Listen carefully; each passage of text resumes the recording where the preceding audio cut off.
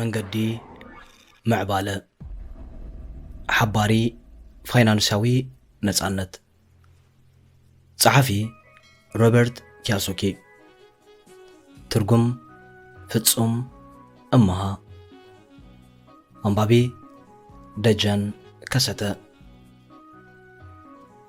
ቀዳማይ ክፋል ርባዕ ዋሕዝ ገንዘብ ምዕራፍ ሓደ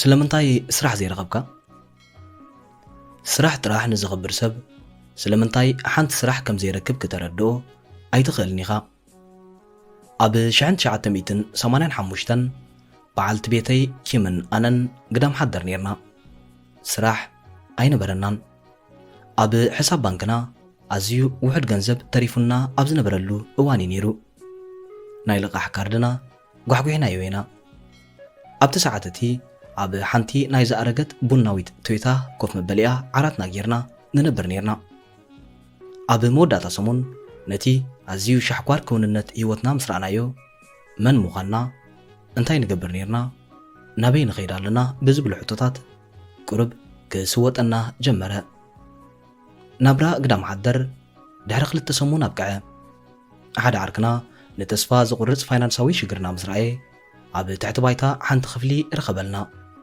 ነትሽዓተ ኣዋርሕ ኣብኡ ተቐመጥና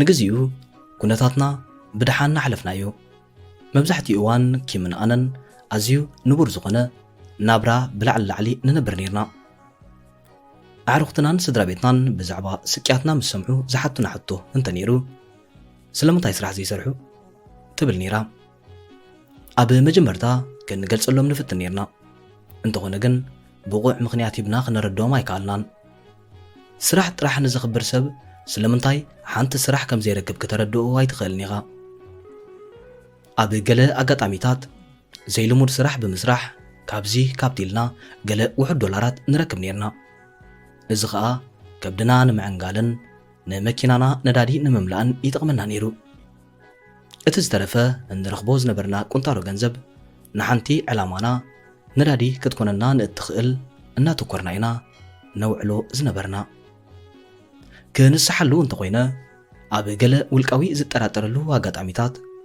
ድሕነት ዘለዎ ጉድኣት ዘየውርድን ደሞዛዊ ቸክ ዝኽፈሎን ስራሕ ኣዋናዋኑ ኮይኑ ይስማዓኒ ነይሩ እንተኾነ ግን ናይ ስራሕ ውሕስነት ንምርካብ ንጓዓዝ ስለ ዘይነበርና ኣብቲ ሒዝናዮ ዝነበርና ዓላማ ኣተኪርና በብመዓልቱ ኣብ ፋይናንሳዊ ዓዘቕቲ እንኣትወሉ ደረጃ እንበጽሓሉ ኢና ጉዕዞና እንቕጽል ዝነበርና ኣብ 1985 ህይወትና ኣብ ኣዝዩ ክፉእን ዝነውሕን ብድሆ ዘጋጥመትና ዓመት ነይራ ገለ ሰብ ገንዘብ ኣገዳሲ ኣይኮነን ክብሉ ክንሰምዕ እንከለና ብሓቂ ብዘይ ገንዘብ ክንነብር ክኢልና ኢና ኪምን ኣነን ስሕት ኢልና ንካትዓን ንበኣስን ነርና ኢና ፍርሒ ዘይንጹርነትን ጥሜትን ናይ ወዲ ሰብ ስምዒታት ዘዝሕልን መከላኸሊ ግኒ ስለ ዘሕፅርን ምስ ብዙሓት እንፈቶም ሰባት ንበኣስ ነርና ኢና ግና ፍቕሪ ንኽልቴና ብሓደ ጠሚሩ ብሓደ ክንነብር ኣኽኢሉናዩ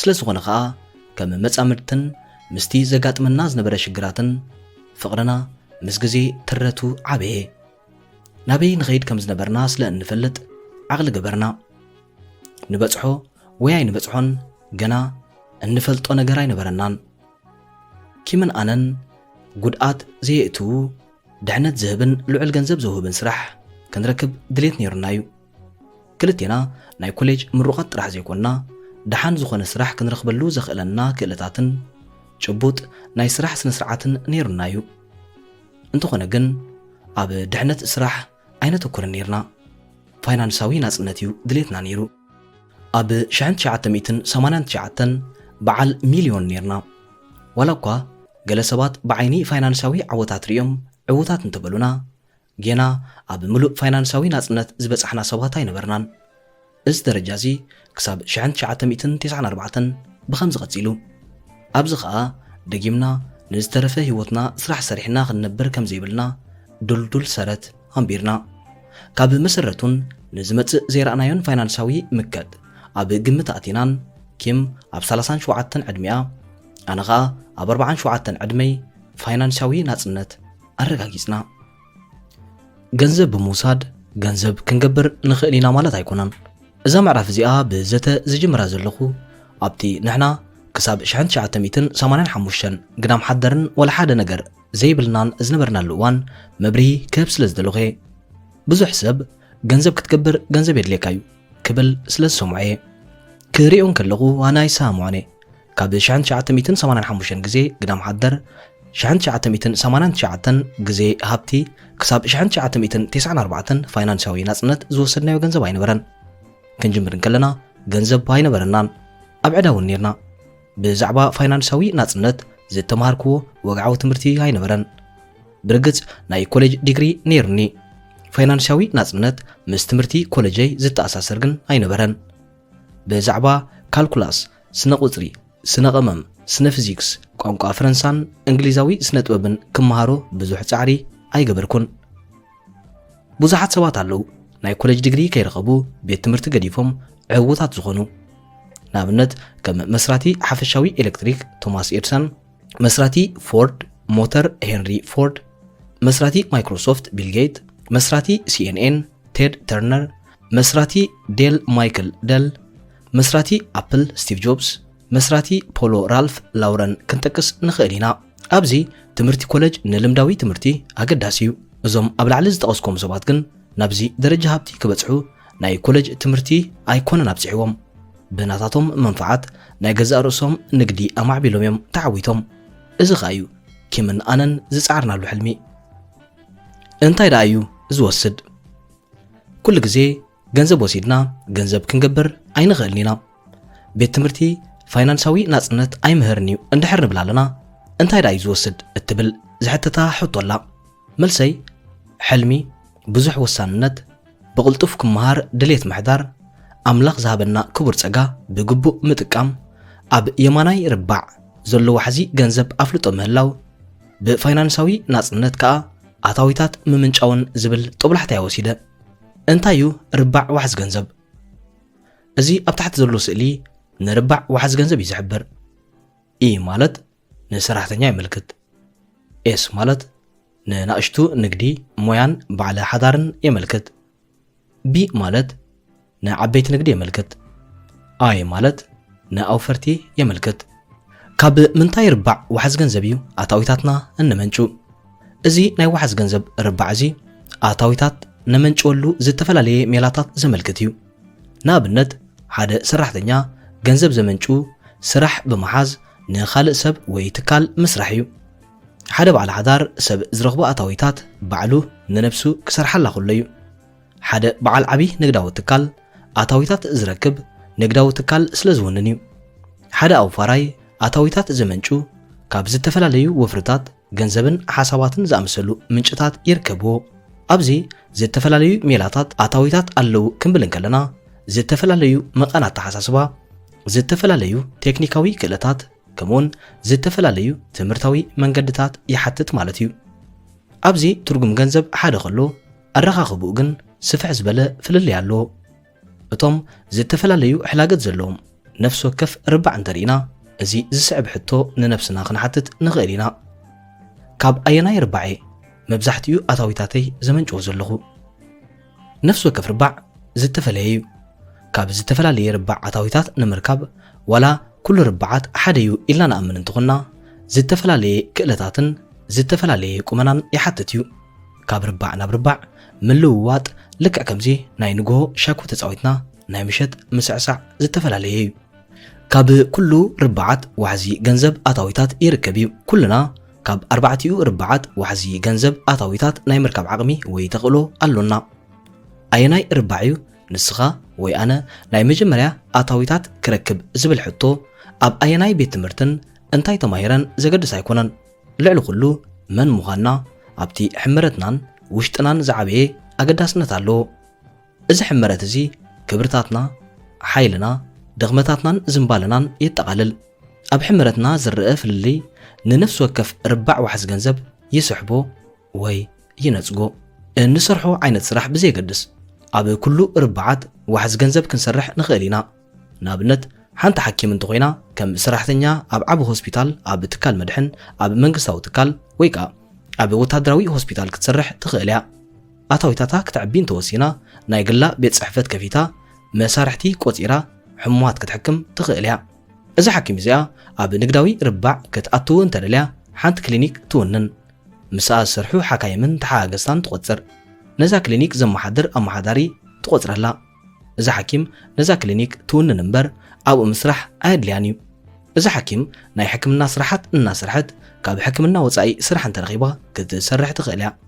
እዛ ሓኪም ሰራሕተኛ ኮይናን ወናኒት ንግዳዊ ትካል ክትከውንን ትኽእል እያ።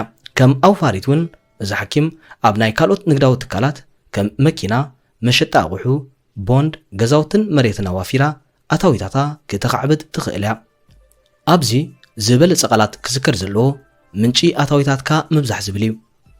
ብዙሕ ስራሕ ምስራሕ ዘይኮነ ብዙሕ ምንጪ ኣታዊታት ምፍልፋል እዩ። ዝተፈላለዩ ሜላታት መመንጨዊ ኣታዊታት ልዕሊ ኩሉ ኣብ ውሽጥና ዘሎ ፍልልይ ሕመረት ክብርታትና ሓይልና ደኽመታትናን ዝምባለናን እዩ ካበየናይ ርባዕ ዋሕዚ ገንዘብ ንምንጫው ዝውስን። ገለ ሰባት ሰራሕተኛታት ምዃን ክፈትውን ከለዉ ካልኦት ይጸልዎ። ገለ ወነንቲ ዓበይቲ ትካላት ኩባንያታት ምዃን ይፈቱ፣ ካልኦት ይጸልዎ። ገሊኦም ኣዋፈርቲ ምዃን ይፈትዎ፣ ገሊኦም ገንዘብ ምውፋር ከም ምብኻን ገንዘብ ይመስሎም።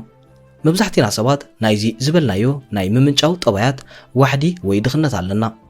ኣብ ኣርባዕቲኡ ርባዓት ዕዉታት ክንከውን እንተደሊና ሕመረት ውሽጥና ንጸጋናን ሃብትናን ናብ ካልእ ዝያዳ ተደላይ ንኽውዕል ምምራሕ እዩ። ኣብ ኣርባዕተ ርባዓት ክትብትም ወይ ክትደኪ ትኽእል ኢኻ። ኣብዚ ከስምረሉ ዝደልዮ እንተሎ ኣብ ኣርባዕተ ርባዓት ክትብትም ወይ ክትደኪ ትኽእል ኢኻ። ብዙሓት ሰባት ኣብ ኩሉ ርባዓት ሚልዮናት እናረኸቡን ከለዉ ዝጥፍሽ ኣለዉ። ኣብ ሓንቲ ርባዕ ብምዃን ኣብ ፋይናንሳዊ ዓወት ውሕስነት ናይ ግድን ይህበና እዩ ክንብል ኣይከኣልን እዩ። ኩሎም ርባዓት ማዕረ ይኮኑን። ኣብ ነፍሲ ወከፍ ርባዕ ዘሎ ዝተፈላለዩ መልክዓት ምፍላጥ ንዓኻ ዝምችአካን ዝሰማዕካን ርባዕ ኣየናይ ምዃኑ ክትውስን ዝበለጸ ሓሳባት ይህልወካ።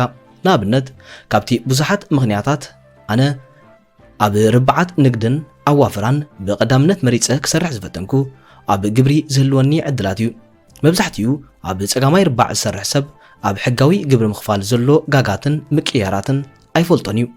ኣብ ርባዕ ንግድን ኣዋፍራን ንምስራሕ ኣታዊታት ብቕልጡፍ ቀጻልን ብዘይክሳራን ንምንጫውን ዓብዪ ኣስተዋጽኦ ኣለዎ። ዝተፈላለየ መንገድታት ኣረኻኽባ ገንዘብ ስለምንታይ ኪምን ኣነን ግዳም ሓድር ኮይንና? ንብዙሓት ከም ዝብሎም ምኽንያቱ ሃብታም ኣቦ ብዛዕባ ገንዘብ ዘለኒ ርድኢት ስለ ዝምሃረኒ እዩ። ንዓይ ገንዘብ ኣገዳሲ ነገር እዩ። ገንዘብ ክረክብ ኢለ መዋእለይ ንገንዘብ ኣይሰርሕነ። ሓላፍነታውያን ዜጋታት ክንከውን እንተኮይንና ገንዘብ ንኪምን ንዓይን ክሰርሓልና እንደሊ እምበር ንሕና ንገንዘብ ኢልና ብኣካል ኣይንሰርሕን ኢና። ስለዚ ኸኣ ርባዕ ዋሕዚ ገንዘብ ኣገዳሲ እዩ ዝብል ምኽንያቱ ብኸመይ ብዝተፈላለየ ገንዘብ ክነመንጩ ንኽእል ጦብላሕታ ይህበና እዩ።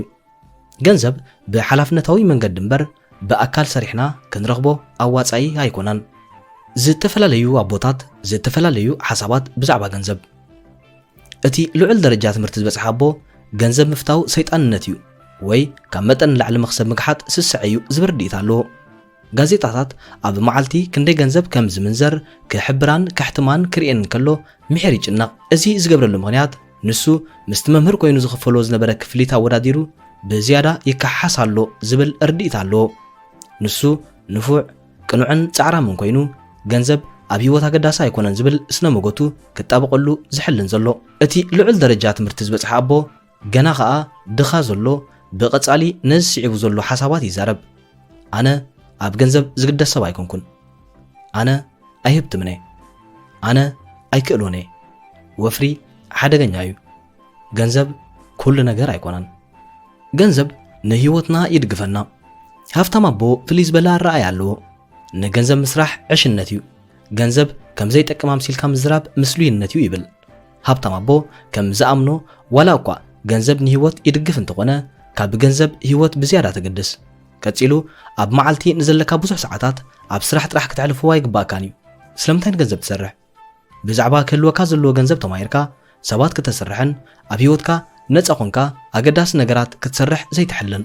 ንሃብታም ኣቦ ኣገዳሲ ስራሕ ዝብሎ ብዙሕ ግዜ ሃልይዎ ደቁ ዘዕብየሉ፣ ገንዘብ ሃልይዎ ንግብረ ሰናይ ምልጋስን ዝድግፎ ፕሮጀክትታት ምድጋፍን፣ ንማሕበረኩም ስራሕን ፋይናንሳዊ ርግኣትን ምምጻእ ግዜን ገንዘብን ሃልይዎ ጥዕንኡ ምሕላው ምስ ስድራ ቤቱ ኣብ መላእ ዓለም ምዝዋር እዚኦም ነገራት እዚኦም ብዙሕ ገንዘብ እዮም ዝወስዱ ሃብታም ኣቦ የተሓሳስብ ስለዚ ኸኣየ ገንዘብ ኣገዳሲ እዩ ዝብል ዘለኹ ገንዘብ ኣገዳሲ እዩ ንገንዘብ ኢለ ግን መዋእለይ ኣይሰርሕነ ምምራጽ ርባዕ ዋሕዚ ገንዘብ ሓደ ምኽንያት ኪምን ኣነን ግዳም ሓደር ኮይና ኣብ ንግድን ኣዋፍራን ኣድሂምና ክንሰርሕ ዝኽኣልና ኣብ ርባዓት ንግድን ኣዋፍራን ብዝያዳ ስልጠናን ትምህርትን ስለ ዝነበረኒ እዩ እዚ ዝኾነሉ ምኽንያት ሃብታም ኣቦ ብዝመርሓኒ መንገዲ ገይረ ኣብ ነፍሲ ወከፍ ርባዕ ዘሎ ዝተፈላለዩ ፋይናንሳውን ሞያውን ረብሓታት ክርድኦ ስለ ዝኽኣልኩ ንዓይ ኣብ የማናይ ርባዕ ዘሎ ንግድን ኣዋፍራን ብዝያዳን ኣብ ዝተናውሐን ፋይናንሳዊ ዓወትን ናጽነትን ዝረኽበሉ ዝበለጸ ብልጫ እዩ ነይሩ ኣብ 37 ዕድመይ ኣብ 4 ርባዓት ዘለዎ ዓወትን ውድቆቱን ከመይ ከም ዝመስል ድሮ ተማሂሩ እየ በዚ ኸኣ ናይ ባዕለይ ውልቃዊ ዝምባለ ዝፈትዎን ዘይፈትዎን ሓይልታተይን ድኽመታተይን ኣላሌ ኣበየናይ ርባዕ የድምዕ ፈሊጠ ወለዲ መምሃራን እዮም ቆልዓ ክብልኽ እዩ ሃብታም ኣቦይ ነዚ ርባዕ ዋሕዚ ገንዘብ ዝሃበኒ ሽዑ እዩ ኣብ መንጎ የማናይን ጸጋማይን ርባዓት ዘሎ ፍልልይ ክገልጽለይ ዝጀመረ ንእሽቶ ስለ ዝነበርኩ ዝብሎ ዝነበረ ይርዳእኒ ኣይነበረን ኣብ መንጎ ኣእምሮ ወናኒ ንግድን ኣእምሮ ሰራሕተኛን ዝነበረ ፍልልይ ኣይርዳእነኒ ነይሩ ሽዑ ዝሓስቦ ዝነበርኩ ሓሳብ ኣብ ቤት ትምህርቲ ንኽሰርር ይፍትን ነይረ እዚ ናይ ሃብታም ኣቦ ምኽሪ ብጽሞና ክምርምሮ ጀመርኩ ክልተ ዕዉታትን ለውጢ ዝፈጥሩ ተራ ናይ ኣቦነት ዝፃወቱ ስለ ዘለውንን ንዝበሉኒ ናይ ነፍሲ ወከፎም ትርጉም ከስተብል ሓጊዙኒ እዩ ካብ ኩሉ እቲ ዝገብርዎ ስራሓት እዩ ኣብ መንጎ ጸጋም ዘሎ ርባዕን የማን ዘሎ ርባዕ ፍልልይ ከስተብል ጀመርኩ ኣብቲ መጀመርታ ዝነብርዎ ዝነበረ ፍልልይ ንምርድኡ ኣዝዩ ረቂቕ ነይሩ ድሓር ግን ብጉሉሕ ተራእየኒ ንኣብነት ቆልዓን ከለኹ ሓደ ኣቦ ዝበሃል ንደቁ ማዕርኽ እንደይ ግዜ ይህብን ኣይህብን መምሃር ዝኾነትኒ ሓንቲ ኣቐንዛዊት ትምህርቲ ከዕልል ናይ ክልቲኦም ኣቦታት ዓወታትን ምርኢናን እናዓበየ ከሎ ሓደ ኣቦ ንሰበይቱን 4 ደቁን ውሑድ ግዜ ይህብ እቲ ናይ ባሓቂ ኣቦ ንኹሉ ግዚኡ ኣብ ጎደና ኣኼባን ንኣኼባ ኢሉ ንወፃኢ ምጋሽን እዩ ዘሕልፎ ብዝያዳ ክዕወትን ከሎ ዝወሓደ ግዜ ኢና ከም ሓደ ስድራ ቤት ብሓባር መግቢ ንበልዕ ኣብ ቀዳሚ ሰንበት ኣብ ገዝኡን ኣብታ ጸባብ ቤት ጽሕፈቱን ኮይኑ ብናይ ስራሕ ወረቓቕቲ ተቐቢሩ ይሕልፎ ብኣንጻሩ ሃብታም ኣቦ ዓወታቱ እናዘያየደ ክኸይድ እንከሎ ብዙሕ ዝተርፎ ግዜ ኣለዎ ብዛዕባ ገንዘብ ፋይናንስ ንግድን ህይወትን ክመሃር ካብ ዝደረኸኒ ሓደ ምኽንያት እንተሎ ሃብታም ኣቦ ንደቁን ንዓይን ብዙሕ ግዜ ስለ ዝነበሮ እዩ ካልእ ክብሎ ዝደሊ ኣብነት ክልቲኦም ኣቦታት ብገንዘብ ክዕወቱ ከለዉ ናይ ባሓቂ ኣቦይን ዝተምሃረን ግን ናብ ዕዳ ይኸይድ ናይ ሳዕቤን እዚ ኸኣ ብዝያዳ ክሰርሕ ይግደድን ኣብ መጻወድያ ስራሕ ኣትዩ መሊሱ ግዜ ዘይብሉን ኣብ ሓጹር ኣታዊታትን ግብርን ተቐርቂሩ ክነብር ይግደድ ካብዚ ናይ ግብር መጻወድያ ክወፅእ ናብ ባንኪ ክኢላ ሓሳብን ኣመኻርትን ከይዱ ዓብ ገዛ ንኽገዝእ ይመኽርዎ ኣቦይ ምኽሮም ሰሚዑ ዓብ ገዛ ምስ ገዝአ ካብ ዝሓለፈ ብዝያዳ ብስራሕ ተጸሚዱ ገንዘብ ኣዋሃሊሉ መኽፈሊ ገዝኡ ከውዕሎ ይህቅን በዚ ኸኣ ካብ ስድራ ቤቱ ከም ሽታ ማይ ጠፊኡ ሃብታም ኣቦይ ግን ፍሉይ እዩ ብዙሕ ገንዘብ ምስ ገበረ ውሕድ ግብሪ ይኸፍል ሽዑካ ናይ ባንክን ሕሳብን ኣመኻርትን ተለዎ ከምቲ ንናይ ባሓቅን ዝተምሃረን ኣቦይ ዝብልዎ ምኽሪ ኣይረክብን እዩ እቲ ቀንዲ ምኽንያት እቲ ደራኺ ሓይሊ ኣነ ከምቲ ናይ ባሓቂ ዝተምሃረን ኣብ ጥርዚ ቀዋሚ ሞያውነት ዘለዎን ኣቦይ ዝበለኒ ኣብ ጸጋማይ ርባዕ ዘሎ ዋሕዚ ገንዘብ ጸኒሐ ንመጻኢ ህይወተይ ክመርሕ ኣይደልኒ ነይረ ኣብ 1970ታት ቅድሚ ናብ ቪየትናም ውግእ ዝኸይድ ካብ ኮሌጅ ወፅኤ ናብ ጉጅለ ናይ ባሕሪ ሰራዊት ይኸይድ ነይረ ኣብዚ እዋን እዚ ናይ ባሓቂ ኣቦይ ናይ ሃዋይ ኣካያዲ ትምህርቲ ቤት ነይሩ ሓደ ምሸት ደው ኢሉ ገለ ሰሓብ ዜና ነገረኒ ዝወደይ በለኒ ካብ ስራሐይ ተሰናቢተ ንምክትል ኣመሓዳሪ ሃዋይን ሰልፍ ሪፓብሊክን ክወዳደረ ድሕሪ ምስትንፋስ ኣንጻር ቤት ጽሕፈት ሓላፊ ኢኻ ክትወዳደር በልክዎ ልክዕ ኣለኻ መለሰ ስለምንታይ ሓተትኩ ኣብ ሃዋይ ሰልፍ ሪፓብሊክ ደገፍ ከም ዘይብሎምን ዲሞክራሲያውያን ማሕበራት ሰራሕተኛታት ምህላዎም እናፍለጥካ ይፈልጥ ዝወደይ መዕወት ተስፋ ከም ዘይብልና ይፈልጥ ጠበቃ ሳሙኤል ኪንግ ክወዳደር እዩ ኣነ ኸኣ ብጻዩ ይኸውን ስለምንታይ ደጊማ ሓተትክዎ ክትዕወት ከም ዘይትኽእል እናፍለጥካ ስለምንታይ ኣንጻር ሓላፊ ኢኻ ክትወዳደር ሓሲብካ مغنياتو كالق قبرو زغل سراح نخسرح حلنا يكبر اللي عايف كدن ازون بوليتيكانيات قبرو زلو صوتاتات يربشن لونو بالشوات مالت كادي كم قبل كايدلني بلني لا بحق عبوي كان محجي لوهن بعل مورالن كم زعينت زربان خلوت سبات كزارب سميح يفلطني كابا زراربو كم ترداخو گن حريقون تقطعون كم زنبره كاب زربو ترداخو ابز عاد زريو زلو تريت بحق نحلنا يقصنون يمزلو بخمز خا كنبر هيكلني طرح زيكونس نراخو عيني تعمي تسق قبل ايكلني سرحين دموزاو تشكين لعل حلنا اقدست يكونون دحرنا ويحسقتا ناي ابويا امرو كبرابر مسراخو صبوق عدل بلكو سلت تبعتكا يحبني انا ودخا مخانيون يحبني دحر مرجا ناي ابوين سلف ريبابليكن بغفيح تسعره اترجمو استعوته اما حدار هواي نا ابوي دبدابي سديدو نا ابوي ناب سرح كملس اقدو انتخونا گن اي غبرون ابوي اب 54 عدميو كال اسرح كدل جمره انا دما ناب فيتنام كتتكو ابوي اب ماكلاي عدميو سرح مدان قصله ناب عبي معارق زلون وحد دموزن يخيد صنيحو ناب تحت معارقون بزح دموز يخيد ابوي قماتن بليحن كوينو سرحتنيا زغبرون مس علمو زرخبو سرحن سانه بدحرزي ناشتو نقد فتينو نيرو نحاصير غزي امخار حساب كوينو سريحو حانتي فلطتن فولي فقاد زلوا وانين غزيو نيرو صنيحو گن كل نطفتاتو عنو بلا مس عبي حيلو خطلمو جمره سرح كسرح زنبر باغون دخمه زوطنو كل سرحو خفشلو مسراي تقداسنتو غدله اب سرحتنيا مخان تعويتو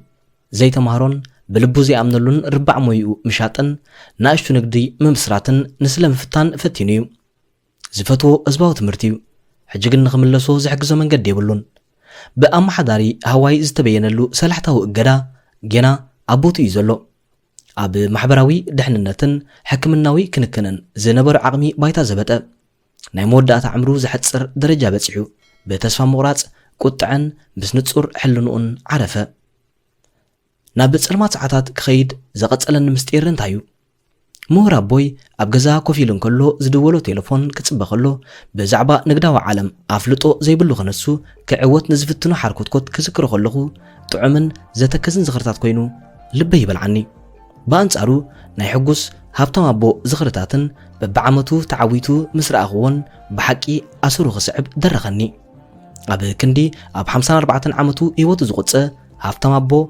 مليسو كوغل على العراخو قدميو هابتام ولا كان تنبره حجون انبر متن هابتام كوينلو كل غزي مستن عالمنا ابزيحن بمعداق زبحتو عبيت نقداويان تكالاتيو اب غازيطاتات زوص نقدن وفرن بصفتن بلحاتن بمسرات صبق وصيت زرخبه سب طرح زيكونه اب عالمون زهبت مسب اي كوينو ازي كاب ربع وحز گنزب زيادايو ازي ناي ربع وحز گنزب امر كاب كلته مسمرن غلا فيدلاتنا يحلفنيو اب تحت زلو سئلن دحر تملكتنا فولي عالمينا انركب نعلم باستفلاليو من قد نمرأيون يحجزنايو انا نعلم بصقاماي ربعن يماناي ربعن فلالي زرأخو سب كم مخاني متن بقنعنا كزاربو زدلن تاليو علم وصيت زلخايو ربعيا الترئي كان نتهبكان حانت ربع وحز گنزب كاب تخالق زبلصخن بلا يكونان نفس وكف ربع ناتو بلጫታትን دخمتاتن አሎ በዛ መጽሐፍ ዚያ ኣብ ነፍስ ወከፍ ربع كلو زغل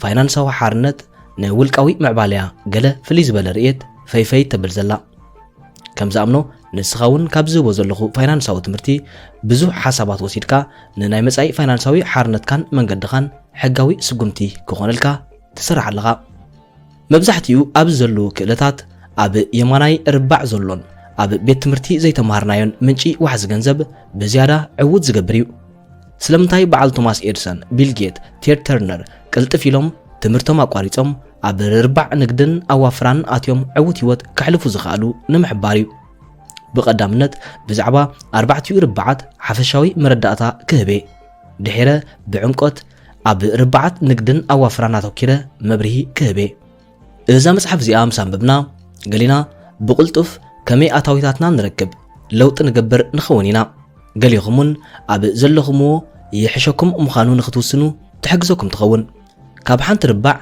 ወይ 4 ርብዓት ወጻኢ ንምስራሕ ንኽንመርጽ ክንድረኽ ንኽእል ንኸውን ኩልና ዝተፈላለና ኢና ሓንቲ ርባዕ ካብታ ካልእ ኣገዳሲት እያ ወይ ዝበለጸት እያ ኢልና ክንውስን ኣይከኣልን እዩ ኣብ ዝኾነ ገጠር ከተማን ሃገርን ናይ ዓለምና ፋይናንሳዊ ርግኣት ንምውሓስ ኣብ ኩሉ ርብዓት ዋሕዚ ገንዘብ ስራሕ ምክያድ የድልዩ እናዓበናን ተወሳኺ ተመክሮን እናድለብናን ክንከይድ ከለና ዝምባለታትና ክቀያየር ንቡር እዩ ንኣብነት ብዙሓት መንእሰያት ካብ ቤት ትምህርቲ ተመሪቖም ወፂኦም ስራሕ ክረኽቡ ከለው ክሕገሱ ዘስተበሎ እዩ ድሕሪ ውሑዳት ዓመታት ግን ኣብ ናይ ዋኒን መሳልል ክድይቡ ድሌት ከም ዘይብሎም ኣይውስኑን ማለት ኣብ ዝተምሃርዎ ዓውዲ ትምህርቲ እውን ኣይቅጽሉን እዚ ናይ ዕድመን ተመክሮን ለውጥታት እዚ ካልእ ሓድሽ ጎደና ዕብየት ብድሆታት ፋይናንሳዊ ፍረጻማን ውልቃዊ ሓጎስን ንኽንጠልብ ይድርኽ ተስፋ ገብር እዛ መጽሓፍ እዚኣ ነዚ ኣብ ላዕሊ ዘሎ ሽቶታት ንምርካብ ሓደስቲ ሓሳባት ክትብ ብሓጺሩ እዛ መጽሓፍ እዚኣ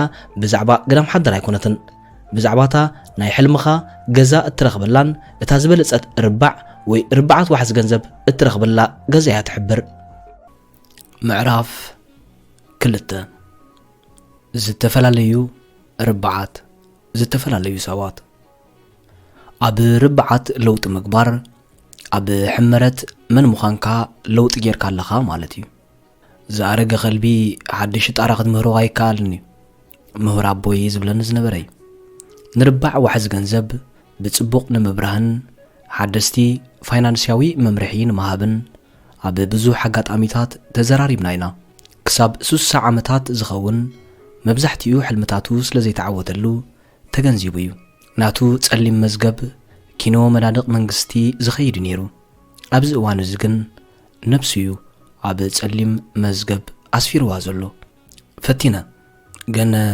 ክሰርሕ ኣይከኣለን በለ ኣቦይ ሰራሕተኛን ናይ ናእሽቱ ንግዲ በዓል ሓዳርን ንምዃን ነታ ምሉእ ህይወቱ ዘውሃለሉ ገንዘብ ብፍሉይ ፍቓድ ዝረኸባ ናይ ኣይስክሪም ንግዲ ገዚኡ ዝኸሰረን እዩ ዕውት ዘብሎ ዝነበረ ብልሑ ንነፍሲ ወከፍ ርባዓት ዋሕዚ ገንዘብ ዝፈልጡ ዝተፈላለዩ ቴክኒካዊ ክእለታት ብኣምራዊዩ ፈሊጥዎም ኣብ ዝኾነ እዋን ክመሃሮም እንተደልዩ ክመሃሮም ከም ዝኽእል እዩ ዝፈልጥ ነይሩ እንታይ ከም ዝኾነ ግን ንድሕሪት ዝጎቶ ነገር ነይርዎ ሓደ መዓልቲ ኣብ ግዝያት ምሳሕ ንሃብቶም ኣቦይ ብዛዕባ ምሁር ኣቦይ ኣዘራሪበ እዩ ነይረ ኣቦኻን ኣነን ኣብ ውሽጢ ሕመረትና ፍልሊ ነይሩና በለኒ ክልቴና ፍርሒ ጥርጣረ እምነት ብልጫታትን ጉድለታትን እኳ እንተለና ነዚኦም ዘመሳሰሉና ሕመረታትና እንህበሉ ብግብረ መልሲ ብጠቕላላይ ንራኸብን ኢና እንታይ ትፍልሊ ኣሓተትኩም ኣብዛ ናይ ምሳሕ ሰዓት በለኒ ናብ ውሽጥና ዘሎ ሕመረትና እንህቦ ግብረ መልሲ እዩ ኣብቲ ዘለናዮ ርባዕ ክንጸንሕ ዝድርኽ ኣቦኻ ካብ ሰራሕተኛን ናእሽቱ ንግድን ናብ ዓብ ንግዲ ክሰግር እንከሎ መስራሕ ኣሰጋግርኡ ብኣእምሮኡ ይፈልጦ እዩ ብስምዒት ግን ብግቡእ ክሕዞ ኣይክእልን ነይሩ ንነገራት ከምቲ ዝሓስቦ ብልሙፅ ክኸደሉ ኣብ ዘይክእለሉን ገንዘብ ክኸስር እንከሎን ብኸመይ ገይሩ ክፈትሖ ከም ዘለዎ ኣፍልጦ ይነበሮን ኣብ መወዳእታ ናብታ ዝነበራን ዝፈልጣን እትምችኦን ርባዕ ይመለስ ሰራሕተኛን ሓሓንሳእ ከዓ ናእሽቱ ንግዲ ወይ በዓል ሕዳር ርባዕ በልክዎ ሃብታም ኣቦ ርእሱ ኣድነን ኣበለ ፍርሒ መኽሳር ገንዘብ ብውሽጢ ኣቐንዛዊ እዩ ንኽልቴና ኣቦኻ ኣብ ውሕስነት ከተኩር እንከሎ ኣነ ግን ኣብ ናጽነት የተኩር ነይረ እዚ ይትፍልልይ በልክዎ ንኣሳሳይ ሕሳብ እናበልኩ ኩለና ሰባት ዋላ እንትኾንና በለና ሃብታም ኣቦ ናብ ገንዘብ ክንመጽእ እንከለና ስምዒትና ምስ ገንዘብ ስለ ዝጠብቕ ዝተፈላለየ ግብረ መልሲ ንህብ እዚ ግብረ መልሲ ከመይ ጌርና ንምልሶ እዩ ስምዒት ኮይኑ ኣበይ ርባዕ ዋሕዚ ገንዘብ ንምምንጫዊ ምርጫ ዝወስድ ዝተፈላለዩ ርባዓት ዝተፈላለዩ ሰባት በልክዎ ጽቡቕ ኣለኻ በለና ሃብታም ኣቦ ተንሲኡ ናብ ማዕፀውን ናምርሐ ኣብ ዝኾነ ርባዕ ክትዕወት እንተደሊኻ ኪኖ ቴክኒካዊ ክእለት ምፍላጥ ከድልየካ እዩ እቶም ንእትደልዩ ርባዕ ዝድርኹ ፍልልያት ውሽጣዊ ሕመረት ምፍላጥ ከድልየካ እዩ ነዚ ምስ እትፈልጦ ህይወት ቀሊል እዩ ሰላም ተባሂልና እናተፈላለና እንከለና መኪንኡ ዝነክፈሉ ሰራሕተኛ መፅኡ መኪንኡ ሃቦ ሓንቲ ነገር ቅልጥፍ ኢለ በልክዎ ኣቦይ ይልወጥ ዶ ብርግፅ በለኒ ዝኾነ ሰብ ክቕየር ይኽእል እዩ ርባዕ ምቕያር ከም ስራሕ ወይ መያ ምቕያር ማለት ኣይኮነን ካብ ሓደ ርባዕ ናብ ካልእ ርባዕ ዝግበር ለውጢ ኣብ ውሽጣዊ ሕመረት እንታይነትካ ዝግበር ለውጢ እዩ እዚ ማለት እንታይ ንሓስብን ከመይ ኢልና ንዓለም ንሪኣ ዝምልስ ለውጢ እዩ እቲ ለውጢ ካብ ካልኦት ሰባት ንገሊኡ ሰብ ቀሊል እዩ ምክንያቱ ገለ ሰባት ንለውጢ ሓንጎፋ ኢሎም እዮም ዝቕበልዎን ዝቃልሱሉን ፍሽኽ በልኩ ናይ ርባዕ ዝግበር ለውጢ ናይ ህይወት ለውጢ እዩ ቀጸላ ሃብታም ኣቦ እዚ ለውጢ እዚ ንነዊሕ ግዜ ዓሚቕ ፍታሕ ዘይትረኽበሉ ዛንታ ለውጢ ኣባ ጨጎራ ናብ ጽምብላሊዕ እዩ ንስኻ ጥራሕ ዘይኮነ ትልወጥ ኣዕሩኽትኻ እውን ይልወጡ እዮም ምስ ናይ ቀደም ኣዕሩኽ ምስ ናይ ሕጂ ኣዕሩኽ ኢና ከምቲ ኣባ ጨጎራ ጽምብላሊዕ እትገብሮ ክገብር ዝብርትዓ ጽምብላሊዕ እውን ኣባ ጨጎራ እትገብሮ ክትገብር ይብርትዓ እዩ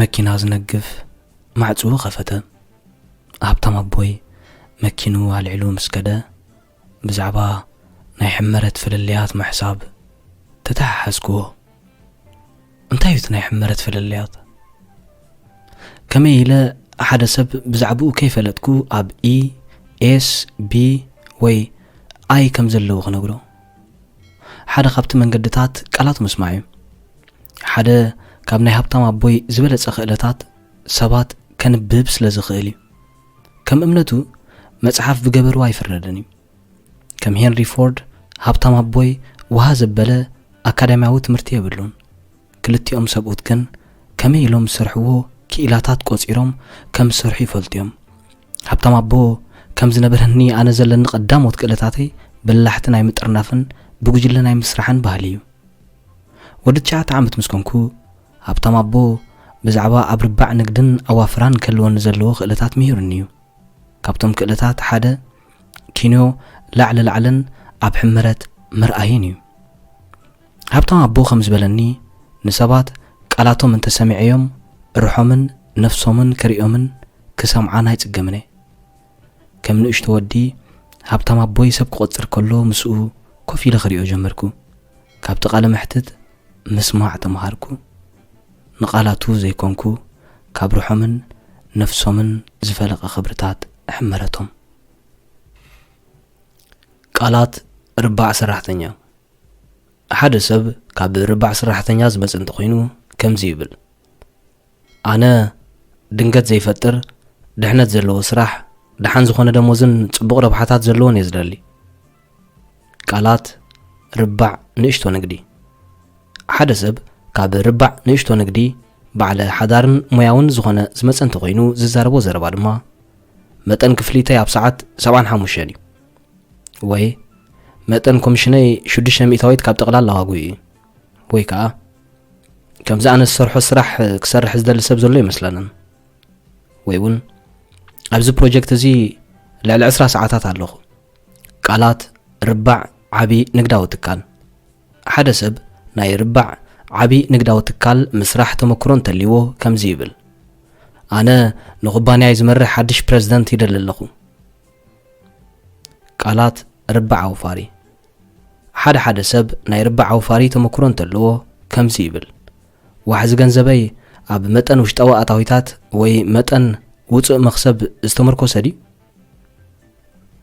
ቃላት መሳርሒታት እዮም ሃብታም ኣቦይ ካብ ቃል ምሕተት ምግባር ንመን ይዛረብ ከም ዘሎ ስለ ዝፈልጥ እንተወሓደ ንግዚኡ እንታይ ይደልዩ ከም ዘለዉ ምስ ተዛረብዎ እንታይ ቃላት ተጠቂሙ ክምልሰሎም ከም ዘለዎን እንታይ ከይህቦምን ይርድኦ እዩ ሃብታም ኣቦይ ክዛረብ እንከሎ ቃላት ሓያላት መሳርሒታት እዮም ይብል ሃብታም ኣቦይ ንወዱ ማይክን ንዓይን መራሒ ህዝቢ ክትከውን ትደሊ እንትኾንካ ኣብ ቃላት ምሉእን ወሓለን ክእለት ምጥራይ ኣገዳሲ እዩ ብምባል ኩሉ ግዜ የዘኻኽረና ሓደ ኣብ ንግዲ ሓያላት ክገብረና ዝደልን ነገር እንተሎ ምሉእን ወሓለን ክእለት ኣብ ኣጠቓቕማ ቃላት ምጥራይ ከድልየና እዩ እንታይ ቃላት ንመን ሰባት ትዛረቦም ንምፍላጥ ይሕግዘና ከሰልጥነና ከሎ ብመጀመርታ ንዝዛረቡና ሰባት እንታይ ቃላት ይጥቀሙለው ጽን ኢልና ክንሰምዕ ከም ዘለና የተሓሳስበና ካብ ዝተበጊስና በኣድማዓነት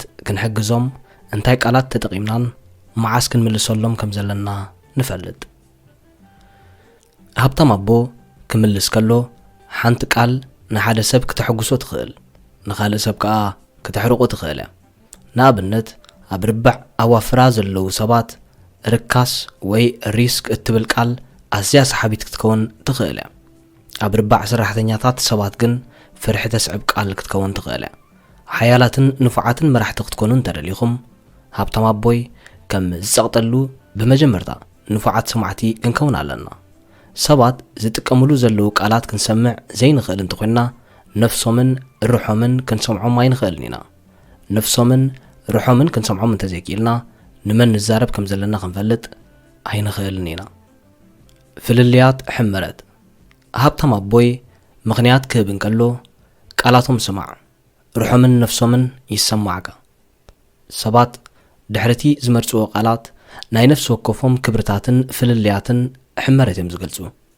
ገለ ካብቲ ሓፈሻዊ ሰባት ኣብ መንጎ ርባዓት ስለምንታይ ይፈላለዩ እዚ ዝስዕብ ኣብነት ንርአ ርባዕ ሰራሕተኛ ድሕነት ወይ ረብሓ ትብል ቃል ክሰምዕ እንከለኹ ኣብ ሕመረቱ መን ይዛረብ ኣሎ ክገንዘብ እኽእል ድሕነት እትብል ቃል ንስምዒት ፍርሕ ኢልና ግብረ መልሲ ንህበላ ሓደ ሰብ እንተፈሪሑ ካብ ናይ ርባዕ ሰራሕተኛ ኮይኑ ብኣውርኡን ብቁልጥፍን ጉዳይ ድሕነት ክስምዖ ዘይንጽበዮ ኣይኮናን ናብ ስራሕን ገንዘብን ምስ እንመጽእ ካብ ቁጠባዊ ዘይምትእማን ተበጊሶም ድሕነቶም ክዕቅቡ ደልዮምን ብዙሓት ሰባት ኣለዉ ንስምዒት ፍርሒ ክጸልዎ ይረኣዩ ረብሓ እትብል ቃል ንብዙሓት ሰባት ንመድሕን ጥዕናን መልዕሎን ዝኸውን ተወሳኺ ጥቕምን ዓስብን ብዝብል ትርጉም እዮም ዝገልጽዋ እዚ ፍታሕ እዚ ድሕነት ክስምዖምን ኣብ ዓንቀጻት ናይ ስምምዕ ሰነዳቶም ክርእይዎ ዝደልይዎ ባህግን እዩ ዘይምትእምማንን ዘይርግጸኝነትን ሕጉሳት ኣይገብሮምን እዩ ርግጸኝነት ግን ይሕጉሶም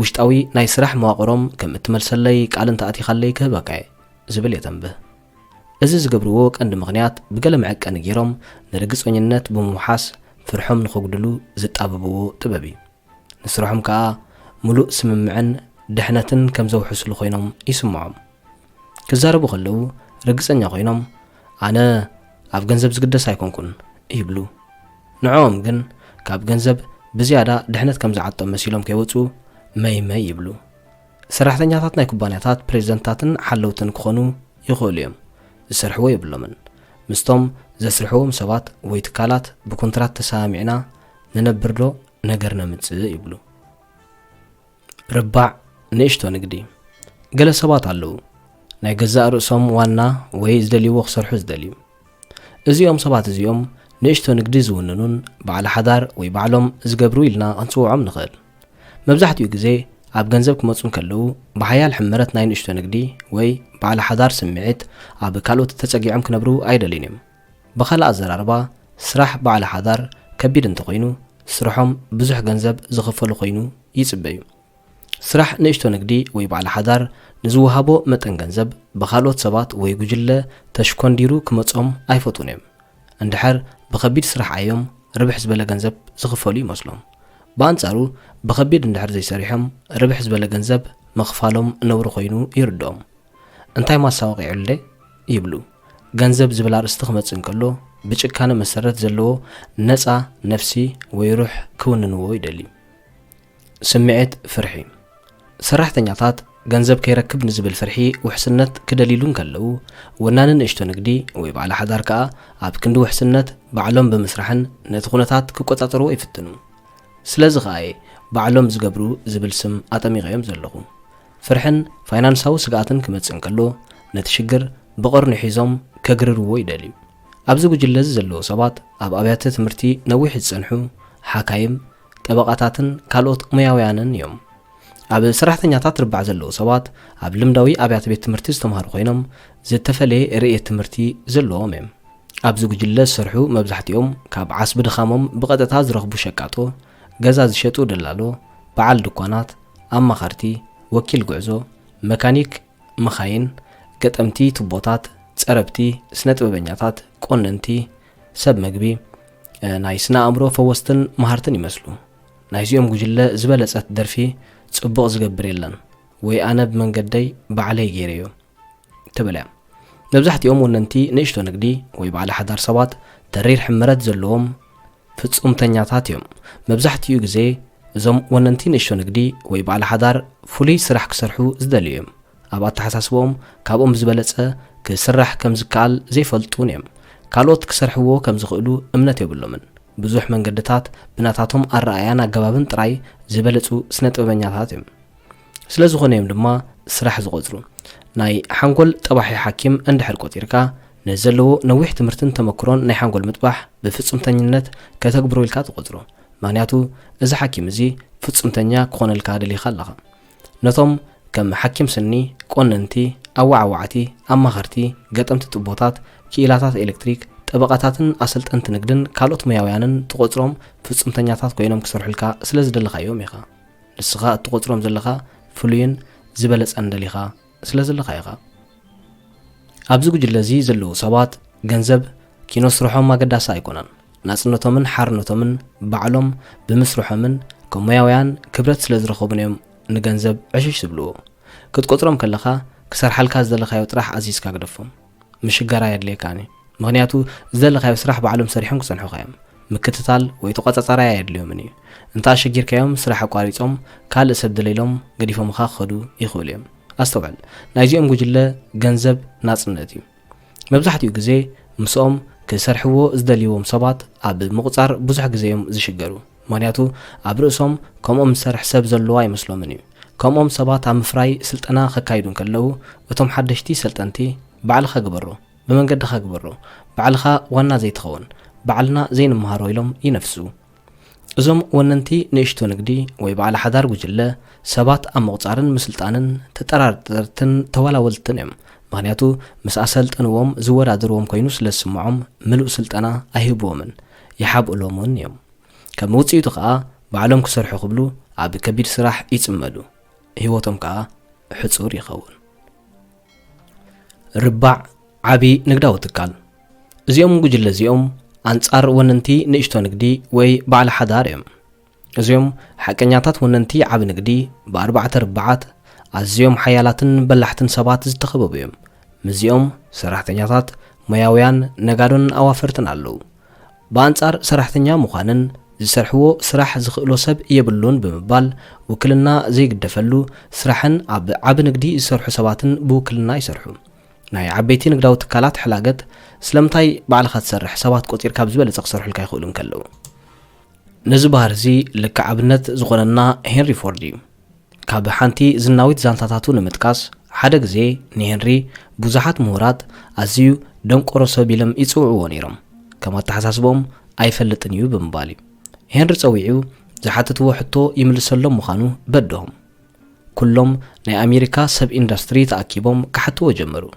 ፎርድ ንሕቶታቶም ጸኒ ኢሉ ሰምዖም ሕቶም እናቐጸሉ ከለዉ ኣድራሻ ናይ ኩሎም ሙያውያን ቴሌፎን ዝሓዘ መዝገብ ኣብ ጣውሉ ኣዳልዩ ናይ ሕቶታትኩም መልስታት ናይዚኦም ሙያውያን በሊሕ ኣእምሮን ሓገዛትን ገይረ ክሰርሖ ይኽእል እየ ኢሉ መለሰሎም ፎርድ ነቲ ኣኼባ ኣብ ኣብያተ ትምህርቲ ዝውድኡ በላሕቲ ሰባት ምቁጻር ዝደልዩ ስራሕ ይሰርሑለይ ኣነ ከዓ ኣብ ኣገዳሲ ስራሕ ኣተኪረ ይሰርሕ ስራሕ ምሕሳብ ኢሉ ድሕሪ ምዝራብ ፎርድ ወሲኹ ምሕሳብ እቲ ዝበርትዐ ስራሕ እዩ ስለ ዝኾነ ከዓ እዩ ኣብ ስራሕ እዚ ውሑዳት ሰባት ዝዋፈርዎ ኢሉ ክሓስቡ ደረኾም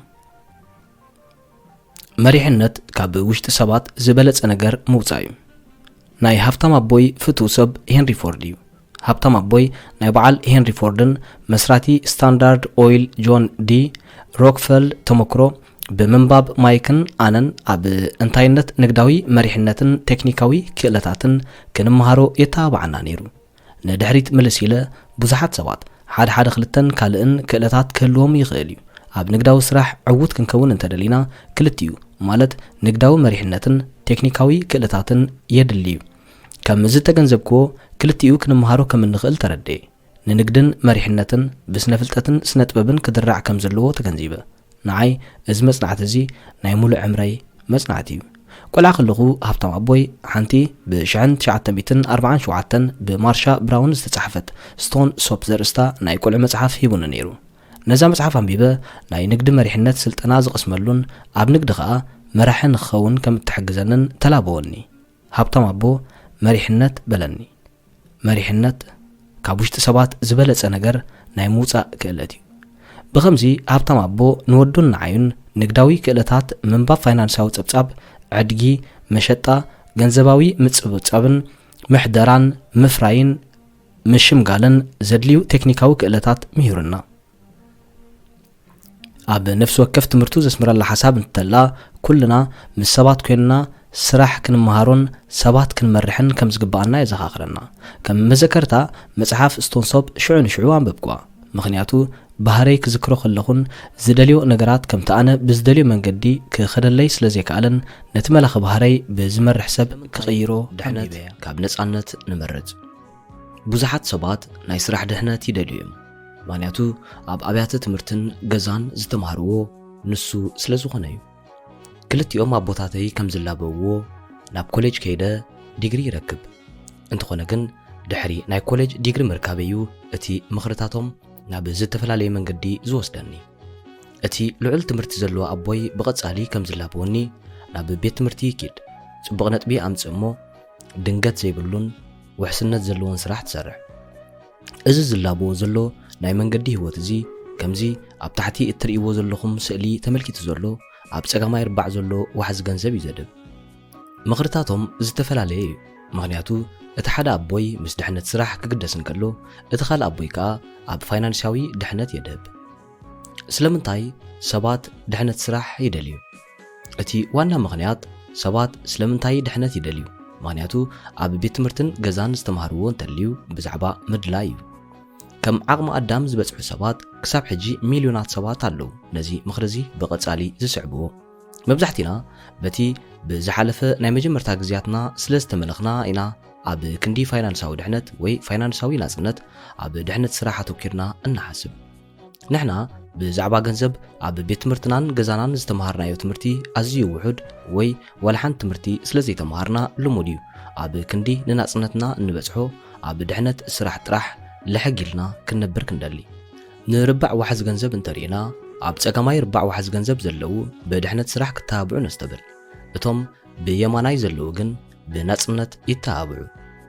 ብዕዳ ዝተዓገተ እቲ ቀንዲ ምኽንያት ስለምንታይ 900ዊት ህዝቢ ኣብ ጸጋማይ ርባዕ ዋሕዚ ገንዘብ ይሰርሑ ኢልና ተሓቲትና ነዚ ጸጋማይ ርባዕ ዋሕዚ ገንዘብም ኣብ ቤት ትምህርቲ ተማሂሮሞ ካብ ቤት ትምህርቲ ምስ ተፋንዉ ብወጻኢታትን ኣብ ዕዳ ኣትዮም እዮም ትምህርቶም ዝውድኡ። እዚ ማለት ስራሕ ሙያዊ ድሕነትን ምኽፋል ዕዳን ከረዋቢሉ ይሕዞም። ገለ ናይ ኮሌጅ ዲፕሎማ ዘለዎም መንእሰያት ኣሜሪካ ምስ ናይ ኮሌጆም ወረቐት ኣብ ዕዳዮም ዝርከቡ። ካብዚኦም መብዛሕቲኦም ከም ዝብሉኒ ንኽመሃሩ ጥራሕ ብኣሽሓት ዝቝጸር ዕዳ ንናይ ኮሌጅ ትምህርቲ ብጣዕሚ እዩ ዘጨነቐካ። ወልዶም እንድሕር ከፊሎምሎም ስድሮኦም ብፋይናንሳዊ ዕዳ ንዓመታት ይእሰሩ። ኣብዚ እዋን እዚ መብዛሕቲኦም ኣሜሪካውያን ኣብ ቤት ትምህርቲ እንከለዉ ልቓሕ ይወስዱ እዮም። እንተዘይከፊሎሞ ንሙሉእ ህይወቶም ኣብ ዕዳዮም ዝኣትዉ ስለ ዝኾነ እዮም ከዓ ንልሙድ ጽሑፍ ኢንዱስትርያዊ ዘመን ዝስዕብዎ ዘለዉ። ምስዓብ ኢንዱስትርያዊ ጽሑፍ ተወነት ብማእከላይ ገምጋም ናይ ሓደ ዝተምሃረ ሰብ ህይወት እንድሕር ተኸታቲልናዮ ፋይናንሳዊ ጽሑፍ ተወነት ከምዚ ዝስዕብ እዩ። እቶም ቆልዑ ናብ ቤት ትምህርቲ ይኸዱ፣ ይምረቑ፣ ስራሕ ይረኽቡ፣ ሽዑ ዘጥፍኡ ገንዘብ ይረኽቡ። እዞም እኹላት መንእሰያት ንኽራይ ገዛ ይኽእሉ፣ መግዚ ኤሌክትሮኒክስ ይረኽቡ፣ ሓደስቲ ክዳን ይኽደኑ፣ ገለ ጣውላታት ይገዝኡ። ኣብ መወዳእታ ወረቐት ዕዳ ትመጽእ። ሓደ መዓልቲ ሓደ እኹል መንእሰይ ንሓንቲ ይረኽባ እሞ ብቕልጡፍ ይፈትዋ፣ ኣይጸንሑን፣ ይፋቐሩን፣ ይምርዓውን እውን። ንዝተወሰነ ግዜ ህይወት ኣዝያ ምቅርትን ቅድስትን ኮይና ተራእያቶም። ምክንያቱ ክልቲኦም ብዝሓሰረ መናብሮ ክነብሩ ይኽእሉ ስለ ዝነበሩ ገዛ ክራይ ብምኽፋል ገለ ገንዘብ ዓቂቦም ናይ ሕልሞም ገዛ ዝዕድግሉ መደብ ገበሩ። ገዛ ረኺቦም ነቲ ዝዓቅብዎ ገንዘብ ኣውፅኦም ብጎደሎ ክፍሊት ዓደግዎ። ኣብዚ ሕጂ እዋን ኣብ ልቓሕ ትሕጃ ኮይኑሎ። ምክንያቱ ሓድሽ ገዛ ምስ መካዳድንቱ ኣለዎም። ሓንቲ መኽዘን ኣቑሑ እትኸውን ረኺቦም። ገንዘብ ኣይጎደልን እዩ፣ ቀሊል ወርሓዊ ክፍሊት ግን ኣለዎ ብዝብል መዋዕውዒ ገይሮም ኣዋዕውዕዎ። ህይወት ተደንቕ እያ። መሓዘውቶም መጺኦም ንሓድሽ ገዛ መኪና ኣቑሑትን ባምቡላን ምስ ረኣይዎ ኣብቲ ሓድሽ ገዛ ድግስ ገበሩ። ገና ኣብ ዓሚቕ ዕዳ እዮም ነይሮም። ድሓር ናይ መጀመርታ ህፃን መጸ። ነቲ ቆልዓ ኣብ መውዓሊ ህፃናት ምስ ደርቤዎ እዞም ማእከላይ ደረጃ ዘለዎ ሰብ ሓዳር ዕዳ ኣብ ኣፍንጮኦም በፂሑ ዕዳ ክኸፍሉ ክሰርሑ ተበገዙ ኣይፀንሑን ብናይ ስራሕ ድሕነት ተታሒዞም ምክንያቱ ብማእከላይ ገምጋም ኣብ ፋይናንሳዊ ጥፈሻ ከኣቱ 3 ኣዋርሕ ጥራሕ እዩ ተሪፎም ነይሩ እዞም ሰብ ሓዳር እዚኦም ስራሕ ክነቋርጾ ኣይንኽእልን ኢና ምክንያቱ ዝኽፈል ዕዳ ኣለና ይብሉ መፈንጠራ ዓወት ካብ ሃብታም ኣቦ ዝረኸብክዎ ትምህርቲ ሓደ እንተሎ ንሱ እኹል ግዜ ሂቡ ይምህረኒ ስለ ዝነበረ እዩ እናዓበየን እናተዓወተን ክኸይድ እንከሎ ብዙሕ ግዜን ገንዘብን ይህልዎ ነይሩ ንግዳዊ ትካሉ ስለ ዝተመሓየሸ ብዙሕ ይሃልኽ ኣይነበረን ሓደ ፕሬዝደንት ቆፂሩ ንስርዓት ንግዳዊ ትካሉ የክፍሖ ብዙሓት ብቑዓት ሰራሕተኛታት ቆፂሩ የተግብሮ ወፍሩ ጽቡቕ እንተኾይኑ ገንዘቡ ዳግማ ያዋፊሩ ካልእ ገንዘብ ይገብር ኣብ ክንዲ ዝሰርሕ ንወዱን ንዓይን እኹል ግዜ ብምሃብ ብኸመይ ንግዲ ከም ዝኸፈተን ወፍሪ ገይሩሉን ይዕለናን ከም ዝትክኦን ገይሩ ይሃንጸናን ካብ ኣብያተ ትምህርቲ ዝተምሃርክዎ ካብኡ ዝተምሃርክዎ ይዛይድ ኣብ የማናይ ርባዕ ዋሕዝ ገንዘብ ማለት መኽፋት ዓብ ንግዳዊ ትካልን ወፍርን ኮንካ ምስራሕ እንታይ ብልጫ ኣለዎ ፈላልዩ የረዳእና ካብ ኮሌጅ ብልዑል ትምህርቲ ዝዛዘመ ኣቦይውን ብጻዕሪ ይሰርሕ እንተኾነ ግን ኣብ ጸጋማይ ርባዕ ዋሕዝ ገንዘብ እዩ ዝደክም ነይሩ ኣኽቢዱ ብምስራሕ ናይ ስራሕ ዕቤት ረኺቡ ክብድ ዝበለ ሓላፍነት ተሰኪሙ ውሕድ ናይ ዕረፍቲ ግዜ ከዓ ኣብ ደቁ የጥፍእ ንስራሕ ሰዓት 7 ይብገስ ንብዙሓት ግዜያት ርኢናዮ ኣይንፈልጥን ምክንያቱ ቅድሚ ምፁ ኣብ ገዛና ደቂስና ንጸንሖ ኣብ ርባዕ ሰራሕተኛን በዓል ሓዳርን እትረኽቦ ሓለፋ እዚ እዩ ኣብ ርባዕ ሰራሕተኛን በዓል ሓዳርን እትረኽቦ ዓወት ዋላ ገንዘብ ኣየምፅእ ንባዕልኻ ውሕድ ግዜ መሃብ እዩ መፈንጠራ ገንዘብ ኣብ ርባዕ ዓብዪ ንግዳዊ ትካልን ወፍርን ክንዕወት እንተደሊና ፍሉይ ፍልጠት ኣብ ገንዘብ የድሊ ንሱ ከዓ ፋይናንሳዊ ብልሒ ሃብታም ኣቦ ከም ዝብለኒ ፋይናንሳዊ ብልሒ ብኸመይ ገንዘብ ትገብር እምበር ክንደይ ገንዘብ ኣለካ ኣይኮነን ዝውሰን ክንደይ ገንዘብ ትሕዝ ከመይ እዩ ገንዘብካ ንዓኻ ዝስራሓልካ ንክንደይ ወለዶ ዘቐፅለልካ ገንዘብ እዩ ኣብ የማናይ ርባዕ ዘሎ ዋሕዚ ገንዘብ ፋይናንሳዊ ብልሒ ይሓትት ሰባት መሰረታዊ ፋይናንሳዊ ብልሒ እንተስኢኖም ኣብ የማናይ ርባዕ ዘሎ ዋሕዚ ገንዘብ ኮንካ ክትሰርር ኣዝዩ ከቢድ እዩ ሃብታም ኣቦይ ኣብ ገንዘብን ምስ ሰባት ዘለዎ ዝምድናን ዝምስገን እዩ ክኸውንካ ኣለዎ ገንዘብ ብሓላፍነት እዩ ዝፈጥር ዋጋታት ከውሕድ መኽሰብ ከዓ ክበዝሑ ውሕዳትን በላሕትን ሰባት የመሓድር እዚኦም እዮም ኣብ የማናይ ርባዕ ዘሎ ዋሕዚ ገንዘብ ክዕውቱ ዝደልዩ ክእለታት ሃብታም ኣቦይ ዝጸቕጠሉ ዘረባ ገዛ ርእሰ ማል ዘይኮነ ዕዳ እዩ ነዚ ንምርጋጽ ኣብ ቁጥርታቱ ምምልካት ይከኣል እዩ ምሁር ኣቦይ ዋላ ገንዘብን ሰብ ስራሕን ከም ዘመሓድር ኢሉ ይሓስብ እንተኾነ ብግብሪ እንተመፂና ኣየመሓድርን ከም ኣካያዲ ቤት ትምህርቲ ናይ ኣሽሓት ዝቁፀሩ ሰራሕተኛታትን ሚልዮናት ዶላራት ባጀት ዘለዎ ናይ መንግስቲ ሓላፊ እዩ ኣብዚ ገንዘብ ኣይፈጠርን እዩ ናይ ግብሪ ገንዘብ ዝኸፈል ሰብ እዩ ስርሑ ንኹሉ ገንዘብ ዘዋህለሉ ዘጥፍ እዩ ከጥፍኦ እንተዘይከኣለ ኣብ ዝቕፅል ዓመታት መንግስቲ ውሕድ ገንዘብ ይህቦ ዕላማ ኣብ መወዳእታ ዓመተ ግብሪ ባጀት ምፅንቃቕ እዩ ተወሰኽቲ ሰራሕተኛታት ደጊም ብምቁፃር ናይ ዝቕፅል ዓመት ባጀት ቅቡል ይገብሮ እቲ ዘስሕቕ ነገር እንታይ እዩ ብብዙሓት ሰባት ብምቁፃር ኣብ ብዙሕ ሽግር ይኣቱ ንኽልቲኦም ኣቦታት ከም መንእሰይ ወዲ ኮይነ ከም ዝተዓዘብኩም ብምንታይ ህይወት ክምራሕ ከም ዘለኒ ኣእምራዊ መዘኻኸሪ ወሰድኩ ምሁር ኣቦይ ስሱዕ ኣንባብ መጻሕፍቲ እዩ ስለ ዝኾነ ከዓ ናይ ቃላት ምሁር እምበር ናይ ፋይናንሳዊ ምሁር የብሉን ኣብ ፋይናንሳዊ ደብተራት ዘሎ ቁፅሪ ኣየንብቦን እዩ ኣብ ክንድኡ ንናይ ባንክን ስነ ሕሳብን ሞያውን ምኽርታት ይሓትት ምኽሮም ከዓ ገዛ ርእሰ ማል እዩ ስለ ዝብሎም ኣብ ገዛ ግዙፍ ወፍሪ ይገብር በዚ ፋይናንሳዊ ምኽሪ እዚ ምሁር ኣቦይ ኣኽቢዱ ይሰርሕ ጥራሕ ዘይኮነ ኣብ ዕዳ መሊሱ ይኣቱ ኣብ ነፍሲ ወከፍ ናይ ስርሑ ዕቤት ዝረኽቦ ግዜ ክፍሊቱ ይዓቢ ክፍሊቱ ክዓቢ ከሎ ኣብ ክንፊ ዝለዓለ ግብሪ ይሽኳዕ ኣብ ዝለዓለ ግብሪ ክሽኳዕ እንከሎ ኣብ 1960 ኣብ 1970 ላዕሊ ኣታዊታት ዝረኽቡ ሰባት ግብሪ ዝለዓለ ስለ ዝነበረ ናይ ባንክን ስነ ሕሳብን ሞያውን ዓብ ገዛ ክገዝእ ይምኽርዎ እሞ መጠን ወለድ ክፍሊቱ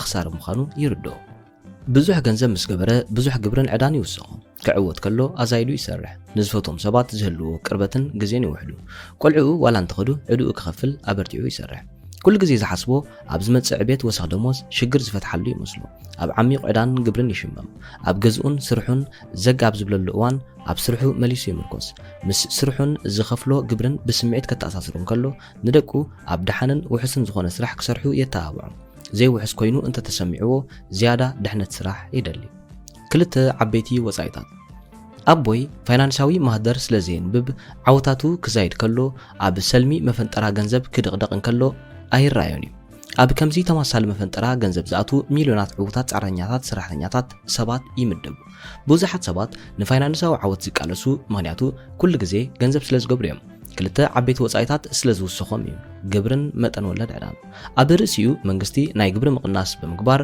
ኣብ ዝኸፍአ ዕዳ ክእትዉ ይኽእል እዩ ቁርብ ዘጠራጥር ዶ መስለካ ኣብ መወዳእታ ጻዕርን ህይወትን ናይ ምሁር ኣቦይ ውሕድ ገንዘብ ዝገብር ኩሉ ዝረኽቦ ገንዘብ ብምጽራይ መንግስታዊ ግብሪ ተወዲኡ ዝተርፍ ይኸውን ምድላይ ናጽነት ብዙሓት ሰባት ናጽነትን ሓጎስን ይደልዮም እቲ ጸገም ግን መብዛሕትኦም ሰባት ኣብ ርባዕ ዓበይቲ ንግድን ወፍርን ኮይኖም ኣያስልጥዎን እዮም ኣብ ክንዲ ዝመሃርዎ ኣብ ምድላይ ውሕስነት ስራሕ ግዜኦም ይሕልፍዎ በዚ ስልጠናን ምውሳኽ ዕዳን መብዛሕትኦም ሰባት ብጸጋማይ ርባዕ ዋሕዝ ገንዘብ ኮይኖም ንፋይናንሳዊ ናጽነት ይደልዩ ሕማቕ ኮይኑ ፋይናንሳዊ ናጽነትን ውሕስነትን ነቲ ብጸጋማይ ርባዕ ሰራሕተኛን በዓል ሓዳርን ዋሕዝ ገንዘብ ስሕት ኢሎም ዝርከቡ ሓቀኛ ውሕስነትን ናጽነትን ኣብ የማናይ ርባዕ ዋሕዝ ገንዘብ ጥራሕ እዮም ዝርከቡ ፋይናንሳዊ ናጽነት ንምርካብ ካብ ስራሕ ናብ ስራሕ ምኻድ እዚ ናይ ርባዕ ዋሕዝ ገንዘብ እዚ ጠቃሚ ዝኾነሉ ቀንዲ ምኽንያት ኣሰር ናይ ሓደ ሰብ ኣቃውማ ህይወት ክነንብብ ይኽእለና እዩ መብዛሕትኦም ሰባት ንግዚኦም ካብ ስራሕ ናብ ስራሕ ምኻድ ኣቋሪጾም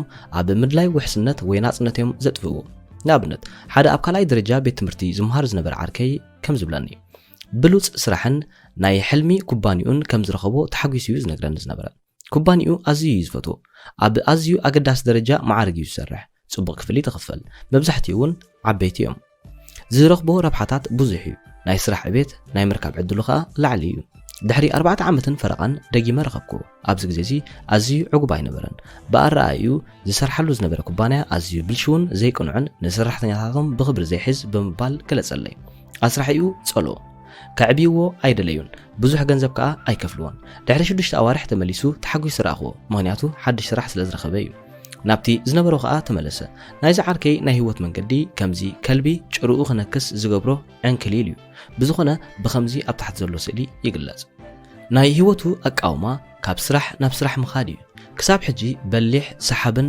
ግሩምን ስለ ዝነበረ ብጽቡቕ ይነብር ኣሎ ግዜ እናወሰደ ምስከደ ዝሰርሖ ዝነበረ ስራሕ ብመንእሰያት ተተክአ ኣብ ሕሳቡ ውሑድ ኣሽሓት ምስተረፎ ብዛዕባ ጥሮታ ዝሓልሞ ገዛ ናይ ክፍሊት ደገፍ ቆልዑን ኮሌጅን ክሓስብ ኣይከኣለን ነታ ጓል 8 ዓመት ዝነኣሰትን ቆልዑኡ ምስ ናይ ቀደም ሰበይቱ የንብራ ወዲ 14 ዓመት ዝዓበየ ወዱ ከዓ ምስኡ የንብሮ ክዛረብ ከሎ ዘጨንቐና ኣይኮነን ገና ንእሽተይ ዘለኹ ግዜ የለኒ ሕጂ ከምኡ ምስ ዝብል ኣይገርመንን እዩ ከም ርእቶይ ናይ ርባዕ ዓብይ ንግዳዊ ትካልን ወፍርን ብቕልጡፍ ከሰጋግር ዕቱብ ጻዕሪ ከድልዮ እዩ بحدش طبعين تمرتاو مسرحن كبجس يدليو عدلني عند خوينو ويلت ورنت تعويتو ويأزي هبتام سبيت انت تمرعيو نمو العلميو أخبيرو خسارح مخانو فلوتي ناي بعلخا نقداو تكال مقبار كال لمداك أوما كاب ربع سرحتنيا ناب ربع بعل حدار مخادي أب جزي سرحتنياتات زيقودلون سرح البنتن جلسات ملأختو يرخبو يم أب كندي كال سرح زدليو ناي جزا رسوم نقداو تكال كجمرو يرايو أب جزا زجمرو نقداو تكالات عميرو علو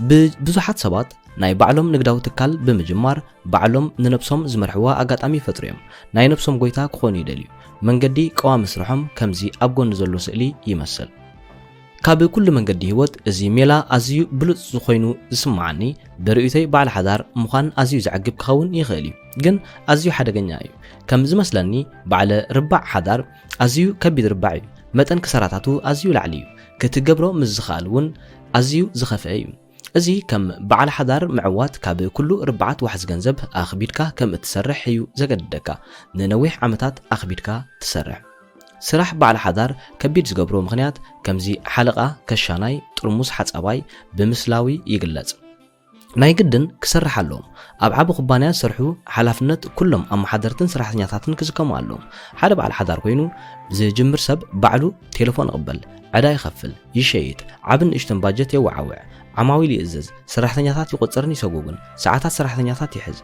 مس جبري زخفل يتارخ مسناي منغستي تقاطعترتي يقالسن كالن بوغني سباتنا جزاء رسوم نقداو تكال كجمري لهم كسمع كلخو يشقرري سكفتنا تسمعني كمزدليو كون لهم يمنيل بوزا حتى بسرحتنيا ربع زلو سبات موالهم جنزب كعقبو يريمي ወይ ካብ ዓርክቶምን ስድራቤቶምን ገንዘብ ተለኪሖም ናይ ገዛ ርእሶም ንግዳዊ ትካል ክጅምሩ ይርዮም ድሕሪ ናይ 3 ዓመታትን ኪንኡን ቃልስን ጻዕርን ንግዳዊ ስርሖም ከዕጸፍን ኣብ ክንዲ ክቁጥቡ ዕድኦም ላዕሊ ክስቀል ይርዩ ብሃገር ደረጃ ካብ 10 ንግዳዊ ትካላት 9 ትካላት ኣብ 5 ዓመት ይፈሽል ብኻልእ ኣዘራርባ 99 ካሚቲ ናእሽቱ ትካላት ኣብ 10 ዓመታት ሙሉእ ብሙሉእ ካብ ዕዳጋ ይጠፍእ كم زحسبو دحر 5 عامات زطفلو مغنيات واحد تمكرون رأس مالن يو اب كلاي 5 عامات كسرو زي كلو مغنيات كا واحد رأس مال زي كونس واحد ساعات يو دحري نوح ساعاتن صعرن اب موداتا زبص حسب بزسرحو يحرق بزحات بعل حدارون بحرقان يقاصلو እቶም ክሰርሩ ዝኽእሉ ሰብ ንግዳዊ ትካላት ደይሞም ተስዮም ክሰርሑን ንዘር ዓለም ክደኽሙን ዝብል ሓሳብ ዝሕዙ ይመስሉ እዚ ግን ዝፈልጥዎን ዝገብርዎን ይዝመስል ናይ ሓደ ዓርከይ ስድራ ን45 ዓመታትን ነዊሕ ሰዓታት ዝጠልብ ናይ መስተ መኽዘን ትካሎም ኣሕሊፎም ኣብ ጎርባብቱ ገበናት ኣብ ዝወስኸሉ እዋን ኣብ ማዕጾውን ኩሉ መሳኹትን መከላኸሊ ሓጺንን ኣንበረሉ ኣብዚ እዋን እዚ ልክዕ ከም ባንኪ ገንዘብ ብመስሎኺ ክሓልፍ ንሪኦ ኣለና ብኡ ክሓልፍ ከለኹ ብቐጻሊ ዝርእዩ ኣዝዩ ዝድነቕን ጥዑማትን ሰባት ዋላ እኳ እንትኾኑ ዳርጋ ብመላእ ህይወቶም እሱራት ንግዳዊ ትካላቶም ኮይኖም ክሪኦም ከለኹ ግን ይሓዝን ካብ ሰዓት 10 ናይ ንግሆ ክሳብ 2 ወጋሕታ ቅድሚ እቲ መከላኸሊ ሓጺን ኮይኖም ኣብቲ ጣቢሎም ይጥምቱኻ ገለ ውሕዳት ልባማት ኣብ ርባዕ ባለ ሓዳር ዝርከቡ ሰባት ንንግዳዊ ትካሎም ኣብ ዝረኽብሉ እዋን ምስ በጽሐ ቅድሚ ምብናኑን ምስ ሓይሉን ገንዘብን ከሎ ይሸጥዎ ንቑርብ ግዜ ዓሪፎም ካልእ ሓድሽ ስራሕ ይጅምሩ ናይ ገዛ ርእሶም ስራሕ ይቕጽሉን ይፈትውዎን እቲ ምስጢሩ እንታይ ማዓስ ካብቲ ዕዳጋ ይወጹ ስለ ዝፈልጡ እዮም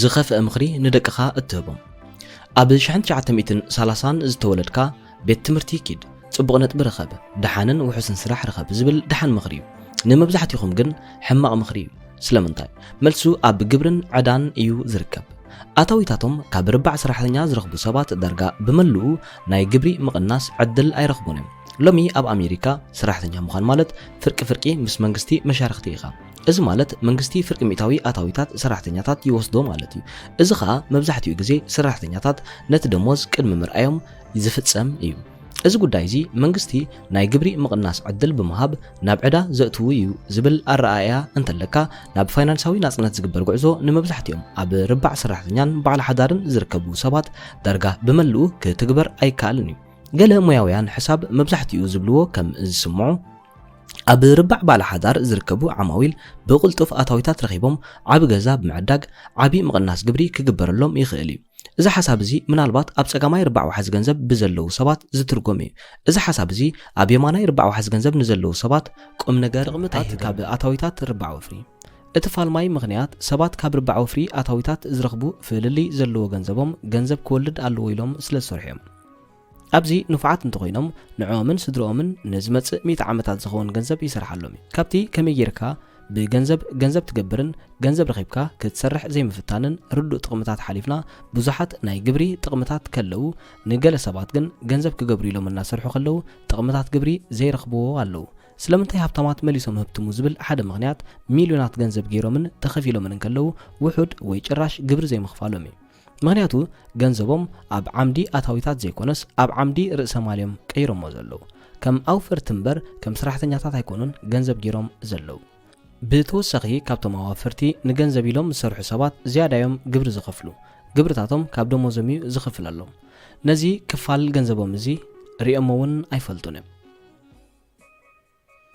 ስለምንታይ ብዙሓት ኣዋፈርቲ ሰባት ዘየለዉ እዚ ናይ ወፍሪ ርባዕ እዚ ናይ ውሕድ ስራሕ ተሰሪሕሉ ብዙሕ ገንዘብ ዝርከቦን ውሕድ ግብሪ ዝኽፈሎን እዩ ስለዚ ስለምንታይ ብዙሓት ኣዋፈርቲ ሰባት ዘየለዉ ዝብል ሕቶ እቲ ምኽንያት ብዙሓት ሰባት ናይ ገዛእ ርእሶም ንግዳዊ ትካል ዘይጅምሩ ምዃኖም ዝመሳሰል እዩ ብሓንቲ ቃል ከዓ ክግለጽ ይከኣል ርካሰ ወይ ሪስክ ኣይወስዱን እዮም ብዙሓት ሰባት ነቲ ብጻዕሪ ገንዘብ ናይ ምርካብ ሓሳብ ከሰጋግርዎ ኣይፈቱን እዮም ከይምለሶም ፍርሕ ኣለዎ ነዚ ናይ ጻዕሪ ገንዘብ እዚ ከይከስርዎ ስለ ዝፈርሑ ዋላ ብዙሕ ገንዘብ ይግበሩ ምውፋር ኣይምርጹን እዮም ሓደ ናይ ሆሊውድ ፍሉጥ ሰብ እንታይ ኢሉ ኣነ ዝጭነቕ ናብ ወፍሪ ዘይምምላስ እምበር ናብ ወፍሪ ምምላስ ኣይኮነን እዚ ፍርሒ ምኽሳር ገንዘብ እዚ ኣዋፈርቲ ኣብ 4 ሰፊሕ ምድብ ክንምድቦም ይኽእለና እቶም ርካሰ ዘይገብሩን ወላ ሓንቲ ከይገበሩ ገንዘቦም ኣብ ባንክ ዘእትውን ሓደ ክልተ እቶም ገንዘቦም ካልኦት ንኸውፍርዎም ናብ ካልእ ሰባት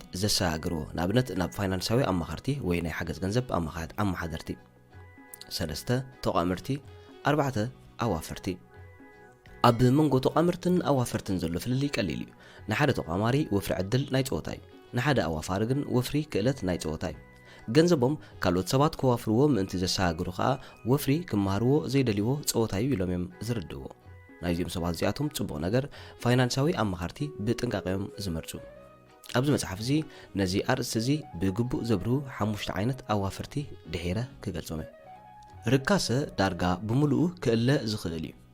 ናይ ወፍሪ ጽቡቕ ዜንኡ ርካሰ ዳርጋ ብምሉኡ ክእለ ወይ ክጎድል ዝኽእል ምዃኑ እዩ። እቲ ጸወታ ትፈልጦ እንተኾንካ ገንዘብካ ብምውፋር ዝለዓለ ትምህርቲ እትረኽበሉ ኣጋጣሚ ኣለዎ። ሓደ ሓቀኛ ዋፋራይ ገንዘቡ ብቕልጡፍ እዩ ዝመልሶ። እቶም ናይ ጥሮታ ሕሳብ ዘለዎም ሰባት ግን ገንዘቦም ክረኽቡ እንተኾይኖም ንዓመታት ይጽበዩ። እዚ እቲ ሕሉፍ ፍልሊ ኣብ መንጎ ሙያዊ ኣዋፋራይን ሓደ ንገንዘቡ ምስ ሕሳብ ጥሮታ ዘህውትቶን እዩ። ገንዘብ ከይከስር ብዝብል ፍርሒዩ ንብዙሓት ሰባት ፋይናንሳዊ ድሕነት ጥራሕ ኣብ ምድላይ ክደልዩ ዘስዕበሎም እዚ ናይ ወፍሪ ርባዕ እዚ ከምቲ ብዙሓት ሰባት ኣዝዩ ምስጢራዊ ሜላ ዝብልዎ ኮይኑ ኣይኮነን። እዚ ናይ ወፍሪ ርባዕ እዚ ከም ኩሉ ርባዕ እዩ። ናይ ገዛእ ርእሱ ክእለትን ኣእምራዊ ዝምባለን ድማ ኣለዎ። እዚ ናይ ወፍሪ ርባዕ እዚ ክንዕወተሉ እንተደሊና ግዜን ድሌትን እንተሂብና ክንመሃሮ ንኽእል ኢና። ምጅማር ሓድሽ ዘመን ኣብ 1989 ግንቢ በርሊን ክፈርስ እንከሎ ስርዓት ኮሚኒዝሙን ምስኡ ፈረሰ። እዚ ግዜ እዚ ንዓይ ናይ መወዳእታ ዘመነ ኢንዱስትሪ ዛዚሙ ናብ ዘመነ ሓበሬታ ዝቕየረሉ እዩ ዘመልክት። ፍልሊ ኣብ መንጎ ዘመነ ኢንዱስትርያዊ መደብ ጥሮታን ዘመነ ሓበሬታዊ መደብ ጥሮታን ኣብ 1492 ኮሎምቦስ ዝገበሮ መገሻ ምስ ምጅማር ዘመነ ኢንዱስትሪ ዘጋጠመ ይመሳሰል። ኣብ 1989 ግንቢ በርሊን ክፈርስ እንከሎ ዘመነ ኢንዱስትሪ መላለይ መወዳእታ ዕምሩ ምዃኑ ይንገር። ብመንጽር እዚ ምኽንያት እዚ ኣብ ነፍሲ ወከፍ 500 ዓመታት ዘመናዊ ታሪኽ ዓለምና ዓብ መቕዘፍቲ ለውጢ ተኸሲቱ። ሕጂ ንሕና ገለ ክፋል ኣብዚ ናይ ዘመን እዚና ዘለና። እዚ ለውጢ እዚ ናይ ሚእትታት ሚልዮናት ሰባት ፋይናንሳዊ ድሕነት ኣብ ሓደጋ ክእቱ ኣብ ምንጽልላው ይርከባሉ። ብፍላይ በዚ ለውጢ እዚ ክመጽእ ዝኽእል ፋይናንሳዊ ጽልዋ ገና ዘይፈልጡ ዘለዉ ሰባት ጥራሕ ዘይኮነ ክምክትዎ ዝኽእሉ ኣይመስሉን። እዚ ፍልሊ እዚ ኣብ መንጎ ናይ ዘመን ኢንዱስትሪ መደብ ጥሮታን ናይ ዘመን ሓበሬታ መደብ ጥሮታን እዩ ዝርከብ። ኣብ ኩተት ዕድመይን ከለኹ ሃብታም ኣቦይ ብገንዘበይ እርካሰ ገይረ ወፍሪ ክምሃር ኣተሃብዓኒ ክዛረበኒ እንከሎ ክትብትም ትለሊ እንተኾንካ ከመይ ጌርካ ርካሰ ትገብር ክትመሃር ኣለካ፣ ብዛዕባ ኣዋፋራይ ምዃን ተምሃር። ኣብ ገዛና ንምሁር ኣቦይ ብዛዕባ ሃብታም ኣቦይ ብኸመይ ወፍሪ ይምሃርን ርካሰ ይገብርን ዝሃበኒ ርእይቶ ነገርክዎ። ምሁር ኣቦይ ክምልስ እንከሎ ብዛዕባ ብኸመይ ወፍሪ ይምሃርን ርካሰ ይገብርን ምምሃር ዘድልየኒ ኣይኮነን። ኣነ ካብ ናይ መንግስቲ መደብ ጥሮታ ናይ ማሕበር መምሃራን መደብ ጥሮታን ውሕስነት ዘለዎ ናይ ማሕበራዊ ድሕነት ረብሓታትን ኣሎኒ። ስለምንታይ ብገንዘበይ ርካሰ ይወስድ? ምሁር ኣቦይ ከም ናይ መንግስቲ ሰራሕተኛታት መደብ ጥሮታን ማሕበራዊ ድሕነትን ዝኣመሰሉ ናይ ዘመነ ኢንዱስትርያዊ መደብ ጥሮታ ኣባል ብምዃኑ ልዑል እምነት ኣለዎ። ኣብ ናይ ኣሜሪካ ጉጅለ ባሕረኛታት ምምዝጋበይ ምሕር ተሓጒሱ እዩ። ኣብ ክንዲ ህይወተይ ኣብ ውግእ ቪየትናም ኣትያ ከይትቁፀ ዝፈርሕ ብኣንጻሩ ንሱ ኣብ ናይ ኣሜሪካ ባሕረኛታት ን10 ዓመታት ጸኒሕኻ ንሙሉእ ህይወትካ ክወስደካ ዝኽእል ጥሮታን ሕክምናዊ ረብሓታትን ክትወስድ ትኽእል ኢኻ ይብለኒ ነይሩ። ዋላ እኳ ገና ከምኡ ዓይነት ሓለፋታት ይሃልዎ ኣብዚ እዋን እዚ ናይ ጥሮታ መደብ እዚ ብሉይ ኮይኑሎ። እዛ ሓንቲ ኩባንያ ብሓላፍነት መንግስቲ ዝእከብ ጥሮታ ዝኸውን ፋይናንሳዊ ሓላፍነት ክትስከም ኣለዋ ዝብል ሓሳብ ብሉይን ዝኣረገን ትልሚ እዩ። ሰባት ኣዋፈርቲ ምዃን የድልዮም እዩ። ካብ ግሉጽ ጥቕምታት ዘመነ ኢንዱስትርያዊ መደብ ጥሮታ ናብ ግሉጽ ዘመነ ሓበሬታዊ መደብ ናይ ወፍያ ጥሮታ ክንጓዓዝ እንከለና ንስኻ ከም ውልቀ ሰብ ናይ ገዛእ ርእስኻ ፋይናንሳዊ ሓላፍነት ባዕልኻ ክትስከም ኣለካ። ብዘስደምም ኩነት ኣዝዮም ውሕዳት ሰባት እዮም ነዚ ለውጢ እዚ ኣስተብሂሎም ናቱ ጫሌዳ ዝርድእዎ። ኣብ ዘመነ ኢንዱስትርያዊ መደብ ጥሮታ ኣብ ዘመነ ኢንዱስትሪ ግሉጽ ጥቕምታትካ መደብ ጥሮታ ማለት ወርሓዊ ክሳብ ብህይወት ዘለኻ እቲ ኩባንያ ነቲ ሰራሕተኛ ግሉጽ ዝኾነ ገንዘብ ብምኽፋል ክወሓሰካ እንከሎ ማለት እዩ። በዚ እቲ ሰራሕተኛ ውሕስ ኮይኑ ይስምዖ፣ ምክንያቱ እዚ መደብ እዚ ብስሩዕ ናይ ጥሮታ ኣታዊታት ዝኸፍል ኮይኑ ስለ ዝተኣመነሉ እዩ። ዘመነ ሓበሬታ መደብ ጥሮታ ኣብ 1974 እዚ ሕጊ እዚ ምስ ምጽዳቕ ኣዋጅ ሕጊ ናይ ጥሮታ ድሕነት ኣታዊታት ተቐይሩ እዩ። ሃንደበት ኩለን ኩባንያታት ኣብ መወዳእታ ናይ ስራሕ መዓልታት ፋይናንሳዊ ድሕነት ከውሕሳ ከም ዘይገብራ ኣወጃ። ኣብ ክንድኡ ኣስራሕቲ መደብ ናይ ወፍያ ጥሮታ ክኸፍሉ ጀመሩ። እዚ መደብ ናይ ወፍያ ጥሮታ እዚ ማለት ኩባንያታት ምስኦም ዝሰርሑ ሰራሕተኛታት ዘበርከትዎ ስራሕ ኣብ ግምት ዘእተወ ዝውፈየሎም ግልጽ ጥሮታ ማለት እዩ። ብኻልእ ኣዘራርባ እቲ እንኮ ጥሮታ ዘውህብ ኣጋጣሚ ብዝግበር ኣበርክቶ ይግለጽ።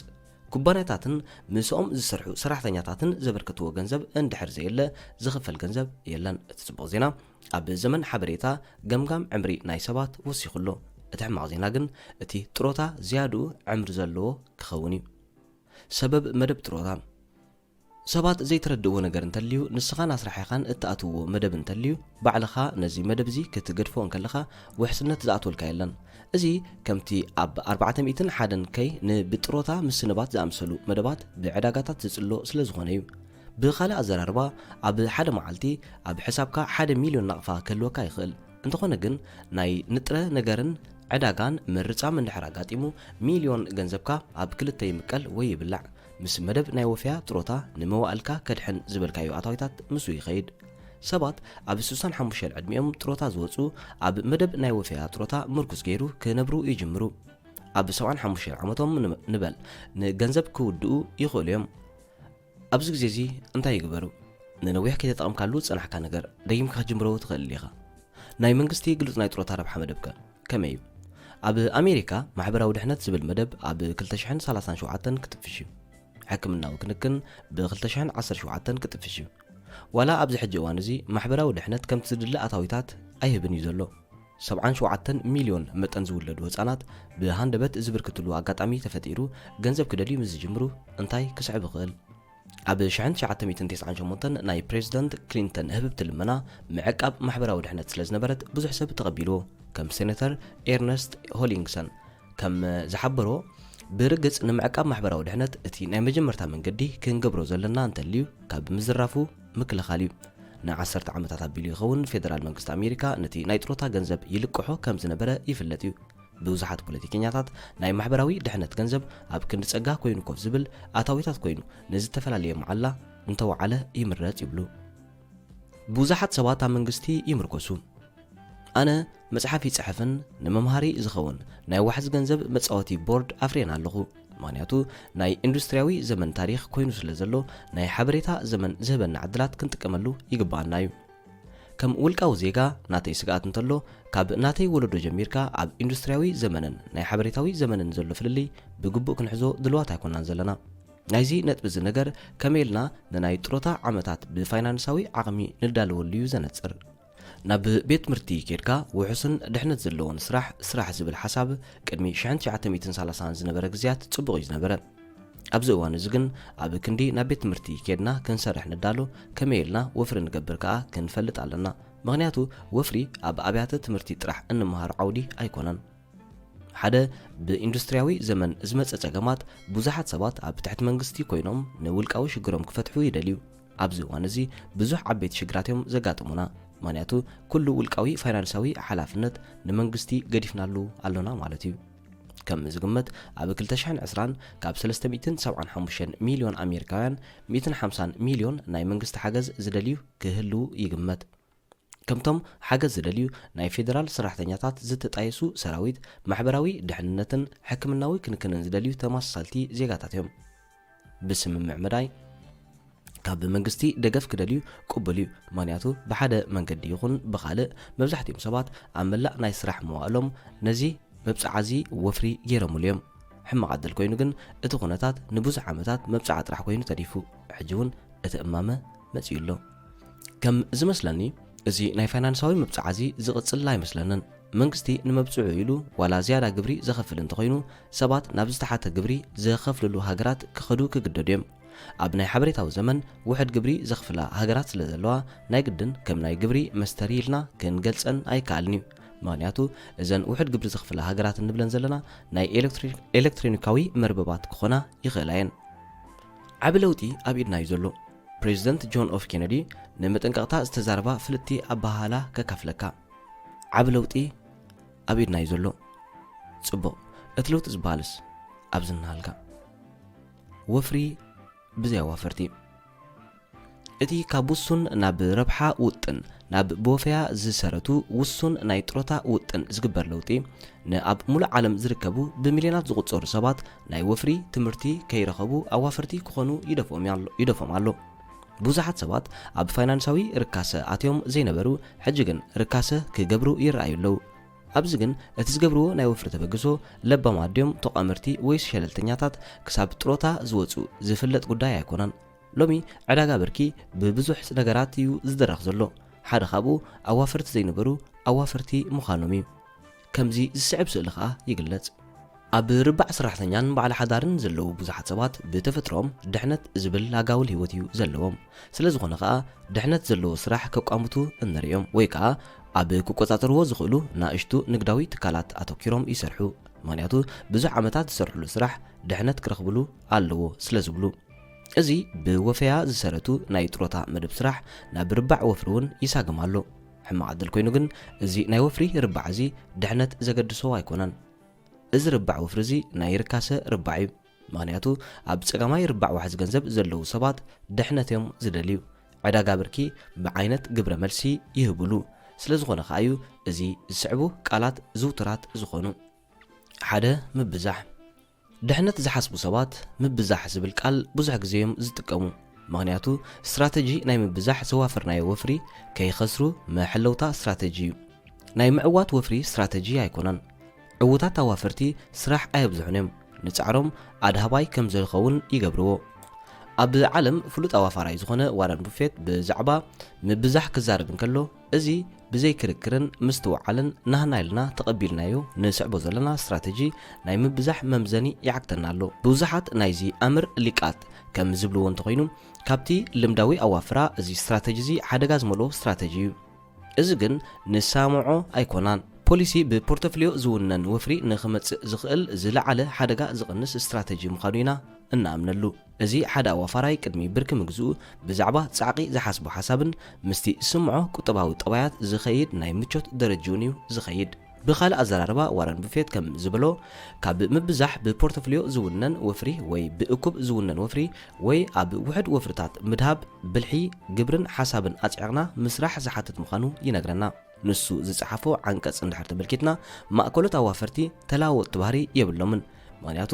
ከም ሓሳቦም ተለዋወጥቲ ሓደገኛ እዩ ዝብል ርድኢትን ትርጉምን ስለ ዝህብዎ ንዋረን ቡፌት ግን እኳ ደኣ ሓቀኛ ኣዋፈርቲ ንተለዋወጥቲ ብሓቂ ሓንጎፋ ኢሎም ዝቕበልዎ እዮም ይብል ኪምን ኣነን ካብ ፋይናንሳዊ ናጽነት ክንወፅእ ከለና ወፍሪ ስለ ዘብዛሕና ኣይኮንናን ኣብ ወፍርና ዲብና ኣተኪርና ኢና ንሰርሕ ነርና ክልተ ዘተኣማምን ብርኪ ዘለዎ ኩባንያ ድሕነት ኣብ ግምት ዘእተዉ ኣዋፈርቲ መብዛሕትኡ ግዜ ድሕነትን ዘተኣምን ብርኪ ዘለዎ ኩባንያታት እዮም ዝገዝኡ ከም ርድኢቶም ከምዚ ዓይነት ወፍሪ ድሓን ክኸውን ይኽእል ዝብል ሓሳብ እዩ ዘለዎም ኣብ ዕዳጋ ብርኪ ግን ድሓን ክኸውን ኣይክእልን እዩ ምክንያቱ ነዚኦም ብርክታት እዚኣቶም ኣብ ግምት ኣእቲኻ ገንዘብካ ኣብ ዕዳጋ ብፍኑ ብምውፋር ክከላኸሉልካ ኣይክእሉን እዮም ሰለስተ ናይ ሓባር ገንዘብ ብዛዕባ ወፍሪ ውሕድ ኣፍልጦ ዘለዎም ሰባት ገንዘቦም ብኣመሓዳሪ ናይ ሓባር ወይ ማሕበር ገንዘብ ተመሪሖም ስለ ዘዋፍርዎ ካብቲ ክሰርዎ ዝጸንሑ ስራሕ ውሕስነት ብዝርከቦ ጌርና ክንሰርሕ ንኽእል ኢና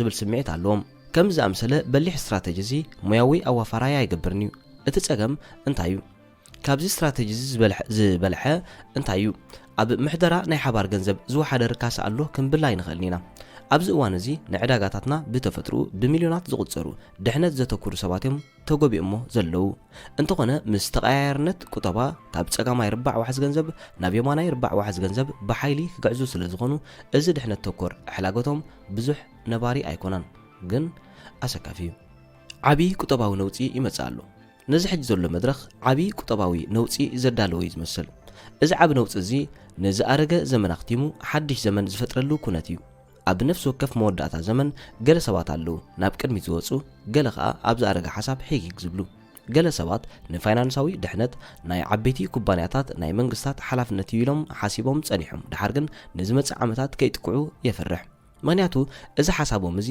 ናይ ኢንዱስትርያዊ ዘመን እምበር ናይ ሓበሬታዊ ዘመን ኣይኮነን ማንም ሰብ የለን ድንቕንቕ ተንገርታውን ኣእምሮ ዘለዎ ምስ ገለ ናይ ወፍሪ ኣገልግሎት ዜናታት ዓሚል ናይ ዝኾንክዎን ዝበልኦ ሓሳብ ዝተፈለየ እዩ ገሊአን ብሩህ መጻእ ኣሎ ይብላ ገሊአን ናይ ዕዳጋ ምርጻም ኣሎ ይብላ ከቢድ ናይ ቁጠባ ዝሕታለ ይዝምባ ኣሎ ይብላ ወድዓዊ ክኸውን ምእንቲ ንኽልቲኡ ርእቶታት ሰሚዐየ ምክንያቱ ክልቲኡ ክስማዕ ዝኽእል ክቡር ነጥብታት ኣሎ ኣብዚ ነቢይ ኮይነ ንመጻኢ ክእምት ዝጻወቶ ጾታ የለን ኣብ ክንድኡ ግን ዝመጸ ይምጻእ ኣብ ርባዕ ዓብ ንግድን ርባዕ ወፍርን እናስራሕኩን እናተምሃርኩን ምጽናሕ ከም ዝሕሸኒ ይርዳእኒ ሓደ ሰብ ተዳልዩ እንተጸኒሑ ቁጠባዊ ኩነታት ናብ ዘበለ የብል ክብልጽግ ምዃኑ ኣየጠራጥርን እዩ ታሪኽ ከም መመልከቲ እንተወሲድናዮ ሓደ ሰብ ን75 ዓመታት ክነብር ዝኽእል እንተኮይኑ ኣብ መላእ ህይወቱ እንተወሓደ ሓደ ወይ ክልተ ግዜ ኣብ ቁጠባዊ ዝሕታለ ከኣቱ ይኽእል እዩ ስድራይ ኣብ ቁጠባዊ ዝሕታለ ኣትዮም نزوم بهاندبت زبركتو هصاناتون ازغيري وصايم يزبل ابز اوان ازي كلنا كاب حدا وحس سراح نلعلينا ندل زلنا كم زحسبو اب كندي اب عبيتي نقداوي تكالاتن عبيتي منغستن محصار قديفنا ننوح غزي زصنح فاينانساوي دحنت زلو سراح اديبنا انت سرحنا زبلص خوينو يسمعني مدب وفيا زسرتو طروتا اندحر حنساب قير يلوم نايزي ملخت زي حمرت انتاي اب ناتكا ناي طروتا مدب وفري كتجبر كم زلكايو زملكت ابز اوان ازي لباماتن تكراتن اوافرتي كنكون علنا اب فاينانساوي عداغا زرئ لعلن تحتن مستبالو كدليو كم لبواي اب كند گنزبنا نزوافرلنا سبات نهبم بزعبا وفري انت نمار حيش گنزبنا ولا بزبلصو ام حضرتي ناي حبار وي محبر گنزبن ام مخرتن كتقيرو انت فتينكا زوافركايو گنزب كتركب كساب 65 عمتات عدميخا مصباي كدليكايو ازيو نعق سراح السرحو انت خوينم كا نملع عدميخا كتسرح كتقدديخا مليونات سبات كومو سراح كسرحيم مغنياتو كوافرون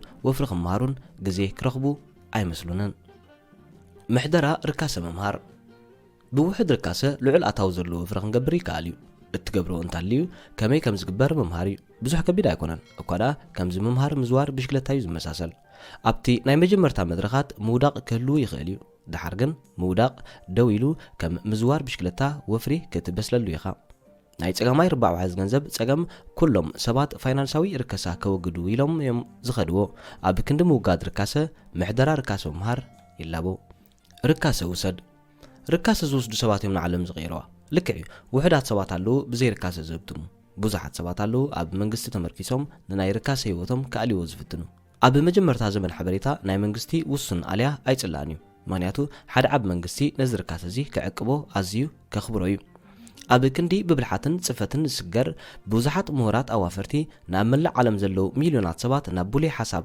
اكال مسلن ناي طروتا هيوتن ياتوهم አሉ ازي بقليلو تتغبارا يكونن بزمن حبريتا كلنا نفسنا نخلن نعبن نطرتاو عدمنا بولقاو حلافنت مسكامن كدلينايو بخبيد مصنع دنگت زيبلون وحسن سراح مسراح زبل حساب اب اندستراوي زمن زتولد حسابي اب زمن زي كهلو አይደልናነ غزي تغيريو اتسقم ناي بوزحات سبات حساب غنا جينا ايتغيرن الله كم زحسبو بحد سراح وي مزنت استحصرو كوينم الله وفري ناي كل حلافنت مخانو جينا بوزحات سبات يحسبون الله جينا ون سرحو مسابقه منغستي عبيتي نقداو تكالات محبر سراحتنياتات اما حضرتي ناي حبار گنزبن سدرا بيتومن كطورዎም كم زخلو يم بقصالي زحسبو زلو بنتاتو مرايا حقوم يم زوم سبات زياتهم رحق زبل نباب منباب زدليوم ايكونن ناي هابتم ابوي ربع واحد ገንዘብ اتبل مصحفي نتوم كاب صقاماي ربع واحد ገንዘብ ናብ የማናይ ربع واحد ገንዘብ كقيرو زدليو سبات زترالوت مصحفيا بخمي يجمر ግን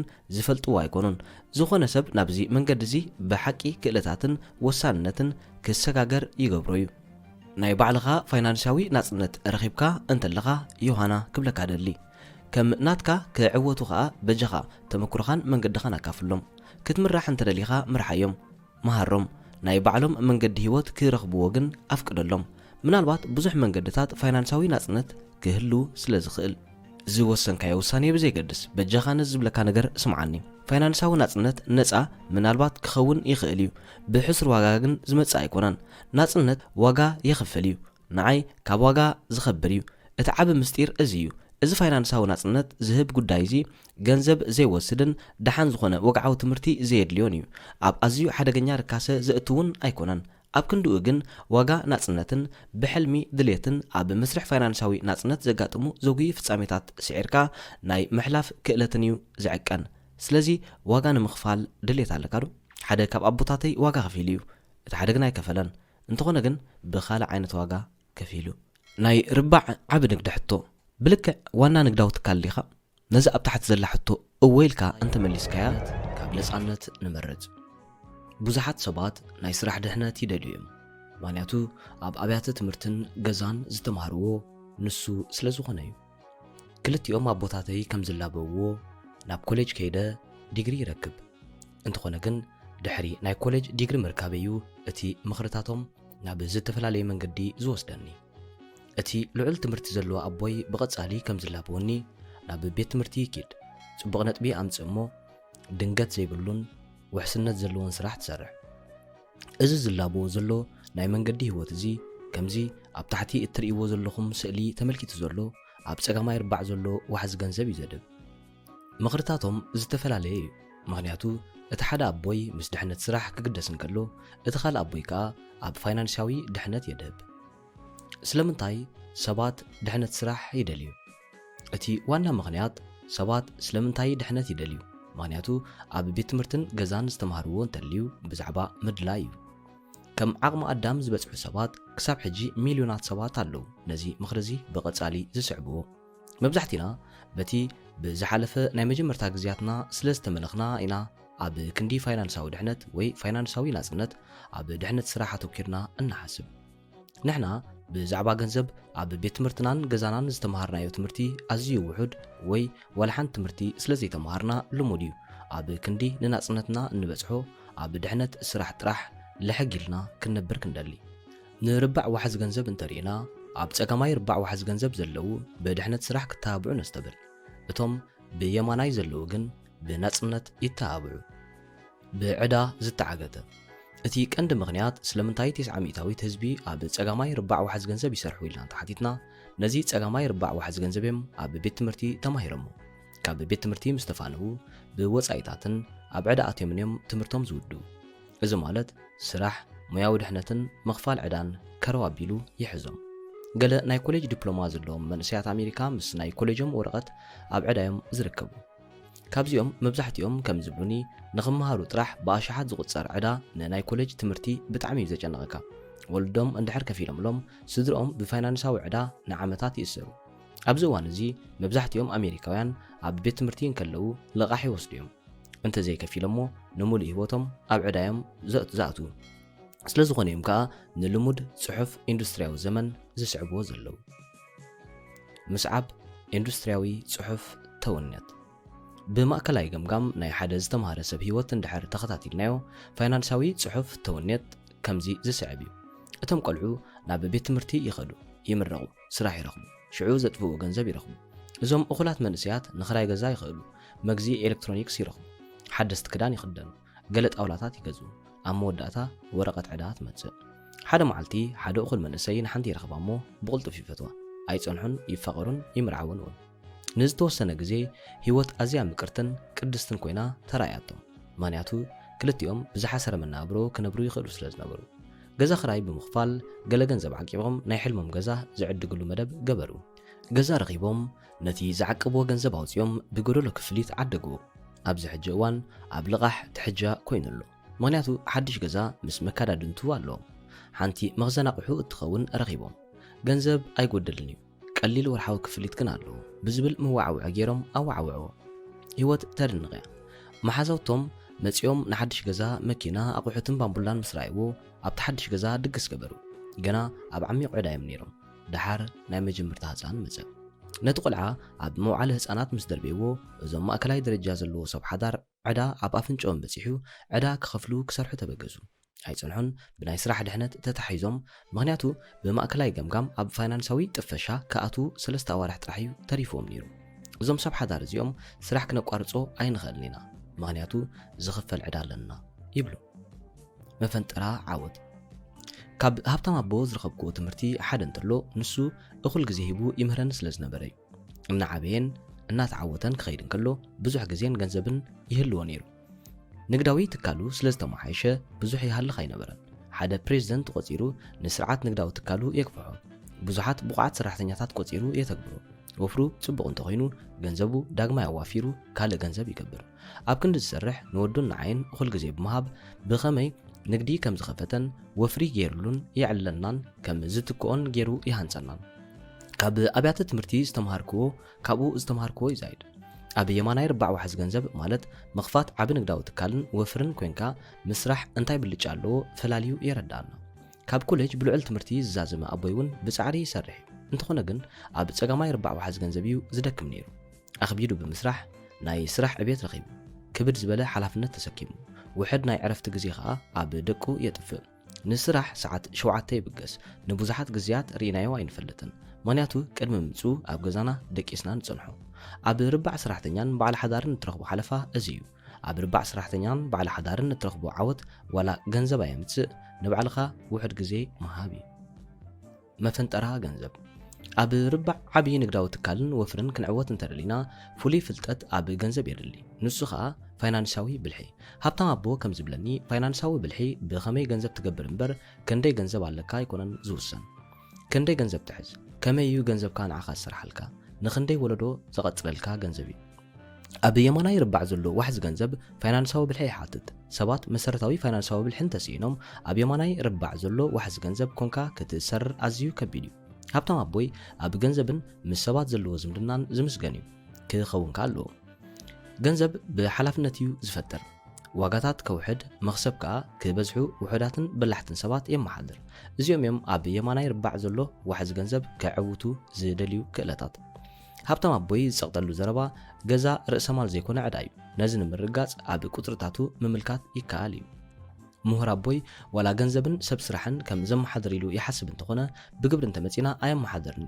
ከም ኣካያዲ ቤት ትምህርቲ ናይ ኣሽሓት ዝቁጸሩ ሰራሕተኛታትን ሚልዮናት ዶላራት ባጀት ዘለዎ ናይ መንግስቲ ሓላፊ እዩ ኣብዚ ገንዘብ ኣይፈጠርኒ ናይ ግብሪ ገንዘብ ዝኸፈል ሰብ እዩ ስርሑ ንኹሉ ገንዘብ ዘዋህለሉ ዘጥፊ እዩ ከጥፍኦ እንተዘይከኣለ ኣብ ዝቕጽል ዓመታት መንግስቲ ውሕድ ገንዘብ ይህቦ ዕላማ ኣብ መወዳእታ ዓመተ ግብሪ ባጀት ምጽንቃቕ እዩ ተወሰኽቲ ሰራሕተኛታት ደጊም ብምቁጻር ናይ ዝቕጽል ዓመት ባጀት ቅቡል ይገብሮም እቲ ዘስሕቕ ነገር እንታይ እዩ ብዙሓት ሰባት ብምቁጻር ኣብ ብዙሕ ሽግር ይኣቱ ንኽልቲኦም ኣቦታት ከም መንእሰይ ወዲ ኮይነ ከም ዝተዓዘብኩም ብምንታይ ህይወት ክምራሕ ከም ዘለኒ ኣእምራዊ መዘኻኸሪ ወሰድኩ ምሁር ኣቦይ ስሱዕ ኣንባብ መጻሕፍቲ እዩ ስለዝኾነ ከዓ ናይ ቃላት ምሁር እምበር ናይ ፋይናንሳዊ ምሁር የብሉን ኣብ ፋይናንሳዊ ደብተራት ዘሎ ቁጽሪ ኣየንብቦን እዩ ኣብ ክንድኡ ንናይ ባንክን ስነ ሕሳብን ሞያውን ምኽርታት ይሓትት ምኽሮም ከዓ ገዛ ርእሰ ማል እዩ ስለዝብሎም ኣብ ገዛ ግዙፍ ወፍሪ ይገብር በዚ ፋይናንሳዊ ምኽሪ እዚ ምሁር ኣቦይ ኣኽቢዱ ይሰርሕ ጥራሕ ዘይኮነ ኣብ ዕዳ መሊሱ ይኣቱ ኣብ ነፍሲ ወከፍ ናይ ስርሑ ዕቤት ዝረኽቦ ግዜ ክፍሊቱ ይዓቢ ክፍሊቱ ክዓቢ ከሎ ኣብ ክንፊ ዝለዓለ ግብሪ ይሽኳዕ ኣብ ዝለዓለ ግብሪ ክሽኳዕ እንከሎ ኣብ 1960 ኣብ 1970 ላዕሊ ኣታዊታት ዝረኽቡ ሰባት ግብሪ ዝለዓለ ስለ ዝነበረ ናይ ባንክን ስነ ሕሳብን ሞያውን ዓብ ገዛ ክገዝእ ይመኽርዎ እሞ መጠን ወለድ ክፍሊቱ ኣኽሳሪ ምዃኑ ይርድኦ ብዙሕ ገንዘብ ምስ ገበረ ብዙሕ ግብርን ዕዳን ይውስኹ ክዕወት ከሎ ኣዛይዱ ይሰርሕ ንዝፈቶም ሰባት ዝህልዎ ቅርበትን ግዜን ይውሕዱ ቆልዑኡ ዋላ እንተኸዱ ዕድኡ ክኸፍል ኣበርቲዑ ይሰርሕ ኩሉ ግዜ ዝሓስቦ ኣብ ዝመጽእ ዕቤት ወሰኽ ደሞዝ ሽግር ዝፈትሓሉ ይመስሎ ኣብ ዓሚቕ ዕዳን ግብርን ይሽመም ኣብ ገዝኡን ስርሑን ዘጋብ ዝብለሉ እዋን ኣብ ስርሑ መሊሱ ይምርኮስ ምስ ስርሑን ዝኸፍሎ ግብርን ብስምዒት ከተኣሳስሩ እንከሎ ንደቁ ኣብ ድሓንን ውሕስን ዝኾነ ስራሕ ክሰርሑ የተባብዖም ዘይውሕስ ኮይኑ እንተተሰሚዕዎ ዝያዳ ድሕነት ስራሕ ይደሊ ክልተ ዓበይቲ ወጻኢታት ኣቦይ ፋይናንሳዊ ማህደር ስለዘየንብብ ዓውታቱ ክዛይድ ከሎ ኣብ ሰልሚ መፈንጠራ ገንዘብ ክድቕደቕ እንከሎ ኣይራዮን እዩ ኣብ ከምዚ ተማሳሊ መፈንጠራ ገንዘብ ዝኣቱ ሚልዮናት ዕውታት ጻረኛታት ሰራሕተኛታት ሰባት ይምደቡ ብዙሓት ሰባት ንፋይናንሳዊ ዓወት ዝቃለሱ ምክንያቱ ኩሉ ግዜ ገንዘብ ስለ ዝገብሩ እዮም ክልተ ዓበይቲ ወጻኢታት ስለ ዝውስኾም እዩ ግብርን መጠን ወለድ ዕዳን ኣብ ርእሲኡ መንግስቲ ናይ ግብሪ ምቕናስ ብምግባር ኣብ ዝኸፍአ ዕዳ ክእቱ ይኽእል እዩ ቁርብ ዘጠራጥር ዶ መስለካ ኣብ መወዳእታ ጻዕርን ህይወትን ናይ ምሁር ኣቦይ ውሕድ ገንዘብ ዝገብር ኩሉ ዝረኽቦ ገንዘብ ብምጽራይ መንግስታዊ ግብሪ ተወዲኡ ዝተርፍ ይኸውን ምድላይ ናጽነት ብዙሓት ሰባት ናጽነትን ሓጎስን ይደልዩ እዮም እቲ ጸገም ግን መብዛሕትኦም ሰባት ኣብ ርባዕ ዓበይቲ ንግድን ወፍርን ኮይኖም ኣያስልጥዎን እዮም ኣብ ክንዲ ዝመሃርዎ ኣብ ምድላይ ውሕስነት ስራሕ ግዜኦም ይሕልፍዎ በዚ ስልጠናን ምውሳኽ ዕዳን መብዛሕትኦም ሰባት ብጸጋማይ ርባዕ ዋሕዚ ገንዘብ ኮይኖም ንፋይናንሳዊ ናጽነት ይደልዩ ሕማቕ ኮይኑ ፋይናንሳዊ ናጽነትን ውሕስነትን ነቲ ብጸጋማይ ርባዕ ሰራሕተኛን በዓል ሓዳርን ዋሕዚ ገንዘብ ስሕት ኢሎም ዝርከቡ ሓቀኛ ውሕስነትን ናጽነትን ኣብ የማናይ ርባዕ ዋሕዚ ገንዘብ ጥራሕ እዮም ዝርከቡ ፋይናንሳዊ ናጽነት ንምርካብ ካብ ስራሕ ናብ ስራሕ ምኻድ እዚ ናይ ርባዕ ዋሕዚ ገንዘብ እዚ ጠቃሚ ዝኾነሉ ቀንዲ ምኽንያት ኣሰር ናይ ሓደ ሰብ ኣቃውማ ህይወት ክነንብብ ይኽእለና እዩ መብዛሕትኦም ሰባት ንግዚኦም ካብ ስራሕ ናብ ስራሕ ምኻድ ኣቋሪጾም ኣብ ምድላይ ውሕስነት ወይ ናጽነት እዮም ዘጥፍእዎ ንኣብነት ሓደ ኣብ ካልኣይ ደረጃ ቤት ትምህርቲ ዝምሃር ዝነበረ ዓርከይ ከም ዝብለኒ ብሉጽ ስራሕን ናይ ሕልሚ ኩባንኡን ከም ዝረኸቦ ተሓጒሱ እዩ ዝነግረኒ ዝነበረ ኩባንኡ ኣዝዩ እዩ ዝፈትዎ ኣብ ኣዝዩ ኣገዳሲ ደረጃ ማዕርግ እዩ ዝሰርሕ ጽቡቕ ክፍሊት ይኽፈል መብዛሕትኡ እውን ዓበይቲ እዮም ዝረኽቦ ረብሓታት ብዙሕ እዩ ናይ ስራሕ ዕቤት ናይ ምርካብ ዕድሉ ከዓ ላዕሊ እዩ ድሕሪ 4 ዓመትን ፈረቓን ደጊመ ረኸብኩ ኣብዚ ግዜ እዚ ኣዝዩ ዕጉብ ኣይነበረን ብኣረኣዩ ዝሰርሓሉ ዝነበረ ኩባንያ ኣዝዩ ብልሽውን ዘይቅንዑን ንሰራሕተኛታቶም ብኽብሪ ዘይሕዝ ብምባል ገለጸለይ ኣስራሒኡ ጸልኦ ከዕብይዎ ኣይደለዩን ብዙሕ ገንዘብ ከዓ ኣይከፍልዎን ድሕሪ 6 ኣዋርሕ ተመሊሱ ተሓጒሱ ረኣኽዎ ምክንያቱ ሓድሽ ስራሕ ስለ ዝረኸበ እዩ ናብቲ ዝነበሮ ከዓ ተመለሰ ናይዚ ዓርከይ ናይ ህይወት መንገዲ ከምዚ ከልቢ ጭርኡ ክነክስ ዝገብሮ ዕንክሊል እዩ ብዝኾነ ብከምዚ ኣብ ታሕቲ ዘሎ ስእሊ ይግለጽ ናይ ህይወቱ ኣቃውማ ካብ ስራሕ ናብ ስራሕ ምኻድ እዩ ክሳብ ሕጂ በሊሕ ሰሓብን ግሩምን ስለ ዝነበረ ብጽቡቕ ይነብር ኣሎ ግዜ እናወሰደ ምስከደ ዝሰርሖ ዝነበረ ስራሕ ብመንእሰያት ተተክአ ኣብ ሕሳቡ ውሑድ ኣሽሓት ምስ ተረፎ ብዛዕባ ጥሮታ ዝሓልሞ ገዛ ናይ ክፍሊት ደገፍ ቆልዑን ኮሌጅን ክሓስብ ኣይከኣለን ነታ ጓል 8 ዓመት ዝነኣሰትን ቆልዑኡ ምስ ናይ ቀደም ሰበይቱ የንብራ ወዲ 14 ዓመት ዝዓበየ ወዱ ከዓ ምስኡ የንብሮ ክዛረብ ከሎ ዘጨንቐና ኣይኮነን ገና ንእሽተይ ዘለኹ ግዜ የለኒ ሕጂ ከምኡ ምስ ዝብል ኣይገርመንን እዩ ከም ርእቶይ ናይ ርባዕ ዓብይ ንግዳዊ ትካልን ወፍርን ብቁልጥፍ ከሰጋግር ዕቱብ ጻዕሪ ከድልዮ እዩ بحدش طبعاً تمرتاو مسرحن كبجس يدليو عدلن أنت خينو ويلا تورن تتعويتو ويأزي هبطام سبيت أنت تمرعيو نمل علميو أخبيدو خسارح مخانو فلوتي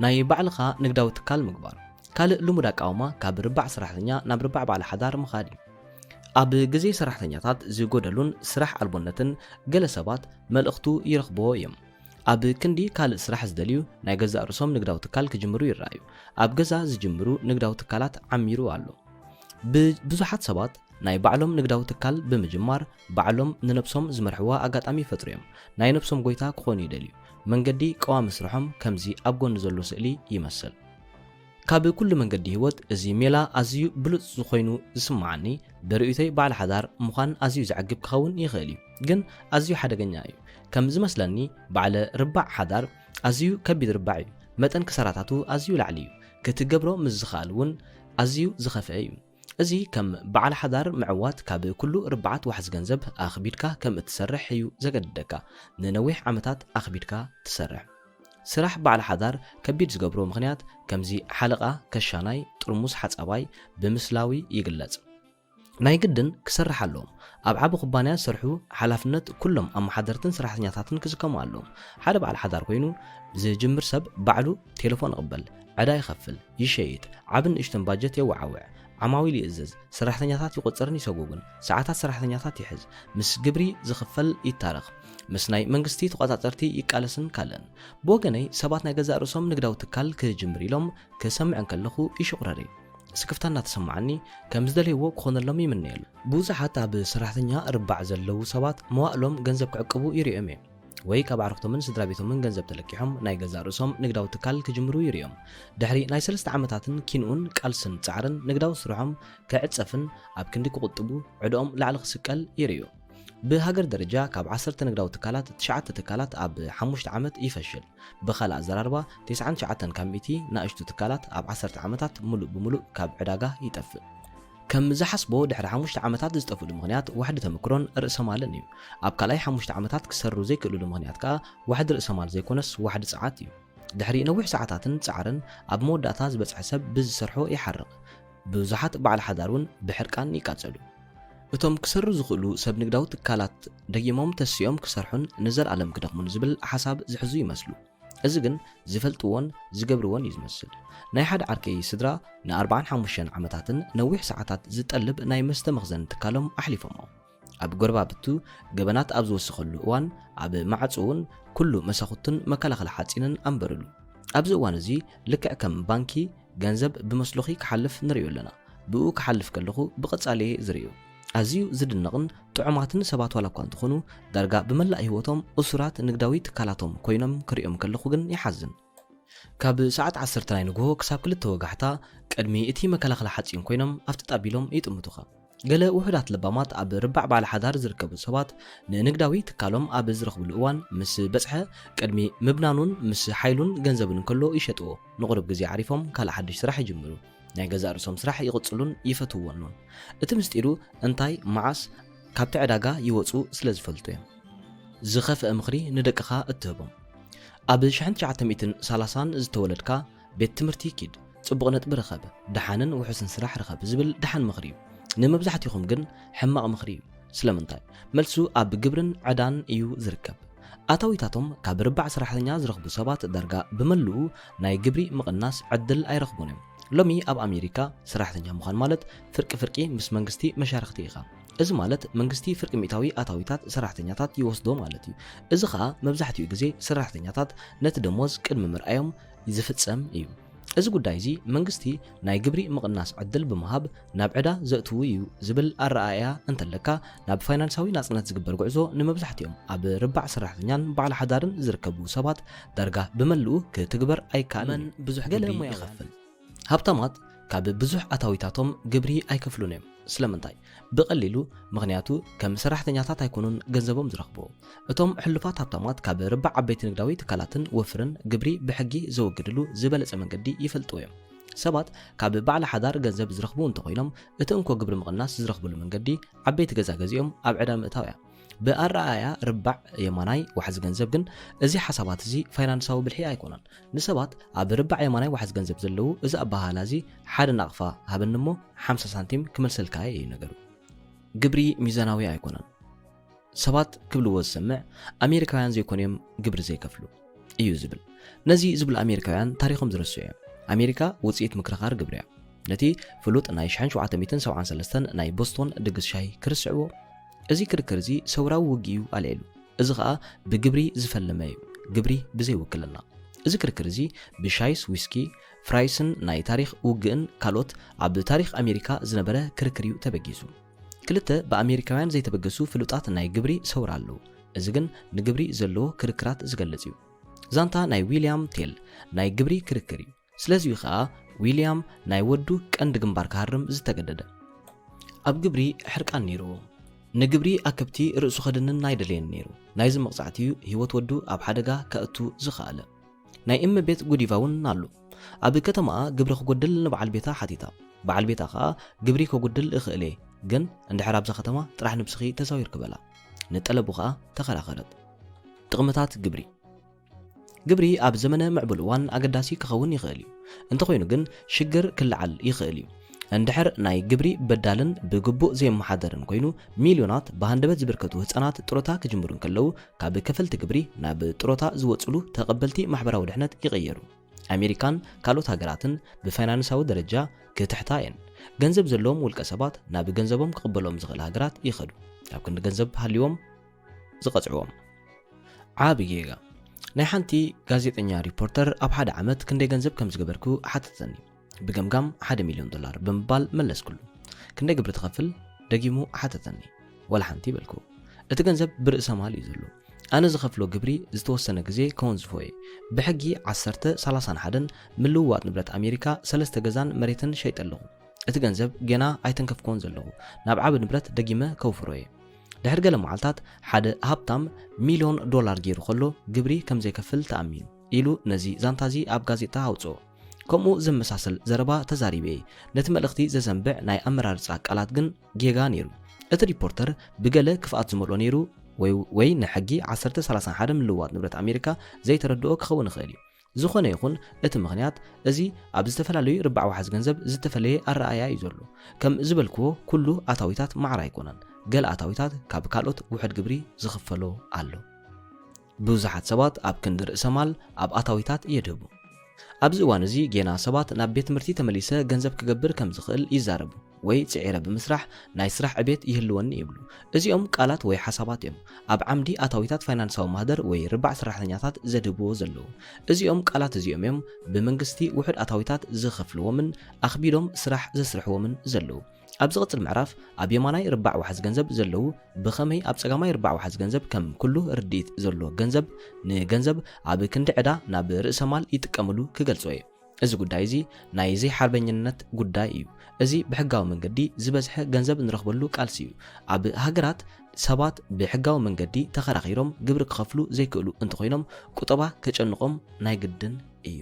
ብቕልጡፍ ሃብትም ኪምን ኣነን ካብ ግዳም ሓደር ብቕልጡፍ ናብ ፋይናንሳዊ ናጽነት ዝኸድና ኣብ ርባዓት ዓብዪ ንግዳዊ ትካልን ወፍርን ዘለዎ ዋሕዚ ገንዘብ ስለ ዝተገንዘብናዮ ኢና። ኣብዚ ርባዓት እዚ ብቕልጡፍ ክትፍትም ትኽእል ኢኻ። እዚ ግን ግብሪ ፈሊጥካ ክትከፍል ምስ ትኽእል እዩ። ገንዘብካ ንዓኻ ክሰርሓልካ ምስ ዝኽእል እዩ። ብቕልጡፍ ናጽነት ክትረክብ ትኽእል። ብኸመይ ነጻ ትወፅእ? ካብቶም ንሰባት ፋይናንሳዊ ድሕነት ወይ ፋይናንሳዊ ናጽነት ዘይሂብዎም ምኽንያታት ዕዳን ግብርን እዮም። ናብ ፋይናንሳዊ ድሕነት ወይ ፋይናንሳዊ ናጽነት ዝወስድ መንገዲ ኣብ ርብዓት ዓብ ንግዳዊ ትካልን ወፍርን ዘሎ ዋሕዚ ገንዘብ እዩ ዝርከብ። ኪንዮ ውሕስነት ስራሕ ኬድና ኣብ መንጎ ፋይናንሳዊ ድሕነትን ፋይናንሳዊ ናጽነትን ዘሎ ፍልይ ምፍላጥ የድሊ። ከም እትፈልጦ ምሁር ኣቦይ ከም ኩሎም ወለዱ ኣብ ውሕስነት ስራሕ እዩ ተሰሚሩ። ሃብታም ኣቦይ ብዛዕባ ውሕስነት ስራሕ ተዛሪቡ ኣይፈልጥን። ኣብ ክንዱ ብዛዕባ ፋይናንሳዊ ናጽነት ይዛረብ። ኣቃውማ ውሑስ ስራሕ ነዚ ኣቃውማ ዝስዕቡ ሰባት መብዛሕትኡ ግዜ ብጽቡቕ እዮም ስርሖም ዘሰላስሉ ንብዙሓት ዓመታት ኣብ ቤት ትምህርትን ኣብ ናይ ስራሕ ተመክሮን ናሕሊፎሞ እዮም። እቲ ጸገም ግን እንታይ እዩ? ዋላ ናይ ጥሮታ መደብ ይሃልዎም ኣብ ርባዕ ዓቢ ንግዳዊ ትካልን ወፍርን ውሕድ ኣፍልጦ እዩ ዘለዎም ብፋይናንሳዊ ውሕስነት ኣይነብሩን። ምኽንያቱ ኣብ ውሕስነት ስራሕዮም ሰልጢኖም። ፍልጠት ሓይሊ እዩ። ብፋይናንሳዊ ውሑስ ክትከውን እንተደሊኻ ከም ርእይቶይ ኣብ ርእሲ ኣብ ርባዕ ዝተራሕተኛታትን በዓል ሓዳርን ምዕያይ ኣብ ርባዕ ዓብ ንግዳዊ ትካላትን ወፍርን ዘሎ ዋሕዚ ገንዘብ ክትፈልጦ ኣለካ። ኣብ ክልቲኡ ርባዓት ዘሎ ክእለታት ርእሰ ተኣማንነትን እንተለካ ወላ ውሕድ ገንዘብ ይሃሉካ ብዝያዳ ብባህሪዩን ውሕስነት ክስማዓካ ይኽእል እዩ። ፍልጠት ሓይሊ እዩ። ዓድላትካ ክቐርበልካ እንከሎ ብርእሰ ተኣማንነት ክተተግብሮ ኸኣ ኣለካ። ስለዚ ኸ እዩ ፈጣሪና ክልተ እግሪ ዝሃበና ሓንቲ እግሪ እንተለና ኩሉ ግዜ ነቀይን ዘይውሕስነትን ስለዝስማዓና ኣብ ክልቲኡ ርባዓት ፍልጠት ብምህላውና ኣብ የማናይን ጸጋማይን ዝያዳ ውሕስነት ይስማዓና። ኣብ ስራሖምን ሞያኦምን ዝፈልጡ ሰባት ሓንቲ እግሪ ዘለዎም ኣብ ዝኾነ እዋን ቁጠባዊ ንፋስ ክነፍስ እንከሎ ካብቶም ክልተ እግሪ ዘለዎም እቶም ሓንቲ እግሪ ዘለዎም ነቀይ ይብሉ። ኣቃውማ ፋይናንሳዊ ውሕስነት እዛ ኣብ ታሕቲ ዘሎ ስእሊ ኣብ ርባዕ ሰራሕተኛ ዘለዉ ሰባት ዘለዎም ኣቃውማ ፋይናንሳዊ ውሕስነት እዩ። ኣብ ክንዲ ዝበለጸ ተስፋ ክመጽእ እዩ ኢልና ገንዘብና ኣብ ናይ ጥሮታ መደብ ነእትዎ እዚ ጥውይዋይ እዚ ከም ዝሕብሮ ሰባት ከም ኣውፈርትን ሰራሕተኛታትን ኮይኖም ብትምህርቶም ርእሰ ተኣማንነት ክስምዖም ይኽእል እዩ። ከምዚ እውን ኣብ ቤት ትምህርቲ ኣጽኒዕና ንምሃሮ ስራሕ ኣጽኒዕና እውን ሞያዊ ኣዋፋራይ ክንከውን ንኽእል ኢና። እቲ ናብ ዓምዲ ርእሰ ማል $1,000,000 ብምግባረይን ግብሪ ብዘይምኽፋለይን ዝተቆጽዐ ሪፖርተር ከመይ ጌርካ ረኺብካዮ ዝብል ሕቶ ኣይሓተንን። ንዓይ ንሱ እቲ ልክዕ ሕቶ ክሓተኒ ዝነበረ ብሕጋዊ ኣገባብ ግብሪ ክተወግድ ቀሊል እዩ። ሚልዮን ምግባር ቀሊል ኣይኮነን። ካልኣይ መንገዲ ፋይናንሳዊ ውሕስነት ከምዚ ኣብ ታሕቲ ዘሎ ስእሊ ይምልከት። እዚ ኣብ ታሕቲ ዘሎ ስእሊ ናይ ርባዕ ሰራሕተኛ ፋይናንሳዊ ውሕስነት እዩ። ኣብ ኣሜሪካ ዘለዉ ማእከሎት ሰብ ሚልዮን ቆጠብትን ንነዊሕ ዝዋፍሩን በዓል ሓዳር እዮም። እዚ ኣብ ላዕሊ ዘሎ ኣቃውማ ነዚ ፋይናንሳዊ መንገዲ ዘመልክት እዩ። እዚ መንገዲ እዚ ከም በዓል ቢልጌት ዝኸድዎ ኣዋፈርቲ ካብ በዓል ሓዳር ናብ ርባዕ ዓብ ንግዳዊ ትካል ዝግበር መንገዲ እዩ። ቀሊል ኣይኮነን። እንትኾነ ግን ንዓይ እቲ ዝበለጸ እዩ። ክልተ ካብ ሓደ ይበልጹ። ኣብ ምዕራፍ 2 ካብ የማናይ ርባዕ ዋሕዚ ገንዘብ ብኸመይ ሓደ ማእከላይ ደረጃ ዘለዎ ሃብታም 70% ኣታዊ ይረክብን ስለምንታይ ካብ ጸጋማይ ርባዕ 30% ይረክብን ገሊጽናዮ ኢና። ከም ዝረኸብክዎ ዋላ ብዙሕ ገንዘብ ተገበርና ካብ ሓደ ንላዕሊ ርባዕ ብምዕያይ ዝያዳ ውሕስነት ዝስማዓና። ፋይናንሳዊ ውሕስነት ኣብ ክልቲኡ ርባዓት ዝርከብ እግሪ ውሕስነት እዩ። በዓል ሚልዮናት ኣጥባእታዊ ኣብ ክልቲኡ ርባዕ ዕውታት ዝኾኑ ክልተ ኣዕሩኽ ኣለዎም እዩ። ረብሓ ዘለዎ ውሕስ ስራሕ ኣለዎም። ኣብ የማናይ ርባዕ ዋሕዚ ገንዘብ ዓብ ጸጋ ዝገብሩ እዮም። ክልቲኦም በዓል ሚልዮናት ኣጥባእታዊ ኮይኖም ኣብ ናይ መንግስቲ ስራሕ ዝሰርሑ እዮም። ንሶም ሕጉሳት ቁልጥፍ ገንዘብ ዝቕበሉ ብሉጽ ረብሓ ዘለዎምን ናይ ጥሮታ መደብ ዘለዎምን እዮም። ኣብ ሰሙን 3 መዓልታት ከም ሞያውያን ኣውፈርቲ ኮይኖም ይሰርሑ። እተን 2 መዓልታት ምስ ስድራ ቤቶም ኮይኖም ይሕገሱለን። እቲ ሓደ ገዛ ገገዚኡ ይዕረየሎምን ክፍሊት ገዛ ክራይ ይቕበልን። ወርሓዊ ጽሩይ መኽሰቡ ግብሪ መዕቀቢ ምሕደራን መድሕንን ከፊሉ $10,000 ዝኽፈሎ 45 ገዛውቲ ኣለዎ። ንሱ ከም ተቐላሳይ ሓዊ $3,500 ንወርሒ ዝኽፈል ኮይኑ ብጠቕላላ ኣታዊኡ ልዕሊ $10,000 ይኸውን። ዓመታዊ ኣታዊኡ $150,000 ይበጽሕ። ቅድሚ ጥሮታ ምውጽኡ 5 ዓመት ኣለዎ። ክሳብ ወዲ 56 ዓመት ዝኸውን ዕላምኡ ኣብ ዓመት $200,000 ክበጽሕ እዩ። ንመንግስቲ ጾር ዘይኮኑ ምስ 4 ደቁ ናይቲ ካልእ ዓርኬ ግዜ ኣብ ምትንታን ኩባንያታት ነዊሕ ምዕቃብ ንጥረ ነገራትን ይሰርሕ። ዘለዎ ፖርትፎሊዮ ክሳብ $3 ሚልዮን ይበጽሕ። እዚ ገንዘብ እዚ ናብ 20 መጠን ወለድ ንዓመት ዝኽፈሎ ወፍሪ እንተዘይውዕሎ ነይሩ ብገምጋም $300,000 ንዓመት ይህልዎ። ንመንግስቲ ጾር ዘይኮኑ ምስ 2 ደቁ እዞም ክልተ ዓርክተይ እዚኦም ን20 ዓመታት ብዝገበርዎ ወፍሪ ቅድሚ 40 ዓመቶም ጥሮታ ዝወጹን ስርሖም ምስ ብዙሕ ረብሓታትን ህይወቶምን ዘሐጉሶምን እኹል ልኦም ኣታው ዘሎም እዮም። ካብ ክልቲኡ ርባዓት ረባሕታታት ዓወትን ብነፃን ሓጎስን ዝረኽቡ ድማ እዮም። ገንዘብ በይኑ ውሕስነት ኣያምጽን። ኣብ ህይወተይ ብዙሓት ሰባት ኣለዉ ሚልዮናት ዶላራት ኣብ ናይ ጥሮታ ሓሳቦም እንከለዎም ውሕስነት ዘይስምዖም። ስለምንታይ? ምክንያቱ ገንዘብ ካብ ስርሖም ወይ ንግዳዊ ትካሎም እዩ ዝምንጩ። ገንዘቦም ኣብ ናይ ጥሮታ ሓሳቦም ጥራይ የውፍሩ ይኾኑ። ውሕድ ወይ ብጭራሽ ብዛዕባ ወፍሪ ፍልጠት የብሎምን ገንዘብ ምዝጠፍእ መዓልታት ስርሖም ምዝኸይድ እንታይ ይገብሩ ነዚ ከይፈለጥካዮ ኣይተሓልፍን ኣይከፍርሐካን እውን እዩ ከም ዝበልክዎ እንታይ ከም ዝመጽእ ዝትንበዮ ሰብ ስለዘየለ ንዝኾነ ግዜ ተዳሊኻ ጽናሕ እዚ ማለት ሕጂ ተማሂርካ ጽናሕ ኣቃውማ ፋይናንሳዊ ናጽነት እዚ ኣብ ላዕሊ ዘሎ ኣቃውማ ፋይናንሳዊ ናጽነት እዩ እዚ ፋይናንሳዊ ናጽነት እዚ ሃብታም ኣቦይ ዝላቦ እዩ መንገዲ ፋይናንሳዊ ናጽነት እዩ እዚ ሓቀኛ ፋይናንሳዊ ናጽነት ንብሎ ዘለና ምኽንያቱ ኣብ ርባዕ ዓብ ንግዳዊ ትካል ሰባት ንዓኻ ይምሰርሑልካ ኣብ ርባዕ ወፍሪ ገንዘብካ እዩ ንዓኻ ዝስርሓልካ ክትሰርሕ ወይ ከይትሰርሕ ነፃ ኢኻ ናይዚ ክልቲኡ ርባዕ ፍልጠት እዚ ካብ ምስራሕ ሙሉእ ኣካላዊ ናጽነት ዝህቡኻ እዮም ነቶም ልዑላት ሃብታማት እንተሪእና እቲ ኣብ ርባዕ ዓብ ንግዳዊ ትካልን ርባዕ ወፍርን ዝረአ ጥውዋይ ኣቃውማ ኣታዊታት ቢልጌት ሩፐርት ማርዶክን ዋረን ቡፌን የምልክት ኣብዚ ዝረአ ቁልጡፍ ጥንቃቐ እንተሎ እዚ ርባዕ ዓብ ንግዳዊ ትካል እዚ ካብ ርባዕ ወፍሪ ዝተፈለየ እዩ ኣብ ርባዕ ዓብ ንግዳዊ ትካል ዕዉታት ዝኾኑ ሰባት ብሚልዮናት ዝዋግኡ ንግዳዊ ትካላት ሸይጦምን ኣብ ርእሶም ሓድሽ ጸጋ ክፍልቀሎም ክኢሉ እዩ እዚ ከም ዝሓስብዎ እንተኮይኑ ግን ውጽኢት እዚ ብዙሕ ኣታዊታት ዶላር ንብልሖም ዝዕቀን ኮይኑ ስለ ዝስምዖም እዩ ብቕልጡፍ ናብ ርባዕ ወፍሪ ጽምብር ኢሎም ክኸስሩ ይረኣዩ እዮም ምኽንያቱ ኣብ ኩሉ ርባዓት ዘሎ ጽወታን መምርሕን ዝተፈላለየ እዩ ስለ ዝኾነ እዩ ኸኣ ኣብ ልዕሊ ትምህርቲ ናይ ገዛእ ርእሲ ጉዕዞ ክህልው ኣለዎ ዝብል ከምቲ ኣብ ፋይናንሳዊ ድሕነት ዝረኣዩ ጉዳያት ክልተ ርባዓት ምህላው ኣብ ፋይናንሳዊ ናጽነት ዝለዓለ ርግኣት ይህበካ እዩ ምርጫ መንገድታት ዝቕጽል ኣቃውማታት ሰባት ዝተፈላለዩ ፋይናንሳዊ መንገድታት ዝምርጽዎ እዩ ሕማቕ ዕድል ኮይኑ እምበር መብዛሕትኦም ሰባት ዝምርጽዎ ምርጫ መንገዲ ውሕስ ስራሕ እዩ ቁጠባ ነቀይ ክብል ከሎ ብተስፋ ምቑራጽ ኣገባብ ኣብ ውሕስ ስራሕ ተሸጊጦም ምሉእ ስራሕ እናሰርሑ ብምሕላፍ ህይወቶም ተቋርጽ ብዙ ሓደ መንገዲ ኣብ ፋይናንሳዊ ውሕስነት ትምህርቲ ምህላዎም ቁርብ ርእሰ ታማነት ኣብ ስራሕን ኣብ ጽቡቕን ሕማቕን ወፍሪ ናይ ምግባር ክእለት ይህልወካ ዝብሎ ለብዋ ኣለኒ ኣብዚ እቲ ዓብ ምስጢር እንታይ እዩ ሓቀኛታት ኣውፈርቲ ኣብ ሕማቕ ዕዳጋ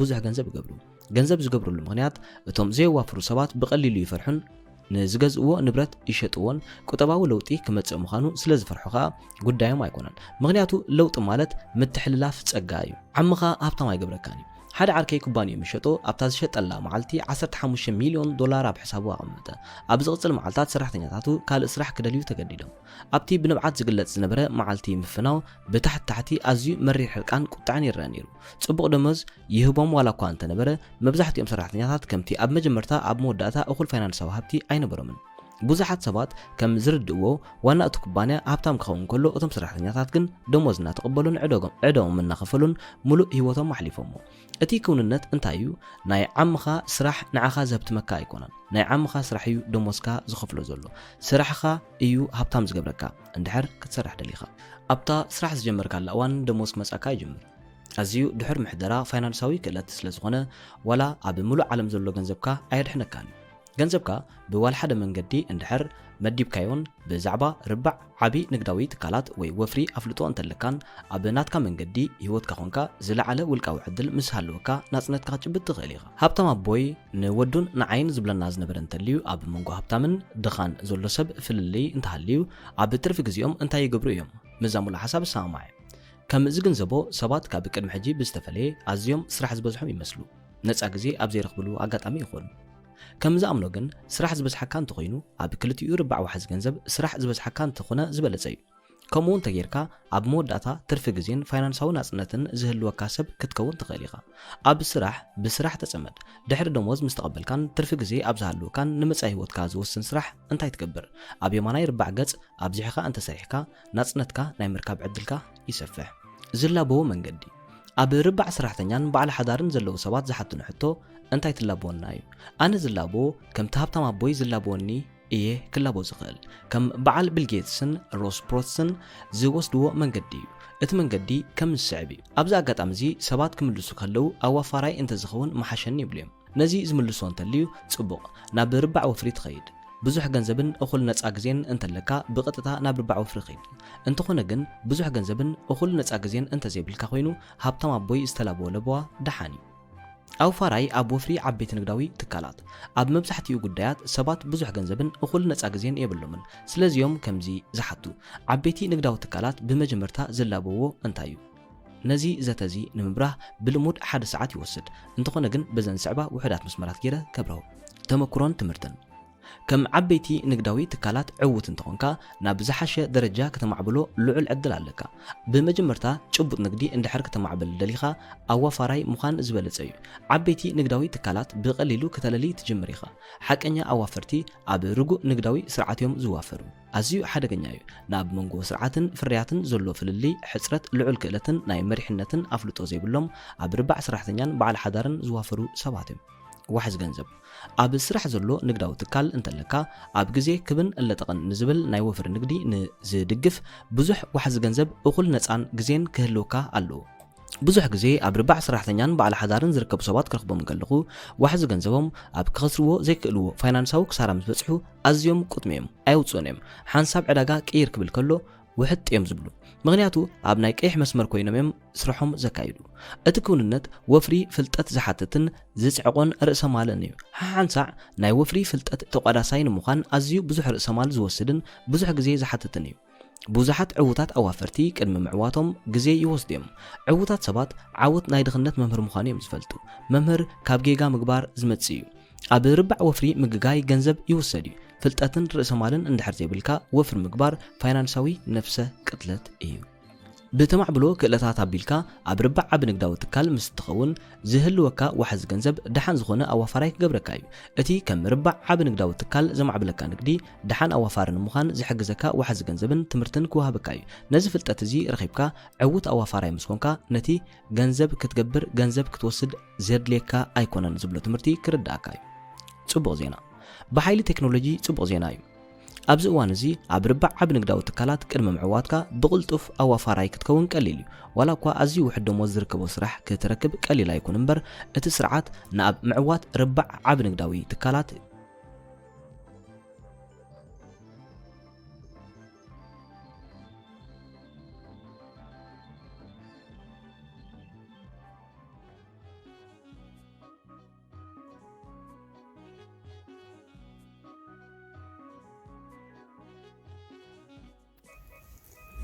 መገዲ ምዕባለ ሓባሪ ፋይናንሳዊ ናጽነት ጸሓፊ ሮበርት ኪዮስኪ ትርጉም ፍጹም እማሃ ኣንባቢት ሰማር ተክለማርያም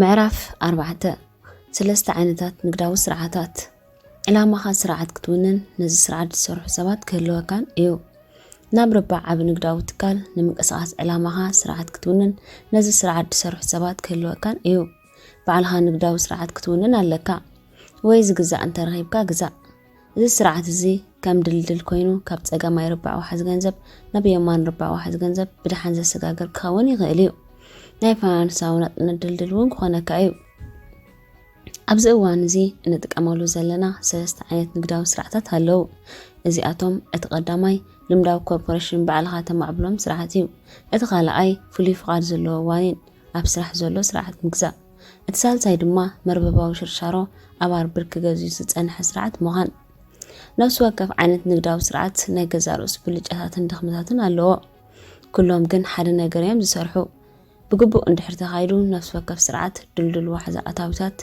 بزي أكلاو نتفتات كم اتركب يزحق زكاة إذا عينت نقداو سرعات زي وانا بأكل زكايلو لا يكونن يتساقم جن حانزا يمت إني خيرين سلزوهانيو مالت قوام اتوت يبلون أبشعين جعتنا مدين زمانا حموشان سبات نكي من عين سلام تايجرام حدر كم زخنا إلهم كحتنا كلو نقداو سرعات نغنى نتقلنا نملسو لهم نيرنا نقداو سرعات بلفنت لمداو كوربوريشن فلي فقاد زلو وان زتمسرت ايو كم تاغدي مزقلت قو ربع عاب نقداو تكال فلتت سرعاتن سباتن يزحتت ناقزا رأسنا سرعات كان معبز وسنا وساني نعنا عبس سراحيو اذا اغدم ابيلو سيديوز نبرك من قديو قن كوبايت افشينيرو نقل عمتات ولا اكو عوت انت نبرا اب حمشي عمتو فدسم زتفاشغينو إذا زخنا المغنيات عودنا بانا مسمجة ببقوع عند اللون سرعات أتقبلنا ولا أقوى أزيم تعرنيات سبات أنت نبرنا سرعتنا بقليل يكسبرز جمرة شعو أبدحان زخنا تخكلنيا جالبا دايبنا እናንሳፈፍና ከለና ብገለና ኋላ ኣብ ዘይንወስነሉ ቦታ ተደርቢና ክልተ ሰለስተ ኩባንያታት ክትከስር ትኽእል ኢኻ። ኣብ ካልኣይ ደረጃ ተምሃራይ ኣብ ዝነበርኩሉ እዋን ሃብቶም ኣቦ ንማይ ክናዓይን ኣብ 20ታት ዕድሚኡ ኩባንያ ከም ዝጠፈሾ ሓበረና። እቲ ኣጋጣሚ እቲኣ ኣብ ሂወተይ ጽብቕትን ዝኸፍአትን ተመኩሮ እያ ነይራ በለና። ከምቲ ዝጸላቕኽዎ ብዙሕ ተማሂረ ጸጋንክዎን ኣብ መወዳእታ ነብዓዊ ዓወት ቀየርክዎን። ብዛዕባ ናተይ ኩባንያ ክጅምር ክሓስብ ክፈልጥ ከለኹ ሃብታም ኣቦይ ቅድሚ ዕውትን እትቕጽልን ኩባንያ እትምስርት 2-3 ኩባንያታት ክትከስር ትኽእል ኢኻ። ንሱ ንማይ ካሰልጢኑ ርስቱ ዘርክበሉ ኣጋጣሚ ኣብ ምሕሳብ ነይሩ። ኣቦይ ናይ መንግስቲ ሰራሕተኛ ስለ ዝነበረ ዝወርሶ ርስቲ ነበረንን። ስለዚ ከዓ በዓለይ ዝሃነጽክዎ ዓወት ናይ ድኽነት መምህር እዩ። ሃብታም ኣቦይ ብቐጻሊ ዝብለኒ እዩ ብዛዕባና እንፈልጠሉ ኣጋጣሚ ምስ ወደቕና እዩ። ሙዳእካይ ትፍራሕዮ ውድቀት ኣካል መስራሕ ዓወት እዩ።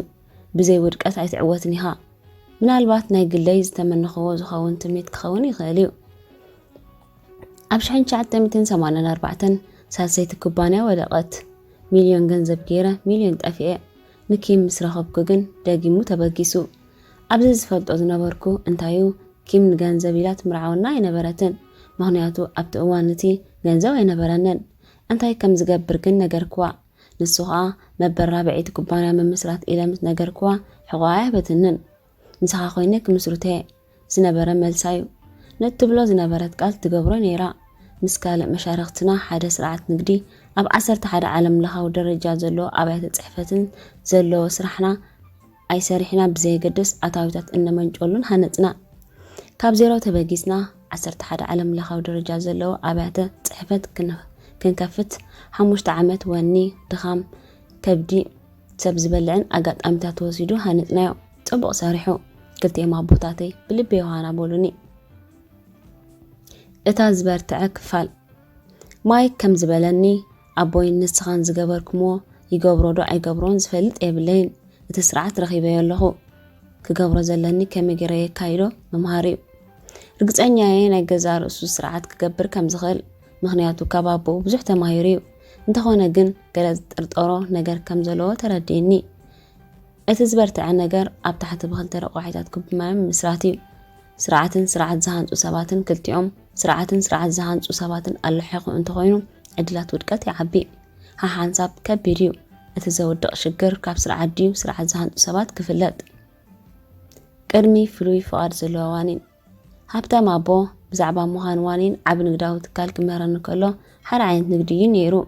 ኣብ ከተማ ብዓብላሊ ዝፍጠር ዓብ ንግዲ ወይ ኮርፖሬሽን ማለት እዩ። ኣብ ከተማና ሃዋይ ኣብ ርእሲ ካልኦት ንግድታት ናይ ሽኮር ሕርሻ ዓብሊሉ ንግዲ ነበረ። ከም ሰብኣይን ሰበይትን ዝውኑን በዓል ሓዳር ንግዳዊ ትካልን ምስኡ ዝመሰሉ ካልኦት ዓበይቲ ንግድታት እውን ነይሮም እዮም። ኣብ ዝለዓለ ደረጃ ዘለዎ ናይ ሽኮር ሕርሻ ንግዲ ንበዓል ሃብታም ኣቦይ ወድዓዊ ዕላማ ንግዲ ኣይኮነን። ገለ ከም ጃፓናውያን፣ ቻይናውያን፣ ሃዋያውያን ዝኣመሰሉ ውሕዳት ዜጋታት ዝጠልብዎ ስራሕ እዩ ዝነበረ። ኣብ ኣዳራሽ ምኽሪ ግን ኣይፈቀደሎምን ነይሩ። ሃብታም ኣቦይ ነዚ ትምህርቲ እዚ ብፈተነን ጌጋን ተማሂርዎ እዩ። ኣብ ካልኣይ ደረጃ ቤት ትምህርቲ ከለኹ ብዛዕባ ፍሉይ ፍቓድ ዘለዎ ዋኒን ክንሰምዕ ጀመርና። ናብ ንእሽቶ ከተማ ዝመጻ ኣይነበረን። ብዛዕባ ማክዶናልድ፣ ኬንታኪ ፍራይድ ቺክን ወይ ታኮ ቤል ምስ ሃብታም ኣቦይ ከነጽንዕን ከለና ኣብ መዝገብ ቃልና ኣይነበረን። እዞም ትካል እዚኦም ከምዘይ ሕጋውያን መደናገርቲ ቀጠፍጠፍ ዝብሉ ሓደገኛ ምዃኖም ገለ ወረ ክንሰምዕ ጀመርና። ኣብ ክንዲ ንሰምዖም ሃብታም ኣቦይ ካብ ካሊፎርኒያ ብዛዕባ ፍሉይ ፍቓድ ዘለዎ ዋኒን ንባዕሉ ከረጋግጽ በሪሩ። ምስ ተመለሰ ፍሉይ ፍቓድ ዘለዎ ዋኒን ናይ መጻእ ማዕበል ዝኾነ ስራሕ እዩ ምስ በለና ክልተ ገዝአ። ኣይጸንሐን ጸጉእ ሰማይ ተሰቕለ። ንሱ እውን ንገለ መሰላት ንኻልኦት ሰባት ክሸይጥ ጀመረ። ናይ ባዕሎም ንግዲ ካንጹ ዕድል ንምፍጣር ሓደ ካብ ናቱ መሰል እንተዓደግኩ ሓተትክዎ ንሱ ብቐሊሉ ክምልሶ ኣይከኣለን። ኣይፋል ንስኻ ካብዚ ብዝያዳ ናትካ ስርዓት ክትምስርት ዘኽእለካ ደረጃ በፂሕካ ኢኻ። በዚ ደው ኣይትበል። ፍሉይ ፍቓድ ዘለዎ ዋኒን እቶም ክምስርቱ ዘይደልዩ ሰባት እዩ ዘገልግል ወይ ባዕሎም ስርዓት ክምስርቱ ዘይክእሉ ሰባት ዝተዳለወ እዩ። ብተወሳኺ ነዚ ፍሉይ ፍቓድ ዘለዎ ዋኒን ክትገጾ $250,000 ከፈለኒ ምዝብለካ ዝህልወካ ይመስለንን። ኣብዚ እዋን እዚ ኣብ ነስፎ ከፍ ኩርናዕ ሓንቲ ከተማ ብዘይ ማክዶናልድ ፒሳን በርገርን ክትሓስባ ኣይከኣልን እዩ። ግዜ ይመጽእ ይኸውን ዘይህልወሉን بخمي نمهر وانين ربع عب نقداو تكال بخمي نربع عب نقداو تكال تماهرنا كقلت كالله تلما ماري هابتما بوي كويني ودون آنن سرحتنياتات كويننا إنا ربع عب نقداو تكال تماهرنا بازي من قد زيهم بزحت سبات تماهرمو إذا إنا سرحنا إنسلتنو إن بلوم يلاقيو إذا حدا كابتي بزح سدرابيتات جزءاتهم كولدنا ولدو زم على الفلو من قديو إذا كنت أجمالو بزحت سبات نيربع عب نقداو تكال بمستير زمهاروا حلفا ويعدل أزي وعد مهانيو مبزحتهم كوربوريشنات زهبو مدبات نمحدر سلطان أم حدرت نمخان زي سلطنات راين وحدات يوم نربع عب نقداو تكال سلطنولو كاب ربع سرحتنيا ناب ربع عب نقداو تكال كقواعز كبلو أبسل معداز آتو بزحت يوم إذا زخنا المغنيات نتحيال سرعات نقديس لزي معولو يوم أما ودعتا بعلم ناي تسرح من تقف سرعات يغونو إتهم عوزات ربع عب نقداو تكال زخونقن نسوم كي تساتفو سرعات كيروم يوم أما عبلوم زم حدروا أبزي سلسة عينت من قدسات اللو ناي ربع عب نقداو تكال قدس كاز الساتا قركا تقدماي حق أني علماي ويكوسكاساي مركب هابتا ما بوي أمون كوسكاسايو أمون كوسكاساي مالت كم تكتقبرو اتدلي زقابران زعوتن سبيو أما خار مالت هيكونان أما خارا عيد ليك كانيو أما خارا اتدليو كمي أموك اتقبرو زنبر كأنبر بعلو زقابرو سراح يبلون مبزحتهم أما خارتي أبربع بعل حدار يوم زمدبو علم بربع على الحدار تقوبي أبزعبا ربع عب نقداو تكالن وفرن كزاربو خاي وعلو هابتا ما بوي أما خارا يكونان أمون كوسكاسايو هابتا ما بوي ذهبنا عب المغرب انتايو التوسط المغرب تنقلو أمورها كفوت كيركايو أبزل خالو أوان أمن تاي ربع زمجالو زلو مهر مخان أستوعللو هابتا ما بوي بزعبا سرعاتي زمهراني كم راح سبات كوينو كسرح مبر بزعبا أكايرت سبات أي مهراني مبزحتو يوم أكايرت سرح نعب تحت يوم زلو سبات تحت رجال زلوهم جيروم يوم زحزوهم مراح تقن نسبات بلحت جيروم يوم زال يوم لمداو أمهارا سرعات كابزلنا زلو يونيفرسيتي تمرتي من محدار نقداوانين تمهارون بغلطف دلدل ناي تشارختوانين يحزو تمرت من محدار نقداوانين ممهارا يتسلانيو مغنياتو اتهم مسارتاو أمرات سنة حساب تمهارو إخا ناي فانانساو قطري من سرعات نقدي بغامي تأساسورون تمهارو إخا تمرتي من محدار نقداوانين ممهار مالت ناي كل سرعات بقوع كينكا أموداتا نملو نقداو سرعات كتكايدو انك اللخا مالت هيكونان ناي عبيت كوبانياتات كل سرعات كتمهارو انت للخا كاب 15 عمتات أحليفكا ناي كلهم استفالالو نقداو أقاول كتمهارو مالكا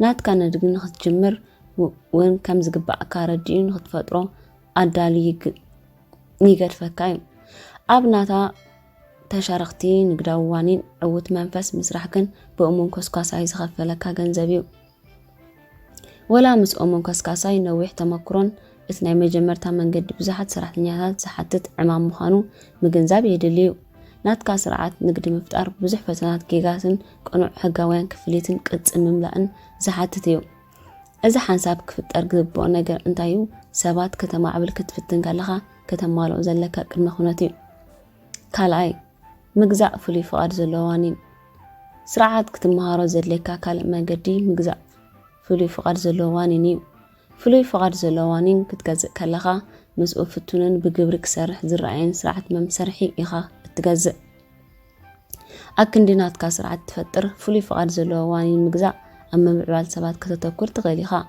نربع عاب نقداو تكال كتمهارو كالها سرعات مجزاء حد عبر وحيزة وقدال كايو بزحات بانكتات فلي فقاد زلوانين نمجزاء إلك حين نناقشتو زجمرات كالات إلك حنين أقداس نات سرعات سلازق بنزووين بسرعات كتجمر كالها بزح ركاس أو حيدكا كتجمر كم تغل حجزة كايو أبزي كنت انقاقو زدليكنا نقر ألو فلي فقاد زلوانين بنايب على حدار أمرو جيروم نايب على مسرح كايدو زفتو نسوات أزي كبيريو فلي فقاد زلوانين كتجزء كالها أبربع بعل حدار كم زلخا ذكر أبيت فردي أمونغو مننتن عدكتن فلوي فقاد زلوانين زقبر حقا وركب كاب كلو كركر عزيز حزنيو اتكركر زاقاتم نت السرعات زقازو سوات بناتهم منقد كقبروس للجليو كم توانان تزبلوان زقبروان غيروم ايكون كقبروس دليو بنات كان منقد كتقبرون تدليخا ብመጀመርታ ምስርዓቱን ዝሰርሕዎ ሰባትን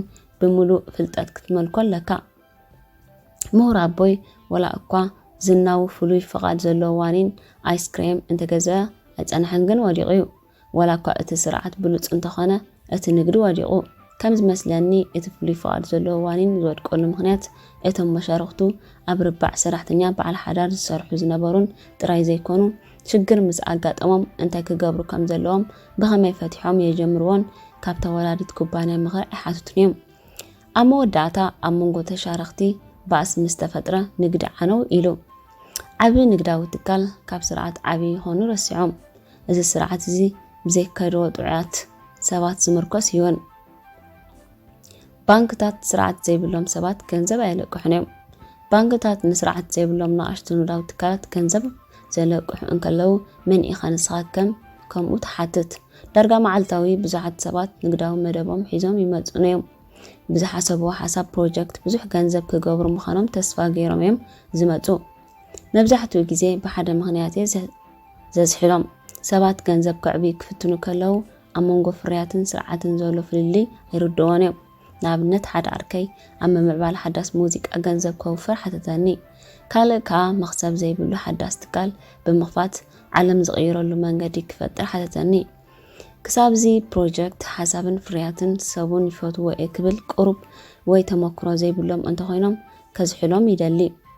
ምክንያቱ ስለ ዝስዕስዕኻ ንስርዓት ዕዳጋ ምሕደራ ገንዘብ ፋይናንስ ምምሕዳር መሸጣ ዓቕሚ ሰብን ካልኦት ስርዓታትን ብቕዓውትኻ ብቐጻልነትካ ከበራብሩኻን ብዝኽእሉ ተረዲእኻዮም ኣለኻ ማለት ኣይኮነን። ምክንያቱ ንግዲ ክሰረርን ክፈርን እንተኾይኑ 100% እቲ ስርዓት ብታሕታትነት ዕማሙን ኣገልግሎቱን ክሰርሕ ኣለዎ። ንኣብነት ነፋሪት ብስርዓታት እያ ትሰርሕ። ክትበርር ከላ ንበል ሰዓት ነዳዲ እንተተባላሽዋ ትወድቕ። ኣካላት ሰውን ብስርዓት ስርዓታት ይሰርሕ። ብዙሓት እንትፈትዎም ሰባት ገለ ስርዓት ኣካላቶም ስለ ዝበላሽዎም ስሞቱ ኣለውና። ኣብ ንግዳዊ ትካላት እውን ከምዚ የጋጥም እዩ። ስለዚ ከዓ ፍቱንን ብግብሪ ዝርአን ንግዳዊ ስርዓት መናፅ ቀሊል ዘይኮነ እቲ ትሰርዖን ኣብ ግምት ዘይምእተኻዮን ስርዓት እዩ። ነዚ ብልሽትን መቐፀልታን እዚ ጠንቂ ዝኸውን ዘሎ ስለ ዝኾነ ስሕት ኢለ ኣብ ፍርያት ሓሳባትን ሰራሕተኛታትን በዓል ሓዳርን ዝኾኑ ወፍሪ ዝገብር ሞያውያን ኣውፈርቲ ምስ ብግብሪ ዝርአ ንግዳዊ ስርዓትን ነዚ ስርዓት ዝፈልጥዎ ሰባትን ኮይኖም እዮም ዝሰርሕዎ። ባንክ ንፍቱን ብግብሪ ዝርአ ንግዳዊ ስርዓት ዘለዎም ክሰርሕዎ ዝኽእሉ ሰባትን ትካላት ገንዘብ እንተተለቂሕኹምኻ በሊሕ ኣውፈራይ ክትከውን እንተደሊኻ ብተመሳሳሊ ገይሮም ከተካይዶ ኣለካ።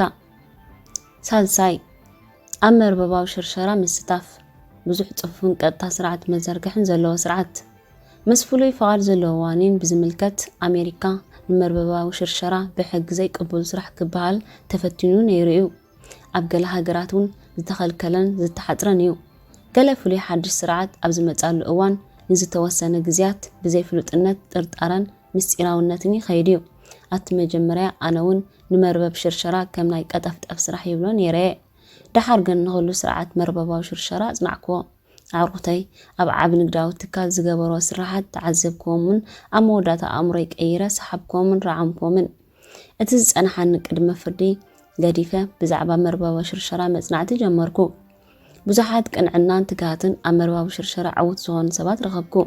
ነዚኦም ሰባት ምስ ረኸብኩ ንግድሳቶም ኣብ ህይወት ሰባትን ፋይናንሳዊ መጻን ዓብ ጽልዋ ዝፈጥር ምዃኑ ረኣኽዎ። በዚ ከዓ ነዚ ናይ መርበባዊ ሽርሸራ ከድንቕ ብሓቂ ጀመርኩ። ብርትዓዊ መእተዊ ክፍሊት $200 ሰባት ኣብ ህልው ስርዓት ብርኪ ኣትዮም ብቕልጡፍ ንግድኦም ሃነፁ። ኣብ ኮምፒተር ኢንዳስትሪ ምስ ዘሎ ቴክኖሎጂያዊ ምዕባለታት ብጠቕላላ እዘን ውድባት እዚአን ብባዕለን ዘሳስያ መካይን ኣለወን። ርእስኻ ዝሕምም ናይ ቤት ጽሕፈት ስራሕ መስርሕ ትእዛዛት ንክፋል ስነ ሕሳብ ምክትታልን ብረቂቕ ንዋት መርበባዊ ሽርሸራ ስርዓት ዝመሓደርን ኮይና ኣሎ። እዞም ሓደስቲ ኣከፋፈልቲ እዚኦም ኣብ ክንዲ ብዛዕባ ምብጋስ ንኣሽቱ ንግዳዊ ትካላት ዝጨነቑ ኣብ ናይ ገዛ ርእሶም ንግዲ ብምሉእ ፃዕሪ ክሃንፁ ኣድቦ ዝገብሩ እዮም።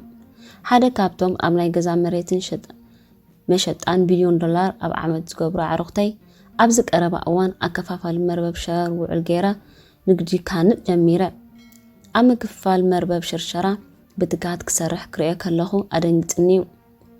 ምክንያቱ ንሱ ብርግፅ ገንዘብ ኣየድልዮኒ።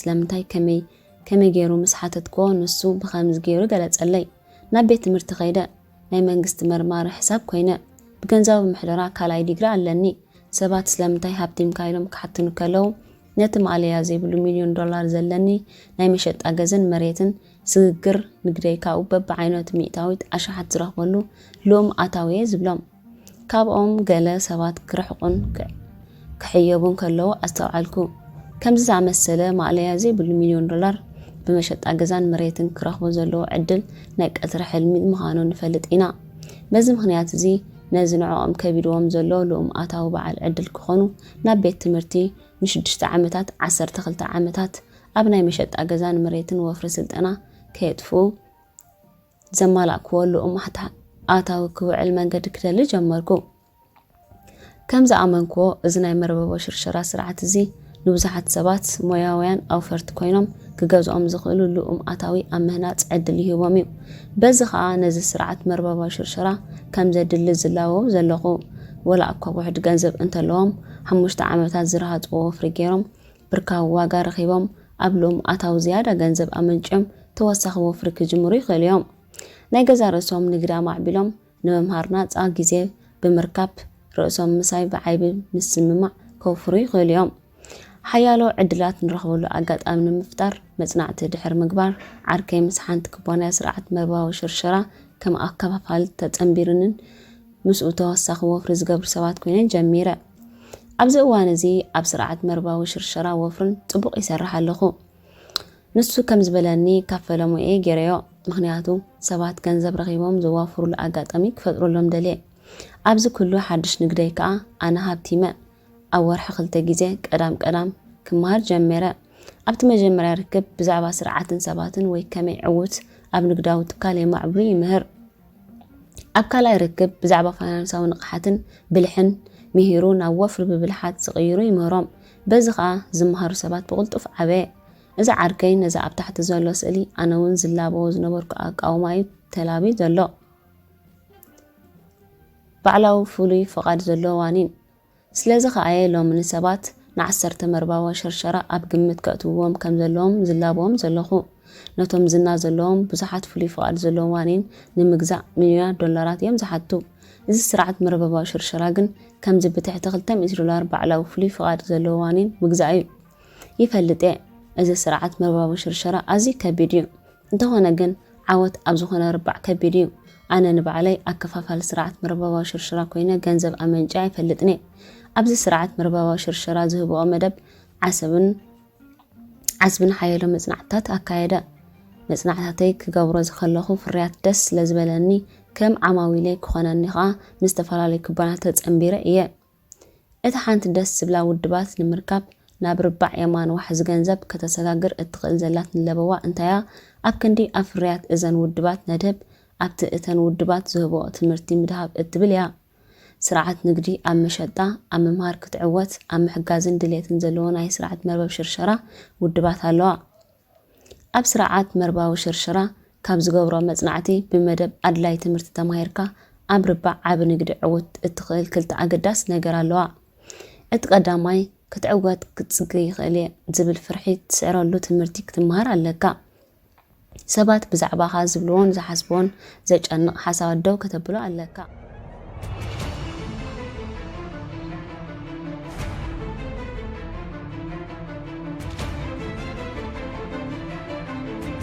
ብዙሕ ግዜ ሰባት ባዕሎም ተፈልዮም ዝወገስዎ ተበግሶ ስለምንታይ ዓርፍቶም ስለዝበልዎም የቋርጽዎ ምኽንያት ኣለኒ ከም ዝፈልጦ ምኽንያቱ ኣነ እውን ከምየ ነይረ ካብ ንእሽቶ ከተማ ከም ዝመጻኹ መጠን ኩሉ ሰብ ይፈልጦ እዩ ካልእ ሰብ እንታይ ከም ዝጽመሮ ሓደ ሰብ ነቲ ንስኻ እትገብሮ ጸሊእዎ ኩሉ ህዝቢ እታ ከተማ ብዛዕባኡ እንተሰሚዑ ንንግድኻ ንግዲ ይገብሮ ሓደ ካብቲ ብቐጻሊ ዝገብሮ ነገር እንታዩ ብዛዕባይ እንታይ ተሓስብ ንዓይ ዝምልከተና ኣይኮነን እቲ ዘገድስ እንታዩ ኣነ ብዛዕባይ እንታይ ይሓስብ እዩ ንዓይ ዘገድሰኒ ሓደ ካብቲ ሃብታም ኣቦይ ኣብ መሸጣ ዜሪኮስ ን4 ዓመታት ክሰርሕ ዝተባብዓኒ ምኽንያት ዝቐድሓ መኻይን ስለዝፈቱ ዘይኮነስ ሕፍረትን ፍርሒ ምንጻግን ክብድሆ ስለዝደለየኒ እዩ ካልኣይ ክትዕወት ሰባት ምእንቲ ክትመርሕ ክትመሃር ኣለካ ንንግዲ ብርቱዕ ዝገብሮ ነገር ንዝተፈላለዩ ዓይነት ሰባት ምስራሕ እዩ እቶም ኣብ ንግዲ ዕውታት ዝኾኑ ሰባት እቶም ባህርያውን መራሕቲ እዮም ምስ ካልኦት ሰባት ተሳኒኻ ምኻድን ንሰባት ምጽላው ምንቃሕን ምድራኽን ዝብሉ ክእለታት ብዋጋ ዘይትመኑ ክንመሃሮ ዘለና ክእለት እዩ። ከም ዝብሎ ካብ ጸገማ ይርባዕ ናብ የማን ርባዕ ዋሕዚ ገንዘብ ንዝግበር ምስግጋር ኣብ ክንዲ ትገብሮ እንታይ ክትከውን ኣለካ እዩ ጥቅም ነገር። ከመይ ኢልካ ንምጻግ ክትኣልዮ ከም ዘለካ ክትመሃሮን ተኽኢልካ ከመይ ኢልካ ሰባት ብዛዕባኻ እንታይ ይሓስቡ ኢልካ ከም ዘይትጽሎ ትኸውን ከመይ ሰባት ከም እትመርሕ እንተፈሊጥካ ምስ ብልጽግና ክትረክብ ትኽእል ኢኻ። ነዚ ኸኣየ ኣነ ናይ ስርዓት መርበብ ሽርሸራ ውድባት ከም ሰብ መጠን ብቐዳምነት ንዓኻ ንኽትምዕብለሉ ክውፈያ እምበር ከም ሸየጣይ ኮይንካ ክትምዕብል ኣይኮንኩን ዝድግፈን ዘለኹ። እተን ኣነ ዝደልየን ውድባት ቀዳማይ ብግብሪ ዝርአ ፍቱንን ዕውትን ስርዓት ሰነድ ጉዕዞ ምክፍፋልን ንዓመታት ዕውት ኮይኑ ዝጸንሐ ናይ ዓስቢ መደብን ዘለወን። ካልኣይ ንስኻ ትዕወተሉ ተኣምነሉን ብርእሰ ተኣማንነት ተካፍለሉን ናይ ንግዲ ዕድላት ዘለወን። ሳልሳይ ኣብ ምክያድ ዝርርብ ከም ሰብ ከማዕብለካ ዝኽእል ነዊሕ እዋን ዝጸንሕ ትምህርታዊ መደብ ዘለወን። ነብሰ ተኣማንነት ኣብ ርባዕ የማን ዋሕዚ ገንዘብ ኣገዳሲ እዩ። ራብዓይ እሙን ኮስካሳይ ናይ ምህላው መደብ ካብ መራሕቲ እምበር ካብ ኣካየድቲ ምምሃር ኣይድልየካን እዩ። ኣቐድም ኣቢሎም ኣብ ርባዕ የማን ዋሕዚ ገንዘብ መራሕቲ ኮይኖም ካብ ዝተዓወተሉ ኢኻ ክትመሃር ዘለካ ጥራይ ዘይኮነ ክትዕወት ከዓ ዝደልኻን ኢኻ ክትመሃር ዘለካ። ሓሙሻይ ምስ ተኽብሮን ዘሐጉስኻን ሰባት ምሕዝነት ይሃለኻ። እዘን ውድባት እዚአን ነዚ 5 ቅድመ ኩነት እዚ ዘማልኣ እንተኾይነን እቲ እንኮ ክንሪኦ ዘለና ፍርያት እዩ። ብዙሓት ሰባት ኣብ ፍርያት እምበር ኣብ ንግዳዊ ስርዓትን ድሕሪ ፍርያት ዘሎ መደብን ኣይረአን እዩ። ኣብ ገለ ውድባት ዘሎ ዘረባ ከም ዝሰምዖ ፍርያት በዓሉ እዩ ዝሽየጥ ቀሊል እዩ ዝብል እዩ። ኣብ መሸጣ ዝሰርሕ በዓል ሓዳር ዝኾንካ ሰብ እንተኾይንካ ንዓኻ ኣገዳሲ ነገር ፍርያት እዩ። ንነዊሕ ዝኸይድ ዓቢ ንግዳዊ ትካል ናይ ምምስራሕ መደብ እንተለካ ግን ስርዓት ዘላቐ ትምህርትን ሰባትን ኣገዳሲ እዮም። ኣብዚ ኢንዳስትሪ እዚ ፍልጠት ዘለዎ ዓርከይን መሳርሕተይን ዘዘኻኽረኒ ዝበለጸ ነገር ብዛዕባ ክብሪ ግዜ እዩ። ግዜ ኣዝዩ ክቡር እዩ። እቲ ሓቀኛ ዛንታ ዓወት ኣብ ስርዓተ መርበብ ሽርሸራ ዘለዎ ኩባንያ ኣብ ሓፂር እዋን ዝኸውን ናይ መብፃዕ ግዜን ጻዕርን ንነዊሕ ዝኸውን ኣገዳሲ ልኡም ኣታዊ ይፍጠር እዩ። ሓንሳእ ጽኑዕ ዝኾነ ውድብ ኣብ ትሕተይኻ እንተፈጢርካ ስራሕ ተቋርጽ። ናይ ኣታዊታትካ ዋሕዚ ካብቲ ዝሃነጽካዮ ነጥፈታት ውድብ ይቕጽል። ኣብ ስርዓተ መርበብ ሽርሸራ እቲ ኣገዳሲ መፍትሒ ዓወት ዝኾነ ንነዊሕ እዋን ዝጸንሕ ብኣኻ ሸነኽ ዝግበር መብፃዕን ውድባኻትካን እዩ። እዚ ናይ ክትኮኖ እትደልዮ ናይ ንግዳዊ መራሒ ቅርጺ ከትሕዘልካ ስለ ዝኾነ እዩ። ስርዓተ ድልድል ናጽነት እዩ። ናይ ግዳም ሓደር ተሞክሮይ ኣይኮንኩን ክደግሞ ዝደሊ ዘለኹ ንኪምን ኣነን እቲ ተሞክሮ ብዋጋ ዘይትመን ኣዝዩ ክቡር ነገር እዩ። ሎሚ ከምቲ ዘለና ዘይኮነስ ከምቲ ብርእሰ ተኣማንነት ክፍጠር ዝኽእል ናጽነትን ውሕስነትን ተረኺቡ ኣሎ። ካብቲ ግዜ ተጀሚሩ ናይ ውሽጢ ገዛን መሬትን ኩባንያ፣ ናይ ነዳዲ ኩባንያ፣ ናይ ዕደና ኩባንያ፣ ናይ ትምህርቲ ክልተ ኩባንያታት ፈጢረን ኣማዕቢለንን። ብኸመይ ዕውት ዝኾነ ስርዓት ክትፈጥር ዝኽእል ናይ ምምሃር መስርሕ ምፍላጥ ንኹልና ኣርባሒ እዩ። ኣነ ንኸምዚ ዝበለ መስርሕ ተሞክሮይ ክሳብ ዘይደለናዮ ተጠቂምናሉ ኢለ ክላቦ ኣይደልን እየ። ክሳብ ውሑድ ዓመታት ኣብ ርባዕ ዓቢ ንግዳዊ ትካል ዕውት ሰብ ናይ ምዃን ተኽእሎ ነተን ደፈራትን ሃብታምን ዝድግፍ ነይሩ። ኪምን ኣነን ደፈራት ኢና ነርና፣ ምክንያቱ ሃብታማት ኣይነበርናን። ብዙሕ ሰብ ኣብ ጸገማ ይርባዕ ዋሕዚ ገንዘብ ተሸኪሉ ምንቕ ክብል ኣይከኣለን፣ ምክንያቱ ናይ ገዛ ርእሶም ስርዓት ከማዕብሉ ክሓስቡ እንከለዉ ኣብ ኣዝዩ ዓቢ ርካሰ ዝኣተው ኮይኑ ይስምዖም። ንዕኦም ኣብ ውሕድ ስራሕ ብድሓን ምጽናሕ ብልቢ ኮይኑ ይስምዖም። ሎሚ ምክንያት ቴክኖሎጂያዊ ለውጢ ኣብ ዕውት ወናነ ዓቢ ንግዳዊ ትካል ንምዃን እትገብሮ ርካሰ ብኣውሪ ጎዲሉ እዩ። ናይ ገዛ ርእስኻ ስርዓት ንምዕባል ወይ ንዝጸንሐ ንግዳዊ ስርዓት ንምልዓል ዳርጋ ንኹሉ ሰብ ዝኣክል እዩ። ፍሉይ ፍቓድ ዘለዎ ዋኒን መርበባዊ ሽርሸራ ናይ ገዛ ርእስኻ ስርዓት ኣብ ምምዕባል ገይርዎ ዝጸንሐ ክብደት ኣይልዮ እዩ። ፍቱንን ብግብሪ ዝሰርሕ ስርዓትን ምስ ረብሓካ ስራሕካ ክኸውን ምምዕባል ሰባት ጥራዩ ዝኸውን። ካብ ጸጋማይ ርባዕ ዋሕዚ ገንዘብ ናብ የማን ርባዕ ዋሕዚ ገንዘብ ንምስግጋር ንንግዳዊ ስርዓት ከም ድልዱል መገዲ ክኾነካ ሕሰብ።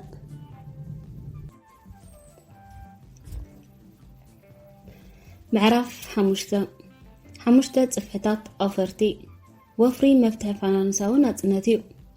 ድኻ ኣቦይ ኩሉ ግዜ ወፍሪ ሓደገኛ ይብለኒ። ሃብታም ኣቦይ ኩሉ ግዜ ግን ፋይናንሳዊ ትምህርቲ ዘይተማሃሮ ምዃን ሓደገኛ ይብለኒ። ሎሚ ብዙሓት ሰባት ከውፍሩ ከም ዘለዉ ይፈልጡ እዮም። እቲ ፀገም ግን ከም ድኻ ኣቦይ ዝኣመሰሉ ብዙሓት ሰባት ግን ወፍሪ ሓደገኛ ዝብል እምነት ኣለዎም። እዚ ግን ወፍሪ ሓደገኛ ዝኸውን ሕፅረት ፋይናንሳዊ ትምህርቲ ተመክሮን ምኽርን ምን ዝህልወካ እዩ። ወፍሪ ምምሃር ኣገዳሲ እዩ፣ ምክንያቱ ወፍሪ መፍትሒ ፋይናንሳዊ ናጽነት እዩ። በዚ መሰረት 5 ነገራት ኣለዋ ዘይተወፍር እንተኾይንካ ወይ ብሕማቕ ኣገባብ ወፍሪ ምግባር። እቲ ቀዳማይ መዋእሎም ከቢድ ስራሕ ይሰርሑ። እቲ ካልኣይ ብገንዘብ መዋእሎም ይጭነቑ። እቲ ሳልሳይ ነፍሶም ኣብ ትሕቲ ክንክን ካልኦት ማለት ስድራ ቤት፣ ናይ ጡሮታ ኩባንያ፣ መንግስቲ ይኸውን። ራብዓይ ዶባት ህይወቶም ብገንዘብ ዝተሓፅረ ይኸውን። እቲ ሓሙሻይ ሓቀኛ ናጽነት እንታይ ምዃኑ ኣይፈልጥዎን እዮም። ሃብታም ኣቦይ መብዛሕትኡ ግዜ ክሳብ ፋይናንሳዊ ናጽነት ትዕወት ሓቀኛ ናጽነት ኣይትፈልጦን ኢኻ ይብለኒ ነይሩ። እዚ ማለት ካብ ሞያታት ምምሃር ወፍሪ ምምሃር ብዝያዳ የገድስ። ንሱ ከም ዝብሎ ሞያ ምስ ትምሃር ንኣብነት ዶክተር ንገንዘብ ከመይ ከም እትሰርሕ ትምሃር። ወፍሪ ምምሃር ግን ገንዘብ ከመይ ንዓኻ ይሰርሓልካ ትምሃር። ካብታ ገንዘብ ንዓኻ ዝሰርሓልካ ግዜ ጀሚሩ ትኬት ናይ ናጽነት መኸድ ረኺብካ ኣለኻ ማለት እዩ። ንሱ ከም ዝብሎ ሓቀኛ ኣውፋራይ እንተኾይንካ ዝያዳ ገንዘብ ንዓኻ ክሰርሓልካ ከሎ ውሕድ ግብሪ ትኸፍል። ወፍሪ ምምሃር ሃብታም ኣቦይ ገና ወዲ 9 ዓመት ከለኹ እየ ብምምሃር መሳርሒ ፀወታ ሞኖፖሊ ገይሩ ናብ ርባዕ ወፍሪ ዘዳልወኒ ነይሩ። ዳሓር ክብለኒ እንከሎ ሓደ ካብቲ ዝበለፀ ምዕሪት ፀጋ ኣብ ፀወታ ሞኖፖሊ ዝርከብ። እዚ ምዕሪት እዚ ዘክሮ 4 ሓምላይ ገዛውቲ ሓንቲ ቀይሕ ሆቴል። ፀወታ ሞኖፖሊ ናይ ዋሕዚ ገንዘብ ፀወታ እዩ። ንኣብነት ሓንቲ እትውንና ሓምላይ ገዛ እንተላትካ $10 ከዓ ትረኽበላ እንተኮይንካ ኣብ ወርሒ $10 ዋሕዚ ገንዘብ ኣለካ። ክልተ እንተኮይነን $20፣ 3 ገዛውቲ $30፣ እታ ቀይሕ ገዛ ግን $50። ዝያዳ ሓምላይ ገዛውትን ዝያዳ ቀይሕ ሆቴላት ዝያዳ ዋሕዚ ገንዘብ ኣሎ ማለት እዩ። ውሕድ ስራሕ፣ ውሕድ ግብርን ዝያዳ ናጽነትን ኣገዳሲ ትምህርቲ። ሃብታም ኣቦይ ንፀወታ ሞኖፖሊ ብግብራዊ ህይወት ተፃዊትዎ። ንወድና ዓይን ንሓምላይ ገዛውቲ ከም እንበፅሖ ይገብረና ነይሩ። እዘን ሓምላይ ገዛውቲ ኣብ ገማጉም ወይ ኪኪ ፀኒሑ ኣብ ቀይሕ ሆቴል ዝገብሮ እዩ። እናዓበኹ ክኸይድን ሃብታም ኣቦይ ፀወታ ሞኖፖሊ ብግብሪ ክፃወት ክዕዘበ ከለኹን ብዛዕባ ወፍሪ ኣዝዩ ክቡራት ትምህርቲ ተማሂረሉ። ካብቶም ገለ ክቡራት ትምህርቲ ንምጥቃስ ወፍሪ ሓደገኛ ርካስ ኣይኮነን። ወፍሪ ደስታ ዝህብ እዩ። ወፍሪ ኣዝዩ ሃብታም ዝገብረካ እዩ። ያለ ኩሉ ወፍሪ ናፃ ዝውፃእካ እዩ። ናጽነት ካብ ንእትዋት ናብራ ኢልካ ምቅላስ ብዛዕባ ገንዘብ ምጭናቕን። ብኻልእ ኣዘራርባ በሊሕ እንተኾንካ ናይ ዋሕዚ ገንዘብ ሻምብቆ ንምምላእ ህይወትካ ዝኸውን ትሃንፅ ትኽእል ኢኻ። ኣብ ጽቡቕን ሕማቕን ወይ ዓወትን ውድቀትን ግዜ ዋሕዚ ገንዘብ ዘፍሬልካ ሻምብቆ። ዋሕዚ ገንዘብካ ብቕልጡፍ ምዝቕባበ ይውስኽ። ውሕድ ግብሪ ከም እትኸፍል ይገብር። ናይ መሸጣ ገዛውትን መሬትን ጥራይ ኮንኩን ናይ ወፍሪ መንገድታት ዝብለካ ዘለኹ። ሃብታማት ከመይ መሊሶም ይህብትሙ ንምፍላጥ ነዛ ፀወታ ሞኖፖሊ ከም ኣብነት ተጠቀምኩ። ሓደ ሰብ ኣታዊታት ኣብ ምሻጥ መንገዲ ምቕሊት ካብ ቦንድ ብወለድ ካብ ነዳዲ መጽሓፍ ዋንነት ምህዞን ካልእ ዓስቢ ከም ዝኽፈሉ ፈለጠ። ብኻልእ ኣዘራርባ ብዙሓት መንገድታት ማያሳዊ ናጽነት ኣለዉ። ፋይናንሳዊ ሊቃት ሕማቕ ዕድል ኮይኑ ኣብ ቤት ትምህርቲ ዝወሃብ ፋይናንሳዊ ትምህርቲ ሕፅረት ስለ ዘሎ መብዛሕትኦም ሰባት ከም ሞያውያን ባንክ፣ ፋይናንሳዊ መጠንትን ወከልቲ ብርክታትን ዝኣመሰሉ ፋይናንሳዊ ሊቃት ኣሚኖም ንገንዘቦም ብዕሙት መንገዲ ከንቀሳቐሱ ይረኣዩ እዮም። ሕማቕ ዕድል ኮይኑ እዞም ሊቃት እዚኦም ናይ ርባዕ ወፍሪ ኣወፈርቲ ኣይኮኑን። መብዛሕትኦም ኣብ ርባዕ ሰራሕተኛ ኮይኖም ደሞዝ እናተቐበሉ ዝሰርሑ እዮም። ወይ ናይ በዓል ሓዳር ሰባት ፋይናንሳዊ ኣማኻርቲ ኮይኖም ክፍሊትን ዓስቢ ድኻሞምን ዝረኽቡ እዮም። መብዛሕትኦም እዞም ሊቃ እዚኦም ስራሕ ከቋርጹ ኣይክእሉን እዮም፣ ምክንያቱ ብቐሊሉ ንዑ ዝኸውን ዝሰርሑ ወፍሪ የብሉ። ዋረን ቡፌት ዋል ስትሪት ሰባት ናብ ትሕቲ ምድራዊ መንገዲ ኣብ ከም ሮልስ ሮይስ ደይቦም ብምኻድ ምኽሪ ዝረኽብሉ እንኮ ቦታ ይብሉ። ሰባት ጥዑይ ፋይናንሳዊ ትምህርትን ተዘይረኺቦም ሓደ ፋይናንሳዊ ኣማኻሪ ኣሻያጣይ ተቃዋሚ ዓሻ ወይ በሊሕ እንተኮይኑ ኣይነግሮምን እዮም። ኣብዚ ክዝክሮ ዘለካ ተቃዋምቲ ሕያዋይ ሰባት እዮም። እቲ ክትሰምዑ ዘለካ ተስምዕምኻ እዚኦም ሕያዋን ኣይኮኑን ኢልካ ኣይሰምዖምን ኢኻ። ኣሻያጣይ ምዃን ጌጋ ይብሉን። ኩልና ንሸጦ ነገር ኣለና። ከምቲ ዋረን ቡፌት ዝበሎ መድሕን እንተደሊኻ ናብ ናይ መድሕን ኣሻያጣይ ኣይትሕተት ይብል እዩ።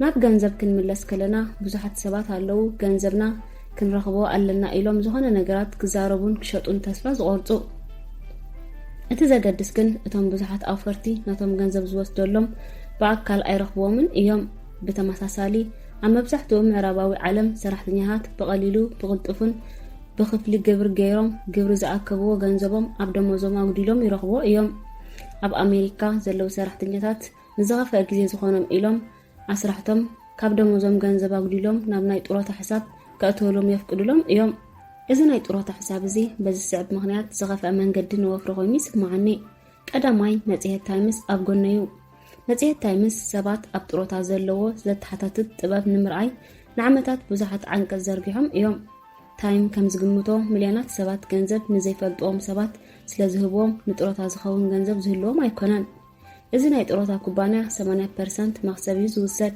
እቶም ኣውፈርቲ ዕድለኛት እንተኾይኖም 20% መኽሰብ ይቕበሉ እዮም እቶም ኣውፈርቲ 100% ገንዘብ ኣትዮም 100% ርካስ ይእትዉ እዚ ኣብ ናይ ጡረታ ኩባንያ 0% ኣትዮም 0% ርካስ ይህልዎም ኣብዚ ግን እዞም ናይ ጡረታ ኩባንያታት ወላ ገንዘብ ይኽሰሩ ገንዘብ ይገብሩ እዮም ካልኣይ ምስ መደብ ጡረታ ግብሪ ኣንጻር እዩ ነዊሕ ዝኸይድ ርእሰ ማላዊ መኽሰብ እንተወሓደ 15% ግብሪ ይኸፈል ካብ ልሙድ ኣታዊ ግብሪ ናይ ጡረታ ኣታዊ ግብሪ ግን 35% እዩ ካብቶም ሰለስተ ዓይነታት ኣታዊታት እቲ ቀዳማይ ልሙድ ኣታዊ እቲ ካልኣይ ፖርቶፊልዮ እቲ ሳልሳይ ድማ ልኡም ኣታዊ ገንዘብካ ብኣግኡ ካብ ናይ ጡረታ ኣታዊ ክትወስድ እንተደሊኻ 10% ተወሳኺ ግብሪ መቕጻዕቲ ክትከፍል ኣለካ ሳልሳይ ምርጫም ንጥረ ነገራት ዕዳጋ እንተሎ መድሕን የብልካን መኪና ክዝውር ምናልባት ምግጫው የጋጥም መድሕን ክህልወና ኣለዎ ኣብ መሸጣ ገዛውትን መሬትን ወፍሪ ክገብር ከለኹ ቃጸሎ ሓዊ ወይ ክሳራታት ከይኣቱ መድሕን የድልየኒ ናይ ጡረታ ኣታዊ ገንዘብ እንተኣውፊረ ግን ካብ ምርጫም ዕዳጋ ዝመጽእ ክሳራታት ምክልኻል ዝኸውን መድሕን የብለይን ራብዓይ እዚ ናይ ጡረታ ኣታዊ ሕጊ እቶም ጡረታ ምስ ወፁ ገንዘብ ክረኽቡ ኢሎም ውጥን ዝገብሩ ሰባት ድኻታት እዮም ዝኾኑ ስለዝኾነ ከዓ ፋይናንሳዊ ወጠንቲ ከም ዝበልዎ ጡረታ ክትወፅእ ከለኻ ትሑት መጠን ዘለዎ ግብሪ ኢኻ ትኽፈል እዚ ኣታዊ እዚ ድሓር ብውሕድ ግብሪ መውፅእ ጡረታ ክኸውን ከም ዝኽእል ይግመት ብኻልእ ገጽ እውን ሃብታም ከለኻ ጡረታ እንተወፂኻን ናይ ጡረታ ኣታውን እንተለካ ኣብ ግዜ ጡረታኻ ዝለዓለ ግብሪ ክትከፍል ትኽእል ኢኻ ስለዚ ከዓ በላሕቲ ኣውፈርቲ ቅድሚ ወፍሪ ግብሪ ብጽቡቕ ዝርድእዎ እቲ ዘሕዝን ሓቂ ብዛዕባ ፋይናንሳዊ ኣመኻርቲ ናይ ጡረታ ገንዘብ ኣመሓደርትን እንታዩ ኣውፈርታ ኣይኮኑን መብዛሕትኦም ሰራሕተኛታት እዮም ሓደ ምኽንያት ስለምንታይ ብዙሓት ናይ መንግስትን ማሕበራትን ጡረታ ኣብ ጸገም ይኣቱ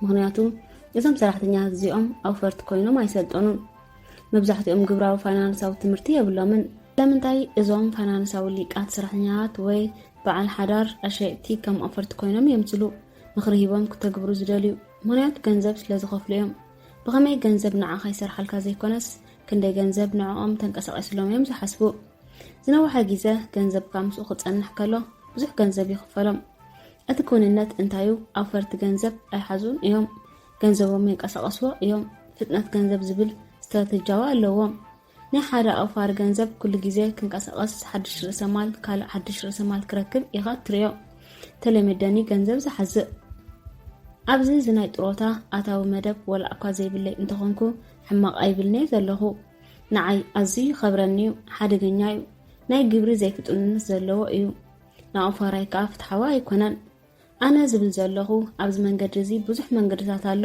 ከተወፍረሉ ትኽእል ግን ፋይናንሳዊ ትምህርቲ ሓትዮም እንታዩ እቲ ዝበለጸ ወፍሪ እቲ ማእከላይ ኣውፋራይ ኣብ መንጎ ወፍሪ ንዋሓዝ ገንዘብ ወፍርን ርእሰ ማል መኽሰበን ፍልሊ ኣፍልጦን እዮም መብዛሕትኦም ኣፈርቲ ንርእሰ ማል መኽሰብ እዮም ዘዋፍሩ እዚ ከዓ እቲ ዋጋ ዝሸይጥ ንጥረ ነገራት ከልዕሎም ተስፋን ጸሎትን ብምግባር እዩ እዚ ወፍሪ እዚ ጽቡቕ ወፍሪ ዝኸውን እቲ ዝኣትው ዋሓዝ ገንዘብ ካብ ዝወፅእ ዋሓዝ ገንዘብ ብዙሕ ክሳብ ዝኸውን እዩ እዚ ኣምር ወፍሪ እዚ ኣብ ርእስና ኣቐሚጥና ሓደ ሰብ እዚ ብደረጃ ርእሰ ማል ተራእዩ እዚ ሃብታም እዩ እዚ ድኻ ክንብል ኣይኮነን ትነጥቢ ንኣብነት ሓደ ሰብ መሸጣ ገዛን መሬትን ጥዑይ ወፍሪ ድዩ ኢሉ ምዝሓትት ኣነ ክምልስ ከለኹ ኣይፈልጥኒ ንስኻ ንፉዕ ኣፋራይ ዲኻ ካልኦት ሰባት መሸጣ እካብ ንጥረ ነገራትከ ጽቡቕ ወፍሪ ድዩ ዝብል ሕቶ ምስ ሓተቱ ሕጂ እውን መልሲ ኣይፈልጥኒ ንስኻ ንፉዕ ኣፋራይ ዲኻ ነጥበይ ኣብዚ እንታዩ እዚ ናይ ወፍሪ ወይ ርእሰ ማል ደረጃ ይኮነን ዘገድስ ዓወት ወይ ውድቀት ሃብቲ ወይ ድኽነት ከመይ ዓይነት ብልሒ ኣውፋራይ ምዃንካ ዘገድስ ብልሒ ኣውፋራይ ኣብ መሸጣ እካብ ንጥረ ነገራት ሚልዮናት ገንዘብ ይገብር ተለመደን ከዓ ሚልዮናት ገንዘብ ይኸስር እቲ ዘስሕቕ እንታዩ መብዛሕትኦም ሰባት ወፍሪ ምምሃር ኣገዳሲ ምዃኑ ኣይፈልጡን እዮም ስለ ዝኾነ ከዓ ብዙሓት ሰባት ወፍሪ ሓደገኛ እዩ ዝብል እምነት ብምሕዳር ገንዘቦም በዞም ናይ ወፍሪ ተመክሮ ዘይብሎም ፋይናንሳዊ ሊቃንት በዞም ኣፋረ ገንዘብ ይረኽቡ ዶ ይኸስር ኣፍልጦ ዘይብሎም ኣሻየጥቲ ይንቀሳቐሱ 5 ዝተፈላለዩ ጽፍሕታት ኣውፈርቲ ካብዚ ቀፂልና ኣብ ርባዕ ወፍሪ ዝርከቡ 5 ዝተፈላለዩ ጽፍሕታት ኣውፈርቲ ክንርኢ ኢና ጽፍሒ 1 ጽፍሒ ባዶ ፋይናንሳዊ ብልሒ ዘለዎም እቲ ዝሕዝን ኣሜሪካ እታ ዝሃብተበት ሃገር ክንሳ 50 ሚእታዊት ህዝባ ኣብ ታሕቲ ደረጃ ወፍሪ ትርከብ እዚ ዝበሃላሉ ዘረባ ብቐሊሉ ዘውፍርዎ ነገር የብሎምን ብዙሕ ገንዘብ ዘእትዉ ክንሶም ኣብዚ ጽፍሒ እዚ ዝምደቡ ብዙሓት ሰባት ኣለዉ ብዙሕ እዮም ዘእትዉ እንተኾነ ግን ካብቲ ዝእትውዎ ብዙሕ የጥፍእዎ ስለ ዝኾኑ እዩ ሓደ ሃብታም ዝመስል ዓርከይ ኣለኒ ስርሑ ደላላ እዩ ኣብ መሸጣ ከም ገዛውትን መሬትን ዝኣመሰሉ ዘይንቀሳቐሱ ንብረት እዩ ዝሰርሕ ጽብቕቲ ሰበይቲ ኣላቶ ኣብ ናይ ውልቂ ቤት ትምህርቲ ዝመሃሩ ደቂ ኣለዎ ናብ ሰለማዊ ውቅያኖስ ዝጥምት ጽቡቕ ገዛ ኣብ ሳንዲያጎ ኣለዎ ንሱን ሰበይቱን ኣዝየን ክቡራት መካይን ኤውሮጳ ይዝውሩ ጓሉ ወይ ወዱ ምስ ጎበዙ ኣዝየን ክቡራት መካይን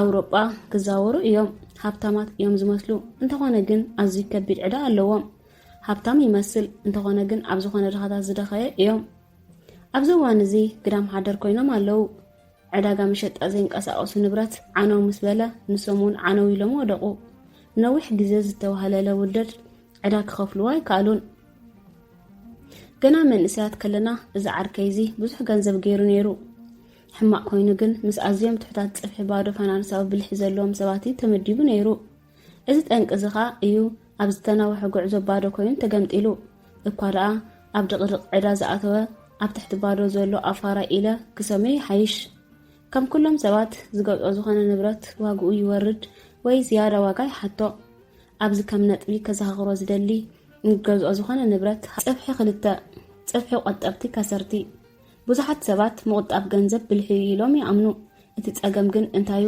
ገንዘብ ንዘለኣለም ገንዘብ ኣይከውንኒ ሎም ሰባት ብፍጥነት ብርሃን ዝተፈጥረ $10 ወይ ገንዘብ እዮም ዝቁጥብዎ ኣብ 1971 ፕሬዚደንት ኒክሰን ንገንዘብ ኣሜሪካ ካብ መጠን ወርቂ ኣውረዶ ገንዘብ ከዓ ዕዳ ኮይኑ እቲ ፈልማይ ምኽንያት ስለምንታይ ዋጋታቱ ንሂሩ ካብ 1971 ጀሚሩ ብቐሊሉ ምኽንያት ኣሜሪካ ዕዳ ክትከፍል ገንዘብ ከተሕትም ሓይሊ ስለ ዝደልበት እያ ሎሚ እቶም ቆጠብቲ ከሰርቲ ኮይኖም ኣለዉ ካብ 1971 ጀሚሩ ዋጋ ዶላር ኣሜሪካ ምስ ወርቂ ክወዳደር ከሎ ብ95% ጎዲሉ እዩ ኣሜሪካ ዝተረፋ 5% ክትከስሮ 40 ዓመታት ኣይወስደሉን እዩ ንምዝኽኻር ኣብ 1971 ዋጋ ወርቂ $35 ንግራም ነይሩ ድሕሪ 40 ዓመታት $1400 ንግራም ኮይኑ እዚ ክስተት እዚ ንዶላር ኣዝዩ ከቢድ ምቁልቃል ናይ ምዕዳግ ዓቕሚ ተኸቲሉ ሃገራዊ ዕዳ ኣሜሪካ ናብ $1,000,000,000 ምስ ዓረገ እዚ ጸገም እዚ እውን መሊሱ ዓብዩ ከም ውፅኢቱ ኸ ብዙሕ ትሚን ገንዘብ ምሕታም ቀፂሉ ፌደራል ባንክ ግምጃ ኣሜሪካ ካልኦት ባንክታት ዓለምን ብትሪልዮን ዝቁፀር ገንዘብ ብቕልጡፍ ኣሕተሙ ነፍሲ ወከፍ ዝተሓትመት ገንዘብ ማለት ዝለዓለ ግብርን ዝቕባበን ማለት እዩ ሽሑካ ዝሓቅዝ እንተሎ ብዙሓት ሰብ ሚልዮን ገንዘብ ምዕቃብ ብልሒ ዝገብረና ገና ይኣመን ኣሎ ብልሒ ገንዘብ ሓይሊ ኣብ ዓለም እቲ ዝዓበየ ዕዳጋ ዘሎ ዕዳጋ ቦንድ እዩ ቦንድ ካልእ ቃል ምቁጣብ እዩ ንብዙሓት ዝተፈላለዩ ቆጠብቲ ብዙሓት ዝተፈላለዩ ዓይነታት ቦንድ ኸ ኣለዉ ቦንድ ግምጃ ኣሜሪካ ቦንድ ተሻረኽቲ ቦንድ ምሕዳር ከተማ ዘይረብሕ ቦንድ ካልእን ኣለዉ ንዓመታት ቦንድ ግምጃ ኣሜሪካን ቦንድ ከተማን ውሑስን ባንድ ዝብል እምነት ነይሩ ኣብ 2007 ፋይናንሳዊ ቅልውላው ኣጋጢሙ ከም ኩልና እንፈልጦ እዚ ቅልውላው እዚ ከም ብንብረት ከም ውሕስነት ሒዝካ ዝወሃብ ልቓሕ ዝኣመሰሉ ቦንድታት ወይ ካብ ዝሸለገ ስራሕ እዚ ዝፍጠሩ ፍላቐታት እዩ ኣጋጢሙ እዞም ሚልዮናት ሽላገታት ቦንድታት እዚኣቶም ካብ ትሑት ደረጃ ዘለዎ ሽላገታት ቦንድታት እዮም ተበጊሶም እዚ ማለት ነቶም ትሑትን ዓብይ ርካሰ ዘለዎም ተለቃሕቲ ዝተገብረ ልቓሕ እዩ ኣጋጢሙ ንዝኽሮን ንኸውን እቶም ተለቃሕቲ ብመሰረቱ ስራሕን ኣታዊታትን ኣይነበሮምን ገና ግን ክኸፍልዎ ዘይክእሉ ከለዉ ደጊሞም ገዛ ይገዝኡ ኣዋል ስትሪት ዝርከብ ባንክታት ነዞም ትሑት ደረጃ ዘለዎም ተለቃሕቲ ከም ዓቕሚ ዘለዎም ወሲዶም ናብ ቦንድታት ጠቕሊሎም ናብ ትካላት ባንክታት መንግስታትን ውልቃዊ ፈርትን ይሸጥሎም ንዓይዚ ምትላል ወይ ጥፋእ እዩ እዚ ግን ስርዓት ባንኪ እዩ ሓንሳብ እቶም ንኡስ ደረጃ ዘለዎ ተለቃሕቲ ነቲ ሸለገ ምኽፋል ምዝስእኑ እዚ ሸለገ ዝስራሕት ውሕስነት ቦንድ ኣብ መላእ ዓለም ሰማይ ክዓርግ ጀሚሩ እቲ ዘስት ግን ናይ ወረን ቡፌት ሙድ ዝበሃል ትካል ነዞም ንኡስ ተለቃሕቲ ሽላገታት ከም ዝለዓለ መጠን ቦንድ ዘምፁ ቆፂሩ ፈለማይ ናይ ፈለማያት ተዓደግቲ ኢሎም ባሪኽዎም ኣብዚ እዋን እዚ ብዙሓት ሰባት ንከም ጄፒ ሞርጋን ጎልድመስት ሳችንስ ዝኣመሰሉ ባንክታት ጠንቂ እዚ ቅልውላው ኢሎም ይወቕስዎም ኣለዉ ነዚ ቅልውላው እዚ ብምፍጣሩ ክውቀስ ዘለዎ ሰብ እንተሃልዩ ዋረን ቡፌት እዩ በሊሕ ስለ ዝኾነ እዩ ምክንያቱ እንታይ ይገብር ከም ዘሎ ይፈልጥ እዩ ትካል ሙዲ ንዝመሽመሸት ስጋ ከልቢ ካብ ቀዳማይ ናይ ቀዳሞት ስጋ ከብቲ ኢሉ ባሪኽዎ እዩ እዚ እውን ንባዕሉ ገበን እዩ ኣብዚ እቲ ፀገም እንታይ እዩ እዚ ንኡስ ደረጃ ዘለዎ ቦንድ እዚ ኣብ ዓለም ሳዕብን ጨብረቕረቕ ኣኽቲሉ እዩ ሎሚ ከም ኣየርላንድ ግሪክን ዝኣመሰለ ሃገራት ንወለድ ባንድ ክኸፍላ ስለ ዘይክእላ ኣብ ሽግር ኣትየን እየን ኣብ ኣሜሪካ እውን መንግስታትን ምምሕዳር ከተማታትን ጠፊሸን ወለድ ቦንድ ኣብ ዘይከፍላሉ ደረጃ ወዲቐን ኣብ 2011 ዕዳጋ ቦንድ ማዕረ ክንደይ ዘይውሕስ ምዃኑ እናረጋገፅ ከሎ ብሚልዮናት ዝቑፀሩ ውልቀ ሰባት ተመለስቲ ካብ ሓገዝ ዝኸፍልሉ ጥሮተኛታት መንግስታትን ባንክታትን ኣብ ሓደጋ ኣትዮም ኣብ ርእሲኡ ምድያብ ዘቕባበ ንዕዳጋ ቦንድ ሓደገኛ ወፍሪ ገይርዎ እዩ በዚ ከዓ እቶም ገንዘብ ምቕማጥ ጥራይ ዝፈልጡ ቆጠብቲ ከሰርቱ ወይ ብላሽ ኮይኖም ንኣብነት ቦንድ 3% ወለድ እንተለዎ ዘቕባበ 5% ይኸውን ከም ውፅኢቱ ዋጋ ቦንድ 3% ወለድ ዘለዎ ኣፈርቲ ብፍጹም ይዓንዎ ብዓይኒ ቦንድ ቻይና ካብ ኩለን ሃገራት እታ ዝዓበየ ክሳራ ዘጋጥማ ሃገር ክትከውን እያ ምክንያቱ ኣብ ኣሜሪካ ብትሪልዮን ዶላር ዝዋግኡ ቦንድታት ዝገዝአት ሃገር እያ ኩሉ ግዜ መንግስቲ ኣሜሪካ ሓድሽ ገንዘብ ብምሕታም ቦንድ ዝሽየጠሉ ብምግባርን ቻይና ዝዓደገቶ ትሪልዮን ዶላር ዝዋግኡ ቦንድ ብምኽሳርን ንዋጋ ዶላር ክንክዮ ገይርዎ እዩ ቻይና ናይ ኣሜሪካ ቦንድ ምግዛእ ደው እንተቢላ ቁጥባ ናይ ዓለም ደው ይብል ይዓኑን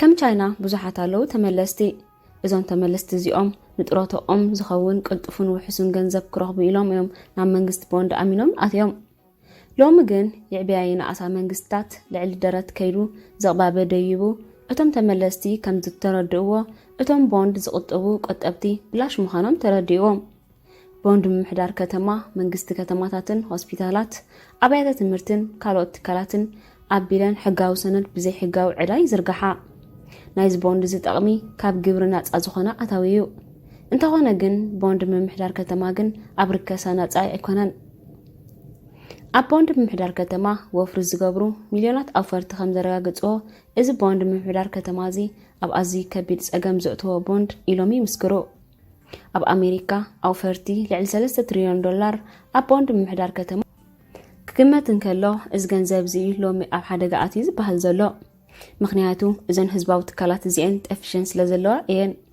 ኣሜሪካ ብዙሕ ዝበለ ገንዘብ ንቁጠበን ኣካይዳን እንድሕር ዘይወቲፋትሉ ከም ዘይንስ ደረጃ ዘለወን ወነንቲ ገዛውቲ ዕዳ ሽለጋታት ዘይከፈላ ዘለዋ ማእከላት መንግስቲ ከተማታት ሆስፒታላትን ኣብያተ ትምህርትን ዕዳን ክኸፍላ ብዘይ ምጅማረን ብውሽጢ ሩኽምሽ ክትብል እያ እዚ ናይ ቦንድ ዕዳጋ እዚ ኣብ ዓለም ካብ ዕዳጋ መሸጣ ዘይንቀሳቐስ ንብረትን ንጥረ ነገራትን ዝዓበየ ዕዳጋ እዩ ዝዓበየሉ ምክንያት መብዛሕትኡ ሰብ ቆጠባ እዩ ኣብ ካልኣይ ፅፍሒ ኣውፋራይ ዘሎ ሕማቕ ኮይኑ ግን ድሕሪ 1971 ሕግታት ገንዘብ ምስ ተቐየረ ዋላ እኳ ገንዘቦም ቀጢፎም ኣብ ቦንድ እንተዋፈሩ ቆጠብቲ ብላሽ ኮይኖም ኣብ ዝዘክሮ እዞም ቆጠብቲ ወነንቲ ቦንድን ኣብ መደብ ጥሮታ ገንዘብ ዝቁጥቡን ኩሎም ንንውሕ ዝበለ ዓመታት ወፍሪ ብምግባር ገንዘቦም ዝሕግዙ እዮም እቶም ሞያውያን ኣውፈርቲ ግን ገንዘቦም የንቀሳቐሱ ነይሮም እዞም ሞያውያን ኣውፈርቲ ኣብ ርእሰ ማል ወይ ፀጋ ስለ ዘዋፍሩ ፀጉኦም ከይሸጥዎ ከለው ገንዘቦም ይመልስሎም መሊሶም ገንዘቦም አንቀሳቂሶም ካልእ ፀጋታት ይገዝኡ ስለዚ ከዓ ቆጠብቲ ገንዘብ ከዚኖም ብላሽ ኮይኖም ፅፍሒ 3 ፅፍሒ ኣነ ብዋኒ ዝተፀመድኩ እየ እዚ ኣውፋራይ እዚ ብዋኒ ዝተፀምደ ወፍሪ ክመሃር ዝደላ ኣውፋራዩ ኣብዚ ፅፍሒ ዝርከብ ብዙሓት ኣውፈርቲ ምሁራት ኮይኖም بسرحهم سترابيتهم كالود ليتاتن ميجاشاغن ዝተጸምዱ እዮም በዚ ምኽንያት እዚ ብፋይናንሳዊ ዓቕሚ ቴሌመደን ኮይኖም ንገዝኦም ብኻልእ ሰባት ክመሓደሎም ዝደልዩ እዮም እዚ ጽፍሒ እዚ መብዛሕትኦም ኣብ መደብ ጥሮታ ምስ ወጹ ኣታዊ ክረኽቡ ኢሎም ገንዘቦም ዝኸፍሉ ንጥሮቶኦም መደርዕ ኢሎም ዓመታዊ ውስን ገንዘብ ከውፁ ዝፍቀደሎም ሰባትን ከምኡውን ካልኦት ኣፈርቲ ኣብዚ ይሕቆፉ እዚኦም ንፋይናንሳዊ ሊቃት ኣረኪቦም ብተስፋን ጸሎትን ፋይናንሳዊ ሊቃት ክኾነሎም እንዳደለዩ ዘካየድዎ እዮም ኣብ 2007 ፋይናንሳዊ ቅልውላው ምስ ኣጋጠመ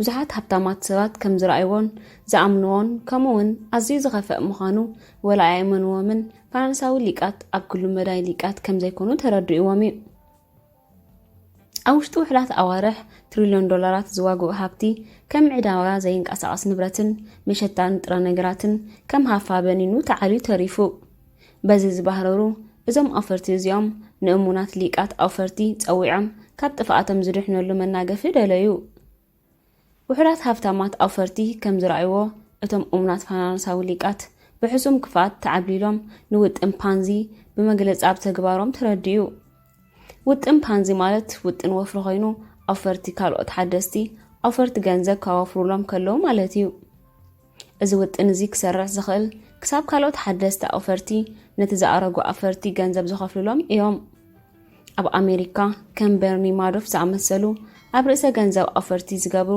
ፍሉጣት ሃብታማት ኣለዉ ኣብዚ ከነስተውዕዮ ዘለና ነጥቢ ሕጋውያን ዘይሕጋውያን ውጥን ፓንዚ ኣለዉ ንኣብነት ማሕበራዊ ድሕነት ከም ዕዳጋ መሸጣ ንጥረ ነገራት ሕጋዊ ፓንዚ እዩ ንኽልቲኦም ኣብነት ክንሪኦ ከለና እዚ ውጥን እዚ ክሰርሕ ዝኽእል ክሳብ ካልኦት ሓደስቲ ገንዘብ ናብዚ ውጥን እዚ ዝውሕዝ እዩ ሓደስቲ ገንዘብ ናብኡ ምውሓዝ ደዋሕ እንተቢሉ ውጥናት ማዶፍ ማሕበራዊ ድሕነት ወይ ስትሪት ዓነው ይብል ማለት እዩ ምሳልሰይቲ ጽፍሒ ኣፈርቲ ማለት ኣነ ብዋኒ ዝተጸመድኩ እየ እቶም ሰባት ገንዘብ እንተኸሰሩ ዝመሃረዎ ነገር የብሎምን ሕማቕ ተመክሮ እምበር ተመክሮ የብሎምን ኣይኮኑን እቲ ዝገብሮ ቁም ነገር እንተሃልዩ ንኣማኸርቶም ዕዳጋ ወይ መንግስቲ ምውቃስ እዩ ሓደ ሰብ እንታይ ጌጋ ከም ዝገበረ ዘይፈልጥ እንተኾይኑ ካብ ጌጋታቱ ክመሃር ጽፍሒ 4 ጽፍሒ ኣነ ሞያው እየ እዚ ኣብ ርባዕ በዓል ሓዳር ዝርከብ በዓልኻ ግበሮ ኣፋራይ እዩ እዚኦም ብዙሓት ተመላለስቲ ሰባት እዚኦም መዓልታት ስርሖም ምስ ኣብቅዐ ናብ 4ይ ጽፍሒ ኣፈርቲ ዝጽንበሩ እዮም እዞም ኣፈርቲ ምናልባት ዝሽየጥ ነገራት ኣብ ዋጋ ዝቕነሱ ደላሎ ይገዝኡ ወይ ይሸጡ ይኾኑ ድሕሪ ኩሉ ስለምንታዮም ናብ ወከልቲ መለስቲ ዓስቢ ባዕሎም መጽናዕትን ውሳኔታትን ዝገብሩ ዝኸፍልዎ ኣብ ዘይንቀሳቐስ ንብረት ወፍሪ እንተገይሮም እዞም በዓልኻ ግበሮ ዝበሃሉ ኣፈርቲ እዮም ንብረቶም ዝረኽበሎም ዝጽጋዓሎምን ዘመሓድርሎምን እቲ ሰብ ናይ ወርቂ ሕማም እንተለዎ ባዕሎም ገዚኦም ወርቅን ብሩርን ኣብ መኽዘኑ ይቕምጥሉ ኣብ ብዙሕ ጉዳያት እዚኦም በዓልኻ ግበሮ ዝበሃሉ ኣፈርቲ ልሙድ ፋይናንሳዊ ትምህርቲ ጥራይ ስለ ዝወስዱ ውሕድ ኣታዊ ዝህልዎም ባዕሎም ዝገብሮ እንተኾይኖም ስለምንታይ ዝኾነ ነገር ዘይመሃሩ ኣብ ሓደ ክልተ ዓውደ ትምህርቲ እንተተሳቲፉ መብዛሕትኡ ግዜ ኣብቲ ጸቢብ ዓይነት ትምህርቲ እዮም ዘድህቡ ንኣብነት ኣብ ንግዲ መሸጣን ጥረ ነገራት እንድሕር ዝፈትዉ ኮይኖም ኣብ ንግዲ ውሽጠ ንጥረ ነገራት እዮም ዘድህቡ እዚ ባህሪ እዚ ብተመሳሳሊ ነቶም ኣብ ንኣሽቱ ዘይንቀሳቐስ ንብረት ኣፈርቲ እውን ሓቂ እዩ ወዲ 9 ዓመት ከለኹ ሃብታም ኣቦይ ፋይናንሳዊ ትምህርቲ ብፀወታ መናፖሊ ክምህረኒ ክጅምር ከሎ ንሱ ንዓይ ብዛዕባ ወፍሪ ሰፊሕ ስእሊ ክህበኒ ይደሊ ነይሩ ገለ ካብቲ ሃብታም ኣቦይ ኣብ ምሉእ መጻኢ ህይወተይ ክመሃሮ ዘለኒ መሰረታውን ዓብን ስእሊ ናይ ርእሰ ማል ጸጋን ትምህርቲ እዚ ዝስዕብ እዩ ኩሉ ሰብ ወፍሪ ምግባር ኣድላይ ምዃኑ ክግንዘቦ ከም ዝደሊ ካብኦም ሚልዮናት ሰባት ግን ኣብ ንኣሽቱ 4ይ ጽፍሒ ኣፈርትን ኣብ 4ይ ምድያብን እዮም ዝኾኑ ድሕሪ 2007 ዕንወት ሓደጋ ዓለም ሚልዮናት ሰባት ናይ ንኣሽቱ ንግዳዊ ትካላትን ዋናነትን ጥራዮም ኮይኖም ብዙሓት ሰባት ወላ ዋጋታት እንተሓሰረ ኣብ ዘይንቀሳቐስ ንብረት ኣፊሮም መብዛሕትኦም ሰባት ኣብ ንግዳዊ መሸጣ ንጥረ ነገራትን ቀጠፍጠፍ ኢሎም ከንብሩ ይፍትኑ ዋጋ ዶላር ክንክኸሎ ሚልዮናት ሰባት ኣብ ክንዲ ዶላር ወርቂ ወይ ብሩር ክዕቀቡ ይጅምሩ ብርግጽ እቶም ኣብ እዋናዊ ፋይናንስ ትምህርቲ ወፍሪ ዝገብሩ ስሩዕ ትምህርቲ ዝወስዱን ንኣፈጻጽማ ስርሖም ክዕብዩ ዓለምቲ ዝቆፅሩን ካብቶም ባዕሎም ዝገብሮ ዝያራ ይስግሙ ምስ ጥዑም ፋይናንሳዊ ትምህርቲ እዞም ኣብ 4ይ ጽፍሒ ዝርከቡ ውሕዳት ኣፈርቲ ናብ ዝቕፅል ሓሙሻይ ጽፍሒ ኣፈርቲ ማለት ርእሰ ማለኛታት ይድይቡ።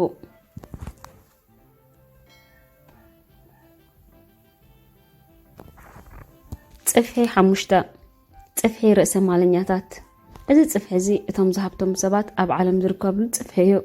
ሓሙሻይ ጽፍሒ ኣፈርቲ ርእሰ ማለኛታት ንግዳዊ ትካል ወነንትን ካብ ርባዕ ዓብ ንግዳዊ ትካል ኮይኖም ኣብ ርባዕ ኣፈርቲ ወፍሪ ዝገብሩ እዮም። ከምቲ ዝበልናዮ ራብዓይ ጽፍሒ ኣፈርቲ ካብ ርባዕ በዓል ሓዳር ኣፈርቲ ዝኾነ በዓልካ ግበሮ እዮም። እዚ ዝስዕብ ውሕዳት ኣብነታት ኣብ መንጎ ጽፍሒ ራብዓይ ኣፈርትን ጽፍሒ ሓሙሻይ ኣፈርትን ርእሰ ማለኛታት ዘሎ ፍልሊ እዮም።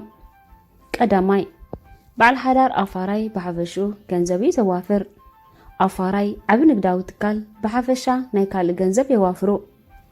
እዚ እቲ ኣብ መንጎ ጽፍሒ ራብዓይ ኣፋራይን ጽፍሒ ሓሙሻይ ኣፋራይን ዘሎ ፍልሊ እዩ። ካልኣይ በዓል ሓዳር ኣፋራይ ናይ ውልቂ ኣፋራይ እዩ ወይ ድማ ናይ ውልቂ ለባምን በሊሕን የመልክት እዩ። ኣፋራይ ዓብ ንግዳዊ ትካል ብጉጅለ የዋፍር። ኣፋራይ ዓብ ንግዳዊ ትካል በሊሕ ምዃን ኣየድልዮን እዩ። ንሱ በላሕቲ ጉጅለ ኣለዎ። ካብ ሓደ ኣእምሮ ክልተ ኣእምሮ ይበልጽ። እዚ በዓል ሓዳር ኣፋራይ ዓለም ሙሉእ ዝበለጸ ኮይኑ ይስምዖ። ሳልሳይ በዓል ሓዳር ኣፋራይ ዝወሓደ ኣታዊ ካብ ኣፋራይ ዓብ ንግዳዊ ትካል ይረክብ። ራብዓይ በዓል ሓዳር ኣፋራይ ዝለዓለ ግብሪ ካብ ኣፋራይ ዓብ ንግዳዊ ትካል ይኽፈል። ሓሙሻይ በዓል ሓዳር ኣፋራይ ከም ስሱዕ ዝብል ስም ይወሃቦ። ካብ መጠን ንላዕሊ ስሱዕ ምስ ኮነ ዝበዝሐ ገንዘብ ይገብር። ኣፋራይ ዓብ ንግዳዊ ትካል ለጋስ እዩ። ኣብዚሑ ክልግስ ከሎ ዝበዝሐ ገንዘብ ይከብር። ሻድሻይ በዓል ሓዳር ኣፋራይ ገንዘብ ክዕቢ ኣሸጋሪ እዩ። ኣፋራይ ዓብ ንግዳዊ ትካል ርእሰ ማል ክዕቢ ቀሊል እዩ። ሓንሳእ ሓደ ሰብ ኣብ ኣፋራይ ዓብ ንግዳዊ ትካል ከመይ ገይሩ ንግዲ ይሃንጽ ዝፈልጥ እንተፈሊጡ ዓወት ገንዘብ ይስሕብ። ኣብ ርባዕ ወፍሪ እንድሕር ዕውት ኮንካ ገንዘብ ንምልዓል ቀሊል እዩ። እዚ እንተ እዩ ርእሰ ማል ብቐሊል ምልዓል ዝብል ዘረባ ኣብ መንጎ ምዋት ኣብ ርባዕ በዓል ሓዳርን ምዕዋት ርባዕ ዓብ ንግዳዊ ትካልን ዘሎ ፍልል እዩ። ሓንሳእ ሓደ ሰብ ኣብ ምዕዋት ርባዕ ዓብ ንግዳዊ ትካል እንተተዓዊቱ ህይወት ቀሊል እዩ። እቲ ብድሆም ድማ ምዕዋት እዩ። ኣብ ርባዕ በዓል ሓዳር ምስ ምዕዋት ዝመጽእ ጸገም ርእሰ ማል ምልዓል ኣዝዩ ከቢድ እዩ። ንኣብነት እዚ ናይ ርባዕ ዓብ ንግዳዊ ትካል እዚ ካብ ንግዲ እኩብ መሸጣ ንጥረ ነገራት ብብርክታት ህዝቢ ክወስዶ ቀሊል እዩ። ብፌስቡክ ዝኣመሰሉ ዘመናውያን ማሕበራዊ መራኸቢታት ብምግባር ኣብ ርባዕ ዓብ ንግዳዊ ትካል ከመይ ጌርና ርእሰ ማል ብቐሊሉ ንዕቢ ቀሊል ኣብነት እዩ። ፌስቡክ ንእሽቶ ናይ መርበብ ሓበሬታ ኣመኻሪት ትካል ኮይና እንተትነብር ናይ ኣፈርቲ ርእሰ ማል ክዓቢ ኣዝዩ ኣሸጋሪ ምኾነ። ካልእ ኣብነት ንምጥቃስ ማክዶናልድ እዩ። ማክዶናልድ ተራ ናይ በዓል ሓዳር ሃምበርገር መኽዘን ነይሩ ተዝኸውን ኣብዚ ትካል ዝዘዋፈር ሰብ የምተራኽበን። ሓንሳእ ማክዶናልድ ኣብ ርባዕ ዓብ ንግዳዊ ትካል ብስርዓተ ፍሉይ ፍቓድ ዘለዎ ዋኒን ገይሩ ጀሚሩ ከስፍሖን ኣብ ምልውዋጥ መሸጣ ንጥረ ነገራት ተመዝጊቡ ክሰርሕ ስለ ዝጀመረ ገንዘብ ብብዙሕን ቀጻልን ይፈሰሉ ኣሎ። ሓደ ንግዳዊ ትካል ብርኪ ዝሸይጥ ምኽንያት ብርክታት ክሸጡ ከለዉ እቲ ሃብታም ዋነኛ ይኸውን። ናይ በዓል ሓዳር ትካል ግን ብርክታቱ ክሸጦ ኣዝዩ ጽንኩር ግዜ ይሕድ። ምኽንያቱ እቲ ንግዳዊ ትካል ኣዝዩ ንእሽቶ ብርኪ ዘካፍሎ። ኣብ ንግዲ ዘይንቀሳቐሰሉ ንብረት እቲ ትዕዝብትታት ተመሳሳሊ እዩ። ኣብ ንእሽቶ ንግዲ ዘይንቀሳቐሰሉ ንብረት ኣውፋሪ ናይ ስድራ ቤት ገዛውቲ ኮንዶሚንየምን ኣፓርታማን ኮይነ ክልቃሕ ምፍታን ለቓሕ ክረኽባ ይከኣልኒ እዩ። ኪምን ኣነን ኣብ ኣፓርታማ ብልዕሊ 100 ዋጋ ሓባታት ከነዋፍር ክንጅምር ከለና ዝሓተትናየን ባንክታት ከለቃሓና ፈቓደኛት ኮይነን። ስለምንታይ? እቲ ምኽንያት ብልዕሊ 100 ዋጋ ሓባታት ዝተወሰኸ ዋጋ ንብረት ጌርካ ሚልዮናት ተኸፊልካ ባንክታት ኣውፍያሮ ፋይናንሳዊ ደገፍ ኣይገብራሉን እየን። ንወፍሪ እየን ፋይናንሳዊ ደገፍ ዝገብራ። ብኻልእ ኣዘራርባ ንብረት ልዕሊ 100 ዋጋ ኣጣናውታ ባንክታት ብቐረባ ኣብ ወፍሪ ምግባር ኣብ ኣውፋራይ ኣይኮነን። ኣብ ርእሲኡ ባንክታት ካብ $10,000 ልዕሊ $10 ሚልዮን ከለቃሓ ይመርጻ። ካብ ሚልዮን ምልቃሕ ኣሽሓት ምልቃሕ ግዜ ስለ ዝወስድ። ኣብዚ ዘክር ባንክታት ዝልቅሑ እየን ዝፈትዋ። ምክንያቱ ተለቃሕቲ ንባንክታት ሃብታማት ይገብርዋን። ሓንሳእ ባንክታት ብዘለና ናይ ምውናን ክእለት ዕግበት እንተገይረን ዓበይቲ ኣፓርታማታት ከነመሓድር እንተርእየንን ባንክታት መብዛሕትኡ ግዜ ገንዘብ ክህበና ይስርዓ ወላ ኣብ ግዜ ቅልውላው ይኹን። ስለዚ እቲ ሕቶ እዞም ናይ ሓሙሻይ ጽፍሒ ኣፈርቲ ካበይ ገንዘብ ይረኽቡ? መልሱ ካብ ባንክታት ንመደብ ጥሮታ ኢሎምን ዝዓቀቡ ካልኦት ጽሕፊ ኣፈርትን ሳልሳይ ጽሕፊ ኣፈርትን ይረኽቡ። ምጅማር ካብ ወላ ሓንቲ እዛ መጽሓፍ እዚኣ ናይ ኪምን ኣነን ተሞክሮግራም ሓደር ወሲኸ ክጽሕፋ ዝጀመርኩ ምኽንያት ንኣንባቢ ገንዘብ ዘይምህላው ብብልሒ ክንዓቢ ዓበ ሓሳብ ክንሓስብን ሃብታማት ክንከውንን ምኽኒት ከም ዘይኮነ ክፈልጥ ስለ ዝደለኹ እየ። ኣብ መብዛሕትኡ ህይወት ገንዘብ ኣይነበረንን። ገንዘብ ከም ምኽኒት እዩ ነይሩ። እንተዝኸውን ነይሩ ርእሰ ማለኛ ሰብ ኣይምኾንኩን ነይረ። እዚ ኣገዳሲ ነጥቢ እዩ። ምኽንያቱ ሓቀኛ ርእሰ ማለኛት ገንዘብ የብሎምን። ገንዘቦም ግን ርእሰ ማለኛታት ርእሰ ማል ከመይ ይዓቢ፣ ናይ ሰባት ገንዘብ ተጠቂሞም ከመይ ብዙሕ ገንዘብ ንኻልኦት ብዙሓት ሰባት ይገብሩ ይፈልጦ እዮም።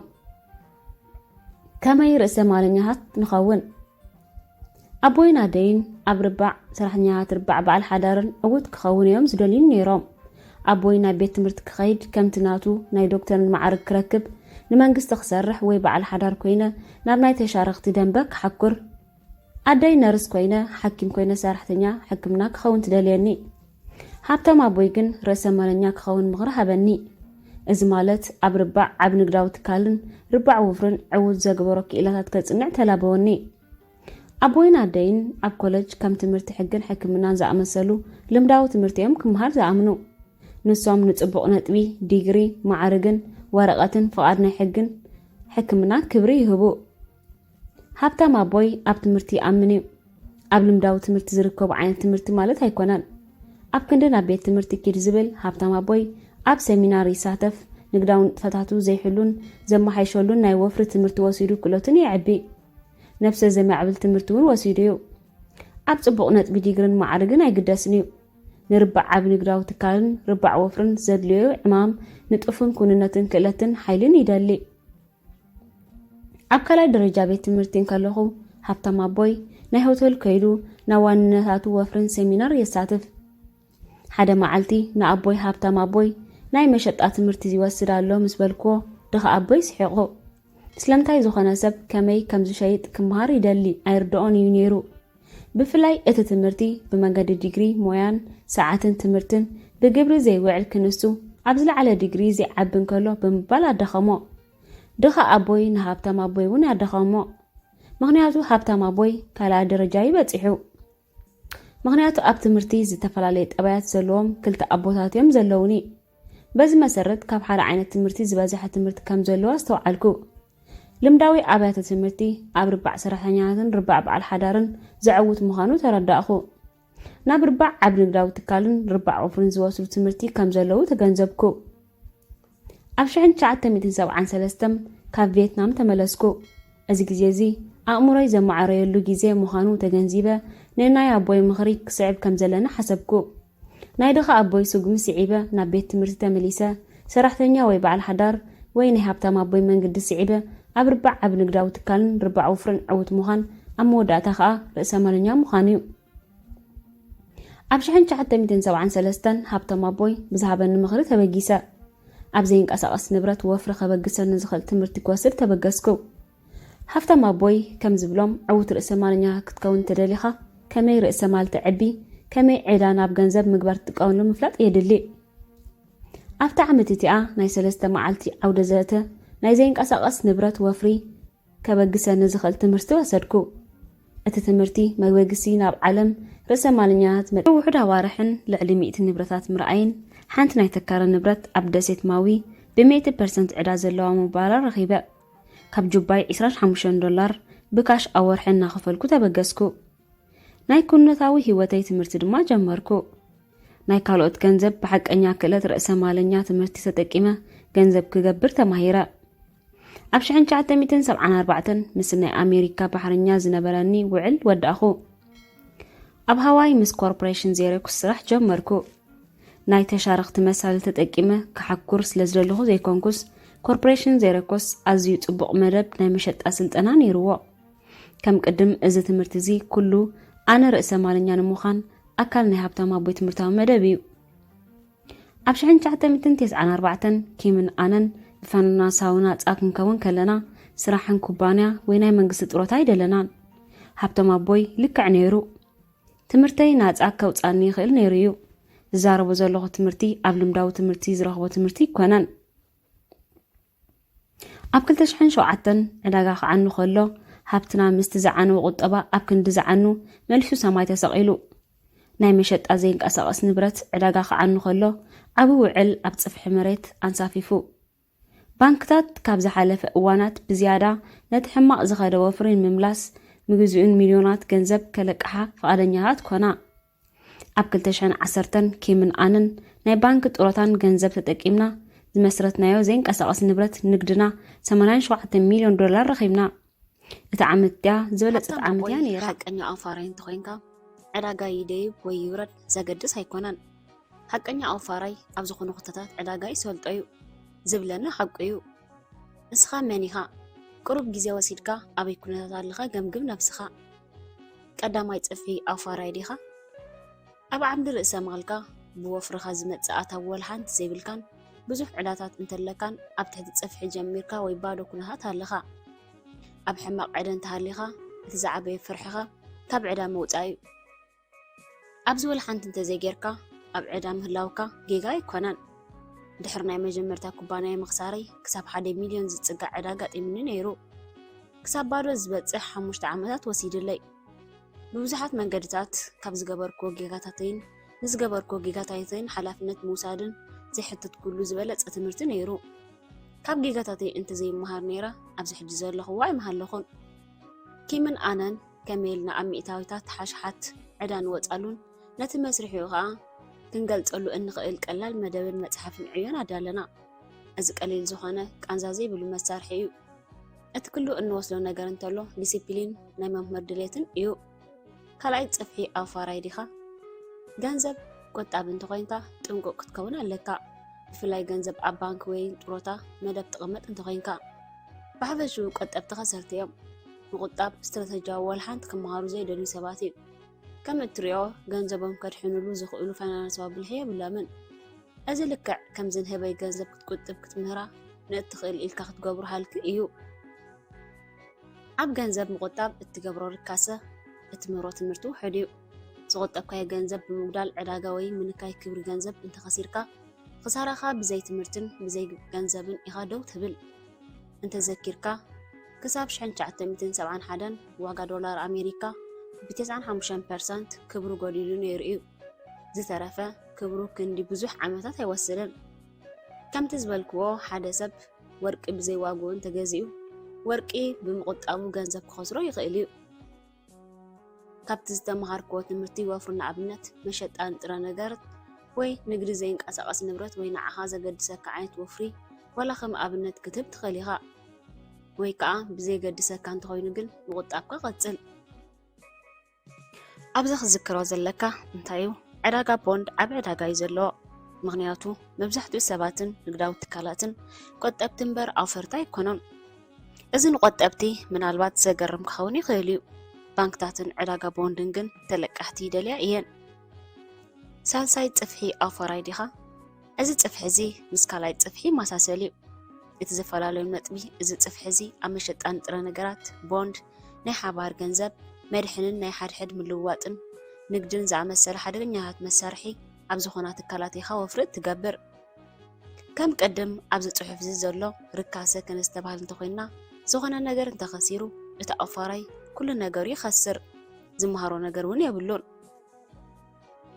ካብ ሳልሳይ ጽፍሒ ኣብ ፋይናንሳዊ ትምህርቲ ወፍሪ ምግባርን ገንዘብ ምቁፅጻርን ክትወፅእ እንተደሊኻ ራብዓይ ጽፍሒ ንዓኻ ጽቡቕ ጽፍሒ እዩ ራብዓይ ጽፍሒ ኣውፋራይ ዲኻ ኣብዚ ከመያዊ ኣውፋራይ እንተለኻ ዮሃና ውሕዳት ሰባት እዮም ኣብዚ ወፍሪ ገይሮም ዝመሃሩን ገንዘቦም ዘመሓድሩን ናይዚ ራብዓይ እዚ ጽፍሒ እዚ መፀዋዕት መፍትሕ ንሙሉእ ዕምሪ ዝኸውን ትምህርቲ ምምሃርን ኣዝዮም ሓያላት መምሃራንን ኣሰልጠንትን ምስ ኣካየድትኻ ዝኸዱ ዓሩኽ ምርካብን እዩ ራብዓይ ጽፍሒ ኣውፈርቲ ሂወቶም ይቆፃፀሩ እዮም ዝገብርዎ ጌጋታት ከም መምሃሪ መኽፈቲ ዕድላት መዕበዮም ምዃኖም እዮም ዝፈልጡ ዋላካ ወፍሪ ብድሆታት እንተኾነ ፍርሒ ወፍሪ ኣይፍርሖምኒ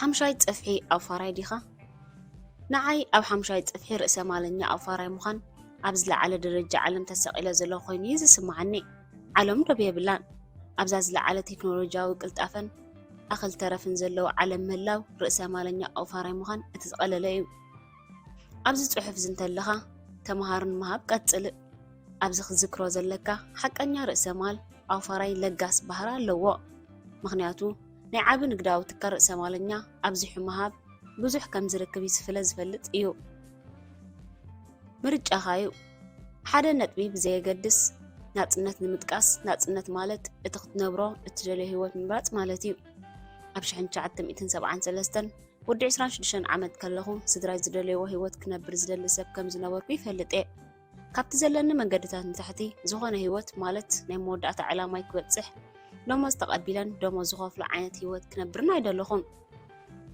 ንዓይ እዚ ህይወትን ምንባርን ኣይኮነን ንስድራይ ጽቡቕ ክኸውን ይኽእል እዩ እንተኾነ ግን እዚ ህይወት እዚ ብልበይ ክሓስቦን ከለኹ ንዓይ ልክዓይ ከም ዘይነበረ ይፈልጥ ንዝለዓለ ትምህርቲ ናብ ቤት ትምህርቲ ምምላስ እውን ንዓይ ምልከተኒ ከም ዘይነበረ ይፈልጥ ቤት ትምህርቲ ሃብታም ከም ዘይገብር ይፈልጥ ነይረ ምክንያቱ ኣብ ዝለዓለ ቤት ትምህርቲ ዝተምሃሩን ዝለዓለ ዲግሪ ዘለዎም ንስድራ ቤተይ ዓበየ መብዛሕትኦም ሓዊ ኣቦታተይን ኣኮታተይን ከምኡውን መብዛሕትአን ኣሞታተይን ሓትናታተይን ካልኣይ ዲግሪ ዝነበሮምን እዮም ውሕዳት ከዓ ማዕረግ ዶክተርነት ዝነበሮም እዮም በዚ ምክንያት እዚ ኣብ መሳልል ተሻረኽቲ ሰራሕኛታት ኮይነ ክነብር ኣይደለኹን ወላ እንተኸፍአ ፍሉይ ክእለት ዘለዎ በዓል ሓዳር ምዃን ኣይደለኹን ስለዚ ሰብ ብዙሕ ዘይተጓዓዞ መንገዲ ከይደ ዋነኛታት ሞያዊ ኣፋራይን ክኸውን ደለኹ ብናጽነተይ ንዓለም ክጓዓዛ ንግህ ክገብርን ከዋፍርን ደለኹ እዚ ምርጫ እዩ እዚ መንገዲ እዚ ንኹሉ ሰብ ዝለዋወ መንገዲ ይኮነን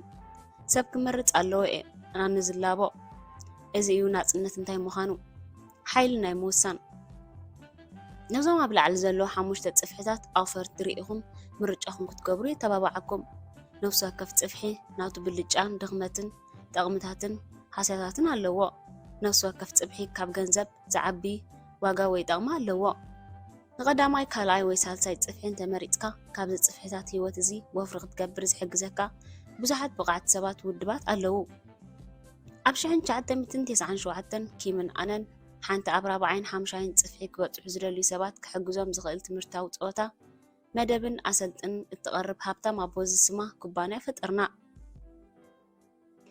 መዛዘም ቃል ብዛዕባ ወፍሪ ኣብ ናይ ዓለም ገንዘብ ብዙሕ ግዜ ምልሶት ወፍሪ ዝብል ቋንቋኛ ሰሚዕኻ ኣለኻ ንመን ትዛረብ ኣብ ገመት ምእታው እዚ ምልሶት ወፍሪ እዚ ይፍላለ እዩ ንኣብነት ንሓደ ናብ ባንክ ዝሰርሕ ሰብ እንድሕር ኣዘራሪብካዮ 3% ወለድ ንገንዘብካ ክንከፍለካ ኢና ይብለካ ወይ ትብለካ ንመብዛሕትኡ ሰብ እዚ ጽቡቕ ዜና ክምልሰሎም ይኽእል እዩ ንሓደ ፋይናንሳዊ መጣኒ እንድሕር ተዛሪብካዮ ግን ኣብ ዓመት ካብ ዝገበርካዮ ምልሶት ወፍሪ 10% ወለድ ክትበጽሕ ትኽእል ኢኻ ዝብል መልሲ ክህበካ ይኽእል እዩ ንብዙሓት ሰባት ምልሶት 10% ወለድ ኣዝዩ ኣገዳሲ ዜና እዩ ንመብዛሕትኡ ሰብ ብፍላይ ኣብ ርባዕ ሰራሕኛታት በዓል ሓዳር ዘለዉ ሰባት ዝመለሰልካ ክዓቢ ከሎ ዝለዓለ ርካሳ ኣለዎ ስለዚ እቲ 10% ውላድ ካብ ባንክ ዝጽበ ሰብ ካብቲ 3% ወላድ ዝጽበ ሰብ ዝያዳ ካብ ርካስ ወፍሪ ከም ዘሎ ክንግንዘብ ንኽእል በኣንጻሩ እቲ ካብ ባንክ እትረኽቦ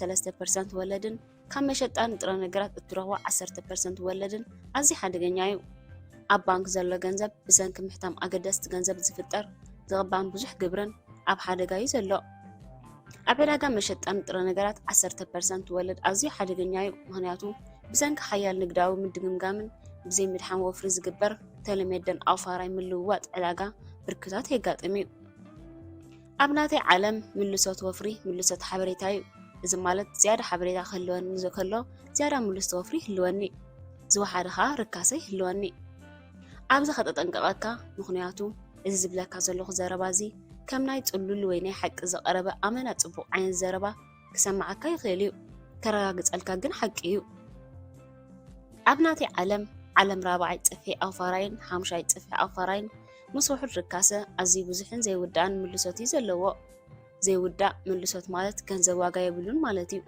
ብኻልእ ኣዘራርባ ኦፈርቲ ብዝገበሮ ገንዘብ ኣታዊታት ክቕበሉ ከለዉ ማለት እዩ ኣብ መጀመርታ ክፋል ናይ ጽሑፍ እዚ ከም ዝጸሓፍክዎ ኣብ 1973 ናይ ዘይንቀሳቐስ ንብረት ትምህርቲ ወሲደ ይለካ ነይረ ድሕሪ 100 ወፍርታት ዝተገብረለይ ንብረት ምርኣይ ሓንቲ ኮንዶሚንዮም ኣብ ማዊ ብ100% ምወላ ወይ ብዘይ ኣዋፈርክዎ ገንዘብ ከም ዝዓደግኩ ነጊረካ እየ ወርሓዊ $25 ኣብ ጁባይ ብካሽ ይኸፍል እዚ $25 ዝኸፍሎ ገንዘብ እዚ እቲ ዘይውዳእ ምልሶት ወፍሪ ዝበሃል እዩ። ምክንያቱ ዘዋፈርኮ ገንዘብ የብለይ ባዶ ወፍሪ ገይረሉ። ካብታ መጀመርታ ክፋል እዚ ጽሑፍ እዚ ንምጥቃስ ህያው ናይ ህይወተይ ትምህርቲ ጀሚሩ ብናይ ካልኦት ገንዘብ ገይረ ገንዘብ ክገብር ተማሂረ ርእሰ ማለኛ ዝፈልጦ ሓቀኛ ክእለት ይፈልጥ $25 ኣብ ወርሒ ምኽፋል ብዙሕ ኣይኮነን። ኣብዚ እቲ ገንዘብ ኣይኮነን ንዓይ ዘገድሰኒ እቲ ንዓይ ዘገድሰኒ መንገዲ ትምህርቲ ምሕሳብ መንገዲ ምምስራሕ ሓበሬታ ንምውፋርን ውፅኢት እዩ። እቲ ቀንዲ ምክንያት ኣብዚ እዋን እዚ ብዙሕ ገንዘብ ዝገበርኩ ክነግረካ እንተደሊኻ ኣነ ብዝተፈላለዩ ተሓሳስባ ክሓስብ ተማሂረን ሰልጢነን እየ። ሃብታም ኣቦይ ድኻ ኣቦይ እትብል መጽሓፍ እንተ ኣንቢብካያ ኣርእስቲ ምዕራፍ 1 እንተዘኪርካያ ሃብታም ኣቦይ ንገንዘበይ ኣይሰርሕን እዩ። በዛ ሙሉእ ሓሳብ እዚኣ እዞም ኣብ ርባዕ ሰራሕተኛታት በዓል ሓዳርን ዝርከቡ ሰባት ስለምንታይ ፀገም የጋጥሞም ክትፈልጥ ትኽእል ኢኻ። ንሱ ከዓ መብዛሕትኦም ናብ ቤት ትምህርቲ ከይዶም ንገንዘብ ክሰርሑ ስለ ዝመሃሩ እዮም። ኪምን ኣነን ንኩባንያ ሃብታም ኣቦይ ክንጅምራ ከለና ካብ ኣውፈርቲ $250,000 ገንዘብ ኢና ተለቂሕና ገንዘብ ክንከፍል ጀሚርና። እዚ ኩባንያ ምስ ዓበየን ክሰርሕ ምስ ጀመረን እዩ። ሎሚ እዚ ትካል እዚ ሚልዮናት ዶላራት ንኪምና ዓይን ጥራይ ዘይኮነ ንብዙሓት ኩባንያታትን ምስ ሃብታም ኣቦይ ዝተኣስሩ ውልቀ ሰባትን ፈጢሩን መሊሱን እዩ። ከም ዝበልክዎ ርእሰ ማለኛታት ለገስቲ እዮም። እቲ ነጥብታት እንታዩ ሓደ ሰብ ብዘይ ገንዘብ ወይ ብናይ ካልኦት ገንዘብ ወይ ብናይ ባንክ ገንዘብ ብኸመይ ክረከብን ትኽእል ክፈልጥ ከሎ ኣብ ካልእ ስራሕ ዝያዳ ግብርን ውሕድ ምልሶትን ወፍርን ኣንጻርን እዩ። ሰባት ንምቁጣብ ብልሕን ኣብ መሸጣ ንጥረ ነገራትን 10% ምልሶት ወፍሪ ዘኸስብን እዩ ዝብል እምነት ዘለዎም ምክንያቱ ፋይናንሳዊ ትምህርቲ ስለ ዝሓፅሮም እዩ።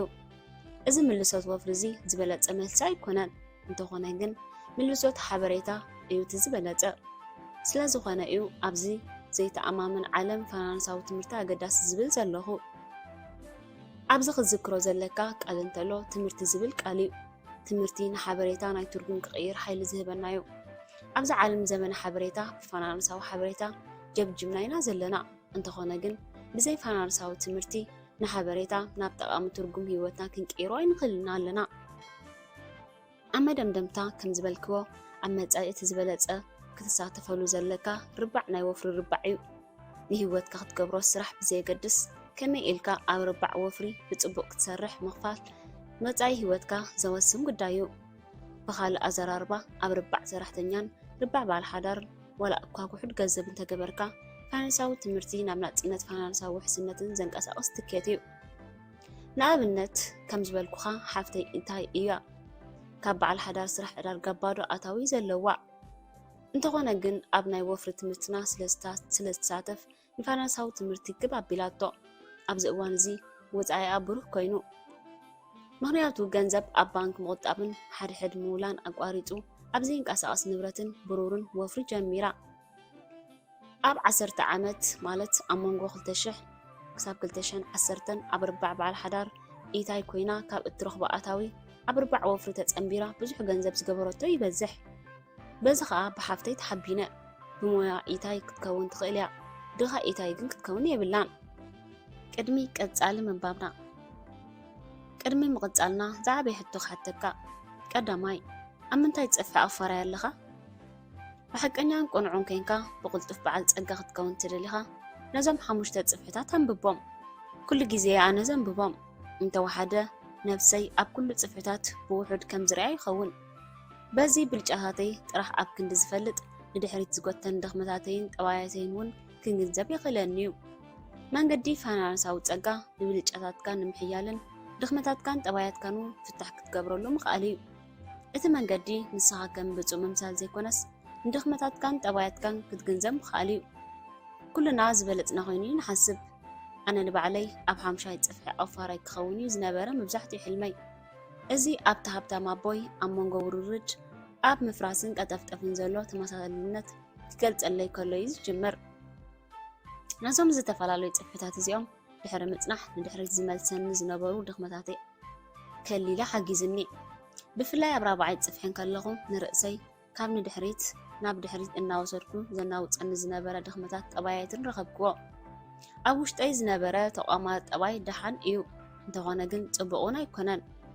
بمبرحي كيم أعرقتين توسخت تمرتن تمتاتن طوايات أباي مهانم بمردع نابل جاهتي كغيرم جمركو أدم عندت نايز لوت أزي ناب حمشاي تصفح أفاراي بمغيار بغلطف تمحيشة ولا كاب زوان زي كم حمشاي تصفح أفاراي كويني نتف انتلخو نازم حموش تزتفالي تصفحات دقيمة من باب نفسي محيش كالو حتوخ حتى كالاي أبكرما متعي أمنتاي تصفحي أفاراي كون تدلي متنقغتا نو حمشاي تصفحي أفاراي كخون شوتو زحازة سب بمجمرتا أب رابعي تصفحي زولو كلتات بمحاز كمعبل اللوو رابعي تصفحي أفاراي نتيركا ناب منقد حمشاي تصفحي أفاراي كتكون أي كالنيو نازخ قابر زخل سفن تخينو أبسال ساي تصفحي زركب أفاراي إيو نسوخا تقاماراي مخانيو ملسي كالاي حتو كم ملسي قدامي تحتون تخينو أبزر لخا يتصفحي كتكون يخا كما أفاراي أبزر لخا يحقوس انتلخا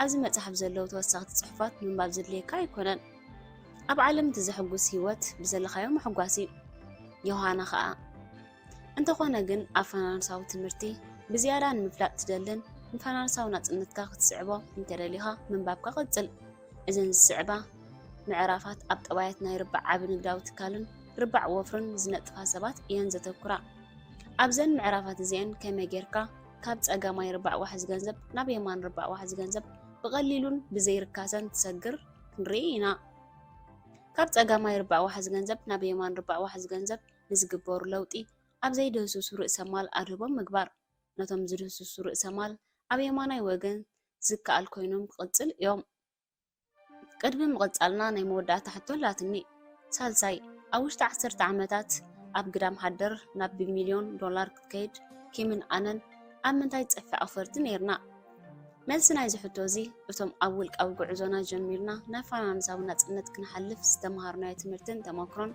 أبز قتل معرف ككافلوكمي معرف شدشتا ገንዘብ بعينا يرأنيو ገንዘብ حساب كوينو بأمرو خبن تصور تريو إيو أموداتا شحنشات 294 أب جماجم وكيكي لما جمرتها وفرجيرا تعدى كوان اشتكون دمني منيراتني أزين طبقات كل تمدك أسكفلتاتن حانت محت أبك فلن زلاغينا واقعة 56 دولار نيرو أزياد طبقتك تكارة اتغلي يا نيرا بغلطفك تكارة كم اتغلي فلت نيرا بزي نابيت صحفة هافتا ما بوي كدكو نتزقبركو وعل نقدي مساراخوو كلهم حقوسات نيروم نتسند مسرعيو أو حتصير جيزي نابو درجة مسكاري مسرعيني كندي جنزب كثيركا بمبال حتتني أول حي $100 بالكوا أي تعشو هافتا ما بوي بلني أتغطري أين ببنا اللغو أبزي سند كريئن كاللغو زيادة جنزب كتكسري خا بتوسخي سلامتاي كتكسر مخان كان نفلتكا أبزنا يوفر عالم تقبرها اللغا اتواقع طبق يمثل كم زحسبكو طبق وعلم مسيلني قرب قلم لغي نزابوتا خطبقا قليليو إذن نفلتكا جنزب مخسر بقونع عيرغا قتلكان إيو هفتا ما بويجيت بلا وكيل زين قاساقس نبرتي أورحي اتخسرو جنزب سلازيه اللوكا أتجنقلو إلن نيرو أو حد عمتات واقاز نبرتزي عطف كخونيو بتوسخي منقصي اندحر كثيرة ناي قبر متراح كقبر الليو بتوسخي أنا انت زي قزيه كالسب يقاز أفرحة لني هافتا ما بوي بدد بلا مع بيت صحفة عطو كم خقبر كله كحياه مخاني فلت نيري كابو قنت بق تمرتك مهار مخاني فلت ايه كلمة حجي أب كم زعع مسألة تمرتاو كفلا قزيه بوزوح تمهير اللهو كندي قنزبي خط كسر داقي ما حتتني $100 حريقة دقم كله هافتا ما بون رأسو دحر محخاخ نتسند بعبا غالبون يمان تساقام تعزيبو بابا أتتمرتي كابزي سجمر أفتا معلتتيا كاب 27 عامتات عدمي بزعبا جنزبن وفرن بتطبق زتمهاركو علت نيرا هافتا ما بو نزقبركو تبقسو مقزع النبرت حقوس اللي كوان تغانا جن نايفانا نساوي عنوات كأتوان نزغل أزي أشاق الجيكا خمز قبركو حبرني كابتا حانتنا يوفر تمرتي زتمهاركو تبقسا بزح تمرتات رغيبة دحر $1,000,000 كقبراي تتسقمكون جنزب بأمرو غاي زرقاء كل نجار بعين غاي كونن زرقاء هبتا ما بويا ردعني حانتني اشتو عيوزي تنقصاص نبرت حانتني اشتو عيوزي تنقصاص نبرت يا ناي كوبانيا وعلم شطان طرا نجرات ناي كوبانيا وعلم شطان طرا نجرات ايو ازيوم نجرات ازيوم رايوم እቶም ዘይትሪኦም ነገራት ረኣዮም ውዕል ፋይናንሳዊ ስምምዕ ዕዳጋ ምሕደራ ርካስ ረቕሒ ዋሕዚ ገንዘብ ቅርፂ ተሻረኽቲ ሕጊ ግብርን ካልኦትን ጽቡቕ ዝገብሩን ዘይገብሩን ኣሽሓት ነገራት ረኣዮም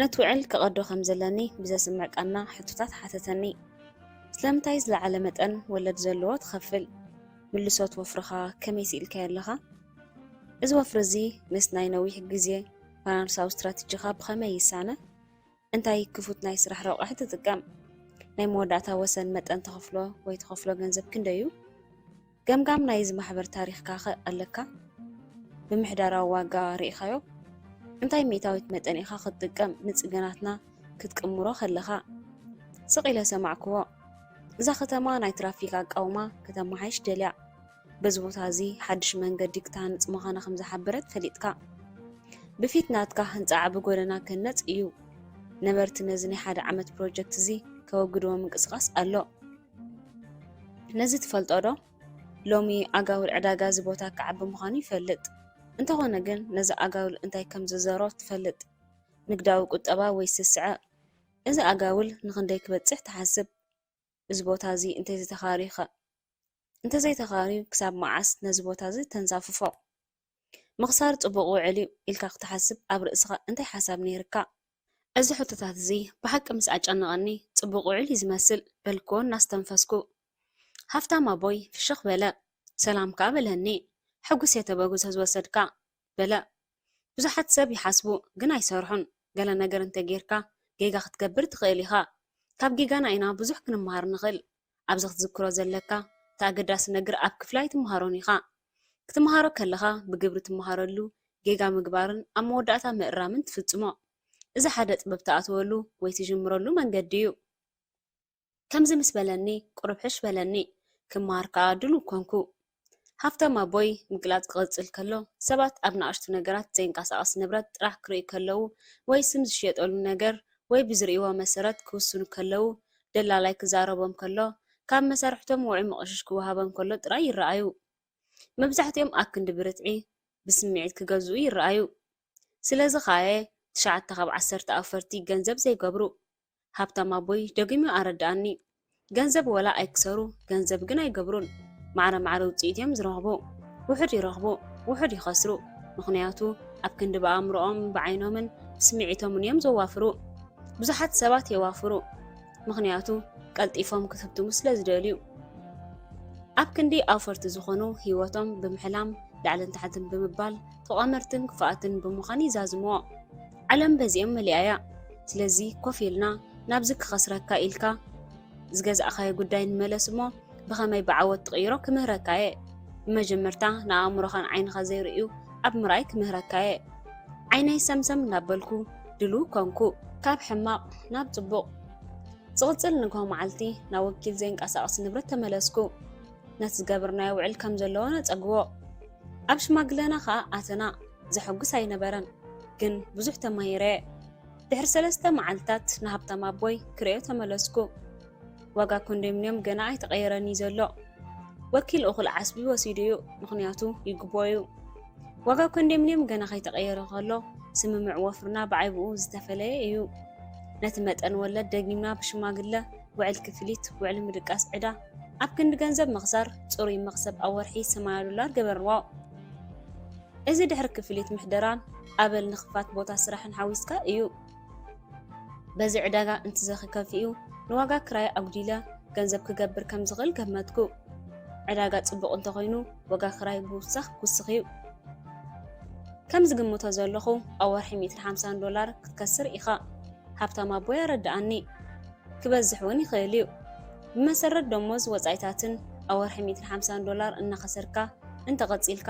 ክንደይ ካብዚኦም ውዕላት ኢኻ ትኽእሎም ሓንቲ ጥራይ መለስክሉ መብዛሕትኡ ኣዋርሕ ልዕሊ ተወሳኺ $150 የብለይን ነቲ ፋልማይ ውዕል ከተግብሮ እንተኾይነ ሙሉእ ወርሒ ጥራይ ዘይኮነስ ወላ ኣብ ግዜ ምጽናሕ ግብሪ ህይወተይ ፋይናንሳዊ ቃልሲ ክትጽምር ክገብራ ማለት እየ ሕልፍ ሓሊፈ እውን ነዚ ወፍሪ እዚ ንምኽፋል ብተወሳኺ ስራሕ ክሰርሕ ክግደድ እየ ሕጂ እውን ኣብ ወርሒ $150 እናኸሰርካ እንተቐጺልካ ክንደይ ካብዚኦም ውዕላት እዚኦም ኢኻ ብናይ $80 እታዊታት ዋሕዚ ገንዘብ ክትከፍሎም ትኽእል ሃብታም ኣቦይ ሓተተ ፍሽኽ ምስ በልኩ መልስኻ ሃብክዎ ኣብ ኢደይ ዘሎ ክኸፍለ ይኽእል እየ ሃብታም ኣቦይ ድንን በለ ብስምምዕ በልኪ ድሞ እቲ ክትከፍሎ ትኽእል ዓቕምኻ ምፃዮ ድሕሪ ውሕዳት ዓመታት ዋጋን ዘይንቀሳቐስ ንብረት ኣብ ሃዋይ ሰማይ ዓረገ ኣብ ክንዲ ንብረት ዋጋ ብሓደ ጥራይ ዝኸብር ብሸውዓተ እጥፍ ከበረለይ እዚ ገለ ክፋል ሓይሊ ፈናንሳዊ ብልሕዩ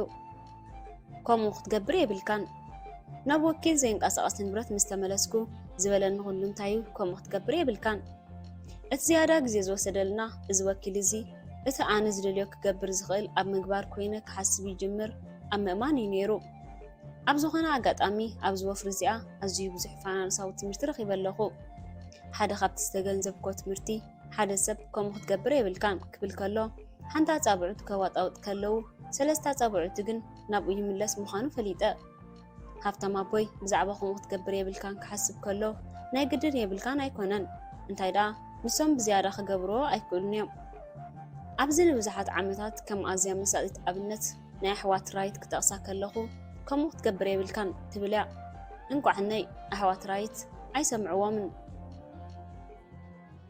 1.4 ትሪልዮን ዶላር ንገዛ ይደልዩ ነፍሲ ወከፍ መዓልቲ 1.4 ትሪልዮን ዶላር ገንዘብ ብኤሌክትሮኒካዊ መሳርሒ ገንዘብ ይንቀሳቐስ ካብ ዝሓለፈ እዋን ሎም ብዝያዳ ገንዘብ ክፍጠረሉን ክህሉን ዝኽእል እዋን ኢና በፂሕና ዘለና እቲ ፀገም ግን ገንዘብ ብዓይና ይረአን እዩ ሎም ኣውራ ክፈሉ ብኤሌክትሮኒካዊ ዝዕየ ሰባት ገንዘብ ብዓይኖም ክደልዩ ከለዉ ኣብ መንጎ ምርኣዩ ኣይዕወትን እዮም ሰባት ካብ ደሞዝ ናብ ደሞዝ ክቃለሱ ከለዉ ኣብ መዓልቲ 1.4 ትሪልዮን ዶላር ግን ንዝደለይዎ ኣገዳሲ ሰብ ይደሊ እንተጠቂሞም ክሕዝዎ ከማዕብልዎን ከዕብይዎን ዝኽእሉ ይደሊ ገንዘብ ከመይ ጌርካ ተጠንቂቃ ክትሕዝ ትኽእል እንተኮይንካ ገንዘብ ናባኻ ዕጉግ ክብልን ክስንደወልካን እዩ ሰባት ንኽወስዶ ክልምኑኻ እዮም እንተኾነ ግን ገንዘብ ከመይ ጌርካ ተጠንቂቃ ክትሕዞ ዘይትኽእል እንተኮይንካ ገንዘብ ካባኻ ክርሕቕ እዩ ሃብታም ኣቦይን ፋይናንሳዊ ብልሒ ክገልጾ ከሎ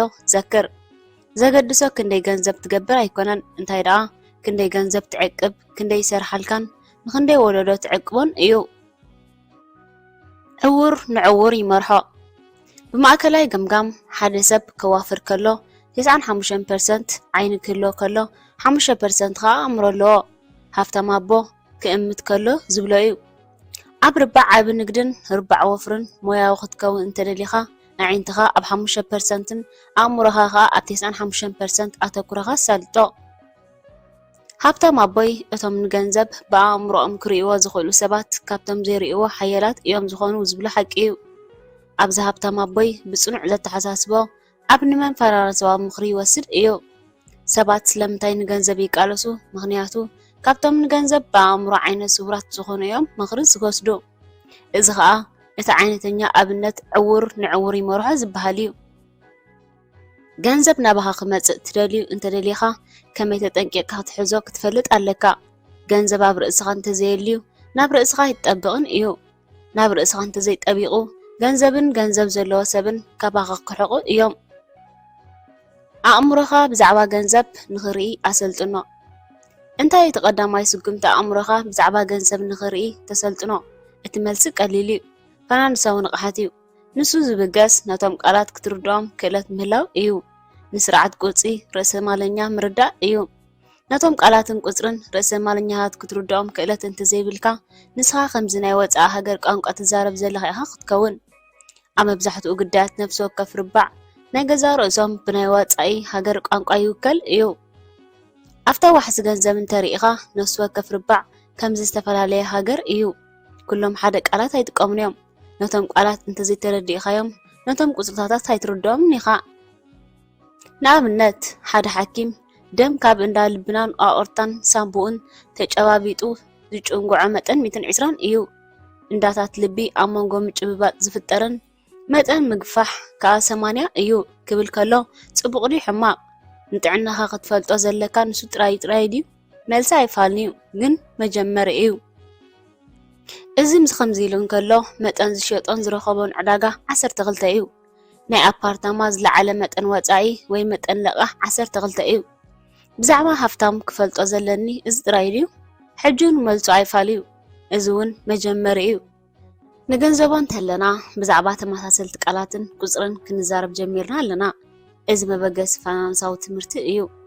እዚ ፋይናንሳዊ ትምህርቲ እዚ ከዓ መበገሲ ፋይናንሳዊ ብልሒ እዩ። ብምፍላጥ ቃላትን ቁጽርን ይብገሱ። እቲ ሓኪም ካብ ርባዕ በዓል ሓዳር እዩ ዝዛረብ ዘሎ። እቲ ኣፋራይ ከዓ ኣብ ርባዕ ወፍሪ ዘለዎ ቃላትን ቁጽርን ይዛረብ ኣሎ። ክልቲኦም ሞያዋን ኮይኖም ዝተፈላለየ ቋንቋታት ዝዛረቡ ዘለዉ ግን ይመስሉ። ሓደ ሰብ ገንዘብ ወሲድካ ገንዘብ ግበር ክብል ከሎ ኣይሰማማዕነ። ብርእይተይ ብገንዘብ ጌርካ ገንዘብ ምግባር ብምርዳእ ቃላትን ቁጽርን ይጅምር። ከምቲ ሃብታም ኣቦይ ገንዘብ ኣብ ርእስኻ እንተዘየልዩ ኣብ ርእስኻ ይጽጋዕን እዩ ዝበሎ እዩ። ሓቀኛ ርካሰ እንታይ ምዃኑ ፍለጥ። እቲ ካልኣይ ስጉምቲ ኣእምሮኻ ብዛዕባ ገንዘብ ንኽርኢ ተሰልጥኖ እንታዩ ሓቀኛ ርካሰ እንታይ ምዃኑ ምፍላጥ እዩ። ሰባት ወፍሪ ሓደገኛ እዩ ክብሉ ከለዉ ወፍሪ ሓደገኛ ኣይኮነን፣ ዘይተምሃረ ምዃኑ ሓደገኛ እየ ዝብሎም። ወፍሪ ከም ምንፋር እዩ። ናብ ቤት ትምህርቲ ከይከድካ ናብ ብዙሕ ዓመታት ተመክሮን ተሕሊፍካ ምንፋር ዘሐጉስ ዘደስትን እዩ ዝኸውን። ናብ ቤት ትምህርቲ ዘይከድካ እንተኾይንካ ግን ምንፋር ንኻልኦት ሰባት ክወሃብ እዩ። ሕማቕ ምኽሪ ሓደገኛ እዩ። ሃብታም ኣቦ ብጽኑዕ ከም ዝኣምኖ ካብ ፋይናንሳዊ ምኽሪ ዘይምህላው ፋይናንሳዊ ምኽሪ ምህላው ይበልጽ እዩ። ክፉት ኣእምሮ ዘለዎ ሰብ እዩ። ብቐሊሉ ወረጃን ንሰባት ዝሰምዕን እዩ። እንተኾነ ግን ዝገብሮ ዝኾነ ውሳነ እንተልዩ ኣብ መወዳእታ ኣብ ናይ በዓል ፋይናንሳዊ ብልሒ ዝምርኮስ። ዝኾነ ነገር ዘይትፈልጥ እንተኾይንካ ካብ ምኽሪ ዘይምህላው ምኽሪ ምህላው ይበልጽ። ኣብ መንጎ ጽቡቕን ሕማቕን ምኽርን ፍልሊ ክትርኢ ዘይትኽእል እንተኾይንካ እዚ ሓደገኛ እዩ ዝበሃል። ሃብታም ኣቦ ብጽኑዕ ከም ዝኣምኖ መብዛሕትኦም ሰባት ፋይናንሳዊ ዝቃለሱ ምኽንያቱ እዚ ካብ ስድሮኦም ናብ ደቆም ዝወርሶ ፋይናንሳዊ ሓበሬታ እዮም ኣብ ግብሪ ዘብዕልዎ። ብዙሓት ሰባት ካብ ፋይናንሳዊ ጥዕና ዘለዎም ስድራ ቤታት ኣይኮኑን ዝመጹ። ሃብታም ኣቦ ሕማቕ ፋይናንሳዊ ምኽሪ ሓደገኛ እዩ። እዞም ሕማቕ ፋይናንሳዊ ምኽሪ እዚኦም ኣብ ገዝኦም ብዝዛረቦ ዘይኮነስ ብዝገብርዎ እዮም ዝዕደሎም። ከም እንፈልጦ ቆልዑ ኣብ ቃላት ብኣብነት እዮም ዝመሃሩ። ኣማኻሪኻ ዳርጋ ከማኻ ዝመሳሰል ብልሒ ዘለዎ። ሃብታም ኣቦይ ኣማኻሪኻ ዳርጋ ከማኻ በሊሕ እዩ።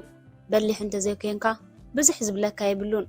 ብፋይናንሳዊ ትምህርቲ ምሁር እንተኾይንካ ብቕዓት ኣማኸርቲ ኣዝዩ ረቂቕ ፋይናንሳዊ ምኽሪ ክቡኻ ይኽእሉ እዮም። ፋይናንሳዊ ተለመደ እንተኾይንካ ብሕጊ ድሓንን ስትራቴጂያዊ ፋይናንስ ውሕስነትን ዘለዎም ምኽሪ እዮም ዝህቡኻ። ረቂቕ ኣፋራይ እንተዘይኮንካ ግን ውሑድ ርካሰን ውሑድ ፍርያትን ዘለዎም ምኽሪ ወፍሪ ይህቡኻ። መብዛሕትኡ ንረቀቕቲ ዘይኮኑ ኣፈርቲ ዓይነታት ወፍሪ ከብዝሑ ምኽሪ ይላብዎም እዮም። ውሕዳት ኣማኸርቲ ነቲ ዘራኸበቶም ግዜ ንኽምህሩላ ይመርፁ እዮም። ምኽንያቱ ንዖም ግዜ ገንዘብ እዩ። ነብስኻ ፋይናንሳዊ ምሁር ጌርካ ክትወስዳን ክትገንዘብካን ጽቡቕ ክተመሓድሮን እንትደሊኻ ክኢላ ኣማኻሪ ካልኦት ሰባት ዘይርእዮ ወፍርን ስትራቴጂያውን እዩ ዝሕብረካ። ብመጀመርታ ግዜ ግን ዝግባእካ ጌርካ ናይ ግድን ተምሃር። ኩሉ ግዜ ግን ኣማኻሪኻ ዳርጋ ከማኻ ዝመሳሰል በሊሕ ምዃኑ ዘክር። ባንከኛ ይሕስወልካ ዶ? ሃብታም ኣቦይ ምስ ብዙሓት ባንከኛታት ይወዓዓል እዩ። ባንከኛታት ከም ኣገደስቲ ፋይናንሳዊ ጋንታታቱ እዮም ዝርእዮም። ንባንከኛታት ብቐረባን ኣኽብሮትን ዓርኽቱን ክገብሮም ከሎ ኩሉ ግዜ ከምቶም ባንከኛታት ናቶም ዝበለጸ ረብሓ ይደልዩ ምዃኖም ዝጽበዩ ንሱ እውን ዝበለጸ ረብሓ ክሰምዕ ከሎ ክጥንቀቕ እውን ከም ዘለዎ ይርዳእ እዩ። ድሕሪ 1974 ዝነበረኒ ተመክሮ ወፍሪ ነዚ ዝስዕብ ሕቶ ሓተተኒ። ባንከኛ ንገዛእ ርእሰ ማል እዩ ክብለካ ከሎ ሓቂ ይዛረበካ ኣሎ ዶ? መብዛሕትኦም ሰባት ፋይናንሳዊ ትምህርቲ ስለ ዘይብሎም ፀወታ ገንዘብ ስለ ዘይርድኦምን ነዚ ዘይርእዮም ምኽሪ ዝኣምንዎ ሰባትን ኣሚኖም እዮም ዝወስድዎ። ፋይናንሳዊ ትምህርቲ እንድሕር ዘይብልካ ኮይኑ ኣብ ኣእምሮና እትኽእል ሰብ ኢኻ ተስፋ ክትገብር ትደሊ። መብዛሕትኦም ሰባት ካብ ናቶም ካብ ካልኦት ዝወሃቦም ለዋ ምርኩስ ገይሮም እዮም ዘውፍሮም ገንዘብ ዘመሓድሩን። እዚ ከዓ ኣዝዩ ሓደገኛ እዩ። ባንከኛታት ኣይሕሱውን እዮም። ኣይፋል ሙሉእ ሓቂ እዮም ዘይነግሩኻ። እቲ ሓቂ ባንከኛታት ገዛእ ርእሰ ማል ክብሉኻ ከለዉ ኣይሕሱውን እዮም ዘለዉ። እቲ ምስጢር እንታይ እዩ? እቲ ሙሉእ ሓቂ ኣይነግሩኻን እዮም ዘለዉ።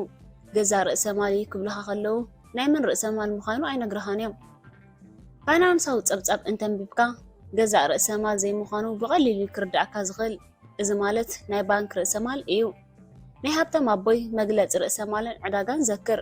ንምዝኽኻር ርእሰ ማል ናብ ጅባኻ ዝኣትው ገንዘብ ክኸውን ከሎ ዕዳጋኻ ከዓ ኣብ ጅባኻ ገንዘብ ክወፅእ ከሎ እዩ።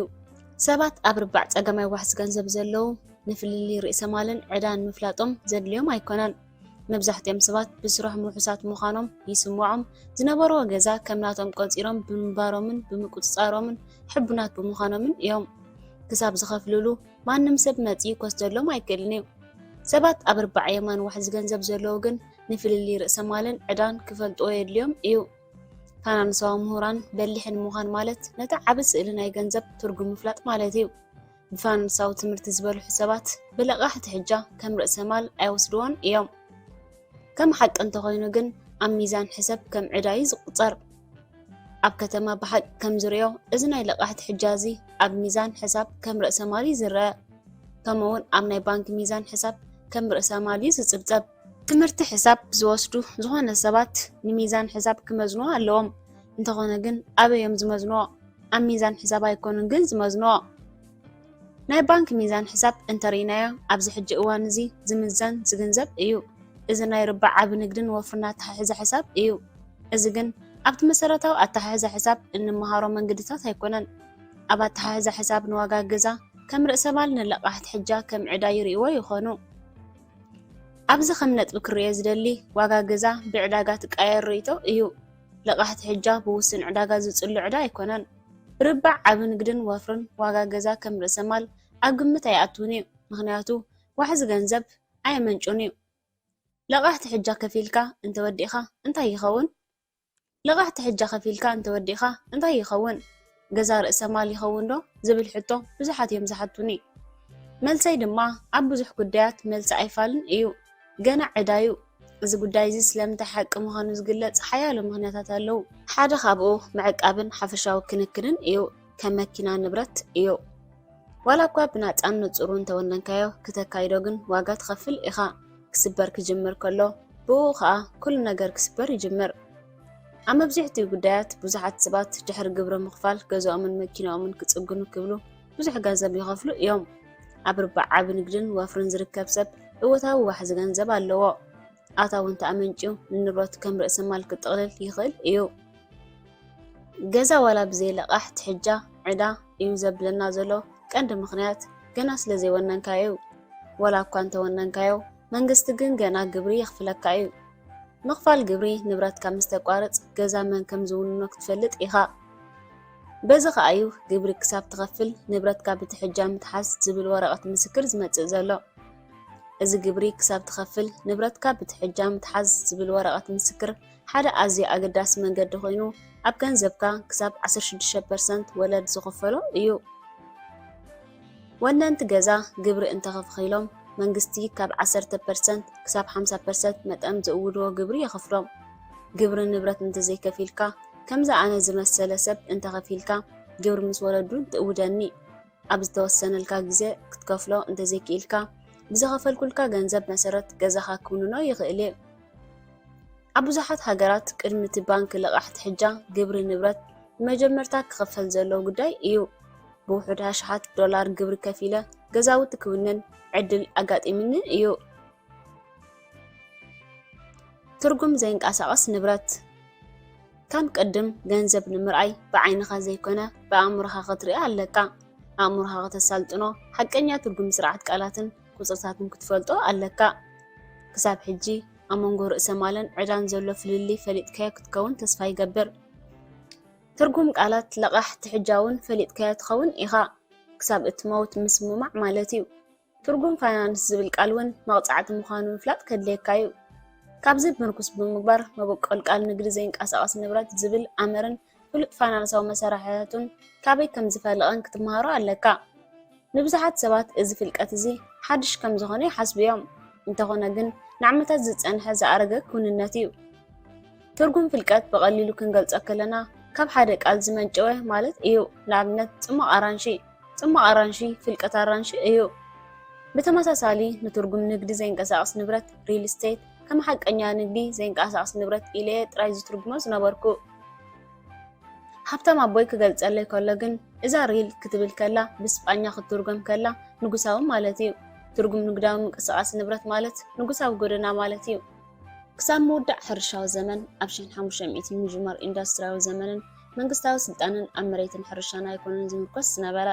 እቶም ንጉሳውያን ቤተሰብ ነቶም ሸቃሎም መሬት ክውንኑ ኣለዎም ዝብል ግንዛቤ ገይሮም ንሕጊ መሬት ቀይሮሞ። በዚ ከዓ ንጉሳዊ ጎኑና ዝብል ቃል እዚ ናይቶም ተራ ወይ ሓፈሻዊ ህዝቢ መሬትን ንምክሓስ ብግብሪ ዋንነት መሬትን ንብረትን ከም ውሕስነት ሒዝካ ዝወሃብ ልቃሕን ዝርከብ ገንዘብ ጌርካ ንወነንቲ መሬት ገንዘብን ክምወሎምን ክኽፈሎምን ዝብል ሓሳብ ኣፍለቁ። ግብርን ልቃሕን ትሕጃን ፍልቀት እዮም። ምክንያቱ ኣብ መሬት ዝፈለቀ እዮም ባንከኛታት ንልቃሕን ትሕጃን ፍልቀት ኣይብሎምን እዩ። ብመሬት ተሓዊሱ ብዝብል እዩ ዝገልጾ። ዝተፈላለየ ቃል ግን ዝመሳሰል ትርጉም። ሓንሳብ ንጉሳዊ ዝብል ቃል ኣብ መሬት ዝርከብ ገንዘብ ዝርከብ ትርጉም ገዲፎም ንጉሳውያን ቤተሰብ ነዚ መሬት ዝፈለቀ ገንዘብ ዝብል ሂቦም ነዚ ከዓ ብግቡእ ቀጻልን ንግዳዊ ምንቅስቃስን ክሕግዞ ምእንቲ ባንኪ ፈጢሮም መስረቶሞን። ኣብዚ ሕጂ እዋን እዚ ንመሬት ዘይንቀሳቀስ ንብረት ኢሎም ይፅውዕዎም ኣለዉ። ምክንያቱ ክንደይ ገንዘብ ትኽፈል ብዘየገድስ እቲ ንብረት ናትካ ይኮነን፣ እቲ ንብረት ናይ ንጉሳውያን እዩ። መጠን ወለድካ ብሓቂ እንታይ እዩ? ሃፍታም ኣቦይ ንዝኸፈለላ ሳንቲም ትኹን ወለድ ከይተኸራኸረን ከይተሸማገለን ኣይከፍላን እዩ። ንሱ ኣብ ዓመት ባንከኛ መጠን ወለድ 8% ይክብለካ ከሎ ሓቂ ድዩ ዝብል ሕቶ ሓተተኒ። ከም ዝረኸብኮ ፋይናንሳዊ ቁፅርታት ከተንብብ ተማሂርካ እንተኮይንካ መልሱ ኣይፋልዩ። ንበል ሓንቲ ገዛ $100,000 ገዚእካያ ኣለኻ፣ $20,000 ኣቐዲምካ ከፊልካ ኣለኻ። ዝተረፈ $80,000 ብ8% መጠን ወለድን ብ30 ዓመት ክፋል ዓመትን ካብ ባንክ ተለቂሕካ ንበል። ኣብ 5 ዓመታት $35,220 ንባንክ ከፊልካ፣ $31,276 ወለድ ከፊልካ፣ $3,944 ዕዳ ክቕንሰልካ ከፊልካ። እዚ ለቃሕ እዚ ን30 ዓመት እንተወሲድካዮ $210,323 ኣውራ ገንዘብን ወለድን ካብቲ ዝተለቃሕካዮ $80,000 ብዝተሓተ መኽፈልካ ነርካ። እቲ እትኸፍሎ እትኽእል ሓፈሻዊ ወለድ $131,321 እዩ። ኣብ ልዕሊ ዘረባና እዚ $211,323 ኣውራ ገንዘብን ወለድን ንግብሪ ንብረትን መድሕንን ለቃሕን ኣይኣተወን ዘሎ። ዘገርም እዚ $131,321 ሓፈሻዊ ወለድ እዚ ካብቲ 8% መጠን ወለድ ዘለዎ $80,000 ይውሕድ እዩ። እዚ ማለት 160% መጠን ወለድ ኣብ 30 ዓመታት እዩ። ከም ዝበልክዎ እዞም ባንከኛታት ኣይሕስውን እዮም፣ ሙሉእ እቲ ሓቂ ግን ኣይህቡን እዮም። ፋይናንሳዊ ቁፅሪ ዘይተንብብ ተኮይንካ ክትፈልጥ ኣይትኽእልን ኢኻ። ምስ ገዛኻ ሕጉስ እንተለኻ ብሓቂ ዘገድስካ ጉዳይ ኣይኮነን። እዚ ኢንዳስትሪ እዚ ኣብ ዝወሓደ ዓመታት ሓድሽ ገዛ፣ ዓቢ ገዛ፣ ንእሽቶ ገዛ፣ መዘዋወሪ ገዛ ወይ ንልቃሕ ትሕጃ ዝሕውስ ዳግማዊ ምሕዋላ ከም ዘድልየካ ይፈልጥ እዩ። ይፈልጥዎ እዮም እኳ ደኣ ኣብዚ ጉዳይ እዚ ሙሉእ እምነትን ተስፋን ኣለዎም። ኢንዳስትርያዊ ገምጋም። ኣብ ኢንዳስትርያዊ ባንክ ገምጋም 7 ዓመታት ከም ገምጋም ዕምሪ ልቃሕ ትሕጃ እዮም ዝጥቀምሉ። እዚ ማለት ሓደ ሰብ ገዛ ክገዝእ ወይ ዳግማይ ምወላ ልቃሕ ትሕጃ ክረክብ ባንክ ዝፅበዮ ማእከላይ ገምጋም ዓመታት 7 ዓመታት እዩ። በዚ ኣብነት እዚ ባንክ ንዘለቅሖ $80,000 ኣብ 7 ዓመታትን ምስ $43,291 ወለድን ክኸፍሎ ይፅበእ። ስለዝኾነ ከዓ እዩ ልቃሕ ትሕጃ ዝበሃል ዘሎ። እዚ ልቃሕ ትሕጃ ዝብል ቀመር ካብ ናይ ፈረንሳዊ ቃል ዝመፀ ኮይኑ ትርጉሙ ከዓ ስምምዕ ክሳብ ሞት ዝብል እዩ። እቲ ኩንነት ከም እንሪኦ ዘለና ብዙሓት ሰባት ብከቢድ ስራሕ ይሰርሑ፣ ዝኸፍሎ ገንዘብ ክዕቢ ይሃልኩ፣ ሓድሽ ገዛ ምልቃሕ ትሕጃ ክገዝኡ ይሓስቡ። ኣብ ርእሲኡ መንግስቲ ተኸፈልቲ ግብሪ ምትብባዕ ኢሉ ብዝኣወጀ ኣዋጅ ምቕናስ ግብሪ ኣዝዩ ክቡር ገዛ ምስ ዝለዓለ ግብሪ ንብረት ይገዝኡ ኣለዉ። ኣብ ቴሌቭዥን ኩሉ ግዜ ከም ዝዕዘቦ ኣዝዮም ፍሉጣት ኣትሌታት ክምስ እናበሉ ንኩሉ ናይ ዕዳ ካርድ ብሕጊ ውህደት ልቃሕ ክንጥቕልሎ ይዛረቡ እዮም። እዚ መንገዲ እዚ ነቶም ናይ ልቃሕ ካርድ ክትዕወተሎም እሞ ብዝተሓተ መጠን ወለድ ልቃሕ ክስከሙ ምትብባዕ እዩ። ስለምንታይ እዞም ፋይናንሳዊ በላሕቲ ሰባት ዝገብርዎ ዝብሉና እዚ እዩ። እዚ ሕጊ ውህደት ልቃሕ እዚ ኣዝዩ ብልሒ ዘለዎ ስጉምቲ እዩ። ምክንያቱ መንግስቲ ኣብ እትገብሮ መጠን ወለድ ልቃሕ ትሕጃ ዓቢ ምንቅስቃስ ግብሪ ይብካ ኣሎ። ተዓዘብቲ ነዚ ብርሃን ዝሪኦም ናይ ፋይናንሳዊ ኩባንያ ወሪዶም ንገዝኦም ዳግማይ ክምውሉ ንካርድ ዕድኦም ከዓ ክዕወትሉ ብምክንያት በላሕቲ ኮይኖም ይስምዕዎም።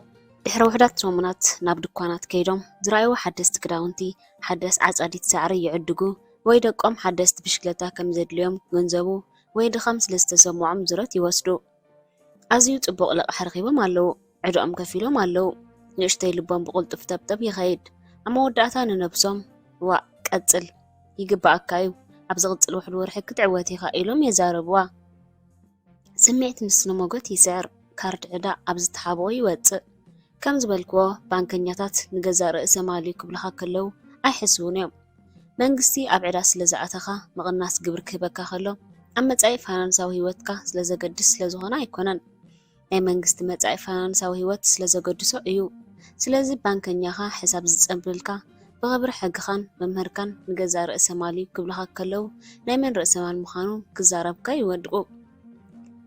ውህለላኸ ርእሰ ማል ድዩ?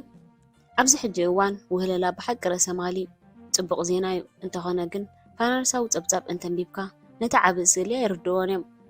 ምዕቃብ ብሓቂ ርእሰ ማል ምዃኑ ብዘይርዳእናዮ ኣብ ናይ ከተማ ባንክ ሚዛን ሕሳብ እንተርኢናዮ ውህለላ ዕዳ እዩ። ውህለላኻን ሚዛን ሕሳብ ቸክን ነዚ ኣብ ታሕቲ ዘሎ ስእሊ ዓምዲ ርእሰ ማልካ እዩ ዘመልክት።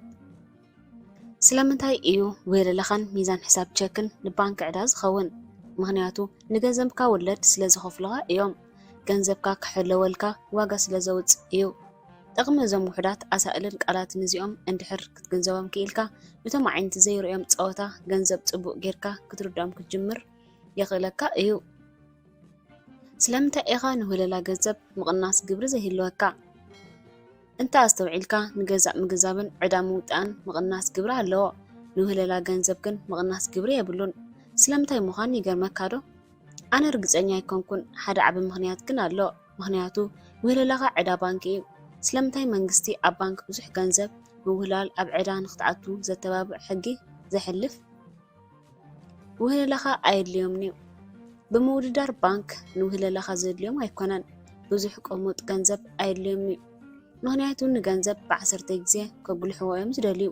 ንኣብነት $1 ኣብ ባንክ እንድሕር ኣእቲኻ ብሕጊ ባንክ ዝዕቅቦ መጠን ገንዘብ ምርኩስ ብምግባር $10 የለቅሓካ።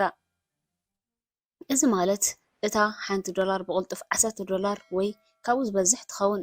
ድንቂ ነገር እዩ። ሃብታም ኣቦይ ነዚ ምስጢር ምስ ኣርኣየኒ ብሓሳቡ ሽዑ ፍቕሪ ሒዝኒ። ኣብዚ ነጥቢ እዚ ባንክ ንምውናን እምበር ናብ ቤት ትምህርቲ ከይደ ባንከኛ ክኸውን ኣይኮንኩን ድሌተይ ዝነበረ። ኣብ ርእሲኡ ባንክ ካብታ ናይ $1 ትሕቲ 1 ሚእታዊት መጠን ወለድ ዝኸፍል ኣብ ዝሓሸ ቁጠባዊ ጊዛ ናብ 5 ሚእታዊት ይዓቢ። ንስኻ ከም ዓሚል እውን ውሕስነት ይስማዓካ፣ ምክንያቱ ባንክ ካብ ገንዘብካ ይኸፍለካ። ባንክ ነዚ ምስ ዓማዊል ምስ ጽቡቕ መለለዪ ዝጥቀመሉ፣ ምክንያቱ ውህለላ ምስ ባንክ እንተለካ ንፅኢኻ ክትልቃሕ ትኽእል ኢኻ። እዚ ዝገብሩልካ ምክንያት ኣብቲ ትልቅሖ 9 ሚእታዊት ወይ ካብኡ ዝበዝሐ ክኸፍልኻ ስለደልዩ እዮም። ካብቲ $1 ትሕቲ 1% እንተጌርካ ካብታ $10 ዕዳ ዝኣተኻያ ባንክ በታ እንኳ $1 ዘመንጨኻያ ገንዘብ 9% ወለድ የመንጩ። ውሕድ ግዜ ይገብር 8.9% ወለድ መጠን ምውዕዋዕ ዘለዎ ሓድሽ ካርድ ልቓሕ ረኺበ ነይረ። እንተኾነ ግን በቲ ልክዕ ሕታም ሕጋዊ ቅንቅንኡ ግን 23% ምዃኑ ረኸብዎ። ብቐሊሉ ስለ ዝረኣኽዎ ኣይተዓሻሸኹን። ብዝኾነ ውዕል ገንዘብካ ወሲዶምልካ። እቲ ካልእ ምክንያት ስለምንታይ ንውህሉል ገንዘብካ ምቕናስ ግብሪ ዘይገበርካሉ ቀሊል እዩ። ነቶም ቁፅርታት ዘይተንብቦምን እቲ ካሽ ናበይ ወገን ይውሕዝ ዘይተንብብ እንተኮይንካ ብዝኾነ መንገዲ ውህሉል ገንዘብካ ክወስዱልካ ምዃኖም ከተስተውዕል ኢኻ። እቲ ኣብ ዓምዲ ርእሰ ማል እተዋህለሎ ገንዘብ ይውሕዝ እዩ።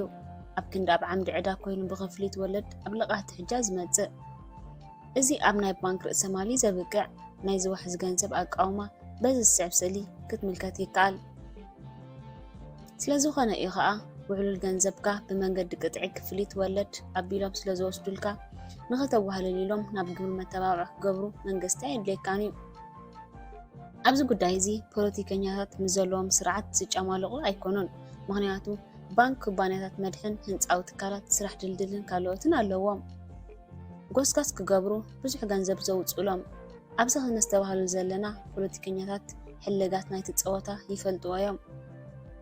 ሕልጋት ናይቲ ፀወታ ኣብ 1974 ሃብታም ኣቦይ ሓሪቑ ነይሩ እዩ። ምክንያቱ ዘይፈለጥክዎ እቲ ፀወታ ኣንጻር እዩ ዝፃወት ነይሩ። ንሱ እንታይ እቲ ዘዕውት ቦታ እዩ ኢላ ኣሚነ ዝኣክብክዎ ናይ ወፍሪ ንብረት ኣብ ቦታ ክሳራ ወይ ዓወት ዘይረኽቦ እዩ ነይሩ። ሕጉሴ ኣብዚ ፀወታ ዝኣተኻ ሃብታም ኣቦይ በለ። ምክንያቱ እቲ ፀወታ እንታይ ምዃኑ ማንም ሰብ ስለዘይትነግር ምስታ ዘይትዕወት ጋንታ ተመፃዊ ወይ ተታላሊ ኢኻ። ሃብታም ኣቦይ ናይዚ ፀወታ ዝመሰረታዊ ሜላታት ፀወታ ክገልፀለይ ጀመረ። حلاقات نايت تصوتا رأس المالينيا مالت من مني بعل عدا زقبرو حاسا اتتصوتا مسفلتكو أبكن دز تصوتا لي زولت تصوتا يكخون بقعي بزحات بعل عدا كقبرخا كلو زيادة دخات خون بزحات بعل عدا كقبرخا كلو زيادة دخات خون هفتا ما بوي زبالنيو من بزحات بعل عدا انت جير كايم زيادة هفتا متخون ازي يدو ما تتصوتا كم زبالكوخا أمري كفت كخون تقاليلي سلازخاي سقيلة كبرهالي زقادفكو كلنا زغنا سبت عدينا تساقم زمت اتعدا عم ميزان وزاق خير كله ايو حماق نقر كوينو اتم دخاتات عالم عدا انتاي زقبر بعمقات كم زي فلتو بتحت بغفو بزت صوتا زي رقات ازن دخاتات هقرات ون حق ديب عدل خادو نقر من اوا بالكو عالم كاب دخاتات دغماتن فانانسوا حبريتا زي بلو منيات وسد بزوح عدان تلكا علم زلكا كل توستلكا انكل جزيخا سرحكا جزخا هيوتكا رأسة أمانتكان كبرتكان توستلكا حقا يقبرلكاني اتتصاوتا جن يفولتي بتبوقا يتصاوتلون يتصاوتن كما كم تتصاوت كتمهار تليلها اتتصاوتا كبرالكا يخيليو دحر مملاخ إذا تصاوتازي بز تصاوتازي انت كتقبر كتفلتن عدايو هافتا ما بوي بات إراوناي معرنت مسارح زي كونس نعدا مسارح مهانو ينقرنايو ناس وقف دولار بورك أمبروني زلقف لومجن سالا زي وقعو مسارح عدا بغفلت قبري حانتا هاجر اتتمنو يتحوى حيسو زلو كساب عالم أبناء أمريكا كفلت قبري رئيسة أماننتها اليوم نزي وقعو مسارح عدا مالت جنزب زبال كسرحلون كخافلون زخلو أب دولار رئيسة أمان نزهلوام إذك أند بقتها جنزب زخانة رئيسة أماننت انتدفيو كتبها كمناي جزا كارتا وي أبسان كف زخانة مواقر يزلو مالتيو نوسد أبنت ناي جرمن منغست ويمار مارك كرم كالاي وقع علم تقم زي بلون حسورين نيرو حانت عباي سبيتي حانت باني كتجزء عربية دفع زوسرتو كشتات زمالة مارك جنزب كفيلة تجزء نيرا هو عاملس أبلت جن حدا سب نتجنزب أبقولنا قديفو نعربية سريقوا سلازخوانا ايو أبزقوان زي نمبزحتو جنزب زي شرف جنزب يلوم زتوعوا زلو مالت كم ورقي ويبرور زي جبت زبلو زلو ገንዘብ በመንግስት ዝድገፍ እንተኾይኑ ግን ርእሰ ተኣማንነት ዘለዎ ጽቡቕ ገንዘብ ተባሂሉ ዝጽዋዕ ሎሚ መብዛሕትኡ ናይ ዓለምና ቁጠባ ኣብ ዕዳን ርእሰ ተኣማንነት እዩ ዝምርኮስ ምትሕግጋዝን ምድግጋፍን ምዝንጣል ማዕረግ ዘይብሉን ኮይኑ ክሳብ ዝቐጸለ ኩሉ ነገር ድሓን እዩ ዝኸውን መን እዩ ንመን ዝዓድዮ ናብ 1973 መልስ ኢለ ማለት ከመይ ኢለ ብ$56,000 ኮንዶሚኒየም ክገዝእ ከለኹ ዝተማሃርኮ ትምህርቲ እዩ ነይሩ ኣብዚ ግዜ እዚ ሃብታም ኣቦይ ከመይ ለውዒል ይገብር ኣዝዩ ኣገዳሲ ትምህርቲ ምሂሩኒዩ መን እዩ ንመን ዝዓድዮ ትብል እያ ሕላገት ናይታ ፀወታ በለኒ ሃብታም ኣቦይ ብዕዳ ከም እትሽከል ዝገበረካ ሓደ ሰብ ኣሎ ምስ 10 ሰባት ንድራር ምኻድ ድዩ ዝመስል ናብ ሽቓቕ ኪድ ምስ ተመለስካ ወረቐት ዕዳ ይፅንሓካ ኩሎም ኣዕሮትኻ ከይዶም እዮም ፀወታ ክትፃወት እንተደሊኻ ነቲ ኩነታት ምርዳእ ሕጊ ምፍላጥ ተመሳሳሊ ቋንቋ ምዝራብ ምስ መን ትፃወት ከም ዘለኻ ምፍላጥ እዩ እንተዘይ ኮይኑ ፀወታ ኣብ ርእስኻ ምፅዋት ክኸውን እዩ ፀወታ ጥራይ እዩ ኣብቲ መጀመርያ ሃብታም ኣቦይ ብዝበለኒ ሓሪቐ ነይረ እንተኾነ ግን ፅን ኢለ ሰሚዐ ክርድኦ ፈተንኩ ኣብ መወዳእታ ናብቲ ዝርዳእኒ ኩነታት መሊሱ ኣረዳኒ ኩዕሶ ምፅዋት ትፈቱ ኢኻ ኖ ኢሉ ሓተተኒ ርእሰይ ኣድንን ኣበልኩ እቲ ፀወታ ይፈትዎ እየ በልኩ ጽቡቕ ገንዘብ ፀወታ እዩ ሃብታም ኣቦይ በለኒ ፀወታ ገንዘብ የፍቅሮ እየ ግን ንብዙሓት ሰባት ገንዘብ ፀወታ ኣይኮነን በልኮ ልክዕ እዩ ሃብታም ኣቦይ መለሰለይ ንመብዛሕትኦም ሰባት ኣብ መንባርዮም ዘተኩሩ ንመብዛሕትኦም ሰባት ፀወታ ገንዘብ ብሓይሊ ተገዲዶም ይፃወቱ እሞ ድሓር ይፀልዎ ሕማቕ ዕድል ኮይኑ ግን ምስ ግዜ ዝያዳ እናማዕበልና ክንከይድ ከለና ገንዘብ ዝያዳ ኣካል ህይወትና ምዃኑ ይርዳእና ሃብታም ኣቦይ ነዚ ትዕብስሊ ናይ ርባዕ ዋሕዚ ገንዘብ ሰኣለ ነዚ ከም ሜዳ መፃወቲ ተኒስ ኩዕሶ እግሪ ወይ ካልእ ሜዳታት ንርአዮ ፀወታ ገንዘብ ክትፃወት እንተደሊኻ ኣበይ ጋንታ ኢኻ ትደሊ ኣብ ጋንታ ሰራሕተኛ ጋንታ በዓላይ ሓዳር ጋንታ ዓቢ ንግዲ ወይ ጋንታ ወፍሪ ኣበይ ናይ ሸነኽ መፃወቲ ሜዳ ኢኻ ትኸውን ትደሊ ብፀጋማይ ወይ ብየማናይ ኣነ ብቕልጡፍ ናብ የማናይ ኣመልከትኩ ዕዳን ርካሳን ክትወስድ ከለኻ ክትከፍል ይግባእካ እዩ ጽቡቕ ሃብታም ኣቦይ በለ ስለዚ ኢኻ ክትፃወት ኢልካ ዘይትኸይድ ምክንያቱ ገለ ሸቃጦ ን30 ዓመታት $150 ንወርሒ ስለ ዝኸሰርካ ጽቡቕ ውዕል ንግዲ ኢሎም ስለ ዝበሉኻ ተኣምኖም። ምክንያቱ መንግስቲ ገንዘብ ስለ ዝኸሰርካ ምቕናስ ግብር ክገብረልካ እዩ። ዋጋ ዘይንቀሳቐስ ንብረትካ ክውስኽ ትፅቢት ኣሎ ዝብል እምነት ኣለካ። በዚ ኩናት ኣእምሮ እዚ ፀወታ ክትፃወት ኣይትኽእልኒ ኢኻ። እዚኦም ርእቶታት እዚኦም ምናልባት ሓቂ እንተኾይኖም ኣብ የማናይ ርባዕ ዋሕዚ ገንዘብ ዘሎ ፀወታ ግን ከምዚ ኣይኮነን ዝፃወትዎ። ሓደ ሰብ ናብ ዕዳ ክትከይድ ንኩሉ ርካሳታት ክትወስዶን ክትከፍለሉን ይብለካ። ሰባት ኣብ ፀጋማይ ርባዕ ዋሕዚ ገንዘብ ዝሓስብዎ ፅቡቕ ሓሳቢ ይብሉ። ኣብ የማናይ ዘለው ሰባት ግን ኣይሰማምዕሉን እዮም። ቁሩብ ኣንቅጥቂጠየ መንገደይ ተኸተል ሃፍታም ኣቦ ይበለኒ። ነዛ ኣብ ሰማይ ዘላ ኮንዶሚንየም $56,000 ክትገዛ ድሌት ኣለካ። ነቲ ዕዳን ኩሉ ርካሳታቱን ክትወስዶን ፈሪምካሉ። እቲ ተኸራያይ ውሕድ ክራይ ይኸፍል ካብቲ ክነብረሉ ዘጥፎ ዋጋ። ስለዚ ናይዚ ሰብ እዚ ገዛ ዝትደግሞ ኣለኻ ማለት እዩ። እዚ ደግሞ እዚ ስምዕቲ ይበካ። ርእሰይ ነውነውኩ ከምዚ ፀወታየ ኣነ ዝፃወት ሃፍታም ኣቦ ይበለ። ካብዛ ኣትሒዝካ ንዕዳን ርክሳን እንተበዲካዮ ክትክፈል ኢኻ ተረዲእካ። ርእሰይ ኣድን ኣበልክዎ። ገንዘብ ምግባር ተራ ፍልጠት እዩ ሃፍታም ኣቦ የረዳእኒ። ናይ ሮኬት ስነ ፍልጠት ኣይኮነን። ሕማቅ ኮይኑ ግን ናብ ገንዘብ ምስ ንመፅእ ግን ማሕበራዊ ፍልጠት ዝነበረ ውልቃዊ ፍልጠት ይኸውን። ባንከኛ መንግስቲ ግብሪ ክንቀሳቀሰልካዩ ኢሉ ንዕዳ ክትብድሆ ይነግረካ። እዚ መሰረታዊ ቁጠባ ስምዒት የብሉን። ናይ ዘይንቀሳቀስ ንብረት ወኪል ነቲ ወረቐት ክትፈርሓሉ ይነግረካ። ምክንያቱ ብናቱ ርእቶ ዋጋ ኮንዶሚንየም ክውስኽ እዩ። ካብቲ ዝኸፈልካዮ ገንዘብ ኣትሒቱ ክኸፍለካ ዝኽእል ተኸራያይ ክረኽበልካ ምዃኑ ይነግረካ። እዚ ቅማር እዚ ስምዒት እንተሂብካ ንስኻን ኣነን ኣብ ስምዒት ገንዘብ ሓበራዊ ፍልጠት የብልናን። ደው ኢለ ከለኹ ኩሉ ነገር ሰማዕክዎ። ነቲ ጽቡቕ ውዕል እዩ ኢለ ዘማሓርክዎ ዝነበርኩ ሓሳብ ጽቡቕ ውዕል ዘይምዃኑ ተኣመንኩ። ምክንያቱ እቲ ውዕል ጽቡቕ እዩ ዝመስል ነይሩ። ብስምዒትን ስስዕን ሰኺረ ነይረ። እቶም ዝሃቡኒ ዝነበሩ ፋይናንሳዊ ቃላትን ቁፅርታትን እንታይ ይብሉ ነይሮም ኣይርድኦም ነይረ። ዕድል ገይረ ሃፍታም ኣቦይ ዝጥቀመሉ ዝነበረ ኣዝያ ኣገዳሲ መብርሒ ይህብኒ። መክሰብ ትገብር ክትዕድግ ከለኻ ዘይኮነ ክትገዝእ ከለኻዩ። ሃብታም ኣቦይ ኩሉ ግዜ ንዝወስዳ ዝኾነት ዕዳ ወይ ርካሰ ዝገዝኣላ መዓልቲ ብዝያዳ የስተውሃለላ። ቁጠባ ዝኸፍአ እንተሎ የስተውዕለሉ። ቁጠባ ጽቡቕ ምህላው የረጋግጽ። ብመሰረት ሸጠራታት ግብርን ንመጻእዚ ትንበ ጥንቆላን ዕድጊ ኣይገበርን እዩ። ውዕል ክገብር ከሎ ኣብ ጽቡቕን ሕማቕን ዘሎ ድምፂ ቁጠባዊ ስምዒት ሰሚዑ እዩ ዘተግብሮ። ከምቲ ዝርዮ ንፀወታ ገንዘብ ክርድኦ ጀመርኩ። ብርግጽ ነቲ ፀወታ ንዓኻ በዓል ዕዳ ዝኾነልካ ምርኣዩ ንመን በዓል ዕዳ ትኸውን ጥንቃቐ ምግባርን እዩ። ኣብዚ እዋን እዚ ዝሰምዑ ቃላት ንዕዳን ርካሰን ክትወስድ ከለኻ ናቱ ዓስቢ ክትከፍሎ ምህላው ኣረጋግጽ። ሃብታም ኣቦይ ዕዳ ነይርዎ እዩ። ክወስዶ ከሎ ግን ብጥንቃቐ ወሲድዎ። ብብልቅኻ ዕዳ ክወስድ እንተደሊኻ ውሕድ ምዃኑ ኣረጋግጽ። ዓብዪ ዕዳ እንተወሲድካ ካልእ ሰብ ዝኸፍሎ ምዃኑ ኣረጋግጽ። ፀወታ ገንዘብን ዕዳን ከም ፀወታ ኣባኽን ኣቦይን ካልኦት ክፃወት ርእይዎ እዩ። ኣብ ንግዲ ናብ ንግዲ ካብ ሃገር ናብ ሃገር ዝፅወት ፀወታ ርእይዎ እዩ። ንዑ ፀወታ እዩ። ንመብዛሕትኦም ሰባት ግን ገንዘብ ፀወታ ኣይኮነን። ገንዘብ ጉዳይ ህላወ እዩ። ምክንያቱ ገንዘብ ፀወታ ምዃኑ ዝገልጸሎም ሰብ ኣይረኽቡን። ባንከኛ ገዛ ርእሰ ማል እዩ ንዝብልዎ ርድኢት ገና ይኣምንዎ ኣለዉ። ኣገዳስነት ኣብ ሓቅን ርእይቶን። ሃብታም ኣቦይ ክቕፅል ከሎ ትምህርቲ ኣብ የማናይ ወገን ዋሕዚ ገንዘብ ክትዕወት እንተደሊኻ ኣብ መንጎ ሓቅን ርእይቶን ዘሎ ፍልሊ ፍለጦ። ከምቶም ኣብ ፀጋማይ ወገን ዋሕዚ ገንዘብ ዘለዉ ፋይናንሳዊ ምኽርታት ዝጠቕሙ ሰባት ዕሙራት ኣይትቕበሎምን። ቁፅርታት ፍለጦ። እቲ ቁፅርታት ንሓቅታቱ ክነግረካ እዩ። ፋይናንሳዊ ህላወ ኣብ ሓቅታት እዩ ዝምርኮስ። ኣብ ርእይቶ ናይ ገለ ዕሩኽትኻን መሓርኽትኻን ቃላት ኣይኮነን ዝውሰን።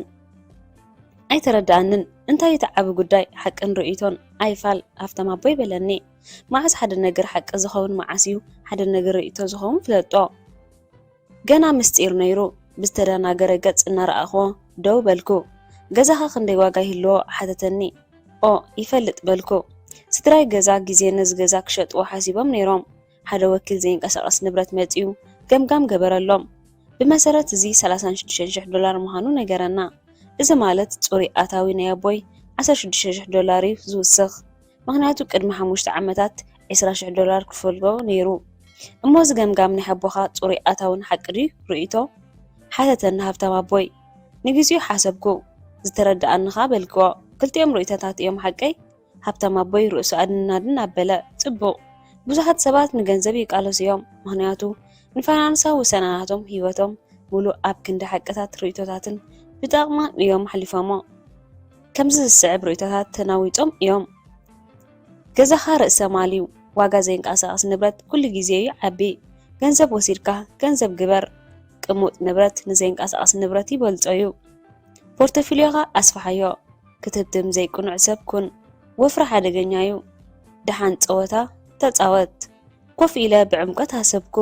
እቶም ኣብ ገዛይ ብዛዕባ ገንዘብ ዝሰምዖም ዝነበርኩ ዘረባታት ነዞም ኣብ ላዕሊ ዘለዉ ርእይቶታትን እናመዝመዝኩ ዓይነት እዮም ርእይቶታት ዓይነት እዮም ሓቅታት ክግንዘብ ፈተንኩ።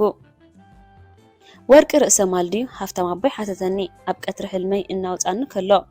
እወ ብርግፅ መለስኩ። እቲ ፈተናታት ግዜ ዘይብዶ ሓቀኛ ገንዘብ እዩ። ርኢኻ ደጊምካ ትብሎ ኣለኻ ሃብታም ኣቦይ መለኒ። ትገብሮ ዘለኻ ኩሉ ኣክንዲ ብዛዕባ ምርጋፅ ሓቅታት ብዛዕባ ርእሰ ማል ካልእ ሰባት ዝህልዎም ርእይቶታት ድጋም እዩ። ብትርጉመይ ወርቂ ካብቲ ትሸጦ ዝሓሰረ እንተገዚእካዮ ወርቂ ርእሰ ማል እዩ። ፍሽኽን ቀስን እናበለን። ብኻልእ ኣዘራርባ ብ$100 እንተገዚእካዮ ብ$200 እንተሸጥካዮ ወርቂ ርእሰ ማል ይኸውን። ንሓንቲ ግራም ብ$200 እንተገዚእካ ብ$100 እንተሸጥካ በዚ ትውጊት እዚ ወርቂ ዕዳ ኮይኑሎ ማለት እዩ። እዚ ህያው ትውጊት ፋይናንሳዊ ቁፅርታት እዚ እዩ ኣብ መወዳእታት ዝሃበካ ሓቅታት ገንዘብ። ኣብ ክውንነት እቲ ርእሰ ማል ወይ ዕዳ ዝኾነሉ ዋና ነገር ንስኻ ኢኻ። ምክንያቱ ንወርቂ ርእሰ ማል ወይ ዕዳ ክኸውን እንትትውስኖ ባዕልኻ ኢኻ። ስለዚ ከዓ ፋይናንሳዊ ትምህርቲ ኣገዳሲ እዩ ንብሎ ዘለና። ከም ዝሪኦም ፍጹም ዝኾነ ንግዲ ወይ ዘይንቀሳቐስ ንብረት ወሲዶም ከለዉ ናብ ፋይናንሳዊ ዓዘቕቲ ዝኣትዉ ብዙሓት ሰባት ኣለዉ። ብዙሓት ሰባት እውን ብተመሳሳሊ መንገዲ ንሂወቶም ኣብ ዓዘቕቲ ይእትውዋ። ብከቢድ መንገዲ ገንዘብ ገይሮም ናብ ነዊሕ ፋይናንሳዊ ዕዳ ዝፍጠሩ ኣለዉ። ኣነ እውን ተደናጊረ ነይረ፣ ብውሽጠይ ተጎዲኤ፣ ብዘይፈልጦ ተኻቲዐ። ሕሉፍ ሓሊፉ ሃፍታም ኣቦይ ብሓንጎለይ ተዘናጊዑ እዩ እውን። ብዙሓት ሰባት ክመፁ ይርእዩ እዮም፣ ምክንያቱ ሓቅታት ኣይፈልጥዎን እዮም። ነፍሲ ወከፍ መዓልቲ ኣዝዩ ዘሰንብድ ዛንታ ገንዘብ ዝኸሰሩ ሰባት ይሰምዕ እየ፣ ምክንያቱ ርእይቶ ሓቂ ኮይኑ ይስምዖም። ፋይናንሳዊ ውሳነ ክንውስን ከለና ርእይቶ ክንጥቀም ግርም ክኸውን ይኽእል እዩ። እንተኾነ ግን ፍልልይ ክንፈልጦ ኣለካ። ሚልዮናት ሰባት ኣብ ውላድ ናብ ውላድ ናይ ሙሉእ ሂወቶም ውሳነ ብርእይቶታት ይውሰን። ድሓ ስለምንታይ ንገንዘብ ይቃለሱ ኣለዉ ይግረሙ። እንታይ ርእይቶታት ሓተትኩ? ሃፍታም ኣቦይ ቅድሚ ምላሱ ሕሹኽ በለኒ። ጽቡቕ ገለ ልምድታት ርእይቶታት ክህበካ በለኒ። ክትምርዓዎ ኣለካ። ንፍዕ በዓል ቤት ኩን። ውሑስ ስራሕ ርኸብ። ኣብኡ ከለኻ ንዘለኣለም ንበር። ሓኻይም ብዙሕ ገንዘብ እዮም ዝገብሩ። ዓብ ገዛ ኣለዎም፣ ሃፍታማት ማለት እዮም። ንሱ ዓብ ቀላፂ ኣለዎም፣ ጥዑም እዩ ማዮ። ጥብቕቲ መኪና እያ። ብሓንቲ ኣረጊት ሰበይቲ ግን ትዝወር ኣላ። እኹል ገንዘብ የለን፣ ንኹላህና ዘይህብትመና። ዓለም ሰፋሕያ፣ ሰባት ኣይነፍሩን እዮም። ካብ ሓፍቱ ዝበለሐ እዩ። ካብ ፖርቶፊልዮኻ ባንዲ ውሑስ እዩ። ጌጋ ዝገብሩ ሰባት ስድታት እዮም። ብሕሱር ዋጋ ክሸጡ ኣይነበረን። መሳይ ክትወፅእ የብላን። ወፍሪ ሓደገኛ እዩ። ኣይህብትምኔ። ኮሌጅ ስለ ዘይከድኩ ንቕድሚት ኣይክስጉምኔ። ወፍርኻ ኣስፋሓዮ፣ ወፍርኻ ኣይተስፋሓዮ። ሃፍታም ኣቦይ ብዝሃበኒ ማቕለያ ዘይብሎም ርእይቶታት ክሳብ ዝደክመ ቀፂለ። ጽቡቕ ዝኣክል ሰሚዐ። ሕጂ እቲ ነጥቢ እንታይ እዩ? ሓሳበይ ደዋይ ተብለኒ በለኒ። ብዝኾነ እቲ ነጥቢ እንታይ እዩ? ናብ ብዙሓት ሰባት ሂወት ኣብ ክንዲ ብሓቅታት ብርእይቶታት እዩ ዝውሰን። ሂወት ናይ ሰባት ክቕይር እንተኾይኑ ርእይቶታቶም ብመጀመርያ ክቕይርዎ ኣለዎም። ድሓር ሓቅታት ክርእዩ ይጅምሩ።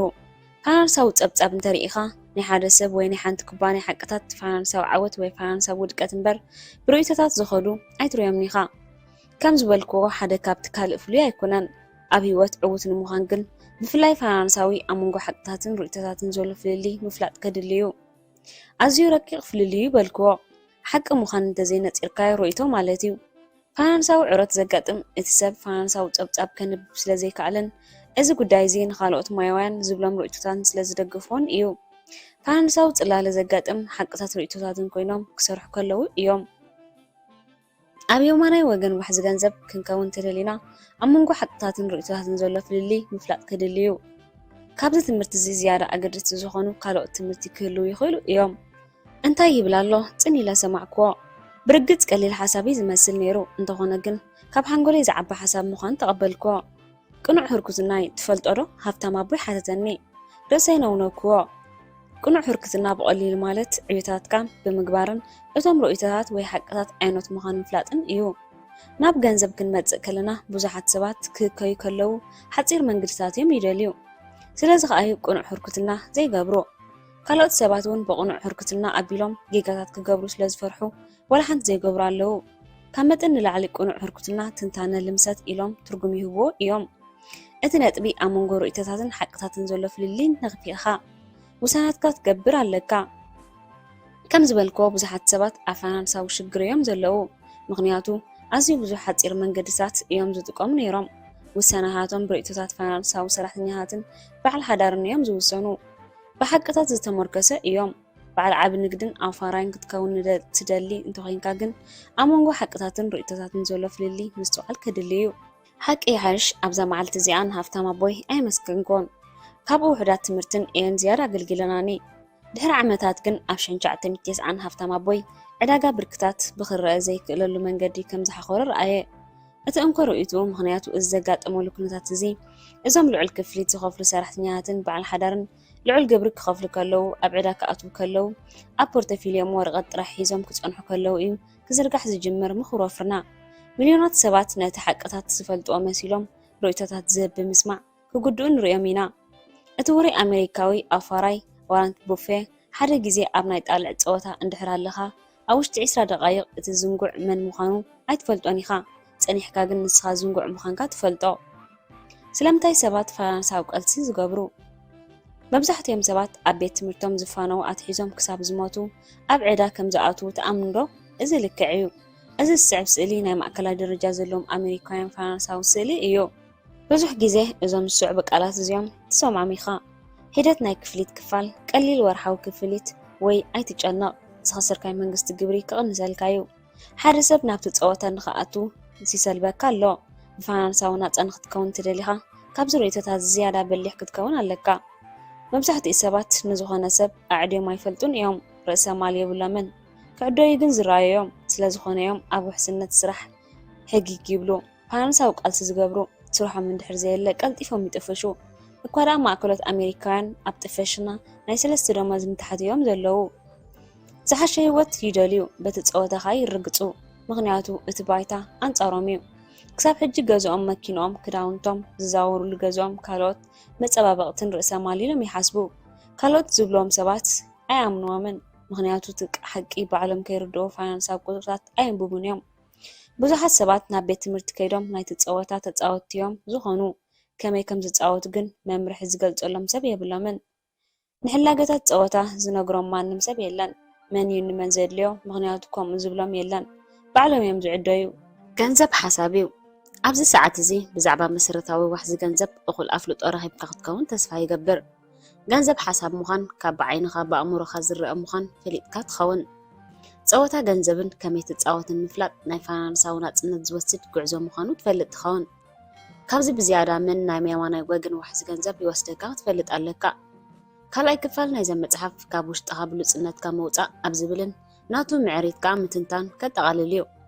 ምዃን፣ ምትግባር፣ ምውናን። ካልኣይ ክፋል ካብ ውሽጥኻ ብሉፅነትካ መውፃእ ምዕራፍ 7 ንስኻ ምዃን። እቲ ሓቀኛ ጉዳይ ብውሽጥኻ እትገብሮ ናይ ግድን ለውጥን ብመስርሑ መን ክትከውን ትደልን እዩ። ግዳም ሓደር ምዃን ኣይኮነን ዘገድስ። ሃፍታም ኣቦይ በለ መን ምዃንካይ ዘገድስ። ቃልፅኻ ቀፅል እሞ ገለ ሰብ ክትከውን ኢኻ። ዘይረብሓካ መንነት ኣቋሪፅካ ገለ ሰብ ክትከውን ትኽእል ኢኻ። እንተኾነ ግን ዘይተቐየረ ሰብ ኣይትኸውንን ኢኻ።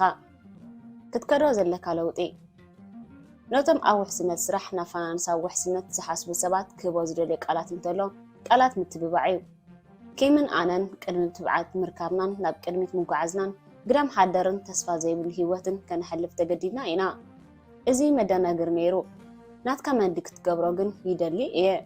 ከምታ ቀዲመ ዝበልክዎ ናብ የማናይ ወገን ዋሕዚ ገንዘብ ከሰጋግረካ ዝሕግዝ ፍቱንን ስርሑን ስርዓት ኣለዉ። እቲ ሓቀኛ ጉዳይ ግን ብውሽጥኻ ክትገብሮ ናይ ግድን ለውጥን ብመስርሑ መን ክትከውን ትደልን እዩ። ንገለ ሰባት እቲ መስርሕ ቀሊል እዩ፣ ንኻልኦት ግን ጉዕዝኡ ዘይከኣል እዩ። ገንዘብ ፈውሲ እዩ። ሃብታም ኣቦይ ንማይክና ዓይን ዝበለና ገንዘብ ፈውሲ እዩ።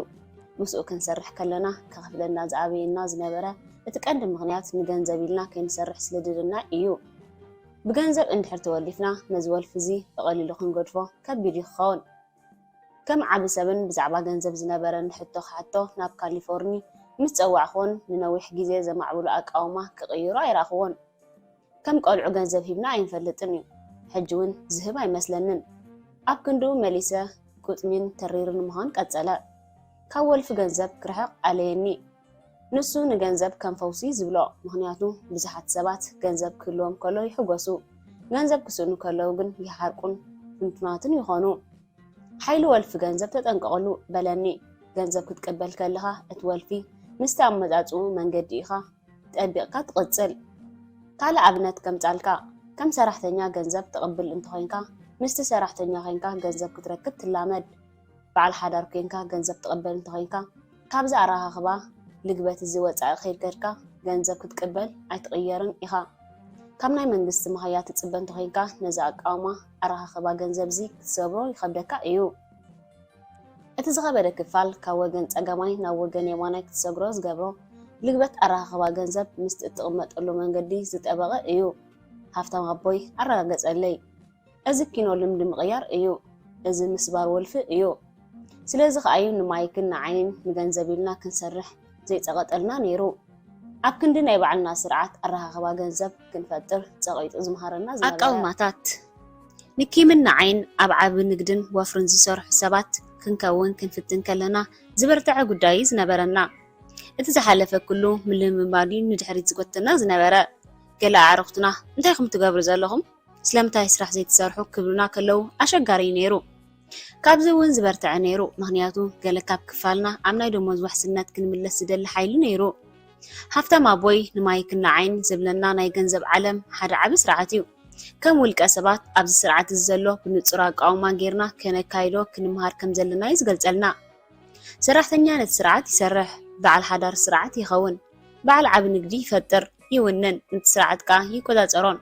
ኣንፈራይ ገንዘብ ኣብቲ ስርዓት የዋፍር ኣቃውማ ሃፍታም ኣቦይ ዝዛረቦ ዝነበረ ንሕና ምስ ገንዘብ ዝመጽእ ተፈጥራውን ዝስሓቦን ኣቃውማ እዩ ዘተኩር ዝነበረ ሓደ ሰብ ገንዘብ ከም ዝደሊ ክሰምዕ ከሎ ሃፍታም ኣቦይ ክገልጽ ከሎ ሰራሕተኛ ስራሕ ይደሊ በዓል ሓዳር በይኑ ሰርሖ ይደሊ በዓል ንግዲ ክፈጥር ወይ ገንዘብ ከምጽእ ዝኽእል ስርዓት ይገዝእ ኣንፈራይ ከዓ ገንዘብ ከፍሪ ዝኽእል ርእሰ ማል ክዋፍረሉ ዕድል ይደሊ ስለምንታይ ምቅያር ኣቃውማ ይኸብድ ስለምንታይ ምቅያር ኣቃውማ ዝኸብድ ንዝብል ሕቶ እቲ ምኽንያት ገንዘብ ኣብዚ እዋን እዚ ኣገዳሲ ህይወትና እዩ ኣብ ዘመን ሕርሻ ገንዘብ ኣገዳሲ ነበረን ምኽንያቱ መሬት እዩ መግቢ መጽለሊ ሙቐትን ማይን ብዘይ ገንዘብ ዝሰርሕ ዝነበረ ኣብ ኢንዳስትሪያዊ ዘመን ናብ ከተማ ምስ ዝገዓዘ ግን ገንዘብ ኣብ ህይወት ኣገዳሲ ገይርዎ ሎሚ ወላ ንማይ እውን ገንዘብ ይሓትት ሃፍታም ኣቦይ ኣነጸረለይ ምግላጽ ክገልጽ ከሎ ካብ ንብል ሰራሕተኛ ናብ በዓል ንግዲ ምንቅስቓስ ክጅምር ከለኻ እቲ ኣብ ውሽጥኻ ዘሎ ሰራሕተኛ ዝገብረካ ወልፊ ኣካልካ ወይ ህይወትካ ከተብቅዕ ዝፈርሕ ኣካልካ ክምህረካ ወይ ኣንጻርካ ክቃለስ ይጅምር ከምዚ ዝጠቕልቕ ዘሎ ሰብ ኣየር ክረክብ ዝቃለስ ከምኡ ትኸውን ወይ ከምዚ ዝጠመቐ ሰብ ክነብር ኢሉ ዝኾነ ዝበልዕ እዩ እዚ ውሽጣዊ ቃልሲ እዚ ዘኽበዶ ዘሎ እቲ ቃልሲ ኣብ መንጎ ቅድሚ ሕጂ ዘይነበርካዮን ድሓር ክትኮኖ እትደሊ ዘለኻን እትጸገም ሃፍታም ኣቦይ ብቴሌፎን ዝገለጸለይ እቲ ኣብ ውሽጥኻ ዘሎ ውሕስነት ስራሕ ዝደሊ ኣካልካ ምስ ናጽነት ዝደሊ ኣካልካ ኣብ ውግኦም ተጸሚዶም ዘለዉ ኣብዚ ክትኮኖ እትደልዮ መን ክዕወተልካ እዩ ነቲ ንግዲ ምህናጽ ወይ ስራሕ ክትረክብ ክትምለስ ሃንቃኻ ርኸብ ንቕድሜት ክትግዝግስ ትኽእል ዶ ሃፍታም ኣቦይ ሓተተኒ እወ ቅልጥፍ ኢለ በልኩ ክትገብሮ ዘንቀልካዮ ውጥን ረሲዕካዮ ኣለኻ ሃንቃኻ ረሲዕካዮ ናብዚ ሽግር እዚ ክትኣቱ ዝደርኻካ ጠንቅን መጀመርታ እንታዩ ሃፍታም ኣቦይ ሓተተ ኦህ ፍርሕ ኢለ መለስኩ ዝረሳዕክዎ ነይሩኒ እዩ ኣብቲ እንዳ ቴሌፎን ደው ኢለ ርእሰያ ጽሬ ነናይ ዝዓዘቕቲ ከም ዘእተወኒ ክዝክር ፈተንኩ ይፈልጥ ሃፍታም ኣቦይ ተዛረበ ድምፂ ኣብ ቴሌፎን እንዳንጎድጎደ ከሎ ካብ ንሕልምኻ ክትቅጽል ዘለካ ሃንቃ እቲ ናይ ህልው ውልቃዊ ህይወት ዝያዳ ጨንቕካ እዚ ፍርሕ እዚ ንሃንቃኻ ካብ ነብስኻ ደፊኡ ኣውፂዎ ክትቅጽሎ ዝኽኣለካ ዝበለጸ መንገዲ ግን ኣብ ልብኻ ሃል ዝብል ስምዒት ብህያው ክትቅጽሎ ኣለካ ኩሉ ግዜ ክትገብሮ ዘንቀልካዮ ውጥን ዘክር ጉዕዙ ቀሊል እዩ ነብስኻ ከይተጨነቕካ ክትጅምር ከለኻ ፍርሕኻ ነብስኻ ብውሽጢ ክበልዖ ይጅምር ሃንቃኻ ንግዲ ይሃንጽ ፍርሒ ንግዲ ኣይሃንጽን እዩ ክሳብ እዚኢኻ ክትሪኦ ዘለካ ኣብ ቀረባ ኢኻ ዘለኻ እንድሕሪት ኣይትመለስ ክትተግብሮ ዘንቀልካዮ ወጥን ዘክር ትዝታታቱ ኣለዎ ዝኽርታቱ ኣብ ልብኻ ሓሊፉ ሃልሃልታ ቀጸሎ ኩሉ ግዜ ኢኻ ተቋርጽ ስለዚ ስለምንታይ ተቋርጽ ምዚ ሃብታም ኣቦይ ሰናይ ዕድል ተመኒለይ ቴሌፎን ዓጸዋ ልክዓሎ ከተተግብሮ ዘንቀልካዮ ጉዕዞ ረሲዐዮ ሕልመይ ጠፊእኒ ፍርሐይን ርእሰይን ልበይን መሊእዎ ሃንቃይ ረሲዐዮ ሕጂ ግን ግዚኡ ኣኺሉ እዩ ክገብሮ ወይ ንገዛይ ክምለስን ክርስዖን ንግዚኡ ደው በልኩ ናይ ሃፍታም ኣቦይ ናይ መወዳእታ ዝበሎ ዘረባ ዘከርክዋ ኩሉ ግዜ ኢኻ ተቋርፆ ትኽእል ኢኻ ስለዚ ስለምንታይ ተቋርፅ በዚ ክሳብ ነዚ ነገር ዝገብሮ ንምቁራፅ ከናውሖ ወሰንኩ ስርዓት ዘወነን መምህር ፍርሕን ሕፅረትን ዓወትን ብሕሱሚ ሃሪምኒ ንሕልመይ ካብ ውሽጠይ ደፊዮ ኣውፂለይ ሕልመይ ዝነበረ ፍሉይ ስርዓት ዘለዎ ቤት ትምህርቲ ምፍጣር እዩ እዚ ቤት ትምህርቲ እዚ ንሰባት ከመይ ኢሎም ዋነኛታትን ኣውፈርትን ይኾኑ ዝምህር እዩ ኣብኡ ደው ኢለ ከለኹ ኣእምሮይ ናብ ካልኣይ ደረጃ ተመለሰ ወዲ 15 ዓመትን ከለኹ ናይ ካልኣይ ደረጃ ቤት ትምህርቲ ኣመኻሪ ዝነበረ ሓተተኒ ምስ ዓበኻ እንታይ ክትከውን ኢኻ ከም ኣቦኻ መምህር ዲኻ ክትከውን በለኒ ፊት ንፊት ድሕሪ ምርኣይ ብቐጥታ ሓይልን ብመትከልን መለስኩሉ መምህር ኣይከውኔ መምህር ምዃን እቲ ናይ መወዳእታ ምርጫ እዩ ቤት ትምህርቲ ኣይፀሎኔ ይፀልኦ ብሓይሉ ኮፍ ኢለ ሓደ ሰብ ሙሉእ ሰሙን ንዓይ ዝሕስበኒ ዓይነት ትምህርቲ ክሰምዕ ክፈትዎ ከኽብሮን ክዛረበሉን ብፍጹም ይፀልኦ ክዝክሮ ከለኹ ኣነ ብድሕሪ ክፍሊ ኮፍ ኢለ ካብ ናይ ክዕለብጥ ጓዕፀፀጥ ክብልን ክፍሊ ክቐፅዕን እየ ዝሕልፎ ነይረ ናይ ካልኣይ ደረጃ ቤት ትምህርትና ኣመኻሪ ዝነበረ ኣሰርናይ ኣቦይ ሞያ ክሕዝ ውጥን ይህልወኒ ዶ ኣይህልወንን ደጊሙ ምስ ሓተተኒ ሃንደበት ካብ ውሽጢ ቆርበተይ ነጢረ ክወፅእ ተቐሪበ ነይረ ኣብቲ እዋን እቲ ንእሽተይ ነገር ዝገብሮ ዝዝክሮ ዝነበርኩ ሃንቃ ድምር ፍቕርን ፅልእን ምዃን እዩ መምሃር የፍቅሮ ቤት ትምህርቲ ግን ይፀልእ ነይረ ኣብ ክፍሊ ኮፍ ምባል ይፀልእ ነይረ ነብሰይ ዘይደልዮ ክኸውን ክመሃርና የድሊ ነይረ እዚ ስምዒት እዚ ኣባይ ጥራይ ኣይነበረን ናይ ባህራት ጥቕስታት ትምህርቲ ዊንስተን ቸርችል ሓደ ካብዚ ብውልቀይ ኩሉ ግዜ ክመሃር ድልውለ ወላ እኳ ብከምዚ ንምሃሮ ክመሃር ዘይፈቱ ሰብ እንተኾንኩ ዝብላ ዝተመቐራ ጆን ኣፕሊክ ብልቦና መስራቲት ኣቦታትና መሰረት ቆልዑ ዘይተፈጥራዊ ዝምባዐ ስድራ ቤቶም ኣለዎም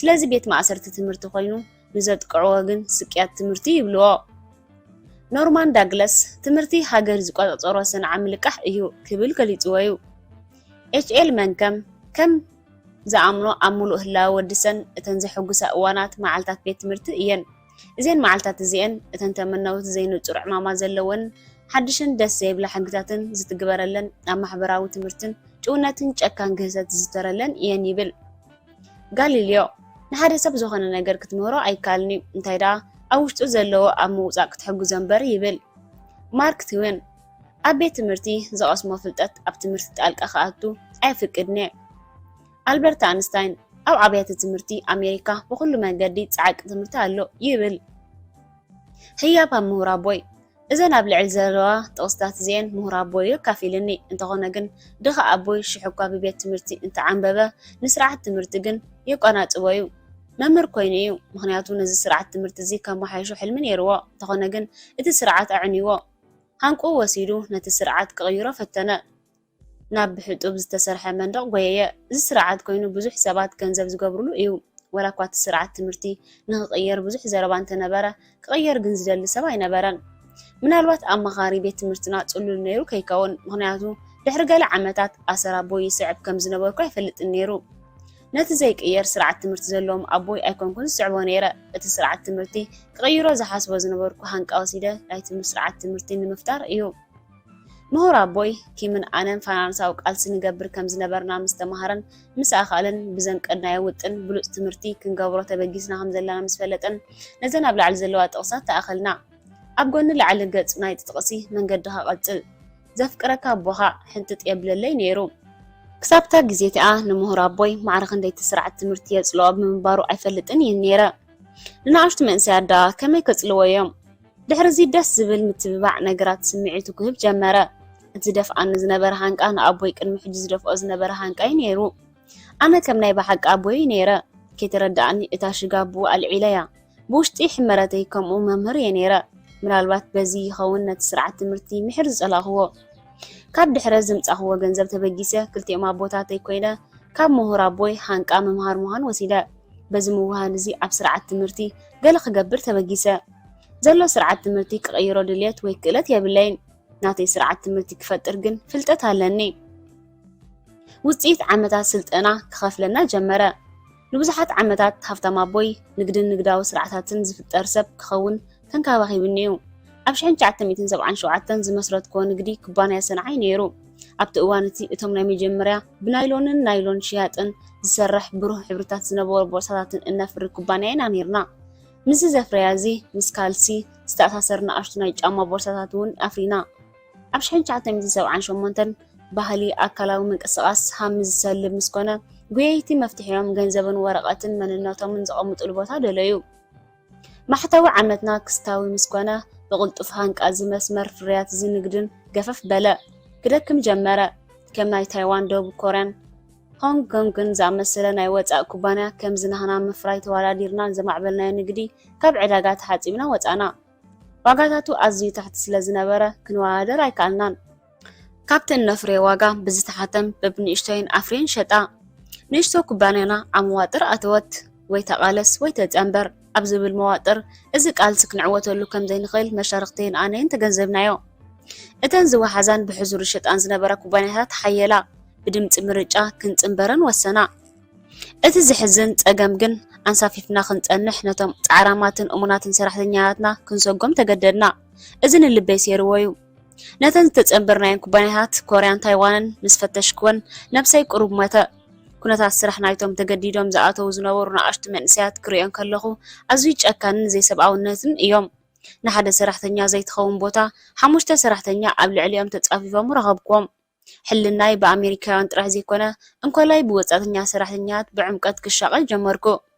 ሽዑ እኳ ብናይ ወፃታዊ ኩባንያታት ዝተበገሰ ፋይናንሳዊ ፀገም ክንፈትሖን ብዙሕ ገንዘብ ክንገብርን ተኻልና ልበይ ግን ኣብ ከምዚ ንግዲ እዚ ክፅምበል ዘይምዃኑ ነገረኒ። ከም ውፅኢቱ ንግድና ብሕማቅ ክትንክፎ ጀመረ። መንፈሱ ከደ፣ ምክንያቱ መንፈሰይ ከይዱ እዩ። ሃፍታም ዝበሃል ነቶም ትሑት ደሞ ዝኸፈሉ ሰራሕተኛታት መዝሚስካ ዝህብተም እንድሕር ኮይኑ ሃፍታም ምዃን ኣየለኹን። እዚ ከዓ ሰባት ኣብ ክንዲ ሰራሕተኛታት ንግዳዊ ትካል ጥራይ ዝኾኑ ወነንቲ ዓበይታዊ ንግዳት ትካላትን ዝኾኖም ትምህርቲ ክምህሮም ሓሳብ ኣበገስኩ። ኣብ ወዲ 32 ዓመተይ መምህር ክኸውን ጀመርኩ። እንተኾነ ግን ንግዚኡ ክርድኦ ኣይካልኩን። በዚ ከዓ ዝመስረትኮ ንግዲ ብሕፅረት ስርዓት ትምህርቲ ዘይኮነስ ብሕፅረት ሃንቃን ልባዊ ድሌትን ከንቆልቁል ጀመረ። ኣብዚ ግዜ እዚ ኪምን ኣነን ሓድሽ ንግዳዊ ትካል ጀመርና። ኩባንያ ቦርሳ ከዓ ገደፍናዮ። ምጉዳል ሰራሕተኛታት መፀ። ኣብ 1983 ንተምሃሮ ምምሕዳር ንግዲ ዩኒቨርሲቲ ሃዋይ ሰሚናር ክንገብረሎም ተዓደምኩ። ኣብ ውሕስነት ስራሕ ዘተኮረ ኣረኣእያ ሃብኩ። ኣብቲ እዋን እቲ ኣብ ሓፂር ዓመታት ገለ ካባኹም ሰራሕኩም ክትስእኑ ኢኹም ኢለ ምኽሪ ምስ ሃብኩም ርእይቶ ኣይፈተዎን። ብምክንያት ስራሐይ ኣብ ብዙሕ ቦታታት ዓለም ክዛወር ክኢለ ሓደ ካብቲ ዝሃብኮ መርገፂ ፈጠራውነትን ቴክኖሎጂ ዝፈጥር ምርኩስ ሕሱር ግልበት ሰራሕተኛ እዩ ነይሩ። ከም ዝተገንዘብኮ ካብ ኤስያ፣ ኤውሮጳ፣ ሩስያ፣ ደቡብ ኣሜሪካን ዝመፁ ሰራሕተኛታት ምስ ኣብ ኣሜሪካ ዝፀንሑ ክወዳደሩ ጀመሩ። በዚ መሰረት ንሰራሕተኛታትን ማእከላት ኣመሓደርትን ልዑል ክፍሊትን ውሑስ ስራሕን ምኽፋል ዝብል ሓሳብ መዓልቱ ከም ዝኣኸለ ፈለጥኩ። ዓበይቲ ኩባንያታት ምስ ዓለም ክወዳደራ ቁፅሪ ሰራሕተኛታት ዝህብኦ ክፍሊትን ክጎድል ምዃኑን ተረዳእኒ። ዩኒቨርሲቲ ሃዋይ ደጊመይ ዓደመንን። ድሓር ግን ምጉዳል ሰራሕተኛታት ዝብል ቃል መፀ። ኩሉ መዓልታት ዓበይቲ ኩባንያታት ምስ ነንሕድሕደን ኩባንያታት ብምሕባረን ሰራሕተኛታት ስራሕ ኣልቦ ኮይነን። ምጉዳል ሰራሕተኛታት ከዓ ተቐላቐለ። ምስ ነፍሲ ወከፍ ምጉዳል ሰራሕተኛታት እቶም ኣብ ላዕሊ ደረጃ ዝነበሩ ሰባት መሊኦም ሃብቶሙ፣ እቶም ኣብ ታሕቲ ዝነበሩ ሰባት ከዓ ዋጋ ይኸፍልዎ። ኩሉ ግዜ ዝሰምዖ ዝነበርኩ ዘረባ ኣነ ነደቓይ ናይ ደሓን ዝኾነ ቦታ ትምህርቲ ሰዲደ ፅቡቕ ነጥቢ ኣምፂኦም ውሑስ ስራሕ ክትሕዞም እየ ዝብል እዩ። እዚ ዘረባ እዚ ንዓይ ኣብቲ ዘሻቕረረኒ ዘረባ እዩ። ንስራሕ ምድላው ዝብል ሓሳብ ንቑሩብ ግዜ ደሓን ክኸውን ይኽእል ይኸውን እዩ። ኣብ ዝነውሐ ግዜ ግን ኣይወፅእን እዩ።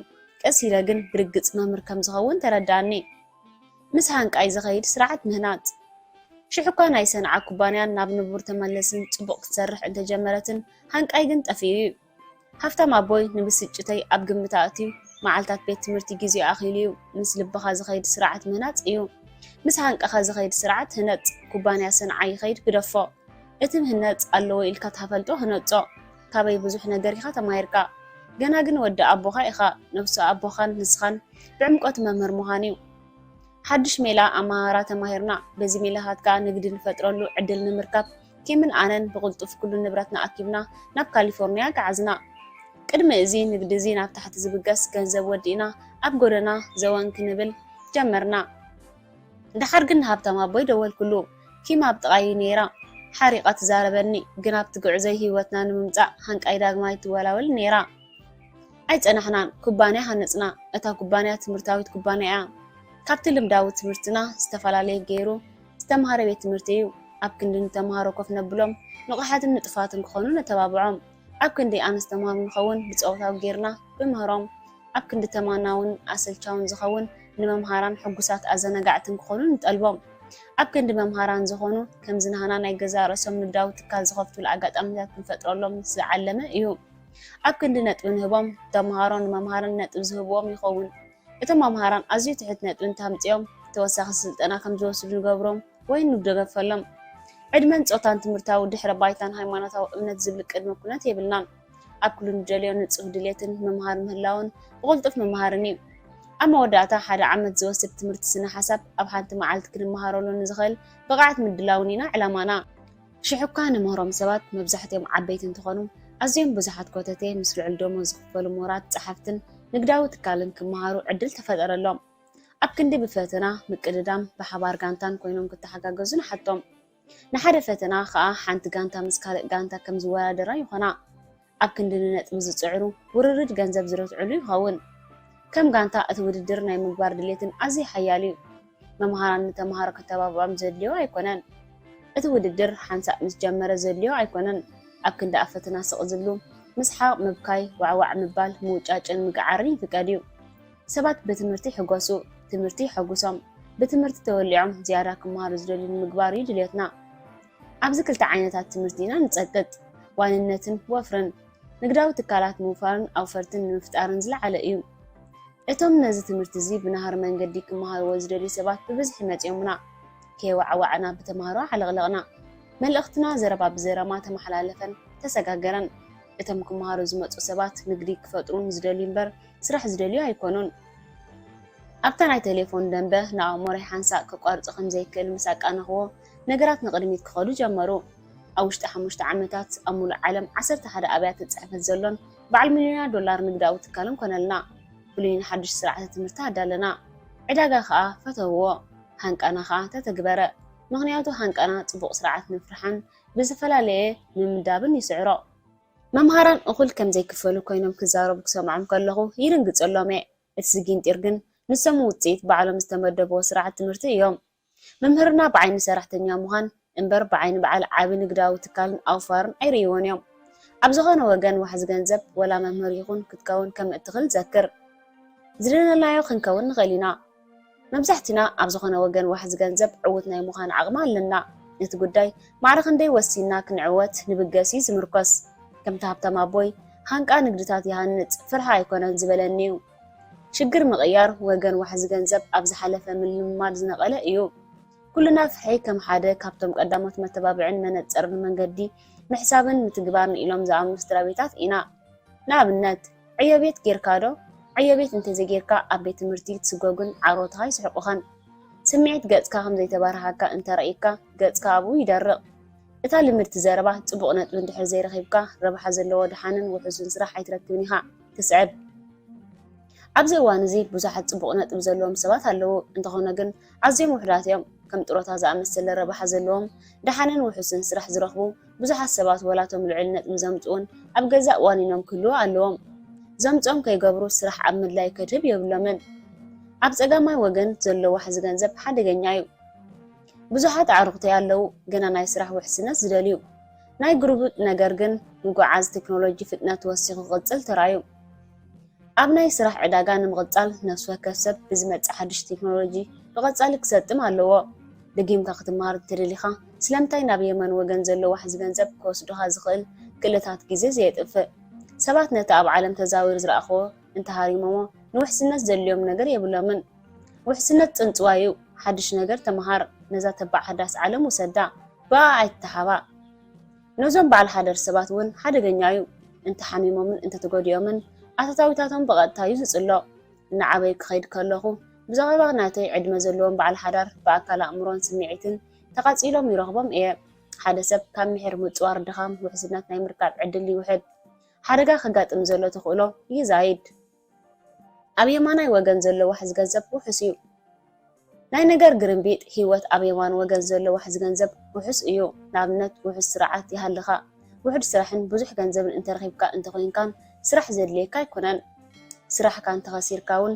ምጭናቕ ኣየድልየካን እዩ ብዙሕ ገንዘብ ክትገብር ነቲ ስርዓትካ ኣስፊሕካዮን ክሰርሓልካ ዝኽእል ሰባት ኣቆፀር ካብ ውስን መንገድታትካ ምንባር ምስፋሕ መንገድታትካ ዝብል ትምህርቲ ክምህር ከለኹ ተመሳሳሊ መትከል ተጠቂሜ ነይረ ብውስን መንገድታትካ ምንባር መንፈስካ ይሰብሮ እዩ ስለዝኾነ ኩሉ ግዜ ዝሰፍሐ መንገድታትካ ይደሊ እየ ህይወት ክትበኒ ህያብ ይሕጎሰላ ሰባት ኣብ ዝለዓለ ወፍሪ ዝርከቡ ዕዳጋ ደይቡ ወይ ወሪዱ ዘገድሶም ኣይኮናን ምክንያቱ ፍልጠቶም ኣብ ክልቲኡ ወገን ገንዘብ ክገብር ይፍቀደሎም እዩ ዕንወት ዕዳጋ ኣብ ዝቕፅል 30 ዓመታት ቁጠባዊ መኸተ እናኣጋጠሙ ብዙሓት ኣሽከት ህፃናት እዮም ዝንሰዩ ንጡረታኦም ዘቐጥዎም ገንዘብ ይኸስሩ ኣብ ዝዓበይሉ ዕድመ እናተሃጠሙ ኣብ ክንዲ ጡረታ ዝወፁ ክሳድ ዝኣኽሎም ክሰርሑ ይግደዱ ሞያዋን ኣውፈርቲ ውሕድ ገንዘብ ርካስ ገይሮም ኣዝዩ ብዙሕ መኽሰብ ይገብሩ እቶም ውሕድ ኣብ መርወፍሪ ዘለዎም ርካስ ምስ ገብሩ ግን ውሕድ መኽሰብ ይረኽቡ ባራያ ኩሎም ርካስ ዘጋጥም ኣብ ፀጋማይ ወገን ዋካሓዝ ገንዘብ እዩ ስለምንታይ ፀጋማይ ወገን ሓደገኛ ይኸውን ቁፅሪ ዘይተንብብ እንተኮይንካ ናይ ካልእ ሰብ ርእይቶታት ኢኻ ትወስድ ሃብታም ኣቦይ ዝበሎ እዩ ገዛ ኣብ ናይ ምግዛእ ጉዳይ ኣቦኻ ገዛ ርእሰ ማሊ ዝብል ርእሰኛ ባንከኛ ብዕድሚኡ ሰሚዑ ተቐበልዎ ማይክን ኣነን ብዕሙት እትብሎ ቃል ሃብታም ኣቦይ ዝሰምረላ ኣስተባሂልና ኣላ ኣብ ፀጋማይ ወገን ዘለዉ መብዛሕትኦም ሰባት ኣብ ፋይናንሳዊ ቁፅርታት ንፉዓት ምዃኖም ኣይድልዮም እዩ ኣብ የማናይ ወገን ዋሕዚ ገንዘብ ዕውት ክትከውን ተደሊኻ ግን ቁፅርታት እዮም ዓይንትኻ ዝኾኑ ቁፅርታት እዮም ካልኦት ዘይርእዎ ኣብ እትርእዎ ዘፍቅዱልካ ሃብታም ኣቦይ ያረዳና ከምዚ ናይ ኣክስክሪን ራእይ ልዕል ሰብ ማለት ካድዩ ማይክ ሓተቶ ሃብታም ኣቦይ ሕሹኽ ኢሉ ድንን በለ ብልክዕ በለ ክእለት ምንባብ ቁፅርታት ፋይናንሳዊ ስርዓትን ንግዳዊ ስርዓታትን ወዲ ሰብ ጥራይ ዘይርእዎ ራእይ ይዝህበካ ህድእ ኢሉ እናሰሓቐ ፋይናንሳዊ ራእይ ምህላው ንርካስኻ ይቕልሎ እዩ ፋይናንሳዊ ዕረት እንተሊካ ግን ንርካስኻ ይውስኾ ርካስ ዘድልየካ ግን ኣብ የማናይ ወገን ክትዓቢ እንተደሊኻ ጥራዩ ኣብ ፀጋማይ ወገን ዘለዉ ሰባት ብቓላት እዮም ዝሓስቡ ኣብ የማን ወገን ብፍላይ ወፍሪ ዕውት ክትከውን ተደሊኻ ብቁፅርታት ክትሓስብ ኣለካ ብቓላት እናሓሰብካ ኣውፋራይ ክትከውን ምፍታን ግን ብቐንዱ ኣዝዩ ሓደገኛ እዩ ኣብ ፀጋማይ ወገን ዘለዉ ሰባት ፋይናንሳዊ ቁፅርታት ምፍላጥን ኣየድልዮምን እዩ ዲኻ ትብለኒ ዘለኻ ሓተትክዎ ንመብዛሕትኦም ኣየድልዮምን እዩ መለሰልና ኣብ ሓፂር ሰራሕተኛታት በዓል ሓዳርን ኮይኖም ብምስርሖም ዕጉባት ክሳብ ዝኾኑ እቲ ኣብ ቤት ትምህርቲ ዝተምሃሮ ቁፅርታት ይኣኽሎም እዩ ኣብ የማናይ ወገን ክሰብሩ እንተደልዮም ግን ምርዳእ ፋይናንሳዊ ቁፅርታት ስርዓት ኣገዳሲ እዩ ንእሽቶ ንግዳዊ ትካል ክትምስርት እንተደሊኻ ሙሉእ ክእለት ቁፅርታት ምጥራይን ኣየድልን እዩ ዓብን ዓለም ለኻዊ ንግዲ ትካል እንተኮይኑ ግን ቃላት ዘይኮኑስ ቁፅርታት ኩሉ ነገር ይኾኑ ስለ ዝኾነ እዩ ብዙሓት ንግዳዊ ትካላት ብባልድን ቆፀርቲ ፋይናንሳዊ ሞያዋን ዝምርሓ ሃብታም ኣቦይ ቀፀለ ትምህርቱ ኣብ የማን ወገን ዕውት ክትከውን ተደሊኻ እንተኮይንካን ናብ ገንዘብ ምስ ዝመፅእ ኣብ መንጎ ርእይቶታትን ሓቅታትን ዘሎ ፍልልይ ምርዳእ የድልዩ ብመንገዲ እቶም ኣብ ፀገማይ ወገን ዝርከቡ ሰባት ዝገብሮ ጌርካ ዕውት ፋይናንሳዊ ምክሪ ክትቅበሎ ኣይትኽእልን ኢኻ ቁፅርታቶም ፍለጦ ሓቅታቶም ፍለጦ ቁፅርታት እዮም ሓቅታት ዝነግሩኻ ርካሰ መን ይኸፍሎ ኣብ ርእሲ ፀገማይ ወገን ሓደገኛ ብምባልና ኣብ ፀገማይ ወገን ዘለዉ ሰባት እዮም ነቲ ርካሰ ዝወስድዎ ሃብታም ኣቦይ በለ እንታይ ማለትካ እዩ ሓተትክዎ ኩሉ ሰብ ርካሰ ይወስድኒ ኣይፋል ሃብታም ኣቦይ በለ ኣብ የማናይ ወገን ኣይፋል እቶም ኣብ ፀጋማይ ወገን ዘለዉ ሰባት ነቲ ርካሰ ይወስድዎ እቶም ኣብ የማናይ ወገን ዘለዉ ሰባት ከዓ ነቲ ርካሰ ክወስዱ ይኽእሉ ዲኻ ትብለኒ ዘለኻ ልክዕ ኣለኻ ፍሽኽ ኢሉ መለሰ እዚ ኣብ መንጎ ፀጋምን ወገን የማንን ወገን ዘሎ ፍልልይ ስለዚ ከዓ ፀጋማይ ወገን ካብ ናይ የማናይ ወገን ዝያዳ ሓደገኛ ዘብለን ዘሎ እዚ እዩ ኣብነት ትህበኒ ትኽእል ዶ ሓተትክዎ ብርግፅ በለኒ ብርክታት መሸጣ ኣብ ኩባንያ እንተገዚእኻ መን እዩ እቲ ፋይናንሳዊ ርካሰ ዝወስዶ ዘሎ ንስኻ ወይ እቲ ኩባንያ ኣነ ይመስለኒ ድንግርግር እናበለኒ በልክዎ ኣነ ናይ ሕክምና መድሕን ኩባንያ ወናኒ ኮይነ ጥዕናኻ ተውሒሰዮ ርካሰ ጥዕናኻ እንተወሲደን ይኸፍለካ ኣይመስለንን በልክዎ ጥዕናይ እንተውሒስካዮ ነቲ ርካሰ ጥዕናይ እንተወሲደዮን ኣነ ይኸፍሎ ልክዕ ሃብታም ኣቦይ በለኒ ንጥዕናኻ ንገለ ሓደጋታትን ክትከፍሎ ዘለካ ሓለፋታትን ዘውሕስ ንክትረክብ ሓንቲ ኩባንያ መድሕን ክረክበልካ ኣለኒ እዚ እቶም ኣብ ፀጋማይ ወገን ዘለዉ ሰባት እዮም ዝገብርዎ ኣይተረዳእንን ማይክ በለ ትርጉም ኣይረኸብክዎን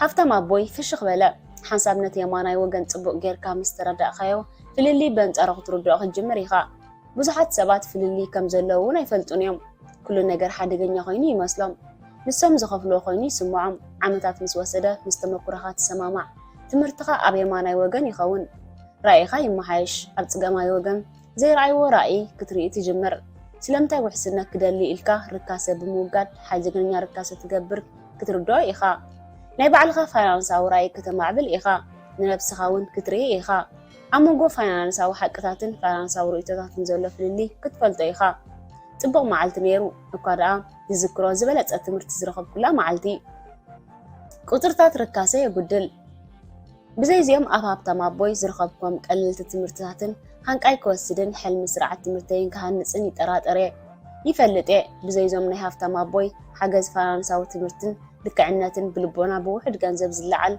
أتاو كركب كوافر يكالكن كم ذكرى البروجكت كعب خلو بقلتف كتعود كتدلك لها زيادة لك كون يدلي أسيل كتبتم تريلها وين ملو هيوت كتسرح تريلها وي جنزب كالسب كما حدرلك تكرفون لك كتكون عيد لي كانيو بقلتف كتبتم تدلك لها قدرتنا جدا لك كخنو علوهم أتتصبغ زينا مخنياتو معبالة تكنولوجيا حدث فرياتن نيجزار إسخاء سرعات كتهنتسن نات كفاينانس أو تمرتي بقلتف كتمعبلن زخيلو له أقدرس تكيلاتات كتمهار تقليل إيو بقلتف كتكيد تخليها حتصير من قدرتات جن أي توسد قبرها كقنسلكا عب جزا جزيخا عب تقدق عداءاتي دحار قبرها سريزو جزاخا عب وفرخايو حجة جزا لكا ماناتو واقا كنهريو كسيلك هافتم تحت عقمتات كان نبر نتوم يوماناي وغن زخوينو عينت تمرتي كتتصنعون كتمهارون جزي إنه وسدكا كم زيوم زامسلو تصبصبات سمعيت هيونيوم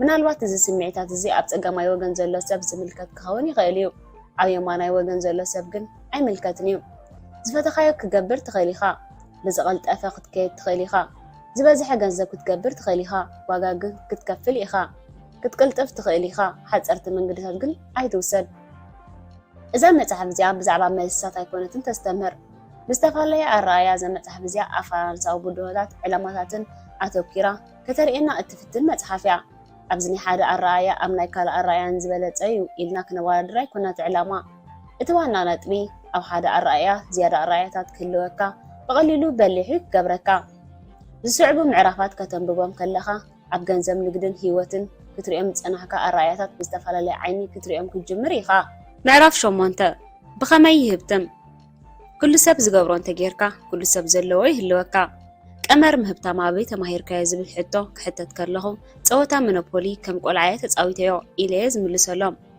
قال السبات زتصاوت زوازن زلوخي زمسلام انتخونا جن وازا يكونن إز قمر مهبتا مزي أم مونوبولي قليليو كم تاب صوتا أبناي بحق هيوت كاي سرحيو 4 حملاي جزاوتي حنت قيح حوتيل مستير هابتي تذكرات تخونيها مونوبولي كنت كلنا 4 حملاي جزاوتي حنت قيح حوتيلنا بغليلو جزينا حنت عباين زبرختن قيح حوتيل ملوات ايو إذا كل زي زوستو كيمن آنن نزق أمر وفر وسيدنا أبناي بحق هيوت تقمنالو إنا بزخا هابتي منالون فانانساونات أوتينالون إنا عداقا نقدي زين كاساقس نبرات حماق أبزي نبرو الأوان بزيلنا يوصون جنزب بزحاتنا عشتو جزاوتي عديقنا نيرنا እቲ ዕዳጋ ምስ በረኸ ነተን 4 ሓምላይ ገዛውቲ ሸጥና ሓንቲ ዓባይ ቀይሕ ሆቴል ገዚና ደጊና ንምስራሕ የድልየናኒ ምክንያቱ ዋሕስ ገንዘብ ዓባይ ቀይሕ ሆቴል ኣፓርታማን ንኣሽቱ መኽዘናትን ንቐዲ ህይወትና ከም ጋሻ ዝቕበለና ዓቕሚ ኣለዎ ንሃምበርገር እውን ይሰርሕ እዩ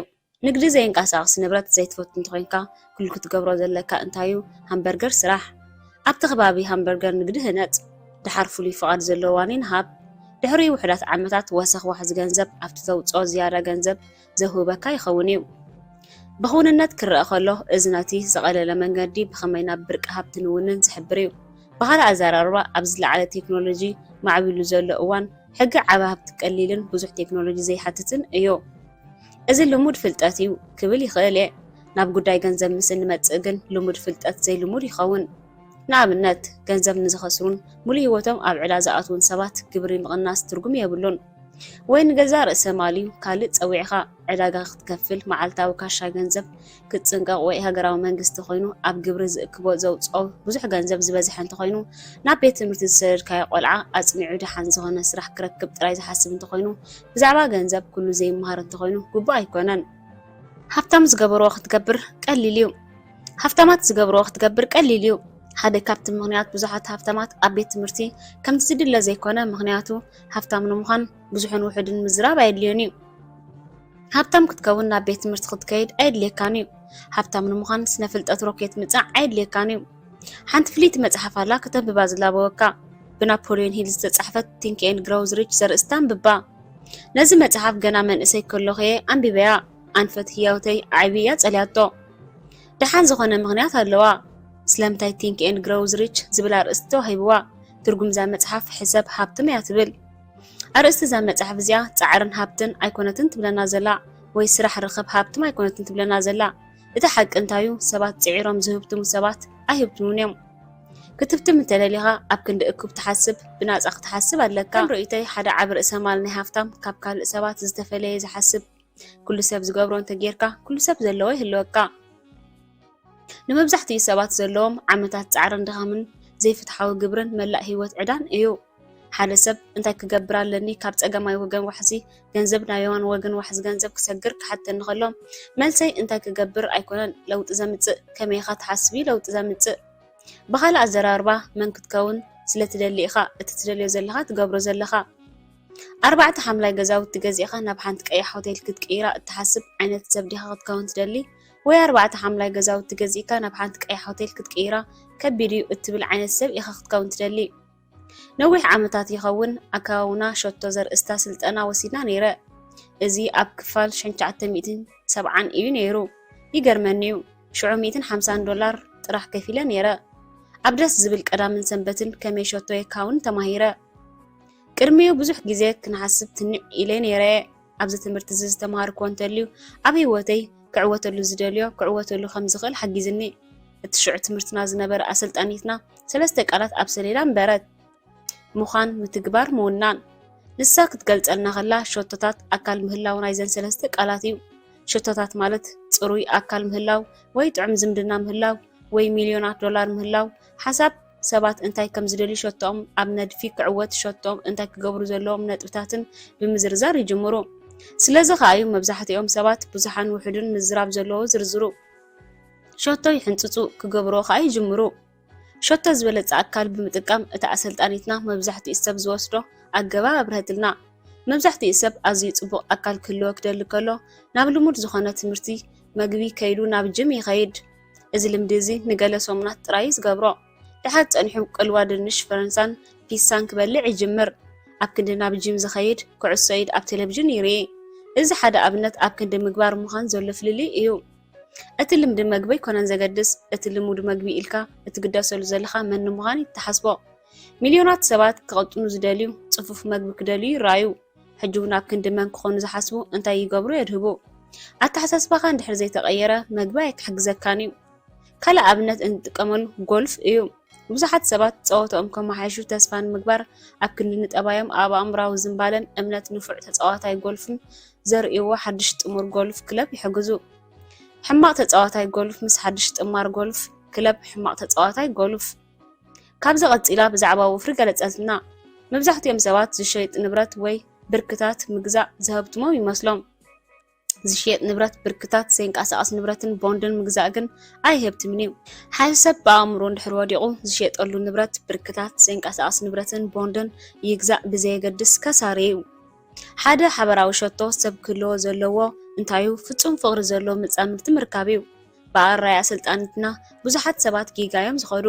መብዛሕትኡ ሰብ ፍጹምን ናይ ሕልምን ሰብ ክረክብ ደልዮም ናብ ዝኾነ ቦታ ኮለል ክብሉ ይረኣዮም ኣብ ክንዲ ሰርሖም ልክዕ ሰብ ዝኾኑ እቲ ልክዕ ሰብ ይደልዩ ኣብ መወዳእታ ነዚ ፍጹም ሰብ ምስ ረኸብክዎ ክቕይርዎ ይፍትኑ እታ ኣሰልጣኒትና ከም ዝበለትና መልሷ ውሽጥና እዩ ዘሎ መርዓኻ ከተመሓይሾ መጻምርትኻ ምቕያር ኣየድልየካን እዩ ንስኻ ክትቅይር እዩ ዘለካ መጀመርታ ኣብታ መጻምርትኻ ምስራሕ ኣየድልየካን እዩ ብዛዕባ እቲ ካልእ ሰብ ዘለካ ተሓሳስባኻ ስራሕ እዩ ብዛዕባ ዝምድና ክትዛረብ ከላ ኣእምሮይ ንዓለም ክቕይርዋ ዝወፁ ብዙሓት ዝረኸብኩም ሰባት ናበይ ክጓዓዙ ተፈለጠኒ ዝረኸብክዎ ነገር ግን ኣይነበሮምን ንኹሉ ሰብ ክቕይርዎ ይደልዩ ነብሶም ግን ኣይቀየሩን ብዛዕባ ገንዘብ ክትገልጸልና ምስ ጀመረት ካብ ሕልሚ ቀትሪ ብቕልጡፍ ወጻኹ ብዛዕባ ገንዘብ ምስ እንመጽእ ብዙሓት ሰባት ከም እቶም ሃብታማት ዝገብሮ ክገብሩን ዘለዎ ክህልዎምን እዮም ዝፍትኑ ስለዚ ሃብታም ከምስሎም ገዛን ሃብታምን ከምስሎም መኪናን ይገዝኡ ናብቶም ደቂ ሃብታማት ዝመርሖም ቤት ትምህርቲ ደቆም ይሰዱ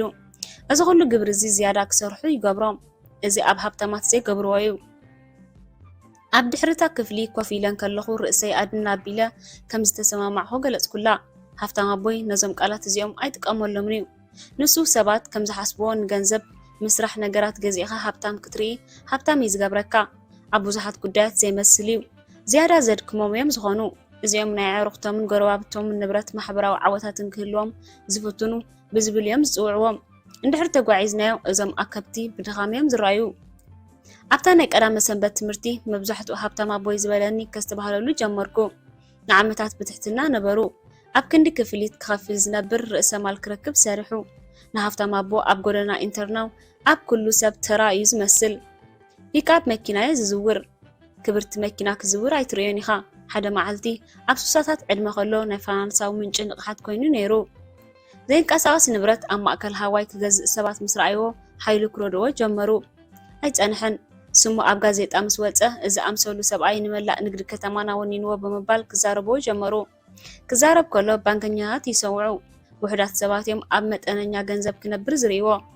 ድሕሪ ብገንዘብን ርእሰ ማልን ዘይንቀሳቐስ ንብረቱን ክሕፀብ ምጅማሩ ድሕሪ ዓቢ ገዛ ስራሕ ቤቱ ገዚኡ ብልቓሕ ዘይኮነ ብካሽ ዝኸፍለዩ። ድሕሪታ ሸቶ ምካን እትብል ናይ ቀዳመ ሰንበት ትምህርቲ ብዙሓት ሰባት ሃብታም ይገብርዎ እዮም ኢሎም ዝሓስቦ ክገብሩ ዝፍትኑ ሃብታማት ዘለዉ ክህልዎም ዝፍትኑ እውን ምዃኑ ተገንዘብኩ። ዓበይቲ ገዛውቲ ይገዝኡ፣ ኣብ ዕዳጋ መሸጣ ብርክታት ወፍሪ ይገብሩ። ምክንያቱ ሃብታማት ዝገብርዎ ኢሎም ዝሓስብዎ እዮም። ሃብታም ኣቦይ ክብለኒ ዝፍትኖ ግን ከምዚ ዝበለ ሓሳባት እመንትን ሓሳባትን ድኻታትን ማእከሎት ሰባትን ብምሕሳብን ሃብታም ዝገብርዎ ክገብሩ ዝረኣዩ እንተኮይኖም ኣብ መወዳእታ መዓልቦኦም እቶም ድኻታትን ማእከሎ ደረጃ ሂወት ናብ ዝህልዎም ሰባት ኮይኖም ይዛዘሙ። በዚ ከዓ ምዃን ምግባርን ምውናንን ትርጉም ክህበኒ ጀመረ። ርባዕ ዋሕዚ ገንዘብ ብዛዕባ ምዃን እምበር ብዛዕባ ምግባር ኣይኮነን። ካብ ፀገማይ ወገን ናብ የማናይ ወገን ምስግጋር ብዛዕባ ምዃን እምበር ብዛዕባ ምግባር ኣይኮነን። ባዕሊ ዓቢ ንግድን ኣውፋራይን ዝገብሮ ፍልልይ ኣይኮነን ዘገድስ። እቲ ፍልልይ ከመይ ይሓስቡን ኣብቲ ምሕረቶም መን ክኾኑ ይደልዩን እዩ። እቲ ጽቡቕ ዜና ኣተሓሳስባኻ ክትቅይር ብዙሕ ገንዘብ ኣይክኸፍለካን እዩ እኳ ደኣ ብጥሩሑ እዩ ዝተግብሮ። እቲ ዝሐዝን ዜና ግን ብዛዕባ ገንዘብ ካብ ውሉድ ናብ ውሉድ ኣዕሩኽትኻ መሳርሕትኻን ቤት ትምህርትኻን ዝብሉ እምነትን ክትቅይሮ ከቢድ እዩ።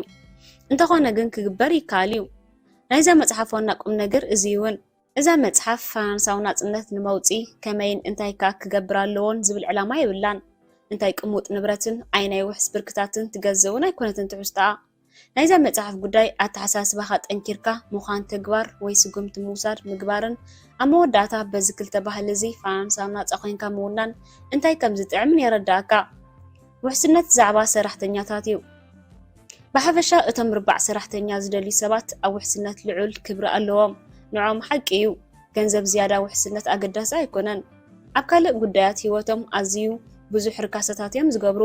ኣብ ገንዘብ ግን ወላ ሓንቲ ርካሰ ኣይገብሩን እዮም። ሞያውነት ዛዕባ በዓል ሓዳር እዩ። እዚ ገለ ሓፈሻውነት ኣለዎ። ኣብ በዓል ሓዳር ዘሎ ሃዋህውን ኣብ የማናይ ወገን ዋሕዚ ገንዘብ ክቕይሩ ዝፍትኑ ኣተሓሳስባ ከም ዝተዓዘብክዎን ባዕልኻ ግበሮ ኣተሓሳስባ እዩ። ባዕሎም ክገብርዎ ይፍትኑ እዮም። ምክንያቱ ነገራት ብልክዕ ክትክብር ብምርግጋጽ ልዑል ድሌት ኣለዎ። ኣብ ርእሶም እቲ እንኮዚ ነገር እዚ ብልክዕ ክረግግጽ ባዕሎም ኩሉ ነገር ክገብርዎ ከለው እዩ።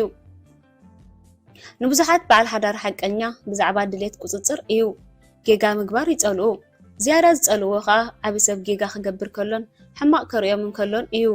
እዚ ባህሪ እዚ ንፉዓት በዓል ሓዳር ይገብሮም ገለ ፍሉይ ስራሕ ክሰርሑ ንክቅፅሩ ዕድል ዝፈጥረሎም ባህሪ እዩ።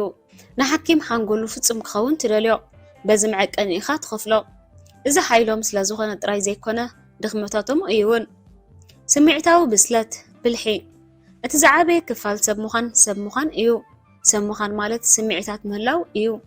ኩሉና ፍርሒ፣ ሓዘን፣ ሕርቃን፣ ፍቕሪ፣ ጽልኢ፣ ሓጎስ፣ ደስታ፣ ተስፋ ምቑራጽ ካልኦት ስምዒታት ይስማዓና እዩ። ብዛዕባ ገንዘብ ምርካስ እውን እንመጽእ ከለና ወላ እቶም ሃብታማት ናይ ፍርሒ ተመክሮ ኣለና። እቲ ፍልልይ ከመይ ፍርሒ ንሕዞ እዩ። ንመብዛሕትኡ ሰባት ስምዒት ፍርሒ እዩ እቲ ነቲ ሓሳብ ዘመንጭኦ። ብህድኣት ትፃወት ርካሰይ ትወስድ። ንኻልኦት ሰባት ብፍላይ ኣብ የማን ወገን ዘርኢ ፍርሒ ክሳራ ገንዘብ ክሓስብ ይገብሮም። ብብልሒ ትፃወት፣ ምሕደራ ርካሰ ትመሃር። ሓደ ስምዒት ዝተፈላለየ ሓሳባት፣ ዝተፈላለየ ፍጥረት፣ ዝተፈላለየ ተግባር። ፍርሒ ክሳራ ገንዘብ ብርእይተይ እቲ ዝዓበየ ጠንቂ ፋይናንሳዊ ቃልሲ ፍርሒ ክሳራ ገንዘብ እዩ።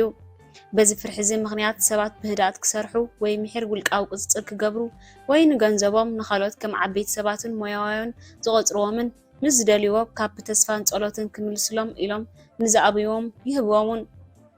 ፍርሒ ኣብ ዝኾነ ፋናንሳዊ ርባዕ እሱር እንተጌርካ ስምዒታዊ ብሰለስተ ብልሒ ብዳንኤል ጓልመን ዝተጻሕፈት መጽሓፍ ከተንብብ ይላበወካ። ኣብ መጽሓፍ ጓልመን ስለምንታይ ኣብ ቤት ትምህርቲ ጽቡቕ ዘምጽእ ሰባት ኣብ ናይ ብሓቂ ህይወቶም ግን ዘይዕውቱን ዘይሰልጦምን ዝብል ገዲም ሕንቅል ሕንቅሊተይ ብዘገርም ኣብርሂለ ኣሎ። መልሱ ስምዒታዊ ብስለትካ ኣብ ኣካደማዊ ብስለትካ ዝያዳ ይሕልው። ስለዚ ኸዩ እቶም ርካሰ ዝወስዱ ሰባት ጌጋታት ዝገብሩ ሰባትን ዘይፈርሑ ሰባትን ካብቶም ርካሰ ዘይወስዱ ሰባት ጌጋታት ዘይገብሩ ሰባትን ዝፈርሑ ሰባትን ብቕልጡፍን ዝያዳ ዝመሓየሹ ብዙሓት ሰባት እዮም ብሕልፊ ነጥቢ ዝሓልፉ። እንተኾነ ግን ብስምዒት ስለ ዘይተዳለዉ ፋይናንሳዊ ርካሰ ክወስዱ ጌጋታት ክገብሩን ከይፈርሑ ክኾኑ ኣይንፅበይዎን ኢና። ስለምንታይ ብዙሓት መምሃራን ሃፍታማት ዘይኮኑ እንድሕር ክንገልጽ ኮይና ምኽንያቱ ስርሖም ዘካይድሉ ኣከባቢ ጌጋ ዝገብሩ ሰባት ኣብ ዝቐፅዕ ኣከባቢ እዮም ዝነብሩ። ኣብ ክንዲዚ ፋይናንሳዊ ናፃ ንምዃን ጌጋታት ምግባርን ርካሰ ምምሕዳርን ምምሃር የድልዮም። ሰባት ኣብ ህይወቶም ገንዘብ ምጥፋእ ስራሕ ካብ ብእኩብ ብፍሉይ መንገዲ ምስራሕ ምሕር ዘፍርሖም ኢሎም እንተነቢሮም ብህብታሞም ዘይሕሰብ እዩ። ወላ ነታ ቀላል መንገዲ ማለት 4 ሓምላይ ገዛውቲ ብሓንቲ ዓባይ ቀያሕ ሆቴል ንምቕያር እትብል ስልቲ ኣይክኽልዋን እዮም። ስምዒታዊ ዓቕን ብስለት ብርቱዕ እዩ። ድሕሪ መጽሓፍ ኩልማን ምንባበይ ፋይናንሳዊ ዓቕን ብስለት 90% ክኸውን ከሎ ቴክኒካዊ ሓበሬታ ብዛዕባ ገንዘብ ግን 10% እዩ። ጎልመን ናይ 16 ክፍለ ዘበን ሰብኣውተኛ ሮተርዳም ኤረስመስ ኣብ መንጎ ርትዓውን ስምዒታውን ዘሎ ውጥን ብሕጫዊ መንገዲ ጽሒፍዎ ኣሎ። ኣብ ጽሑፉ 24-1 ዝብል መጠነ ዝምድና ኣብ መንጎ ዓይሊ ስምዒታዊ ሓንጎልን ርትዓዊ ሓንጎልን ንምውዳር ተጠቂሙ ኣሎ። ብኻልእ ኣዘራርባ ስምዒት ብሓያል መቀር ክቕየር ከሎ ስምዒታዊ ሓንጎል ካብ ርትዓዊ ሓንጎል ብ24 ግዜ ይሕይል። ኣብዚ ሕጂ እዋን እዚ ብኸምዚ ስነ ፍልጠት ይሰርሕ ኣሎ ዝፈልጦ ነገር የብለይን። እንተኾነ ግን እዚ መግለፂ ስምዒታዊ ሓሳብ ወይ ካብ ርትዓዊ ሓሳብ ዝሓየለ ምዃኑ ንምርኣይ ጠቓሚ እዩ። 24-1 ስምዒታዊ ሓንጎል ርትዓዊ ሓንጎል ኣብ ህይወትና ስምዒታዊ ሓሳብናን ርትዓዊ ሓሳብና ክዕብልሎ ከሎ ዘርኢ ኣገዳሲ ተመክሮ ኣለና። በዚ መሰረት እዚ ዝስዕብ ሳዕቤን ይህልወና። ካብ ሕርቃን ተበጊስና ዝተዛረብናዮ ድሓር ግን ክዛረቦ ይነበረንን ኢልና ንዛረብ። ንዓና ዘድልየና ከሎ እናፈለጥና ብሓደ ሰብ ተመሲጥና ምስኡ ከይድና ዝኸፈኻ ንምርዓዎ። ብሰንኪ መጉዳእቲ እንፈትዎም ሰባት ንበኪ ወይ ዓበ ሰብ ዘይምቁፅፃር ክበኪ ከሎ ዝረኣናዮ ንበኪ። ስለዚ ጎዳኣና ንሓደ እንፈትዎ ሰብ ኮነ ኢልና ንጎድኦ። ልብና ተሰይሩ ከሎ ንነዊሕ ግዜ ግን ካብኡ ኣይንገላገልን። ስምዒትና ካብ 24-1 ዝዛየሉ ኣጋጣሚታት እውን ኣለዉ። እዚ ካብ ዝርአዮ ንጥቃስ ወልፍታት ንኣብነት ወልፊ ሽጋራ፣ ፃታዊ ርክብን ዘግድድ ምግቢ ምብላዕን። ፍርሒ ንኣብነት ፍርሒ ተመን፣ በራኸ፣ ጸልማት፣ ቀሻሻትን ፃዕቅቦታትን። ምንጪ እዚኣቶም ካልኦት ጠባያትን 100% ብስምዒት ዝነቐሉ እዮም። ከም ፍርሕን ወልፍን ዝኣመሰሉ ሓያላት ነገራት ተመኪርናሎም እንተለና ርትዓዊ ሓሳባት ኣብ ስምዒታዊ ሓሳብ ውሑድ ሓይሊ ከም ዘለዎ ክንርኢ ንኽእል ኢና። ፍርሒ ተመን ኣብ ቤት ትምህርቲ ነፋሪት ምብራር ከለኹ ናይ ተመን ፍርሒ ዝነበሩ ዓርኪ ነይሩኒ። መምህርና እታ ነፋሪት ምናልባት እንተተሃሪማ ሃብታ ጫካ ከመይ ኢልና ንሰርር ከርእየና ተመን ኣብ ክፍሊ ሒዙ መፀ።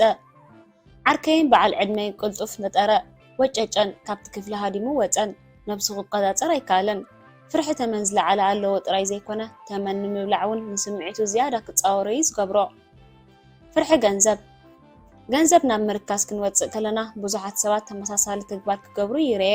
ኣብ ክንዲ ብዛዕባ ወፍሪ ዝረኽቡ ብቕልጡፍ ይነጥሩ፣ ይውጭጩን ካብቲ ክፍሊ ከዓ ይሃድሙን። ገንዘብ ብዙሕን ዓሚቕ ስምዒታዊ ፍርሕን የለዓል እዩ። ኣነ እውን ኣለኒ፣ ንስኻ እውን ኣለካ፣ ኩልና ኣለና። ስለምንታይ? ምክንያቱ ንፈትዎ ወይ ንፀልኦ ገንዘብ ስምዒታዊ ኣርእስቲ እዩ። ገንዘብ ስምዒታዊ ኣርእስቲ ስለዝኾነ ብዙሓት ሰባት ንገንዘብ ብቑኑዕ ኣእምሮ ኣይሓስብሉን እዮም። ገንዘብ ስምዒታዊ ኣይኮነን ዝብል ሓሳብ እንተለካ ዕዳጋ ብርክታት ተዓዘብ። ኣብ መብዛሕትኡ ዕዳጋታት ስምዒት ፍርሕን ስሳዕን እምበር ቁኑዕ ስነ መጎተን ፈፂሙ የለን። ናብ መኪና ዝኣቱ ሰብ ረኣዮ ኣብ ውሽጣት ቆርበት እዩ ዝጨኑ። ነዚ ድንግፂ ኣሻይጣይ ኣቢሉ ናብ እዝኒ ክሕስረልካየ ወርሓዊ ብቐሊሉ ኢኻ ትኽፈል ሕሹኽ ይብል ኣይፀንሕን ግን ብመስኮት ይበንን። ስምዒታዊ ሓሳባት ቁኑዓትን ስነ ምጎታውያን ኮይኖም ይስምዑ። ካብ ሕመረት ስምዒታዊ ሓሳባትን ዝመጽእ ጸገም ቁኑዓትን ስነ ምጎታውያንን ኮይኖም ስለ ዝስምዑኻ እዮም። ሓደ ኣብ ርባዕ ሰራሕተኛ ዘሎ ሰብ ፈራሕ ክኸውን ከሎ ስነ መጎታዊ ሓሳቡ ብህድኣት ተፃወት ርካስ ኣይትወሰድ ዘስምዖ ኣብ ርባዕ ወፍሪ ሰብ ግን ስነ መጎታዊ ኣመር የብሉን ኣብ በዓል ሓዳር ዘሎ ሰብ ካልኦት ሰባት ጽቡቕ ስራሕ ይገብሩ እዮም ንእማን ዝብል ዛዕባ ኣብ ግምት ኣቲና ስነ መጎታዊ ሓሳቦም ባዕለየ ዝገብሮ ዝብል የስምዕ ስለ ዝኾነ እዩ ብዙሓት በዓል ሓዳር ንግዳዊ ትካል ስድራ ቤታዊ መበቆል ዘለወን ስምዒት እምነት ዝያዳ ኣለዎም ንዖም ደም ካብ ማይ ዝያዳ ዝፀዓቐ ኮይኑ ዝራዮም ሓደ ስምዒት እንከለዎም ዝተፈላለዩ ርባዕ ዋሕዚ ገንዘብ ዝተፈላለዩ ስነ ሞጎት ዝተፈላለዩ ሓሳባት ዝተፈላለዩ ተግባራትን ዝተፈላለዩ ምውናንን ኣለዎም ነቲ እትገብሮ ተግባር ዝውስኖ እቲ ስምዒት በብውልቂ እንሆ ግብረ መልሲ እዩ ቃሕ ዝብለና ይመስለንን ኣብ ክንዲ ብርትዓዊ ብስምዒታዊ ከም እትሓስብ ክፈልጠካ ዝኽእል መንገዲ ሓደ ኣብ ዝርርብ ስምዒት ዝብል ቃል ዝጥቀመሉ ብምዃኑ እዩ ንኣብነት ብስምዒት ዝሓስቡ ብዙሓት ሰባት ሎሚ ብምንቅስቓስ ቃሕ ዝብለና ይመስለንን ይብሉ ብስነ ሞጎት ክንቀሳቐሱ ከም ዘለዎም ይፈልጡ እዮም ፋይናንሳዊ ቃልሲ ዝገብሩ ሰባት ከመይ ስምዒቶም ይቆፃፀርዎ ክእለት የብሎምን ስምዒቶም ንሓሳቦም ከንሸንድሮ ይገድፍሉ ከምዚ ዝስዕብ ክዛረቡ ይስምዑ እየ ብዛዕባ ወፍሪ ክመሃር ቃሕ ኣይብለንን እዩ ወፍሪ ንዓይ ቃሕ ዝብለኒ ይኮነን ብዛዕባ ንግዳዊ ኣዕርኽተይን ምዝራብ ቃሕ ኣይብለንን እዩ ስምዒት ንፅበት ይጸልየ ወላዲ ወይ ቆልዓ እዚኣቶም ኣብ ስምዒት ዝምንጭው ሓሳባት እምበር ኣብ ስነ መጎት ኣይኮኑን ኣብ እዋታዊ ሓሳባት እዚ ስምዒት እዚ ኣብ መንጎ ወላድን ቆልዓን ዝካየድ ቃልሲ ክግለጽ ይኽእል ወላዲ ምቕሉል ዘረባ ይዛረብ ወለዲ ዕዮ ቤት ክትገብር ይግባእካ ኢሎም ይዛረቡ ቆልዑ ዝዛረብዎ ብዛዕባ ስምዒት እዩ ንወለዶም ከዓ ክሰርሖ ቃሕ ኣይብለኒ እዩ ዘሎ ዝብል ግብረ መልሲ ይህብዎም ብፋይናንሳዊ ጠማምታ እቲ ስምዒት ወለድኻ ቀስ ኢሉ ብዛዕባ ገንዘብ ክትቁጥብ ይግባእካ ስምዒት ቆልዓኻ ክምለስ ከሎ ዙረት ቃሕ ይብለኒ ኣሎ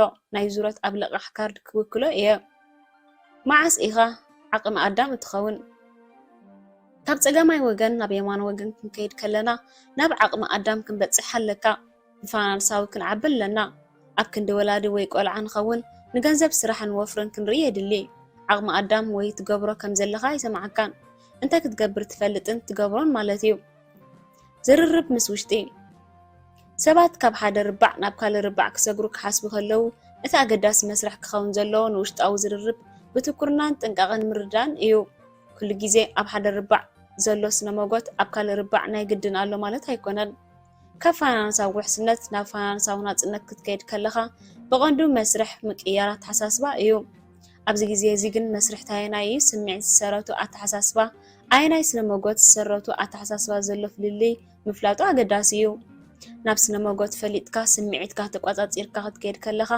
ጉዕዞኻ ብስምዒት ዕድል ከተሳልጦ ትኽእል ኢኻ ደጋዊ ጽልዋታት ኣወግድ እቲ ዝበለጸ ኣገዳስን ዝርርብ ምስ ውሽጥኻ እትገብሮ ዝርርብ እዩ ኪምን ኣነን ግዳም ሓደር ፋይናንሳዊ ዘይጉነት ከለና ስምዒትና ካብ ምቁፅጻር ወጻኢ ነይሩ ብዙሕ ግዜ ስነ መጎታዊ ዝርር ነበረ ስምዒታዊ እዩ ዘስምዕ ነይሩ ዝሰምዓና ዝነበረ ስምዒትን ዓርኽትና ዝሰምዖምን ተመሳሳሊ ነይሩ ብህድኣት ተፃወት ውሑስ ስራሕ ርኸብ ህይወት ተሓጎሰላ ብስነ መጎት ግን ካብ ውሕስነት ናጽነት ዝያዳ ትርጉም ከም ዘለዎ ተረዲእና ናብ ፋይናንሳዊ ናጽነት ክንከይድ ከለና ስራሕ ትርጉም ውሕስነት ክህበና ከም ዘይክእል ንፈልጥ ኢና እቲ እንኳብ ቅድሜና ደው ዝብል ስምዒታዊ ዝድረኹ ሓሳባት ነይሩ ስነ መጎታዊ ዘስምዕ ኣብ ዝነውሐ ግን ትርጉም ዘይብሉ ይኸውን እቲ ጽቡቕ ዜና ሓንሳብ ናብ ገለ ርባዕ ዋሕዚ ገንዘብ ክሰግር ከለና እቲ ዝሓረገ ሓሳባት ኣብ ብምካድ የቋርጽ ሓደስቲ ሓሳባት ከዓ ክውንነት ይኾኑ ኣብዚ እዋን እዚ ይርዳእኒ ሓደ ሰብ ርካሳ ይወስድኒ ስድራ ኣለውኒ ዝሓስበሎም ውሕስ ስራሕ ናይ ግድን ክህልወን ኣሎ ክብል ከሎ ወይ ገንዘብ ወሲድካ ገንዘብ ረኸብ ስለዝኸኣየ ዘየዋፍር ወይ ባዕሊ ክገብረ ዝብል ጥሙሕ ዝሕዘና ሓሳባቶም ይሰማዓኒ እዩ ምክንያቱ እዞም ሓሳባት እዚኦም ምሳይ ኣለዉ ናይ ገለ ርባዕ ዋሕዚ ገንዘብ ኣተኪርና ክንከይድ ከለና ፋይናንሳዊ ናጽነት ኣብ ርባዕ ዓብ ንግዲ ወይ ወፍሪ ክህልወና ከሎን ፋይናንሳዊ ናጽነትን እቲ ሰለማውን ውሕስ መንገዲ ምሓስን ምዃኑ ብሓቂ ክብሎ ዘለኒ እዩ ኣብ መንጎ በዓል ሓዳርን በዓል ዓብ ንግዳዊ ትካልን ዘሎ ፍልልይ ሕመረት ስምዒታዊ ክብርታት ዝተፈላለዩ ኣረኣእያት እዮም ዘንቅሉ ኣብ ወነንቲ ንግዳዊ ትካልን ሰራሕተኛታት ዝርአ ናይ ርክብ ጎድሊ መብዛሕትኡ ዝለዓለ ፍልልይ ስምዒታዊ ክብርታት እዩ ኣብ መንጎ በዓል ሓዳርን በዓል ዓብ ንግዳዊ ትካልን ፍልልይ ኣሎ ምክንያቱ እቲ ሓደ ብዙይ ክፍሊት ይደሊ እቲ ካልእ ብዙሕ ስራሕ ይደሊ ስለዚ ከዓ እዩ መብዛሕትኡ እዋን ከምዚ ንሰምዕ ጠገለ ዘይብሉ ስራሕ ዝስራሕ ውሕድ ደሞዝካ ይኽፈል ካብቲ ካልእ ሸነኽ ከምዚ ይሰምዕ እንታይ ክገብር ይኽእል ሰራሕተኛታት ሓይሎም ተተባቢዖም ክሰርሑን ብዙሕ ከይከፈልናዮም ዝያዳ እሙናት ዝኾኑልናን ኣብ መንጎ በዓል ዓቢ ንግዲ ትካልን ኣውፋራይን ኣብ መንጎ በዓል ዓቢ ንግዳውን ትካልን ኣውፋራይን ቀጻሊ ውጥረት እውን ኣሎ እዚ ማለት በዓል ብርክታት ማለት እዩ እቲ ሓደ ዝያዳ ርእሰ ማል ወይ ገንዘብ ይደሊ እቲ ካልእ ሸነኽ ከዓ ዝያዳ ምቕሊት ይደሊ ኣብ በዓል ብርኪ ዝግበር ዝርርብ ከምዚ ዝስዕብ እዩ ኣመሓዳሪ ኩባንያ ውልቃዊ ጅት ነፋሪት የድልየና ኣሎ እዚ ሓሳብ እዚ ከዓ ንፈጸምቲ ኣካላት ብቕልጡፍ ኣብ ኣኼባኦም ንርከብ ዕላምኡ ኣውፋራይ ውሕድ ፈጸምቲ ኣካላት የድልየና ኣሎ ስለዚ ከዓ ውልቃዊ ጅት ነፋሪት ኣየድልየናን እዩ ኣብ መንጎ በዓል ሓዳርን ዓቢ ንግዳዊ ትካልን ኣብ ንግዳዊ ትውጊታት መብዛሕትኡ እዋን በላሕቲ በዓል ሓዳር ይረአየ ንኣብነት ኣኽባሪ ሕጊ ማለያ ዘይብሉ $1,000,000 ንበዓል ዓቢ ንግዳዊ ትካል ይወዓሎ እቲ ትውጊት ምስ ተፈጸመ ኣኽባሪ ሕጊ ብስቕታ ይሓርቕ ምኽንያቱ በዓል ንግዳዊ ትካል $1,000,000 ክገብር ከሎ በዓል ሓዳር ዝኾነ ኣኽባሪ ሕጊ እውን ናይ ሰዓት ደሞዝ ይኽፈል ዝዛረቦ ዘረባ ከምዚ እዩ በዓል ሓዳር ኣኽባሪ ሕጊ ኩሉ ስራሕ ሰሪሕናዮ ንሱ ግን ብዙሕ ገንዘብ ገይሩ ወናን ንግዲ ነዞም ኣሕዋት ናይ ክንደይ ሰዓታት ኢና ንተኽበሎም በቲ ዘኽፈልናስ እዚ ናይ ሕጊ ትካል ብኻብ ኩሉ ገዚናዮ ኣብ መንጎ ሰራሕተኛን ኣውፋራይን ዘሎ ፍልልይ ካልእ ኣብነት ኣመሓዳሪ ባንክ ንኣውፋራይ ዘይንቀሳቐስ ንብረት ክገዝእ ልቓሕ ዝህቦ ንርአ እቲ ኣውፋራይ ግብሪ ናፃ ዝኾነ ሚእታዊት ኣሽሓት $1 ክገብር ከሎ ኣመሓዳሪ ባንክ ግን ግብሪ ዘኸፍሎ ደሞዝ ይወስድ ኣመሓዳሪ ባንክ ሰራሕተኛ ክዛረብ ከሎ ነዚ ኣውፋራይ ገንዘብ ኣለቂሕዮ እንተውሓደ ቀኒየልያ ኣይበለንን ከመይ ፅዒርና ከመይ ዝሰራሕናሉ ኣይፈልጥን ኣውፋራይ ክዛረብ ከሎ እዚ ሓወይ እዞም ሰባት እዚኦም ጥንቁቓት እዮም ራእዮም እሞ ነዘን ዘይጠቕማ ገንዘብ ከለቅሑና እዚ ዝገብርዎ ዘለዉ ዘየድሊ ወረቓቕቲ ናይ ስምዒት ሃፋፊ መርዓ እቲ ዝሃፈፈ ስምዒታዊ መርዓ ኣነ ዝምስክሮ እታ ሰበይቲ ሰራሕተኛ ኮይና ንፋይናንሳዊ ድሕነት ኣብ ውሕስነት ስራሕ ትኣምን እያ ሰብኣያ ኸ ኣብ ወፍሪ ዊን ዝበሎ እዩ ሓሳቡ ናይ ወፃኢ ወርነት ቡፌት ክኸውን እዩ ዝደሊ ኣብ ክውንነት ግን በዓል ሓዳር ኮይኑ ዓስቢ ድኻሙ ዝኸፍሎ ሞያ ኣሻጣይን ብልቢ ተቐማራይን እዩ ኩሉ ግዜ ወፍሪ ገይሩ ብቕልጡፍ ክህብ ትሚ ዝሓስብ ንዝኾነ ብርክ ዝሃፈ ኣብ ዝርከብ ወፍሪ ዘይንቀሳቐስ ንብረት እዝኑ ጸልዩ ብቐዳምነት ረብሒሉ ሕሉፍ ሃብታም ዝኾነሉ ኣጋጣሚ ክፈጥር ይደሊ እዞም መጻምርቲ ክሳብ ሕጂ ብሓንሳብ ኣለዉ ክርዳኑ ግን ኣይከኣለን ክልቲኦም ሕድሕድ እዮም ዝጸላለዉ እቲ ሓደ ንዓንብብ ክብል ከሎ እቲ ካልእ ርካሰ ትጸልእ ዝተፈላለየ ርባዕ ዝተፈላለየ ሕመረት ክብርታት እንተተመሪዕኻ ወይ ዝምድና ትጅምር እንተለኻ እታ ዝበዝሐት ምንጪ ኣታዊታትካ ዝኾነ ርባዕ ኣኸኽበላ ናይ በዓል ቤትካ ወይ ኣርክኻ ምንጪ ካበይ ምዃኑ ኣኸኽበሉ ስለምንታይ እዚ ሕቶ እዚ ሓተካ ኣለኹ መብዛሕትኡ ግዜ እቲ ሓደ መጻምርቲ ናይ ካልኣይ መጻምርቲ ኣታዊ ካበይ ከም ዘምጾ እንተዘይተረዲእዎ ኣብ መንጎ መጻምርቲ ዝግበር ዘተ ኣዝዩ ዝኸበደ ዝኸውን ኣብ መንጎ ሃብታምን ምሁርን ዝግበር ገድሊ ኣብዚ እዋን እዚ ሓደ ዘይንረብረሉ ገድሊ ኣሎ ኣብ መንጎ ሃብታምን ምሁርን ዝረአ ፍልሊ ኣረኣያት ኣሎ ኣብ ዝተፈላለዩ ርባዓት ዝገበርኮ መጽናዕቲ ምርኩስ ገይረ መብዛሕትኡ እዋን ባንከኛታት ኣኽበርቲ ሕጊ ክኢላታትን ሕሳብን ካልኦት ምሁራትን ምዃኖም የገረምሩም እዮም ምክንያቱ እቶም ዘይተማሃሩ ብዙሕ ገንዘብ ይወስዱ ኣለዉ ብምባል እዩ እዚ እዩ ስር ገድሊ ኣብ መንጎ ሃብታምን ምሁራትን ኣብዚ ኣብ ርባዕ በዓል ንግዳዊ ትካልን ወፍርን ዘለዎ ሰባት ምሁራት ኣይኮኑን ማለት ኣይኮነን ምክንያቱ ብዙሓት ምሁራት እዮም እንተኾነ ግን እዞም ንበዓል ንግዳዊ ትካልን ወፍርን ዘለዎ ሰብ ምስ ቆልዑ ኣብ ቤት ትምህርቲ ኣይኮኑን ተማሂሮም ንመጽሓፈይ ሃብታም ኣቦይ ድማ ኣበይ ኣንቢብካያ እንተኮይንካ ኣብ መንጎ ሃብታምን ምሁርን ዝግበር ገለ ክትፈልጦ ትኽእል ኢኻ እታ እዚ ምሁር ግን ድኻ ኣቦይ ከም ስታፎርድ ወይ ቺካጎ ዝኣመሰለ ዝኸበራ ዩኒቨርሲቲ ንነዊሕ ዓመታት ልዑል ትምህርቲ ብምውሳድን ሓበን ክስምዖ ከም ዘሎ ተዓዚብካያ ኢኻ ሃብታም ኣቦይ ኣቦኡ ምስ መተ ንስድራ ቤቱ ክሕግዝ ኢሉ ኣብ ካልኣይ ደረጃ ቋዊፁ ከብቅዕ ኣብዚ እዋን እዚ ግን በዓል ማዕለያ ዘይብሉ ፀጋ ኮይኑ እናዓበኹ ክኸይድ ከለኹ ሃብታም ኣቦይ ዝጽሎ ይመስለኒ ነይሩ እንተኾነ ግን ብምሁር ኣቦየ ተጸልየ ምክንያቱ ምሁር ኣቦይ ኣብ ምክልኻል ዘድሃበ ጠባይ ዝነበሮ ወዲ 16 ዓመት ከለኹ ሓደ መዓልቲ ምሁር ኣቦይ ከም ስታንፎርድ ወይ ቺካጎ ዝኣመሰላ ዝኸበራ ዩኒቨርሲቲ ነዊሕ ዓመታት ልዑል ትምህርቲ ወሲደን እየ ኣቦ ማይከ እንታይ ኣለዎ ዝብል ሓሳብ ደርጓሓለይ ስቕ ፀኒሐ መለስክሉ ገንዘብን ናፃ ግዜን ልዕሊ ኣእምራዊ ለውጢ ከምዚ ኣቐዲመ ዝገለጽኮ ዓወት ኣብ ርባዕ ንግዳዊ ትካል ወይ ርባዕ ወፍሪ ልዕሊ ኣካደማዊ ወይ ቴክኒካዊ ፍልጠት ዝሓትት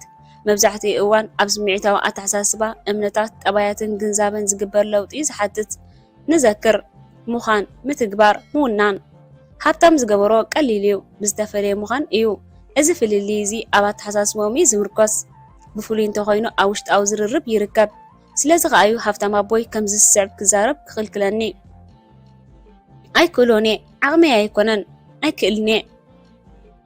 ገንዘብ ኣይትኽሰር እንተኸሲርካ ከዓ ናብ ንቡር ዘይትመልሱ እንተኮይንካ ኸ ነዚኦም ሙሉእ ሓሳባት እዚኦም ከይመሃሮም ከልኪልኒ። ምክንያቱ ቃላት ሓያላት መሳርሒ ምዃኖም ብሓቂ ዝመስሎም እዩ። ሓደ ሰብ ዝብሎን ዝሓስቦን ከም ዝኸውን ኣረዲእኒ። ሃፍታም ኣቦይ ከም ዝኣምኖ ንነብስና ንዛረብ ዘለና ኩንነት ይኸውን።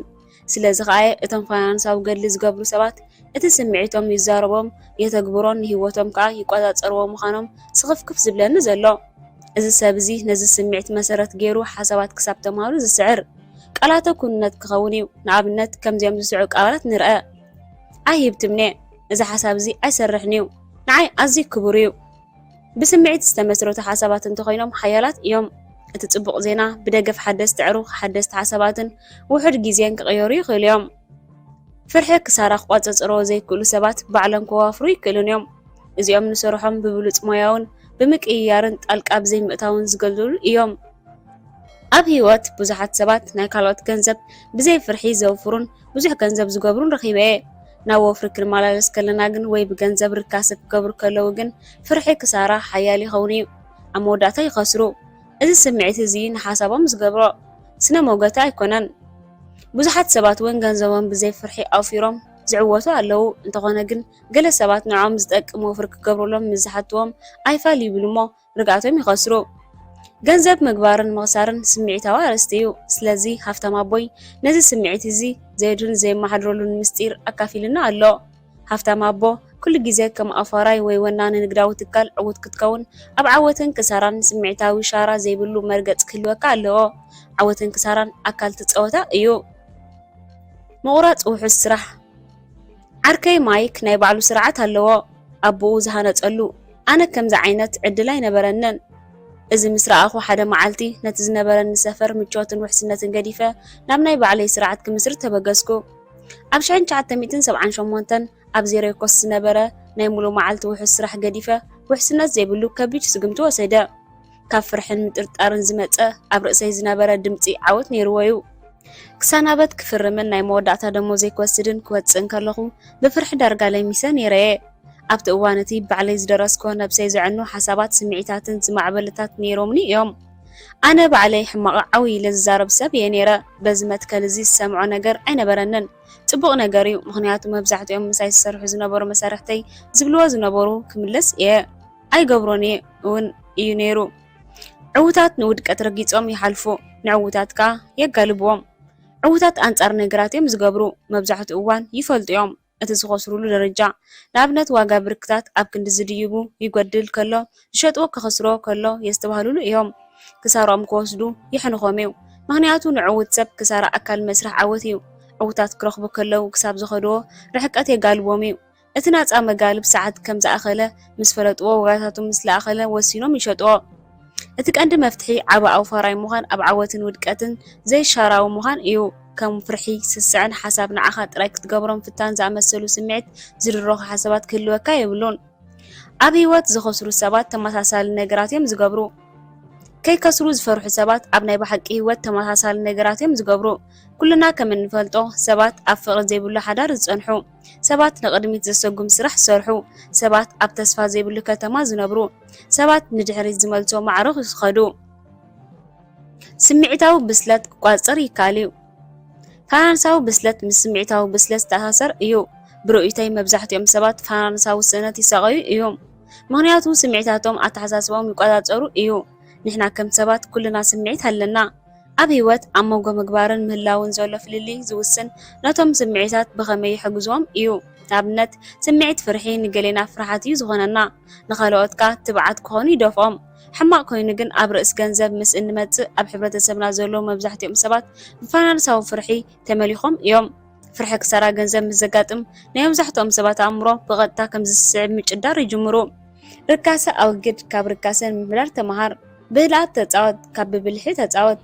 ኣይክእሎን እየ፣ ካብ ከመይ ይኽእሎ? ኣዝዩ ክቡር እዩ፣ ካብ ዝተናውሖ እንታይ ዋጋ ኣለዎ? ኣግፍሕ፣ ካብ ኣድህብ። ኣዕሩኽተይ እንታይ ይሓስቡ? ካብ ኣነ እንታይ ይሓስብ? ልቦና ርካሰ ትነፍልጠት ኣዋሳስዳ ርካሰ ኣሎ ብፍላይ ፋይናንሳ ኣዋሳስዳ ርካሰ ኣብ ኣረስቲ ገንዘብን ምሕደራን ርካሰ ኣፍልጦ ክብ ዘበለትለይ ጽሕፍቲ መጽሓፍ ብዶክተር ኣሌክሳንደር ሌክደር ትሬዲንግ ፎር ሊቪንግ እትብል መጽሓፍ እያ ሽዑብ ካዛ መጽሓፍ እዚኣ ኣብ ንግዲ ብርክታትን ኣማራጺታትን ዝሰርሑ ሞያዋን ዝተጻሕፈት እንተኾነት እዚ ልቦና ርካሰ ምሕዳር ርካሰን ንኹሉ ዓውድታት ገንዘብ ምሕደራ ገንዘብ ውልቃዊ ስነ ልቦናን ወፍርን ከም ዝስራሓሉ ይገበር እዩ ሓደ ካብ ትርባዕ ዓብ ንግዳዊ ትካል ከም ርባዕ ወፍሪ ዕውት ዘይገበርና ምኽንያት ብድሕሪ ስነ ልቦና ዝገብር ጽሩይ ርካሰ ገንዘብ ብምሉእ ስለ ዘይንርድኦ እዩ በዓል ንግዳዊ ትካል ንርካሰ ክርድኦ እቲ ንግዳዊ ስርዓትን ሰባትን የሳትፍ እዩ እዚ ፍልጠት እዚ ኣብ ስርዓት ምግባር ገንዘብ ኩሉ ይትርጉም ማለት ኣይኮነን ስምዒታዊ እዩ ኣብ ቴክኒካዊ ንምጥቕላል ካብ ጸገማይ ወገን ናብ የማን ወገን ንምስግጋር ኣብ ቴክኒካዊ ስምዒታዊ እዩ ስምዒታዊ ሓሳብ ናይ ምቁጽጻር ክእለት እንተለና እንታይ ጉዕዞ ክላዎ ኣይደልን እቲ ኣብ የማን ወገን ናብ ጸጋም ወገን ዝያዳ ርካሰ ዘለዎ ዝመስሎ ምኽንያት እንታይ እዩ ስምዒት ፍርሒ ንኣተሓሳስቦም ይጸልዎ ምዃኑ እዩ እቶም ኣብ ጸጋማይ ወገን ዘለዉ ሰባት ብርግኣት ተጻውቲ ዝበልዎ ሓሳቦም ስነ-ሞገታዊ ኣተሓሳስባ ይብልዎ ብሓቂ ግን ኣይኮነን እዚ ስምዒታዊ ሓሳብ እዩ እዚ ስምዒታዊ ኣተሓሳስባ እዚ ከዓ ኣብ ሓደ ርባዕ ዋሕዚ ገንዘብ ሸኺሉ ዘየንቀሳቕሰና እቶም ኣብ የማናይ ወገን ዝርከበዎ ስራሕ ምሕር ከቢድ ኣይኮነን 4 ሓምላይ ገዛውቲ ብምግዛእ ክሳብ ዕዳጋ ዘመሓሽ ምጽባይ ምሻጥን ድሕሪ ዓቢ ቀያሕ ሆቴል ምግዛእን ብቕንዕና ቀሊል እዩ ህይወት ኣብ የማናይ ወገን ዋሕዚ ገንዘብ ብሓቂ ጸወታ ሞኖፖሊ እዩ ብርግጽ ዓወትን ውድቀትን ኣሎ እዚ ግን ኣካል ጸወታ እዩ ዓወትን ውድቀትን ኣካል ህይወት እዩ ኣብ የማናይ ወገን ዋሕዚ ገንዘብ ዘለዉ ሰባት ነዚ ጸወታ እዚ ዘፍቅርዎ እዮም ከዋኽብቲ ኣትሌታት ካብ ዘዕትውዎ ዝኸስርዎን ይበዝሑ ነቲ ጸወታ ግን የፍቅርዎ እዮም ብዙሓት ሃብታማት ሰባት ቅድሚ ምዕዋቶም ብዙሕ ግዜ እዮም ዝወድቁ እዚ ኣካል ህይወቶም እዩ ሓደ ሰብ ብዛዕባ ስምዒት እንድሕር ይሓስብ ኮይኑ እዞም ስምዒታዊ ሓሳባት እዚኦም ኣዒንቱ ኣዕሩቕቶም ዝኾነ ነገር ከይረኣዩ ይገብርዎም እዚኦም ንዓታ ብርኪ ዘለዎም ስምዒት ሓሳባት እዮም ሰባት ኣብ ክንዲ ዝሓስብሉ ግብረ መልሲ ዝህቦም ምኽንያቱ እዚ ስምዒታዊ ኣተሓሳስባ እዚ ንሰባት ኣብ ዝተፈላለዩ ርብዓት ንኽካትዑ ጠንቂ ዝኾኖም ዘሎ እቲ ክትካታዕ ዝመጽእ ዘሎ ብሓደ ስምዒታዊ ኣመለኻኽታ ዘለዎም ኣይኮነን እዚ ስምዒታዊ ግብረ መልሲ እዚ እዩ ንሰባት ኣዒንቶም ኣዕዊሩ ኣብ የማናይ ወገን ዋሕዚ ገንዘብ ዘሎ ቀሊልን ናጸርካሰን ዘለዎ ክርእይዎ ዘይክእሉ ዘለዉ ኣብዚ ንኹሎም ነዊሕ ዓመታትን እወታውያን ደጋፍን ክህቡ ዝኽእሉ ጉጅለታትን ዓለምትን ተመሪሕኩም ክትሰግርዎ የተባባዓኩም ኪምን ኣነን ዝገበርናዮ ገድሊ ክብሪ ረኺብናሉ ኢና ንዓናታ ኣገዳሲ ካብ ጸገማይ ወገን ናብ የማን ወገን ዘሰጋግር ጉዳይና እንታይ ንገብር ነይራ ዘይኮነስ ኣብ መስርሕ መን ንምዃን ንኸይድ ነርና ኣብ ዓወት ኣብፂሕና እሞ ንምዃን ክትሓስቡ ይላቦ እንታይ ንዓይ ግን እዚ ብዋጋ ዘይትመን ሸዓተ ባንክ ኩን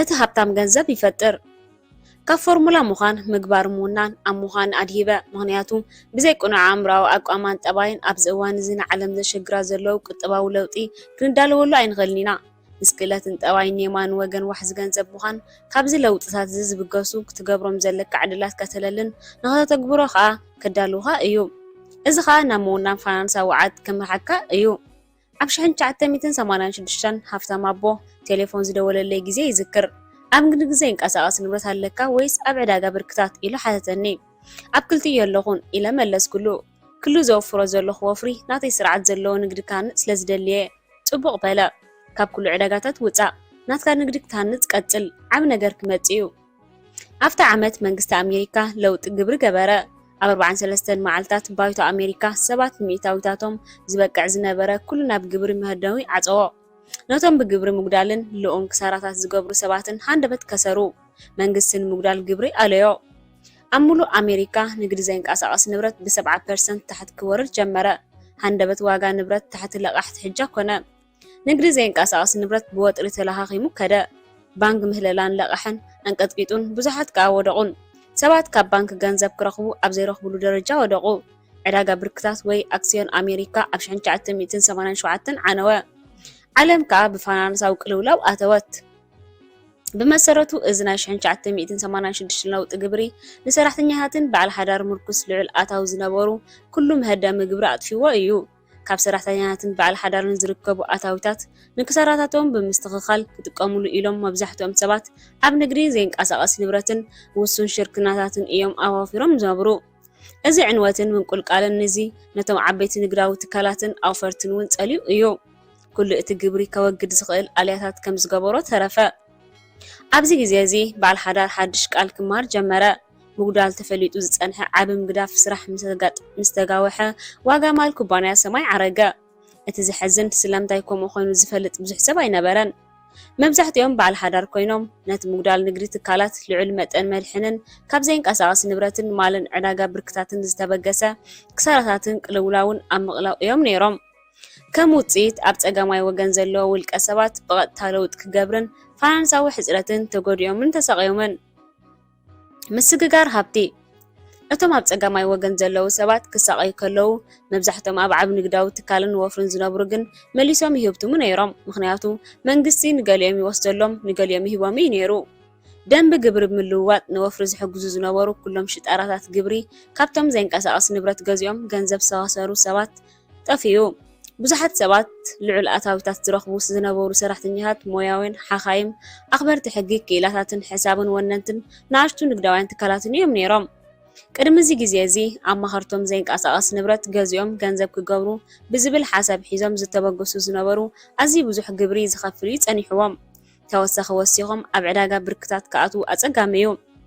መንግስቲ ብግብሪ ለውጢ ገይሩ ንኹሉ መህደሚ ግብሪ ምስ ዓፀቦ ኣዝዩ ብዙሕ ሃብቲ ክሰጋገር ጀመረ። ከም ርኡይተይ ብዙሕ ሃብቲ ካብ ሰራሕተኛታትን በዓል ሓዳርን ተወሲዱ ንዓበይቲ ንግዳዊ ትካላትን ኣፈርትን ይወሃብ ነይሩ እዩ። ውለላን ለቓሕ ምስ ደወደቐ ቢልዮናት ዶላራት ኣብ ሓደጋ ኣተወ። እቲ መንግስቲ ክምለስ ነይርዎ። ኣብ ውህለላን ንግዳት ዘይንቀሳቐስ ንብረትን ዝጠፍአ ገንዘብ መን ይምለሶ? ብልክዕ ከፈልቲ ግብሪ እቶም ብግብሪ ዝተጎድኡ ሰባት። ምናልባት ወኪል መንግስቲ ዝኾነ ኮርፖሬሽን ድሕር ንኣፍልጦ ንኸውን። ሓላፍነት ወኪል እዚ ብሰንኪ ዕንወት ነቲ ግበታ ካብ ንግዳውያን ዘይንቀሳቐስ ንብረት ወሲዱ ክሕግዝዎ ዝኽእሉ ሰባት ምሃብ እዩ። ንዓይኒ ብዙሓት ኣዕሩኽተይን እዚ ኣጋጣሚ እዚ ኣብ ሰማይ ዝወረደ ፋይናንሳዊ ማናዩ ዘኒብና። ከም እቲ ዝክሮ ገንዘብ ኣእምሮዩ ዝርአ ኢልካ ነይረአ ብዓይኒ ኣይኮነን ዝርአ። ኣብዚ ግዜ እዚ ስምዒት ይጎይ ራእይኻ ይድብዝዝ። ሰባት ንሰልጠንዎ ክርእይዎ ኢሎም ዝስልጥኑ። ነዞም ኣብ ፀጋማይ ወገን ዘለዉ ሰባት ሰለስተ ነገራት ኣጋጢምዎም። ቀዳማይ ራዕዲ ኣብ ኩሉ ኮይኑ ስምዒት ክልዕል ከሎ ፋይናንሳዊ ብስለት መብዛሕትኡ እዋን ይጠፍእ። ሰባት ብዛዕባ ስርሖም ምጉዳል ዋጋ ንብረትን ምውዳቕ ብርክታት ዕዳጋን ብዝሓሸ ሓፈሻዊ ንግድን ክግደሱ ክእሉ ናብኦም ክመጽእ ዝኽእል ዕድላት ኣይረኣይዎን። ስምዒታዊ ሓሳቦም ኣዕዊርዎም ኣብ ክንዲ ዝቕጽሉን ሸንኮለል ዝብሉን ኣብ በዓቲ ይሕብኡ። ካልኣይ ኣብ ንግዳዊ ትካልን ወፍርን ዘሎ ቴክኒካዊ ክእለት ይሓጽሮም። ከምቲ ሓኪም ኣብ ቤት ትምህርቲ ክእለትን ተመክሮን ዝረኽቦ ሰባት ኣብ ንግዳዊ ትካልን ወፍርን እውን ቴክኒካዊ ክእለት ክህልዎ ኣለዎም። እዚ ክእለት እዚ ፋይናንሳዊ ትምህርቲ ከመይ ኢልካ ርእሰ ማል ተዕቢ ምርዳእ ክዕደግ ክመሃር ዝግብኦ ክእለታትን የጠቓልሉ። ትካል ኮርፖሬሽን ሕድሪ ባንክ ዝሽየጥ ሓራጅ ኣለና ኣብኡኻ 20 ሚልዮን ዶላር ዋጋ ዘለዎ እንተልዮም ሎሚ ብ4 ሚልዮን ዶላር ኢኻ እትረኽቦ። ከመይ ጌርካ ነዚ ዕድል እዚ ንጥቀመሉ? መብዛሕትኦም ሰራሕተኛታት በዓል ሓዳርን ኣይፈልጥዎን እዮም። ከመይ ኢሎም 4 ሚልዮን ዶላር ረኺቦም ነዚ ፋይናንሳዊ ማና ይገዝእዎ ኣይፈልጡን እዮም። ካብ ሕማቕ እዋን ጽቡቕ ስራሕ ከመይ ይርከብ ኣይፈልጥዎን እዮም። ሳልሳይ ሕፅረት ካሽ ይሃልዎም። መብዛሕትኦም ሰባት ኣብዚ ግዜ እዚ ክሳራ ክህሉ ኣብዚሖም እዮም ዝሰርሑ። ከም በዓል ዓቢ ንግዳዊ ትካል ኮይኖም ንግዲ ኣነ ውሑድ ኣካላዊ ንጥፈት ገይረ ከለኹ ዓብይ እዩ። ኣብ 1990 ንግደይ ዓብዩ። ኣብዚ ግዜ እዚ ንግደይ ካብ ጅምር ትካል ናብ 11 ኣብያተ ቤት ጽሕፈት ኣብ ዓለም ዓብዩ። እቲ ስራሕ ዝያዳ ክዓቢ ከሎ ውሑድ ኣካላዊ ኣበርክቶ ይህልወኒ። ብዙሕ ገንዘብካ ይረክብ። እቲ ስርዓትን ሰባትን ኣብዚሖም ይሰርሑ። ምስቶም ዘለና እኹል ገንዘብን ግዜን ኪምን ኣነን ብዙሕ ሓደስቲ ውዕላት ክንደሊ ንውዕል። ብሓቂ ከዓ ንስራሕና መደርዒ ይኾነና ነይሩ። ጽቡቕ ግዜ እዩ፣ ክፉእ ግዜ እዩ። እዚ ስዕብ ጥቕሲ ኣሎ። ኣብ ህይወትካ እንታይ ኣጋጢሙ ይኮነን እቲ ዘገድስ፣ ነቲ ዘጋጥም እንታይ ትርጉም ሂብናሉ እዩ እቲ ዘገድስ። ካብ 1986 ክሳብ 1996 ንብዙሓት ሰባት ዝኸፍአ ዓመታት እዩ ነይሩ። ንኻልኦት ግን ዝበለፀ ዓመታት ነይሩ። ኣብ 1986 ናይ ሃብታም ኣቦይ ቴሌፎን ምስ ተቐበልኳ እዚ ቁጠባዊ ለውጢ እዚ ኣዝዩ የስደምም ዕድል ሂብኒ። ዋላ እኳ እኹል ገንዘብ እንተዘይነበረኒ ኣጠቓቕማ ክእለት ንግዳዊ ትካልን ወፍርን ርእሰ ማልን ግን ፈጢሮ ክወፅእ ክኢለየ። ካብ ዝቕፅል ምዕራፍ ከመይ ኢለ ፋይናንሳዊ ናጽነትን ርእሰ ማልን ከም ዝፈጥሩልካ ክብርሆ እየ። ሓደ ካብቲ መፍትሕ ዕዉትን ሕጉስ ህይወትን ዝገብረካ ኣብ ዘጋጥመካ ዝኾነ ለውጢ ብምትዕጽጻፍን ብግቡእ ግብረ መልስን ክትበሉ ከለኻ እዩ። ሕማቕ ኮይኑ ግን ብዙሓት ሰባት ንዝመጽእ ቁጠባዊ ለውጥን ኣይጥቀሙሉን ጸኒሖም። መብዛሕትኦም ሰባት ተስፋዋትን ክእለት ናይ ምርጽዓን ኣለዎም። ድሕሪ 10 ወይ 12 ዓመታት ዝርስዑ ነገራት ደጊሙ ተቐይሩ። ታሪክ ባዕሉ ይድገም። ኣብዚ እዋን እዚ ሰባት ናይ 1986 ለውጢ ግብሪ ረሲዖም ኣለዉ። ገና ሰራሕተኛታትን በዓል ሓዳርን ኣበርቲዖም ይሰርሑ ኣለዉ። ስለምንታይ? ምክንያቱ ግብሪ ምህደሚ ተዓፅዩ እዩ። ንዝኸሰርዎ ክምለሱ ኣብዚሖም ክሰርሑ ከለዉ ኣታዊታቶም ይልዕል እዩ። ግብሪ ክኢላ ሕሳብ ግን ገዲም ጥበባዊ ቃላት ሕሹኽ ክብል ይጅምር። ኪድ ገዛ መጠን ወለድ ዕዳኻ ዝበለፀ ምግላል ግብሪ እዩ። ብተወሳኺ ገዛ ርእሰ ማል እዩ። ዓብ ወፍሪኻ ክኾነልካ እዩ። ይርእዩ እሞ ብቐሊሉ ኢኻ ወርሓዊ ትኸፍሎ ይበሃሉ እሞ ኣብ ከቢድ ዕላ ይሽመሙ። ርእይተይ ዓብ ምስጋር ሃብቲ የጋጥም ኣሎ። ኣብ መጻኢ እውን ብዝተፈላለየ መንገዲ ከጋጥም እዩ። ስለዝኾነ እዩ ሃብታም ኣቦይ ቁጠባዊ ታሪክ ዘንብበለይ። ኣብ ቁጠባዊ ለውጢ ታሪክ ባዕሉ ይድገም። ከም ቀደሙ ገንዘብ ካብ ፀገማይ ወገን ናብ የማን ወገን ክውሕዝ ቀፂሉ።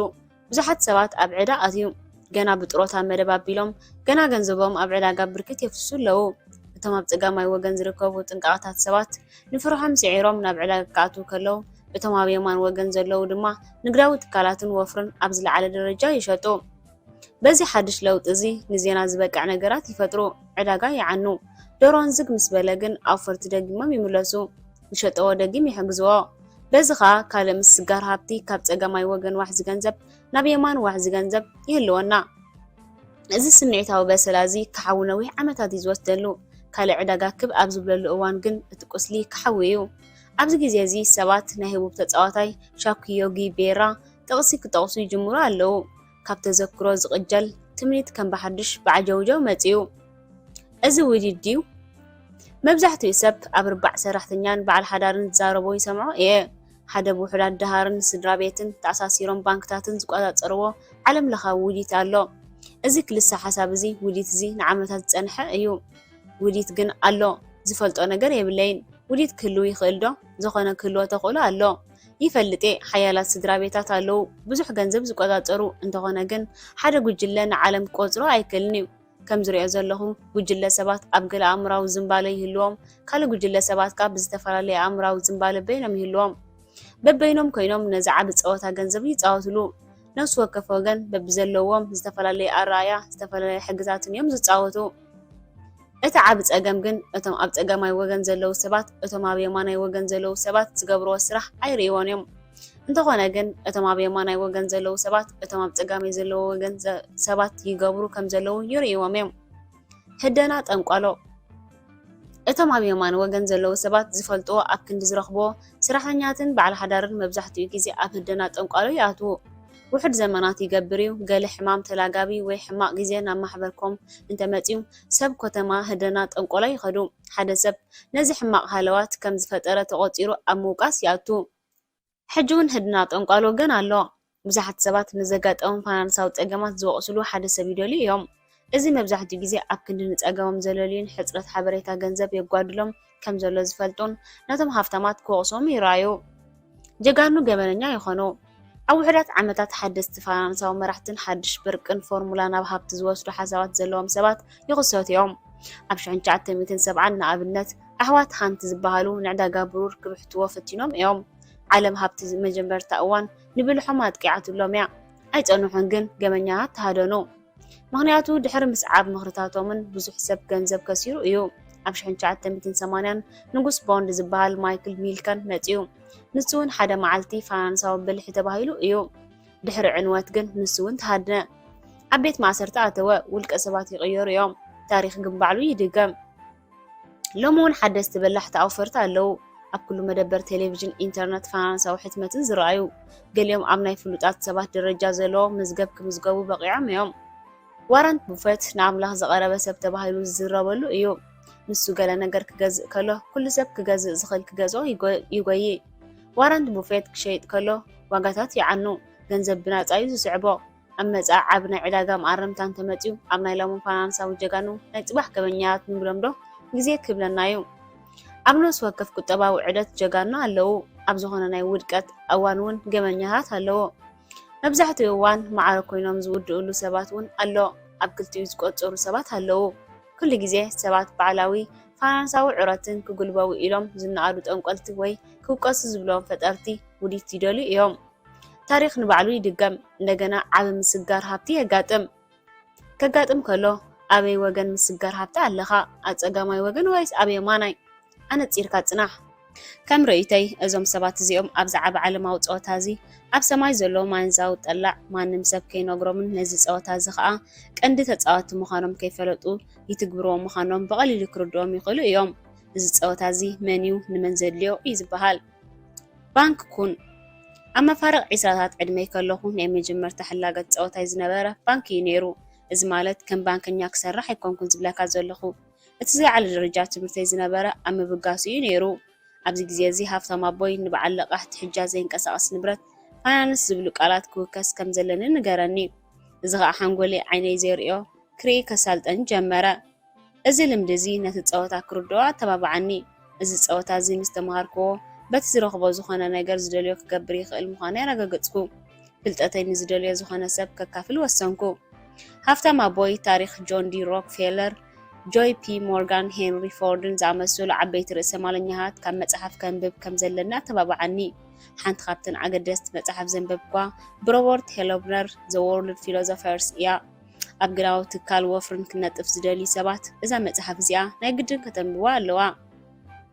ምክንያቱ እዛ መፅሓፍ እዚኣ ነቲ ካልእ ታሪክ ቁጠባዊ ዓለምን ዘ ዌልዝ ኦፍ ኔሽንስ እትብል መፅሓፍ ዝፀሓፈ ኣዳም ስሚዝ ዝኣመሰሉ ስነ ቁጠበኛታት ተኸታታሊ ዘቐረበ መፅሓፍ እያ። ሓንጎል ናይ ዓበይቲ ስነ ቁጠበኛታት ፈላስፋታትን ዓሚቓ ክትሪኦ ኣዝዩ መሳጢ እዩ። እዚኦም ሰባት እዚኦም ንታሪክ ውልቀት ዘመናዊ ርእሰ ማለኛ ብቐሊሉ ዝተተርጎሙ እዮም። ብርእይተይ ኣብ ዓብ ንግዳዊ ትካል ወፍርን መራሕቲ ክትከውን እንተደሊኻ ታሪኻዊ ኣረኣያታት ናይ ቁጠባ ታሪክ ናናን እዋናዊ ታሪክን መጻእን ንምርድኡ ኣገዳሲ እዩ። ድሕሪ ናይ ሮበርት መጽሓፍ ዘ ክሪኤቸር ፍሮም ጀኪል ብጂጂ ኤድዋርድ፣ አንሊሚትድ ዌልዝ ብፓል ዜምፒልዘር፣ ዘ ሶቨረን ኢንዲቪድዋል ብጄምስ ዴል ዳቪድሰን፣ ዘ ክሬስት ኦፍ ዘ ዌብ ብሮበርት ፔርሸር፣ ዘ ግሬት ዲፕሬሽን ኤሄድ ብሄሪ ደንተን ዝተጻሕፋ መጽሓፍቲ ክንበባ ይምሕፀን። ናይ ሮበርት ሄልተር መጽሓፍ ብቁጠባዊ ደረጃን ካበይ ከም ዝመጻና ጦብላሕታ ክህበና ከሎ እቶም ካልኦት ደረስቲ ከዓ ናበይ ንኸይድ ከም ዘለና ኣረኣያታት ዝህቡና እዮም። እቲ ኣንጻራዊ ኣረኣያታቶም ምርኣይ ኣገዳሲ እዩ። እዚኣቶም መጽሓፍቲ ምስ ኣንበብኩም ዓይነት ዘርእየኩም ክርዩ ሓጊዞኒ እዩ። ከምዚኦም ዝኣመሰሉ መጽሓፍቲ ምንባብ ኣብቲ ከክፉን ጽቡቕን ዕደትን ኣንፈትን ቁጠባ ዘለዎ ጦብላሕታታት ክትረክብ ሓጊዞምን እዮም። ኣብዘን መጽሓፍቲ ዘሎ ናይ ሓባር ኣርእስቲ እቲ ሓደ ኣብ ኩሉ ዝዓበየ ለውጥታት ኣብ ቀረባ ምሳና ዝመጽእ ምዃኑን እየን ዝሕብራ። ከመይ ምስ ባንክ ንፃወት? ድሕሪ 1986 ናይ ግብሪ ሕጊ ዝተለዋወጠሉ እዋን ኣብ ኩሉ ዕድላት ነይሮም እዮም። ዘይንቀሳቐስ ንብረት ማልን ንግዳዊ ትካልን ብትሕት ዋጋ ይርከብ ነይሩ እዩ። እዚ ንኣብ ፀጋማይ ወገን ዝነብሩ ሰባት ኣብ ኣዝዩ እዋናዊ ኣብ ዝነበረሉ እዋን ንዓይ ግን ትእንግርቲ እዩ ነይሩ። ምክንያቱ ኣብ ከባቢ ዝነበረ ክእለት ንግዳዊ ትካልን ወፍርን ክጥቀመሉ ዕድል ይረክብ ነይረ። ኣብ ክንዲ ብስሱዕ መንገዲ ጽቡቕ ውዕል ነይሩ ኢለ ክሪኦ ክፍትን ኣብ ንግዲ ዘይንቀሳቐስ ንብረት ኣድሃብኩ። ስለምንታይ ዘይንቀሳቐስ ንብረት? 5 ምክንያታት። ተቐዳማይ ዋጋ ዘይንቀሳቐስ ንብረት ውሕድ ክኸውን ከሎ ለቓሕቲ ሕጃውን ኣብ ውሕሽ ዝበለ ክራይ ንግዳዊ ትካል ኣዝዩ ትሑት ነይሩ። እዚኦም ንብረት እዚኦም ልዕል ቁጠባዊ ትርጉም ይህቡ ነይሮም። ማለት ውሕድ ርካሰይ ዝነበሮም። ንኣብነት ካብ ሽርሻሮ ክትገዝእ ክትከይድ ከለኻ ኩሉ ነገር ካብ 50% ይጅምር ነይሩ። ካልኣይ ምምሕዳር ገንዘብ። ባንክ ንዘይንቀሳቐስ ንብረት መግዚየ ለቅሕ እዩ፣ ብማላሂብን እዩ። ዕዳጋ ተረቢሹ ኣብ ዝነበረሉ እዋን ዝኣኽለኒ ገንዘብ ኣለኒ ይብል ነበርኩሞ ዝነበረኒ ካሽን ብምሕዳር ዋጋ ባንክ መገዲ ዝረኸብኮ ለቕሕ ካብ ባንክን ዘይንቀሳቐስ ንብረትን ገዛኹ። ንኣብነት ዘዋህለልኮ ገንዘብ $10,000 ከዋፍርየ ይብል። ማል እንድሕር ገዚኤ ናይ $10,000 ማል ጥራሕ ዝገዝእ። ኣብ መንጎ ዋጋ ክገዝእ ይኽእል ይኸውን እየ። ካብ ሙሉእ ዋጋ ገሊኡ ከዋፍሮ ይኽእል እየ። ዝተረፈ ናይ ድለላ ኩባንያ ብዝተረፈኒ ከለቅሐኒ ይኽእል እዩ።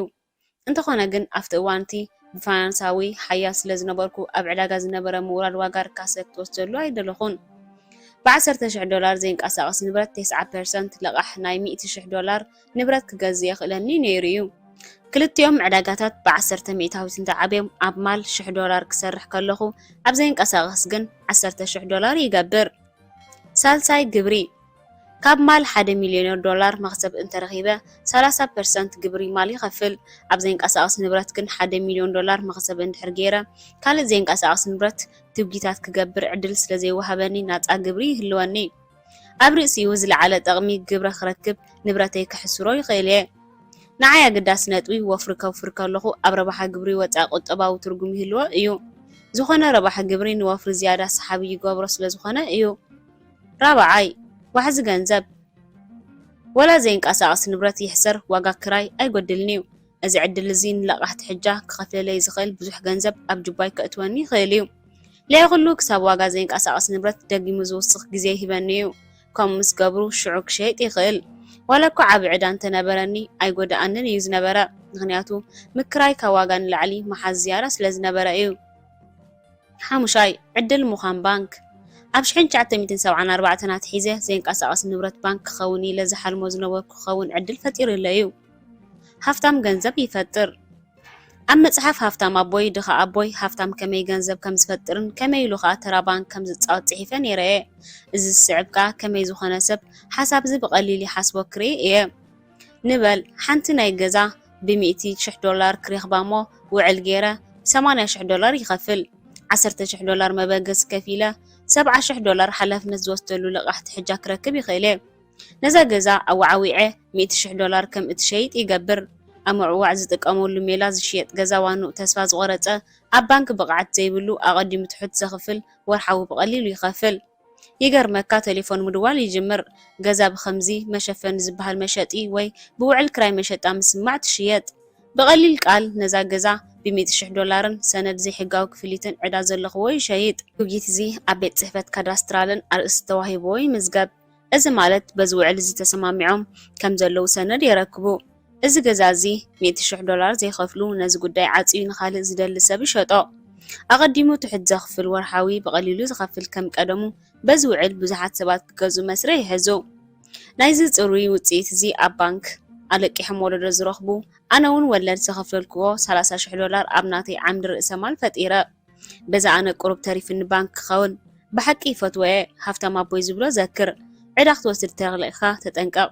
ብውልቅኻ ዕዳ ክትወስድ እንተኾይንካ ውሕድ ምዃኑ ዘክር ዓብ ዕዳ እንተኾይኑ ግን ካልእ ሰብ ዝኸፍሎ ሰብ ምዃኑ ዘክር ኣብ ቋንቋ ዓብ ንግዳዊ ትካል ንወፍርን ኣነ ርካሴ ኣለዮ ወይ ርካሰይ ብኻልእ ገንዘብ ደጉለዮ እዚ እቲ ብዓለም ዘሎ ፀወታ ምሕዳራ ገንዘብ እዩ እዚ ዓይነት ትውጊት እዚ ኣብ መላእ ዓለም ይስራሓሉ እዩ ኣብ ዝኾነ ቦታ ኣብ ዝኸዶ ሰባት መፂኦም እዚ ዘረባ እዚ ይዛረቡኒ እዚ ኣይተግብሮን ኢኻ ንኣሽቱ ኣፈርቲ ከመይ ይኸስሩ እንግንዘቦ እንታዩ ዓበይቲ ንግዳዊ ህንጻታት ብተመሳሳሊ መንገዲ ይገዙ ይሸጡን ናብ ባንክ ይኸዱን እዮም ብዙሓት ግዜ እንተኾይኖም ግን ኣይገብርዎን እዮም $30,000 ውህለላ ብዘይ ውህለላ መንግስቲ ስለምንታይ ንውህለላ ገንዘብ ዝገብሮ ሰባት ናይ ግብሪ ጥንቃቕታት ዘይብሉ ምክንያት ኣብ መጽሓፍ ይጽሒፈየ ባንክ ንመንግስቲ ከምኡ ግበር ክብሎ ይጠራጠር እየ ምክንያቱ ውህለላ ገንዘብ ንዖም ዕድዖም እዩ መንግስቲ ኣሜሪካ ውሕድ ውህለላ እዩ ዘለዎ ምክንያቱ ባንክ ንገዝኦም ኣየድልዮምን እዩ ወይ ገንዘብ ናብ ወፍሪ ክውዕል ይደልዩ ስለዚ እዚ ኣብነት እዚ ሓደ መንገዲ ፀወታ ባንክ እዩ ንውህለላ ገንዘብ ብዘይ ከቢድ ጾር ትውስኸሉ መንገዲ እዩ ዋሕዚ ገንዘብ እዘን $30,000 ነዚ ዝስዕብ እዩ ብዛዕባ እዚ ስእሊ ኣገዳሲ ነገራት ዘለዎ ቀዳማይ መጠን ወለድ እዘን $30,000 ባዕለየ ተመንዮ መብዛሕትኡ ግዜ 10% ይወለድ ብዙሕ ባንኪ ኣብ ውህለላ ትሕቲ 5% እየን ዝኽፈላ ስለዚ ወላ $10,000 ኣቐዲመን ተኸፊለ ክገበ ዘይብለይ ካብቲ ባንክ ዝኸፈለን መጠን ወለድ ይበጽሓኒ ካልኣይ እዚ ሜላ እዚ ከምዚ $20,000 ማለት ካብ $30,000 $10,000 መጠን ወለድ ክፍሊት ኮይኑ ቅድሚ ሕጂ እዚ $10,000 ኣቐዲመ ዝኽፈል ዘይነበርኩ ባንክ ዝፍጠር ርእሰ ማል እዩ ሳልሳይ እዚ $20,000 ገንዘብ ናፃ ግብሪ ዝፈጥር ኣብ ርባዕ ሰራሕተኛ ዝርከብ ሰብ $20,000 ንገንዘብ ኣብ ተግባር ዘይውዕል ክገብር ክሳብ $40,000 ደሞዝ ይውሰደሉ ከም ሰራሕተኛ ኮንካ ዝረኣይ ኣታዊታት 50/50 ዋኒን እዩ ዝብልዎ መንግስቲ ብግብሪ ኣምሲሉ ርኢኻ ዘይፈልጥ 50% ይወስድ ራብዓይ ኩሉ ግብሪ ንብረት መዐቀቢ ንብረት ምሕደራዊ ክፍሊትን ሓላፍነትን ዓዳጋይ እዩ ምክንያቱ እቲ ንብረት ሸይጥዎ እየ ካብዚ ነጥብታት እዚ ዝያዳ ዝርዝር እውን ኣለው ኣዝዩ ብዙሓት ፈጠራዊ ነገራት ኣብ ርባዕ ንግዳዊ ትካል ንወፍርን ኣለው ከም ባንክ ኮይኖም ገንዘብ ካብ ወላ ሓንቲ ከም ዝፍጠር ከምዚ ትውጊዝቲ ክትላመድ ሰሙን ወርሒ እዩ ዝወስደልካ እቲ ሕቶ ግን ክንደይ ግዜ ይወስድ ተወሳኺ $40,000 ንምርካብን ድሕሪ ግብርን ወጻኢታትን $20,000 ክትቁጥብ ሩባ ኣታዊ ስቱር እዩ ኣብ መጽሓፍ ሃፍታም ኣቦይ ድኻ ኣቦይ ስለምንታይ ሃብታም ኣቦይ ሽርክና ይጥቀም ቁሩብ ከጻውተካ ቀዳማይ ርእሰ ማል ምክልኻል ሃፍታም እንተኾይንካ ሰባት ናትካ ዝኾነ ገንዘብ ብኽርክር ክወስዱ እዮም ዝደልዩ እንተኾነ ግን መብዛሕትኡ ግዜ ብስም ሃብታም ዝተመዝገበ ነገራት የለን ክከላኸሉ ምእንቲ ርእሰ ማሎም ብእምነት ሽርክናን ይሕግዝዎ ካልኣይ ኣታዊ ምክልኻል ነቲ ሩባ ኣታዊ ኣብ ርእሰ ማል ናብ ገዛ ርእስኻ ሽርክና ምስ እትሕልፎ መንግስቲ ብግብሪ ሰቲሩ ክወስዶ ብዙሕ ኣታዊ ይሰትር ንሰራሕተኛታት ዝስዕብ ሸካር ክውንነት በዚ ዝስዕብ ተርታ ስለ ዝኸይድ እዩ ዓስቢ ምርካብ ግብሪ ምኽፋል ምውፃእ ከም ሰራሕተኛ ዓስብታትካ ቅድሚ ደሞዝ ምርካብን ምኽፋልን ግብሪ ይኸፍልልካን ይወስድን ሓደ ሰራሕተኛ ኣብ ዓመት $30,000 ዝኸፈል እንተኾይኑ ክሳብ መንግስቲ ዝወሰደሉ ናብ $15,000 ይወርድ በዚ $15,000 ዘለካ ልቓሕ ትሕጃን ካልእ ውፅኢታትን ክትከፍል ትኽእል ኣታዊታትካ ብመጀመርታ ብሩኽ ሽርሽራናን እንተኸፊልካዮ ግን እዚ ዝስዕብ ተርታ ይኸውን ዓስቢ ምርካብ ምውፃእ ግብሪ ምኽፋል ሩባ ኣታዊ $30,000 ብሽርክና እንድሕር ተኸፊልናዮ ቅድሚ መንግስቲ ዝወሰዶ ብዙሕ ወፃኢታት ክህልወካ እዩ እቲ ሽርክና ትውንኖ እንተኾይንካ ሕጊ እቲ ሽርክና ክሳብ ምስ ደንቢ ግብሪ ዝሰማማዕ ባዕልኻ ኢኻ ትሕግዞ ንኣብነት ሕጊ እቲ ሽርክና ባዕልኻ እንተሓጊግካዮ ክንክን ቆልዓ ኣገዳሲ ኢልካ ኣብቲ ውሽጢ ሕጊ ሰራሕተኛ ክተእትዎ ትኽእል ኢኻ እቲ ኩባንያ ንክንክን ቆልዓ $400 ኣብ ወርሒ ቅድሚ ግብሪ ምኽፋል ይኽፈል ይኸውን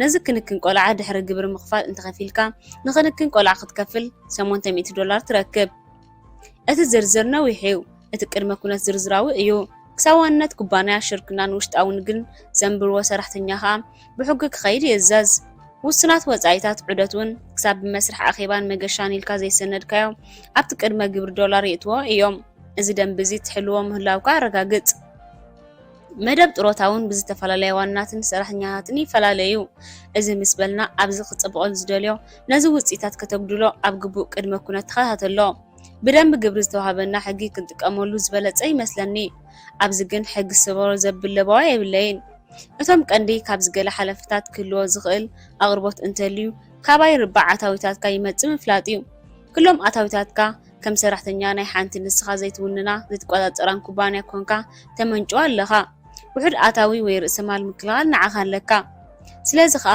ኣነ ዝላበወካ ሰራሕተኛ እንተኾይንካ ስራሕካ ቀፅል ገንዘብካ ግን ኣብ ዓቢ ንግዳዊ ትካል ወይ ፍራ ኣጥፋዮ ናብ ቁልጡፍ መንገዲ ናጽነት በዘን ክልተ ርባዕ እዩ ዝፍጸም ብፋይናንሳዊ ውሕስ ክትከውን እቲ ምስጢር ኣብ ሓደ ርባዕ ዝያዳ ክሰርሕ ኣለካ ናጻ መሬት ቁሩብ ንድሕሪት ምልስ ኢለ ከመን ኣነን ገለ ንብረት ካብቲ ሃፀፍፀፍን ሃነፍንፍ ዝዓብለሎን ጻዕርን ዘለዎ ከተማ ክናልዮ ደለና ዕላማው ግፍሕ ዝበለን ነዊሕ ክሮችያ ዝዓይነቱ ገረብ መሕንበስ ዘለዎ ገዛ ንምውናን ስምዒት ሓደርና ብሕትውና ከዓ ደለና ሓንቲ 20 ቃጽዖ ስፍሓት ዘለዋ ብ$75,000 ዝረኸብናያ ሸያጢ 10% ኣግዲሉ ክሸጠልና 10% ወለድን ክህበና ኣተባሃልና ፍትሓዊ ዝኾነት ጊት እዩ እቲ ጸገም ግን ከብቲ ሃምታ ቦይ ዝበሎ ንሕግታት ዕዳ ዝጥሕስ እዩ ተጠንቀቕ ናብ ዕዳ ክትኣቱ ከለኻ ባዕልኻ ተኽፍሎ ዕዳ እንተኾይኑ ውሕድ ተለቃሕ ዓብ ተኾይኑ ግን ካልእ ዝኸፍሎ ሰብ ከም ዘሎ ኣረጋግጥ ዝበለኒ ዘክር እዚ $75,000 ገዲፍና ትርጉም ዘለዎ ንብረት ንምግዛእ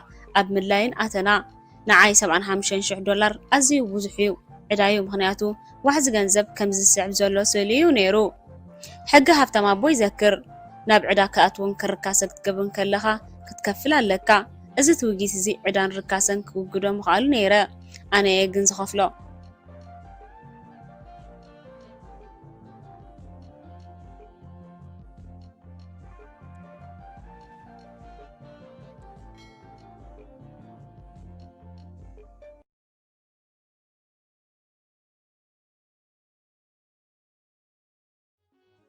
ድሕሪ ወርሒ ብ$115,000 ሓንቲ ጽብቕቲ መሬት ረኸብኩ 87 ቃጽዖ ስፍሓት ዘለዋ ነዊሕ ኩርቻ ዝዓይነቱ ገረብ ዋሕዚ ሩባን ገዛ ዘለዎ እዩ ውሱን ግዜ እንድሕር ሂብኒ ጠቕሊለ ክኸፍሎ ምዃነይ ኣረጋገጽኩሉ ነቲ ዛንታ ንምሕጻር ገለ ዶላር ኣውፂና 30 ቃጽዖ ገዛ ብ$215,000 ብሓሳብ ውሕድ ኣቐዲምካ ምኽፋል ቀሊል ወርሓዊ ክፍሊት ብዝብል ሸጥና ንባዕልና 57 ቃጽዖ ዓቀብና እዚ ትውግዚ እዚ ነስዕብ ሚዛን ሕሳብ ኢልዎ እቲ ሓድሽ ዋና ተገረሞ ምኽንያቱ ኣዝዩ ጽቡቕ ገዛ እዩ ነይሩ ዝወጻላ ገዛ እያ ነይራ ኣብዚ ፍልይ ዝበለ እዚ ገዛ እዚኣ እታ ኩባንያ ንሰራሕተኛ እትህቦ ህያብ ኣቢሉ እዩ ገዚእዋ ኣብዚ ግን ክዕድግ ዝፈቐደሉ ዕድላት ከም ርእሰ ማል ኩባንያ ዋጋ ዕድጊ ዋጋ መዐቀን መጠን ውልድን ከጉድል ብዝኽእል እዩ መጠን ወለድ ኣብ ናተይ ዝበዝሐ እዩ ከፊሉ ድሕሪ ገለ ዓመታት ግን ገለ ክፋል ማሉ ሸይጡ ለቕሖ ከፊልኒ ኣነ እውን ለቕሓ ይከፈልኩ ዕዳይ ከዓ ከደ ብ$100,000 ዝገበርክዎ መኽሰብ ኣብታ መሬትን ገዛን ዝረኸብኩ ኣታዊ ግብረት ከፈልኩ ጽሩይ ውፅኢት ዜሮ ዕዳ $15,000 መኽሰብ ድሕር ግብሪ 57 ቀጽዖ ኣዝዩ ግሩም መሬትን ዘጠቓለለ ነይሩ። እዚ ክፍሊት እዚ ዝግባእካ እንትደልዮም ከኽፍለካ ዘርኢ እዩ። ኣብዚ እዋን እዚ ኣብዚ ትውጊት እዚ ሚዛን ሕሳብ ከምቲ ኣብ ታሕቲ ዘሎ ይመስል። መገሲ ህዝባዊ ወፍያ እዚ መበገሲ ህዝባዊ ወፍያ ወይ ውልቃዊ ኩባንያ መንገዲ ወፍያ ማል ንህዝቢ ክውፈ ከሎም ልክዕ ከምዚ ኣብ ላዕሊ ዝረኣናዮ ትውጊታት ዝመስል እዩ። ናይዚኦም ቃላት መሰረታዊ መትከል ወይ እኳ መሳሊ ዝኾነ ኣብ ዕዳጋን ተፃውትን ግን በበይኑ እዮም። ውድበይ ሓንቲ ንህዝቢ ትወሃብ ኩባንያ ክምስርት ከሎ ወላ ካብ ብልክዕን ፍትሓውን ክብሪ ዘለዎ ዕዳጋ መሰረት ዝገብሮ ርእይቶ ረኺብና እንተኾና መብዛሕትኡ እዋን ንተፈርጦ ዝነበርና ክብሪ ግን ዳርጋ ካብዘየለይና ንፈጥሮ ዝነበርና። እዚ ወፍያ እዚ ናብ ህዝብና ንወስዶ ነርና። እዚ ወፍያ እዚ ኣብ ክንዲ ንሓደ በዓል ብርኪ ንሸጦም ንኣሽሓት ሰባት ከም ሰብ ብርኪ ንሸጠሎም። ክብሪ ተመክሮ ከም ለበዋ ሰባት ቅድሚ ናብ ርባዕ ወፍሪ ምቐዶም ብርባዕ ዓብ ንግዳዊ ትካል ክብገሱ ኣለዎም ይብል።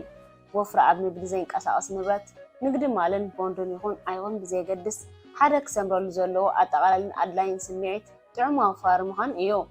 ገለ ሰባት እዚ ኣጠቓላልን ኣድላይን ስምዒት ኣለዎም፣ ብዙሓት ግን የብሎምን። ምክንያቱ ብቐንዱ ኣብያተ ትምህርቲ ፍሉይ ክእለት ዘለዎ ገይረን እየን ዘሳልጠና። ኣጠቓላሊ ስልጠና ኣይሰልጥናን እየን። ነቶም ኣብ ዓብ ንግዳዊ ትካል ናብ ወፍሪ ክሰግሩ ዝሓስቡ ሰባት ንእሽተይን ግዜ ሂቦም ክብገሱ ይላበው። ዓብ ውዕል ክገብሩ እንተደልዮም ርእሰ ተኣማንነትን ተመክሮም ዓበየን ክኸውን ተመራፂ ምዃን ደጊመ ይላበው። ኣብ መንጎ ውዕል $8,000ን $800,000 ዘሎ ፍልልይ ዜሮ እዩ። መስርሕ ብንእሽተይ ምጅማር ምስ ዓብን ሚልዮናት ህዝባዊ ወፍያ ክህብ ዝኽእል ኩባንያ ምጅማርን ተመሳሳሊ እዩ። ፍልልይ ብዙሕ ሰባት ዝያዳ ዜሮታትን ዝያዳ ደስታታትን እዩ። ሓንሳብ ሓደ ሰብ ተመክሮን ዝኾነ ዝናብ ዝረክብ ዓብ ወፍሪ ዝገብር ውሕድ ገንዘብ እዩ ዝወስድ። መብዛሕትኡ ግዜ ብዘይ ገንዘብ ብዙሕ ገንዘብ ክገብር ዝኽእል ዓቕሚ ክህልዎ ይኽእል እዩ። ስለምንታይ? ተመክሮ ክብርን ጠቓምን እዩ። ከምዛ ቀዲማ ኣቢለ ዝበልክዎ ብገንዘብ ከመይ ጌርካ ገንዘብ ክትገብር ትኽእል እንተፈሊጥካ ገንዘብን ሰብን ናባኻ ክውሕዙ ምዃኖም ጥርጥር የለን። ብንእሽቶ ጀምር፣ ግዜ ውሰድ። ተመክሮ ኣብ ገንዘብ ኣገዳሲ እዩ። ኣብ ክልተ ሓሳብ ብዛዕባ ማል ቦንድ ዘይንቀሳቐስ ንብረትን ንግድታትን ስለተዛረብና ብዘየገድስ ኣብ የማናይ ወገን ዘሎ ቁፅርታትን ትውጊታትን ዋሕዚ ገንዘብ ቀሊል እዩ። ብፋይናንሳዊ ሃብታማት ማለት ብቐሊሉ ዝተፈላለየ ሓሳብ ክትሓስብ ምኽኣል እዩ። ኣብ ዝተፈለየ ርባዕ ክትሓስብ ምኽኣልን ፍሉይ ነገር ንምግባር ትብዓት ምህላው እዩ።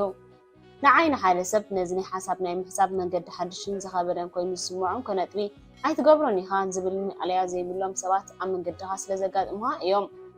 ነዚ ውሱን ዓይነት ኣተሓሳስባን ክትስዕርዎም እወ ከመይ ከም እትገብሮ ይፈልጥ እየ። ክምህረካን ሕጉስ እየ ዝብሉኻ ሰባት ከተላለዮምን እንተኽኢልካ ህይወትካ ኣዝዩ ቀሊል ዝኸውን። እቶም ሕግታት እዛ ምዕራፍ እዚኣ ኣብ 1986 ብዝወፅእ ሕጊ ግብሪ ጀሚረ።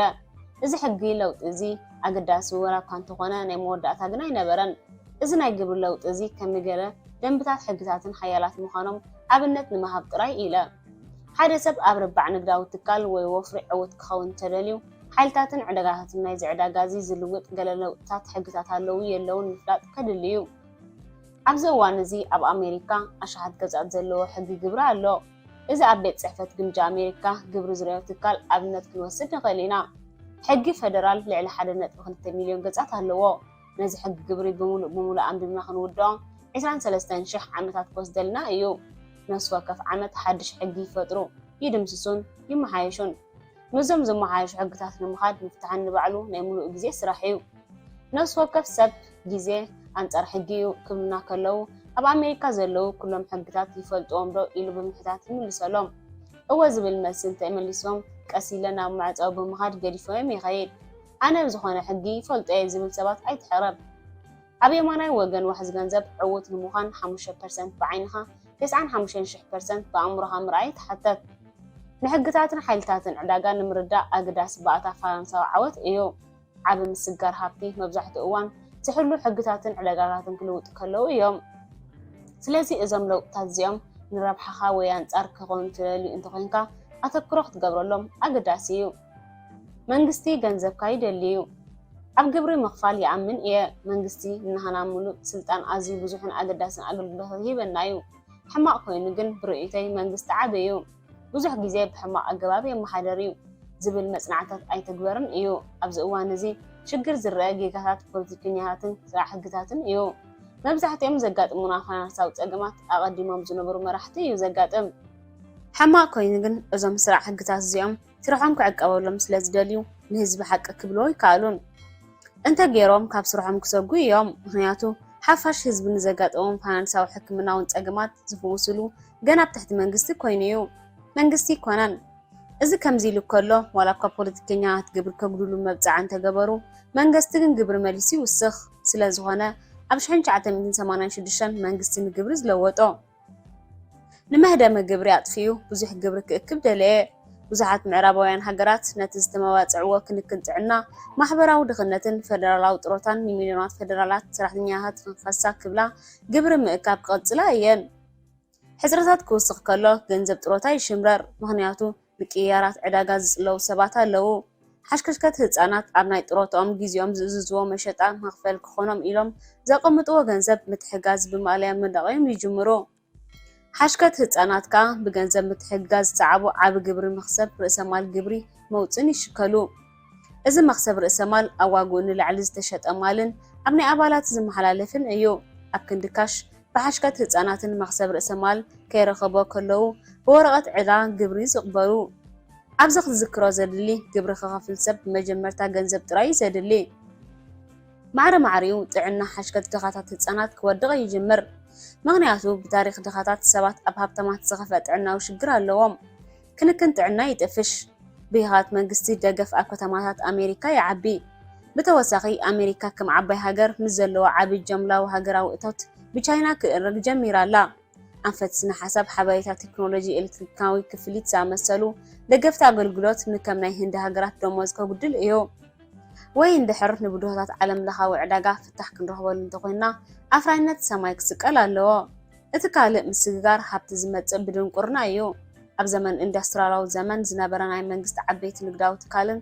ኣእምሮ ምርካብ መሰል እናጠፍአ እዩ ኣብ መፋረቕ ዘመን ሓበሬታ ግን ንሓደስቲ ሽግራት ብዝኣረገ ፍታሕ ክጭበጥ ይፍተን እዩ ኣብ 1989 ግንቢ በርሊን ፈረሰ ብርኡተይ ከምቲ ዝገለጽክዎ እቲ ኣገዳሲ ፍጻሜ ዝነበረ ኣብ 1492 ኮሎምበስ ንእስያ ክረክብ ክብል ኣሜሪካ ዝረኸበሉ ግዜ እዩ ኣብ 1492 እቲ 500 ዓመታት ዝገበረ ወግዓዊ ምጅማር ኢንዱስትርያላዊ ዘመን እዩ እዚ ዘመን እዚ ኣብ 1989 ኣብቂዑ በዚ ኸ ሕግታት ተቐይሩ ታሪክ ሓባሪ እዩ ሃፍታም ኣቦይ ነዚ ፀወታ ብፅቡቅ ክመሃሮ ተባባዓኒ ድሕሪ ፅቡቅ ምምሃር ብዝፈልጦ ዝደለኸዎ ግብሪ ክኢለ መብዛሕትኡ ሰባት ነብሶም ከመይ ብፋይናንሳዊ መንገዲ ክሕልዎ ከም ዘለዎ ክፈልጡ ይፅሕፉን ይመሃሩን ኣነ ዝሪኦ መንገዲ ቁጠባ ጌጋ ክኸውን ከም ዝኽእል ተስፋ ይገብር ምናልባት መንግስቲ ግብሩ ክዕብን ኣብ ዕላ ክእትው ኢሉ ንህዝቢ ነብሱ ክሕልኦን ምዃኑ ምምብፃዕ ይቕፅል እዩ ምናልባት ብርክታት ዕዳጋ ይውስኽ ወይ ኣይውድቕን ይኸውን ምናልባት ንግዲ ዘይንቀሳቐስ ንብረት ይውስኽ ይኸውን እዩ ገዛኻ ዝበለፀ ወፍርካ ክኸውን ይኽእል እዩ ምናልባት ሚልዮናት ሰባት ውሕድ ደመወዝ ብምርካብ ክሕጎሱ ይኽእሉ ይኾኑ በዚ ኸ ፅቡቕ ሂወት ክህልዎም ይኽእል እዩ እዚ ኸኣ ንብሎ ዘለና ክተግብሮ ይኽእል እዩ ታሪክ ሓባር እንተዘይኮይኑ እዚ ክኸውን ኣይመስለንን ብታሪክ ሓደ ሰብ ክሳብ ወዲ 75 ዓመት ክነብር እንተኽኢሉ ብክልተ ምንቆልቃላት ሓደ ዝሕለት ንኣጋጣሚዎ ኣሎ ማለት እዩ ሓሽከት ህፃናት ኣብ ዝጅመሩሉ 3 ግዜ ምንቆልቃላት የጋጥም እዩ ናይ ዝሕለት ንኣቱ ኣብ ኣየንቱን ግን ሕቶታት ኣለዎ ምናልባት ሓደ ኣይከውን ክኽእል እዩ ታሪክ ከም ዝበለና ግን ካልእ ዝሕለት ክኸውን ይኽእል እዩ ምሳሌ ከም ዝብሎ ጎረቤትካ ስራሕ እንተኸሲሩ እዚ ምንቁልቃል ይበሃል ስራሕካ እንተኸሲርካ ግን እዚ ዝሕለት ይበሃል ሃፍታም ኣቦይ ናይ ዓበይቲ ርእሰ ማርኛታትን ስነ ቀጠበኛታትን መፅሓፍቲ ከንብብ ዝደረኸኒ ምክንያት ካበይ መፂና ናበይ ንኸይድ ኣለና ሰፊሕ ግንዛቤ ክህልወኒ ደልዩ እዩ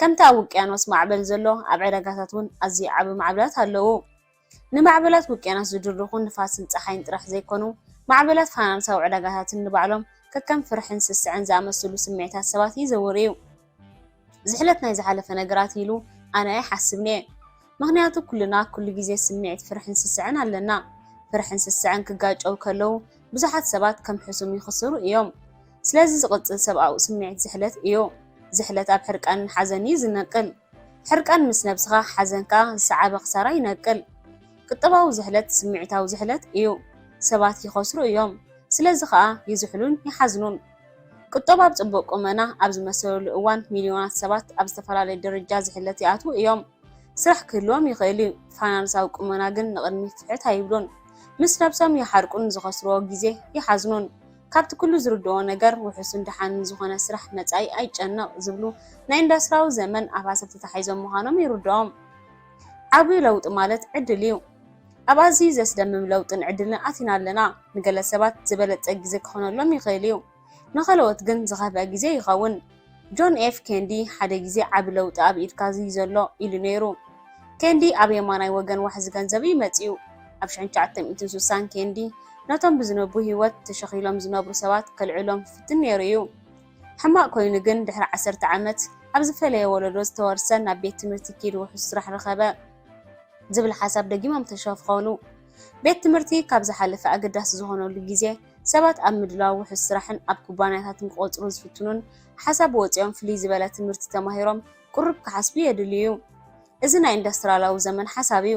ሕጂ ንሕና ግን ኣብኡ የለናን። ማንም ሰብ ነዚ ፍትሓዊ ዝብሎ የለን። ምክንያቱ ኣሜሪካ ናይ ፍትሒ ሃገር ኣይኮነትን። ኣሜሪካ ናፃ ሃገር እያ። ብዙሓት ሰባት ኣለዉ ብከቢድ ዝሰርሑ በላሕትን ንዓወት ዝዛውሮም ኪላታት ወይ ከዓ ካልእ ዝያዳ ፅቡቕ ህይወት ዝደልዩ ኣለዉ። ኣብ ኣሜሪካ ነዞም ኣብ ላዕሊ ዘለዉ ህንጥያት ድሌታት ክንደሊ ተወፋይነት እንተለና ክህልወና ይኽእል እዩ። ኩሉ ግዜ ገለ ሰባት ኣብ ካልኣይ ገለ ፍሉይ ነገራት ይገብሩ እዮም። ገሊኦም እዚ ፍትሓዊ ኣይኮነን ይብሉ። ማለት ሃብተማት ምስ ድኻታት እንተኻፊሉ ፍትሓዊ ዝሕሰብ ፍትሓዊ ዝበሃል የለን። ንነገራት ፍትሓዊ ክንገብሮም ክንፍትን ከለና ዝወሓደ ናጽነት ይህልወና። ሓደ ሰብ ኣፈላላይ ኣሎ ወይ ትካላዊን ጠባያውን ኣድልይዎ ኣሎ ክብል ከሎ ይሰማምዐ። ከምዚኦም ባህርያት ከም ዘለዉ ይፈልጥ። ንዝኾነ ኣፈላላይ ይቃወም። ከም ጃፓናዊ ተወላዲ ናይ ተመሳሳሊ ኣድልዎ ተመክሮ ኣለኒ። ኣብ 4 ሰራሕተኛን በዓል ሓዳርን ኣፈላላይ ብፍላይ ኣብ ኩባንያ ኣሎ። ኣብ ፀገማይ ወገን መልክዕኻ፣ ትምህርትኻ፣ ሕብሪ ቆርበትካን ፆታኻን ይቁፀሩ እዮም። ኣብ የማናይ ርባዕ ግን ኣይቁፀሩን እዮም። ኣድለይቲ ይኮኑን። ፍትሓውነትን ድሕንነትን ኣገደስቲ እዮም። ምክንያቱ ኣብ የማናይ ወገን ዘገድስ ናጽነት ፍቕሪ እቲ ፀወታን እዩ። ኣብ የማናይ ወገን ክትፃወት እንተደሊኻ እቶም ተፃወቲ ንክትፃወቱ ይዕድሙኻ እዮም። ተፃዊትካን ተተዓዊትካ ፅቡቕ እዩ። ብኩሉ መንገዲ ይሓቑፍኻን ምስጢር ዓወትካ ይሓቱኻን። ተፃዊትካን ተኸሲርካ ኩሉ ገንዘብካ ክወስድዎ ሕጉሳት ይኾኑ።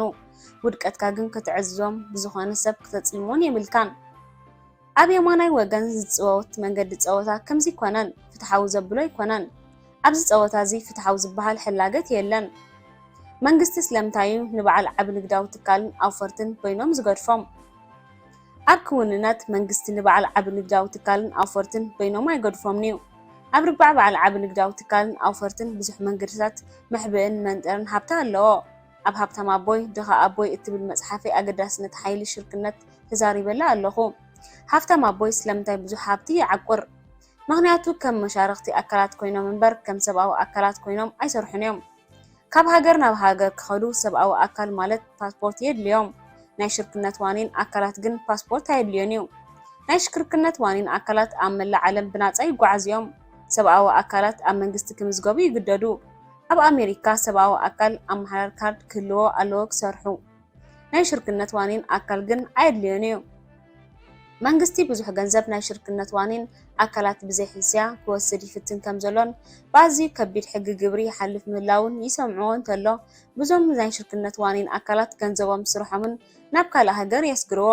ኣብ ኢንዱስትሪያዊ ዘመን ሰባት ንገንዘቦም ብፅቡቕ ዝዕቅብዎ እዮም ሃገር ኢሎም ዝዛረብሎም። ሃብተማት ገንዘቦም ብፅቡቕን ትሕትናን ዝተዓዘሙ ናይ ግብሪ መስተሪ ይደልዮም። ኣብዚ እዋን እዚ ገንዘብ ብፅቡቕ ዝዕቀባ ኣይኮናን ሃገር ዝብልወን። ሃገር ኣብዚ እዋን እዚ ዝተለጋገበ ቴክኖሎጂ ኮይኑ ዘሎ ገንዘብ ከም ሓሳብን ዘይርአን ኮይኑ ኣብ ዘይርአ ኤሌክትሪካዊ ግዝኣት ይሕባእ። ብቕልጡፍ ዘይትግበር እንተኮይኑ ሰባት ንባንኮም ኣብ ዙርያ ዓለም ሳተላይት ብናፃ ዝሰማምዑ የዝውርዎ ወይ ከዓ ንሃብታማት ዝምችኡ ናይ ግብሪ ስርዓት ዘለዎም ሃገራት ይመርፁ። ኣብ መፅሓፈይ ሃብታም ኣቦ ድኻ ኣቦይ ድሕሪ ኮሎምቦስ ሓድሽ ሃብታምን ዓለም ብምስሱስ ናይ ዋኒን ሽርክነት ኣብ ኢንዱስትሪያዊ ዘመን ግንኙነት ምንባር ጠቂሱ ነይረየ። ነስፎ ከፍ ግዜ ሃብታም መርከብ ናይ ባሕሪ ይውሰዱ እዮም። ኣብ ርካስ ከዓ ይኣትዉ። ምክንያቱ እታ መርከብ እንተዘይተመሊሳ እቶም ሃብታማት እቶም ተጓዓዝቲ ምናልባት ምዝሞቱ ብስድራ ቤት ተጓዓዝቲ ከም ሰብ ዕዳ ክሓቱ ኣየድልዮን እዮም። ስለዚ ናይ ዋኒን ሽርክና ዝቆመ ሕጋዊ መከላኸሊ ክህልወን እዩ። ኣብቲ መጠን ክረክብ ዝተባሃለ ኣታዊ ንኽመፅእ ዝኽእል ክሳራ ከጉድል ተባሂሉ እዩ። ኣብ ዝኾነ ዕደት ዝገብርዎ ዓለም ኣነ ብቆንዶ ምስቶም ናተይ ዋኒን ሽርክነት ሰራሕተኛታት ዝኾነ ሰብ እየ ውዕል ዝገብር። ብክልሲ ሓሳብ ዝውንንዎ የብሎምን። ከም ውልቀ ዜጋታት ግን ኣይነብሩን እዮም። ከም ዋና ጸሓፍቲ ሃብታም ናይ ዋኒን ሽርክና ኮይኖም ይነብሩ ከም ውልቀ ዜጋታት ግን ዝውንንዎ የብሎምን ኣብ ዝኾነ ዓለም ኣብ ዝኾነ ዋኒን ዝረኽቦም ሰባት ኣብዛ ሃገር እዚ ክትግብሩ ኣይትኽእልን ኢኻ ኣንጻር ሕጊ ይብሉኒ ብዙሓት ሰባት ኣብ ኩሉ ምዕራባውያን ሃገራት ዝመሳሰል ሕጊ ከም ዘሎ ውሕድ ርድኢቲ ዘለዎ ምናልባት ብዝተፈላለየ ቃላት ክጥቀሙ ይኽእሉ እዮም እንተኾነ ግን ኣብ መሰረታዊ ሕጊ ዳርጋ ሓደ ሕጊ እዩ እንተተኻኢሉ ሰራሕተኛታት ናትካ ናይ ዋኒን ሽርክነት ክትከውን ይላበወካ ዋላ እኳ ፍሉይ ፍቓድ ዘለዎ ዋኒን እንተወነኑ ወይ መርበባዊ ሽርሻሮ ኣታዊ እንተረኸቡ እንተወሓደ ኣብ በዓል ሓዳርን ዓብ ንግዳዊ ትካልን ዝለዓለ ኣታዊ ትረክብ ካብ ክኢላታት ፋይናንሳዊ ኣማኸርቲ ምኽሪ ኸይብካ ንኹታትካ ንዝኸውን ቅርፂ መሪፅካ ከተተግብር ድለ ክልተ ዓይነታት ሕግታት ኣብ ልዕላዕላልን ሃፍታማት ዝኸውን ሕግታትን ንኻልኦት ሰባት ዝኸውንን ሕግታትን ከም ዘሎ ተመሊሰ ይዛረበ እንተኾነ ግን ኣብ ክውንነት እቶም ሕግታት ማዕረን ሓደን እዮም እቲ እንኮፍልሊ እቶም ሃብታማት ነቲ ሕግታት ንረብሖም ይጥቀሙሉ እቶም ድኻታት ማእከላይ መነባብሮ ዘለዎም ግን ኣንጻሮም ይጥቀሙሉ እዚ ድማ መሰረታዊ ፍልሊ ኣብዚ ኣዝዮም በላሕትን ብሕጊ ዝምእዙዙን ብዙሕ ገንዘብ ክገብሩ ዝኽእሉ ኣማኸርቲ ክቁፀር ይላቦ እቶም ኣማኸርቲ ሕጊ ንኽመፅእ ዝኽእል ለውጥታት ከም ስርዓት መዋፈርቲ ፋልማይ መጠንቀቕታ ኮይኖም ከገላግሉኻ ይኽእሉ እዮም ሕግታት ምስ ተቐየሩ ሃብቲ ኣዳው ይቕየር ክልተ ምርጫታት ኣብ ናፃ ሕብረተሰብ ሓንቲ ጥቕሚ ዘላ ክትመርፅ ናፅነት ስለ ዘለካ እዩ ብርኢተይ ክልተ ምርጫታት ኣለዉ ናይ ድሕነት ምርጫን ናይ ናፅነት ምርጫን ድሕነት ትመርፅ እንተኾንካ ንድሕነት ክትዕቅብ ክትኽእል ኣዝዩ ብዙሕ ዋጋ ግብርን ቅፅዓ ክፍሊት መጠን ወለድን ክትከፍለሉ ኢኻ ናፅነት እንተመሪፅካ ግን ንኹሉ ፀዋ ክትመሃር ኣለካን ብልቦናኻ ክትፃወት የድልየካን እዩ ዓባይ ርባዕ ፀወታ ክትፃወት ትደሊ ምርጫኻ እዩ ቀዳማይ ክፋል ናይዛ መፅሓፍ እዚኣ ንርባዕ ዋሕዚ ገንዘብ ገሊፅዎ እዩ ካልኣይ ክፋል ኣብ ዓብ ንግዳዊ ትካልን ወፍርን ዝመርፁ ሰባት ዘለዎም ኣእምራዊ ዝምባለን ጠባይን ዘድሃበ እዩ ነይሩ ኣብዚ እዋን እዚ ዓብ ርባዕ ዋሕዚ ገንዘብ ዓለም ክትህሉ ትደሊ ሓሳብ ወሲድካ ኣለኻ ብተወሳኺ ካብ የማን ወገን ዋሕዚ ገንዘብ ኮይንካ እተካይዶ ኣእምራዊ መሳርሕን ዝምባለን ዝያዳ ክትፈልጦ ኣለካ ኣብ ፀገማይ ወገን ናብ የማን ወገን መስገሪ ዝኾንካ መገድታት ሂብካ ኣለኹ ካብዚ ንነጀው ግን ኣብ ውሱን ነገር ኣድህብ ኣብ መወዳእታ ናብ ዓብ ንግዳዊ ትካልን ወፍርን ብቕልጡፍ ፋይናንሳዊ ንግድን ክትሰጋገረሉ እትኽእል 7 ስጉምታት ከላለየካ እየ ንግዲ ህነፅ ዘይንቀሳቐስ ንብረት ግዛእ ኣብ 1943 ኣሜሪካ ንኹሎም ሰራሕተኛታት ብምውሃድ ገንዘብ ደሞዝ ገይራ ግብሪ ከተኽፍሎም ጀሚራ ነይራ ብኻልእ ኣዘራርባ ቅድሚ ሰራሕተኛታት ሰባት ዝኽፈሉ መንግስቲ ይኽፈል ነይሩ ሰራሕተኛ ጥራይ ዝነብሩ ሰባት ውሕድ እዮም ካብ መንግስቲ ዝምልጡ እዚ ማለት ኣብ ቅንዲ ሃብታም ጥራሕ ግብሪ ዝኸፍል ነፍሲ ወከፍ ሃብታም ይኹን ድኻ ሰራሕተኛ በዓል ሓዳር ግብሪ ይኸፍል ኣብዚ እዋን እዚ እቶም ውሕድ ደሞዝ ክፍሊት ዘለዎም ሰባት ካብቶም ሃብታማት ማእከላይ ደረጃ ዝረኽቡ ኣታዊ ብዙሕ ግብሪ ይኸፍሉ ኣብ 1986 ድሕሪ እቶም በዓል ሓዳር ሰባት ብዙሕ ገንዘብ ዝኸፍሉ ሓድሽ ለውጢ ግብሪ መፅዩ እዚ ግብሪ እዚ ንዓኻይን ጠበቓ ነደፍቲ ሃንዳሳውያን ካልኦት ሞያውያን ዘተኮረ እዩ ነይሩ ምክንያቱ ከምቶም ሃብታማት ኣብ ዓብ ንግዳዊ ትካልን ወፍርን ዝነጥፉ ገንዘብ ክኽዝኑ ኣይከኣሉን እዞም ሞያውያን ንንግዳዊ ንጥፈታቶም ኣብ ክንዲ ናይ ዋኒን ሽርክና ገይሮም ዘካይድዎ ብበዓል ሓዳር ሽርክና የካይድዎ ወይ ከዓ መቕፃዕቲ ግብሪ ተቐፂዖም ካብተን ዘይብለን የጉድሎም ሃብታማት መቕፃዕቲ ግብሪ ኣይቅፅዑን እዮም እዞም ሞያውያን ግን ብበዓል ሓዳር ብዛ ዓይነት ሽርክና ስለ ዝሓልፉ ዝያዳ ውልቃዊ መጠን ግብሪ ይኸፍሉ ከምቶም ናይ ዋኒን ሽርክና ዝረኽቦ ምጉዳል ግብሪ እዞም ሞያውያን ሃብታውያን ክኽዝኑ ዕድል የብሎምን ብተመሳሳሊ ኩሎም በዓል ሓዳር ብዓውዲ ኣዋርሕ ዓመታዊ ክኸዱ ሕጊ ወፅዩ እዚ ሕጊ እዚ ንኹሉ ኣታዊ ዝለዓለ ግብሪ ክኸፍል ዘገድድ ሕጊ እዩ እዚ ለውጥታት እዚ ምስ ተመስከረሉ በዓል ሞያ ሕሳብ ክዘራረብ ከለኹ ብሓፈሽኡ ዝዓበየ ብርኪ በዓል ሓዳር ሰባት ዝምፆም ኣታዊ ኣብ መወዳእታ ዓመት ንግዳዊ ንጥፈታቶም ኮይኑ እቲ ዝዓበየ መጠን ግብሪ ናብ ነፍሲ ሓዳር ስራሕ ምስ ከፈሉ ኢልኒ እዚ ግብሪ እዚ ምስ ሰራሕተኛታት ስራሕ ነፍሲ ሓዳር ዝኾኑ ዕፅፊ እዩ እቲ ኣቀምራ ኣታዊ ዝገብር ነፍሲ ወከፍ ሰብ ቅድሚ ናብ ዝርዝር ዝኾነ ፀብፃብ ሕሳብ ምጉዳልን ውልቃዊ ሕድገት ግብሪ ምንፃዝ ከይተገብረሉ ከሎ ስለ ዝኽእልን እዩ ሓደ ነፍሲ ሓዳር ሰብ ግብራዊ ኣታዊ ከይከፍል ዘኽእሎ ተኽእሎታት ኣሎ ተኾነ ግን ግብረ ነፍሲ ሓዳር ይእውድ እዩ ናይ 1986 ለውጢ ግብሪ ንኹሎም ሰራሕተኛታት ነፍሲ ሓዳርን ንግዲ ዘይንቀሳቐስ ንብረት ከም ወፍርን ከም ብርክን ገንዘብ ሓድሕድ ምትሕግጋዝ ዝኣመሰሉ ርእሰ ማልን ገይሮም ከይሰርሑ ደጋፍ ኣውፅኦም እዩ ሒደት ክሒዞም ምትራፍ ዝብል ኣመር ክጅምር ከሎ ሚልዮናት ሰባት ዘይውሕስ ስራሕን ዘይውሕስ ጥሮታዊ ክህልዎም ከም ዝኽእል ተሰማምዖም ምክንያቱ መጻኢ ፋይናንሳዊ ሃብቲ ክብለጠቕ ዘለዎ ዕዳጋ ዝርከብ ገንዘባዊ ርእሰ ማል እዩ ዝኸውን ኣብ 1986 እዚ ለውጢ ግብሪ እዚ ኣብ ኣሜሪካ ዝርከብ ንኣሽቱ ባንክታት ማሕበረኮም ኮነ ኢሉ ዓፅዩ ናብ ዓበይቲ ሃገራት ባንክታት ከም ዝቕየሩ ገይርዎም እዩ። እዚ ለውጢ እዚ ንባንክታት ኣሜሪካ ምስ ናይ ጀርመን ጃፓንን ባንክታት ንኽወዳደራ ይሕግዘን ዝብል ሓሳብ ይጠርጥሮ እየ። እቲ ዕላማ ከምኡ እንተኾነ ዕዉት ነገር እዩ። ኣብዚ እዋን እዚ ስርዓት ባንክ ውልቃዊ ጉዳይ ኣይኮነን። እዚ ጉዳይ እዚ ብቁፅሪ ጥራሕ ዝጽሎ ጉዳይ እዩ። እዚ ጽሩይ ውጽኢት እዚ ንገለ ክፋላት ሕብረተሰብ ልቕሕ ገዛ ክረክብ ከም ዘይብቅዖ ይገብሮ እዩ። ብሓንቲ ናይ ንእሽቶ ከተማ ባንክ ብውልቃዊ እንድሕር ትፈልጥ ኮንካ እቲ ንሰብ ዘይምልከት ቅድመ ኩነት ብቕዓት ዘለዎ ማእከላይ ስርዓት ኮምፒተር ዘማልእ ኮይኑ እንድሕር ረኺቦ ንስምካ የጥፍኦ። ድሕሪ 1986 ለውጢ ግብሪ ሃፍታማት ውሕድ ሰሪሖም ብዙሕ ገንዘብ ክረኽቡ ቀጸሉ። ውሕድ ግብሪ ክኸፍሉ ቀጸሉ። ሃፍታም ኣቦይ ዝመሃረኒ ፌርሙላ ገይሮም ምንክፋር ርእሰ ማል ተጠቀሙሉ። ንሱ ከዓ ንግዲ ህነፅ ምንቅስቓስ ንብረት ዕድግ ብሓንሳብ ናይ ዋኒን ሽርክና ብዙሕ ገንዘብ ግበር ይኽእል እዩ። ብመንገዲ ዘይንቀሳቐስ ንብረት ኣታዊታት ይኽዘኑ። ሚልዮናት ኣሜሪካን ወላ እንተሰርሑ ብዙሕ ይኸፍሉ፣ ብዙሕ ግብሪ ይኸፍሉ። ወርሓዊ ቢልዮነራት ዶላር ገንዘብ ናይ ሓድሕድ ምትሕጋዝ ገንዘብ ከፍስስ ከሎ ሃብታማት ናይ ዋኒን ሽርክና ብርክታት ይሸጡ፣ ዝያዳ ከዓ ሃብታማት ይገብርዎም። ሚልዮናት ዶላር ዘለዎም ናይ ዘይንቀሳቐስ ንብረት ብወፍሪ ክገብሩ ይፍቀዶም። እዚ ናይ ዋኒን ሽርክና ብርክታት እዚ ንዓደግቲ ክኸውንንዎ ዘኽእል ርካሰ ገይሮም ኩባንያታት ክውንኑ የፍቅደሎም። ብርክታት ምኽፋል ንበዓል ብርኪ ነዚ ናይ ዋኒን ሽርክና ክውንኖን ኣብ ዘይንቀሳቐስ ንብረት ወፍሪ ክገብሮን ዕድል ኣይፈቕደሉን እዩ። ስለምንታይ ሃብታም ኣቦይ ኣብ ናይ ዋኒን ሽርክና ንግዲ ክሃንፅን ዘይንቀሳቐስ ንብረት ክገዝኦ ይላወውን ነይሩ? ምክንያቱ ሕጊ ግብሪ ሰባት ብኡ መንገዲ ብዝያዳ ሽልሞም እዩ። እንተኾነ ግን እዚ ኣርእስቲ እዚ ኪኖዛ መፅሓፍ እዩ። እንተኽኢልካ ከም መሰርሕቲ ማክዶናልድ ራይ ክሮክ ህዋት ሰባት ዝብሎ ቃላት ዘክር። ንግደይ ሃምበርገር ኣይኮነን፣ ንግደይ ዘይንቀሳቐስ ንብረት እዩ። ወይ ሃብታም ኣቦይ ንርእሰይ ዝውቕሮ ዘረባ ዘክር። ንግዲ ህነፅ ዘይንቀሳቐስ ንብረት ግዛእ። ብኻልእ ኣዘራርባ ንኹሉ ዕድላት ሕጊ ግብሪ ክንጥቀመሉ ኣብ የማነ ዋግሕ ዝገንዘብ ዕድለይ ክደልዮ ይደልየኒ። ኣብ 1990 ፕሬዚደንት ጆርጅ ደብልዩ ቡሽ ከንፈረይ ኣንቢቡ ግብሪ የለን ዝብል መብፃዕ ኣትዩ ግብሪ ወሰኸ። ኣብ 1992 ፕሬዚደንት ክሊንተን ዝለዓለ ወሰኺ ግብሪ ኣብ ታሪኽ ኣሜሪካ ገበረ። ኣብ 21 ክፍለ ዘመን ግብሪ መሊሱ ወሰኸ። ሕጂ እውን እዚ ግብሪ እዚ ኣብ በዓል ዓብ ንግዳዊ ትካልን ኣውፈርትን ኣብ ሰራሕተኛታትን ነብሲ ሓዳርን ዓብ ጽልዋ ይገብር። ኣብ ዘመነ ሓበሬታ እናዓበና እንኸይድ ከለና ኣብ ዝተፈላለዩ ርባዓት ሓበሬታ ምእካብ ክንቅጽል የድልየና እዩ። ኣብ ዘመነ ሓበሬታ ዓይነታት ሓበሬታ ኣገዳሲ ርእሰ ማል እዩ። ኤሪክ ሄፈር ኣብ ግዜ ለውጢ ተምሃሮ መሬት ይውርስዎ። እቶም ዝተምሃሩ ከዓ ብጽቡቕ ተዓጢቖም ንነብሶም ረኺቦም ንዘይጭበጥ ዓለም ይወዓዓሉ። ንምዝኽኻር ናይ ነፍሲ ወከፍ ሰብ ፋይናንሳዊ ኩነታት ዝተፈላለየ እዩ። ስለዝኾነ ከኣየ ነዚ ዝስዕብ ዘዘኻኽር።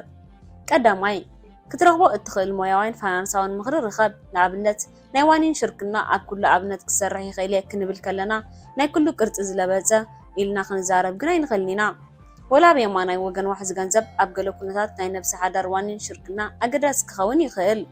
ካልኣይ ከምቲ ኣብ የማናይ ፀገማውያን ኮይንና ኣታዊታት ክትረክብ ኣማኸርቲ ዘለካ ሃፍተማት ድኻታትን ማእከላይ ናብራ ዘለዎም ሰባት ዝተፈላለዩ ኣማኸርቲ ከም ዘለዉ ዘክር። ከምቲ እትኸዶ ትደልዮ መንገዲ ናይ ዘለዎ ሰባት ምኽሪ ግምት ኣእቱ። ሳልሳይ ግብሪ ምክንያቱ ጌርካ ንግዲ ኣይትግበር ወይ ኣይተዋፍር። ምቕናስ ግብሪ መንግስቲ ዝደልዮ ነገራት ክትገብር ኢልካ ዘዳለዎ ተወሳኺ መቑሽሽ እዩ። መቑሽሽ ክኸውን ዝኽእል ኣለዎ እምበር ምክንያት ክኸውን የብሉን። ኣሜሪካዊ ዜጋ እንተዘይኮንካ እዚ ምኽሪ እዚ ተመሳሳሊ እዩ። ሕግታትና ምናልባት ዝተፈላለየ ክኸውን ይኽእል እዩ። እንተኾነ ግን እቲ መሰረታዊ ብቕዓት ዘለዎ ምኽሪ ንምርካብ ተመሳሳሊ ሓሳብ ዘለዎ። ኣብ የማናይ ወገን ዘለዉ ናይ ሙሉእ ዓለምና ሰባት ዝጥቀምሉ ዋሕዚ ገንዘቡን ተመሳሳሊ እዩ።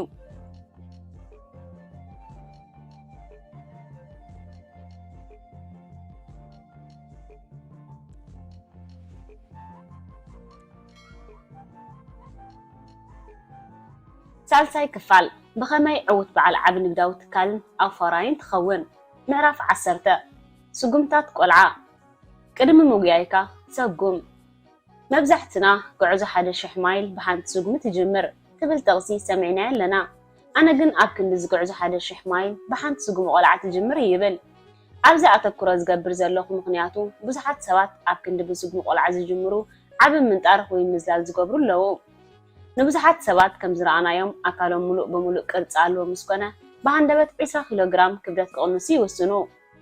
مغبي هندبت يحسمو نخلت ساعات ناي جيم يخدو ن10 مايل زبزب يبلو إذا منالوات نسومون يقصل يخون وحد كبدات يقنصو يخونو دحار كأنزا مسبتاون تميتن فحيل دليتن قراصنتن يطفئ أبسالساي سومون جن أكلنا بزارقت أباي أبزحها مبلع أكلاو منقصاص مقارن تلفزيون مبزحن كم زقاطاطرو يخون هيوتنا أكل نغرميت بعد زلان نطر نغرميت بسوق مقلع خنوستا يلابو نوح زخده فانساو عوت بعد سوقمتي سلسدا كايو يكونن زعقن انتي دا ببزحنا اشت سوقمتات عوتاتن عنفت انغعزو غعزو يزققن نزخونه صعري ازرانايو فورمولا عوتن ودقتن ناب ገንዘብ ምስ እንምለስ ነፍሰይ ሓዊሰ ብዙሕ ሰባት አለው ብዙሕ ክሰርሑ ይፍትኑሞ ውሕድ ነገር ካ ይረኽቡ ድሕረው ዲቆም ይቀጸሉ ህይወትና ኣብ ባዕልና ዝሃትናዮ ፋይናንሳዊ በዓቲ ክንነጽን ዝደሊ ከለና ንቅድሚት ብስጉም ቆልዓ ከነሰጉማ ከቢድዩ ሓርማዝ ከመይ ጌርካ ትበልዖ እዛ ሳልሳይ ክፋል ዛ መጽሓፍ ናብ የማን ወገን ዋሕዚ ገንዘብ ሰጉምና 7 ስጉምታት ክትገልጽ እያ ካብ ዋዲ 9 ዓመታት ሒዘ ብሓገዝ ሃብታማ ቦይ ዝሰራሕክዎ بجبر خازر أخوان كسب هيوت زنبر قم كله تمكره ككافلك نجلا سبات نخلنا ما بحدا سومن كجبرو أنت فتيهم إذا مسجون تعتزيهم أزيهم برتعات كخوني اليوم سلزي بسجون قل عم جمار أجداسيو كلنا كمن مرا روما فحنت معلتي كنا تنتهنيتا إيو إذا تقصزيا أنا زتك أملا أنا معرخ نديك مهارة للنزبل برتع سمعت النفسي تسمع وامس الأخوة إيه حرماز كميجر كاتب العو ملتي ببحنت كل سو سلازخ أيه أنا كميلكا لنفسخا كاب جعزة أجمعي وجن سرحتنيان نفس حدار ناب جعزة يمانا وجن بعد عبد نقداو تكلم وفرن كوينك ترهبا معرخ ندي برتع سمعت تمرتي هاللي كانت كتسل تدليها زلا بوكا زلخو أبزي بجهان نفسخ حيوي يكون بتوسخي إذا مستزدار زي كينو أمرا وجعزة مخانو تردع سمعتها وتمرتي كم زليا ذكر نشدشت أوارح مسجون والعقد كيد دحر مسنح دحرانا وحبيلكا السجومن دحركا كتقوين تدليها اللها مالتيو كرم مجايكا كتسجوم علىكا زي أنا غلابوكا زدل زلخو إذا من قد زي كتجليو انتخينكا خلوت مليونات سبات قلطفون قليلين كهبتو مزقبرو سجومتات كتكبر تخيليها إذا خالو ترخبت حكا كليو من يفلت عدلنيا معالتي كتكون الكا تغل تخون تكبر نسنفنا سعراء نعي اتقدماي مخنيات سلامتاي سبات كاب سراحتنيان نفس حدارنا بعل عبد قداو تكالن وفرن مخان زخبدم مخنياتو جيجاتات كجبرو فرح سلازلوميو مبزحتي اوان فرح مودا قالني يبلو وي زياده حبريتا كلونا قالني يبلو بسنك فرحي وي نفس مترطر ابزلو 4 سرعات تدفينهم يغصلون ينبرون نفس وكف سقمتي بمبابن امنس وكف كفال سقمت زلو قديتا تكبر بمتكبرن نبعل عبد قداو تكالن وفرق تقصل تسفا يقبر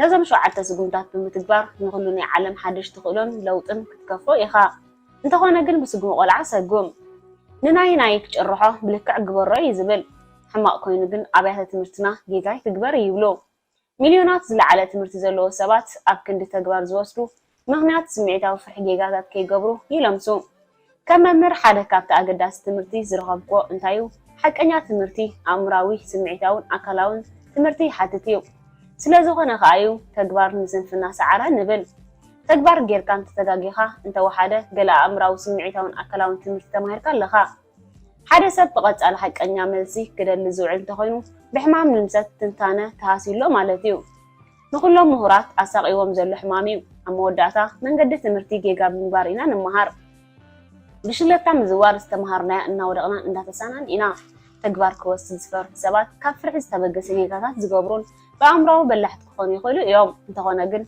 باكلاون سمعيتاون بالحقن لومساتيوم قدم قالي عامتات كمي دخاتات زنبر هافتمات يخونو زبلو مصنعتي عملا علم زلو هافتماتن دخاتاتن تغيرو نيرو ات مصنعتهم زنصرو اتم سبات ابي كم زنبرو بزي قدس نوزم 3 بقعات هالوم قداماي نوي حران مدبن هالوم كلاي اب مدنغاي تحغواس يامنو سالساي حيل دررب ولد يطقمو إذا مصنعت خمس حبرو إذا مسبات زيوم نوح رأين مدامن كلهم يحاسبون يوطنون نرأيهم حلمنون بمحجز أمودعتا فرنسا وعود كم زرهم يفلتو نحت إرجيزي مسوات جيرهم ننوح زخلو عود كجبرو يدليو إذا خايو أمدون قايت حقواس يعملون بالزلنا ألبرت أينشتاين جنزب بحيل دررب ولد كم زبز حنا جيرن إيو ከም ዝተገንዘቦ እቲ ዝደራረብ ወይ ዝተሓኻኸብ ገንዘብ እቲ ዝበለፀ ምህዞ ዝሓስብን ዝቆፃፀርን እዚ መጽናዕቲ እዚ ንተደራራቢ ወለድ ኪኖ ገንዘብ እዩ ዝወስዶ ፍልጠትን ትምህርትን ኣብ ነፍሲ ወከፍ ስግሚ ቆልዓ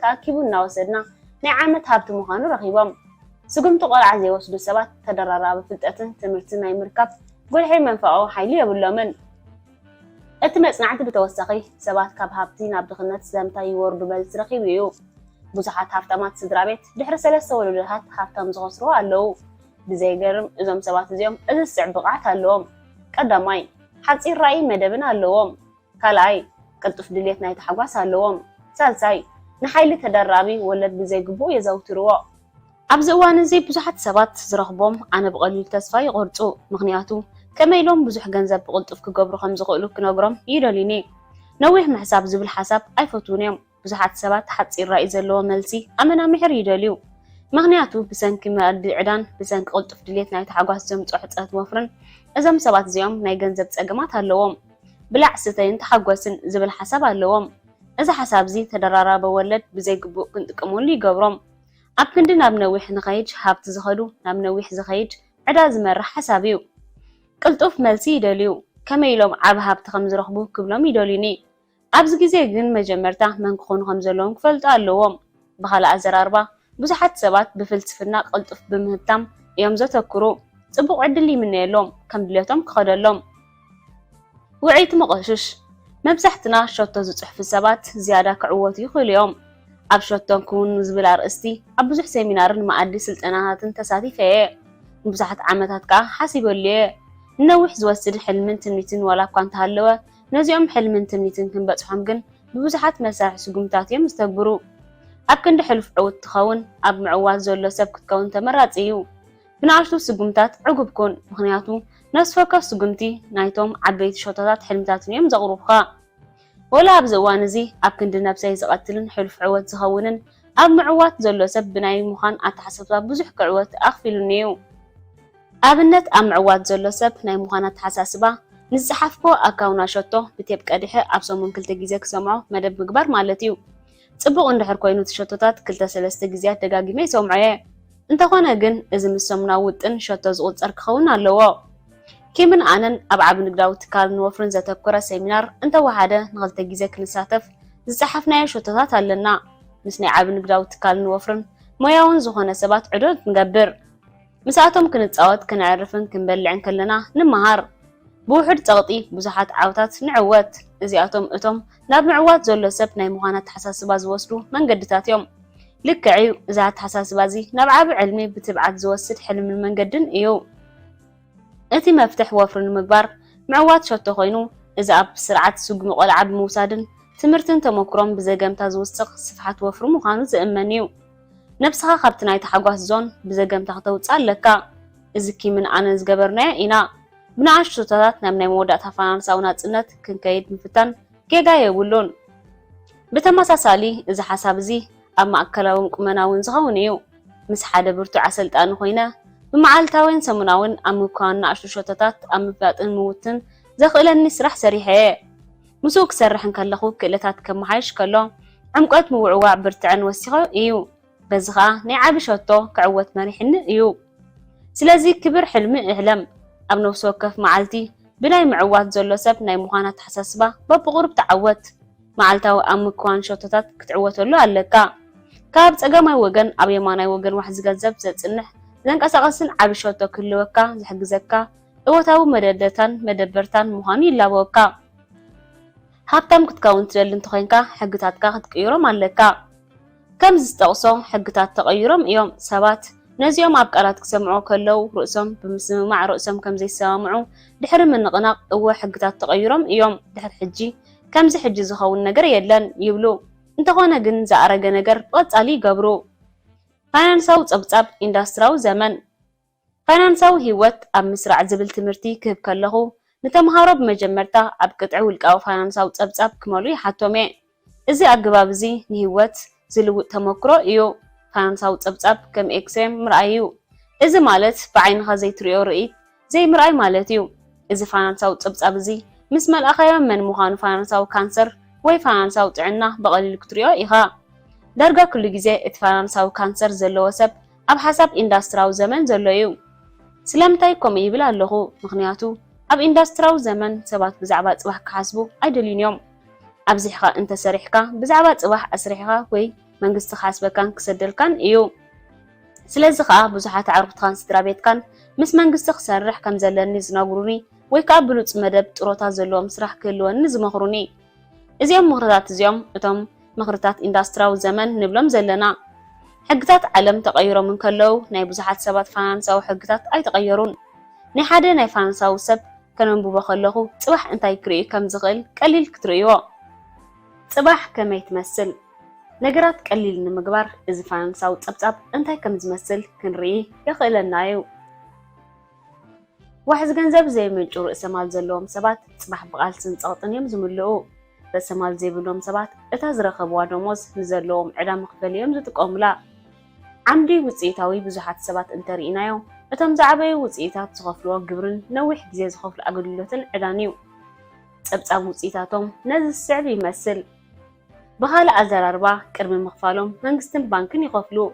ንዋሕሲ ገንዘብ ክቆጻጸርዎ ዘይክእሉ እንተኾይኖም ፋይናንሳዊ መጻኢ የብሎምን።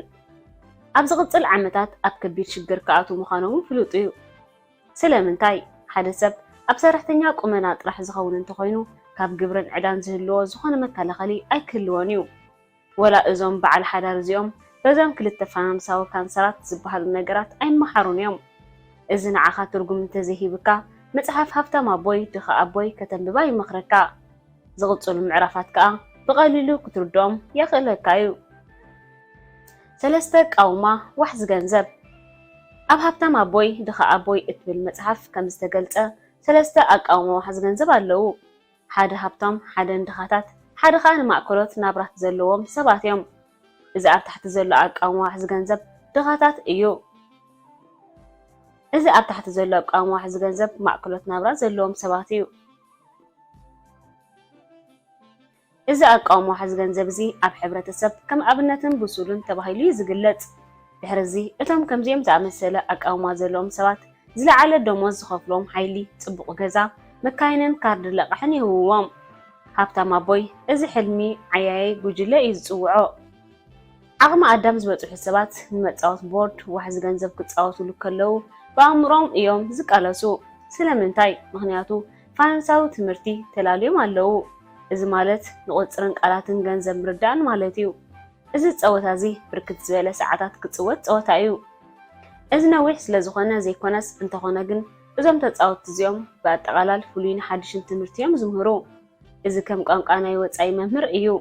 እቲ ጽቡቕ ዜና ግን እዚ ሓድሽ ንቕሓት እዚ ብቕልጡፍ ክንመሃሮ ንኽእል ኢና። እዚ ፀወታ እዚ ብቕልጡፍ ክንመሃሮ እዩ ዝሕግዘና።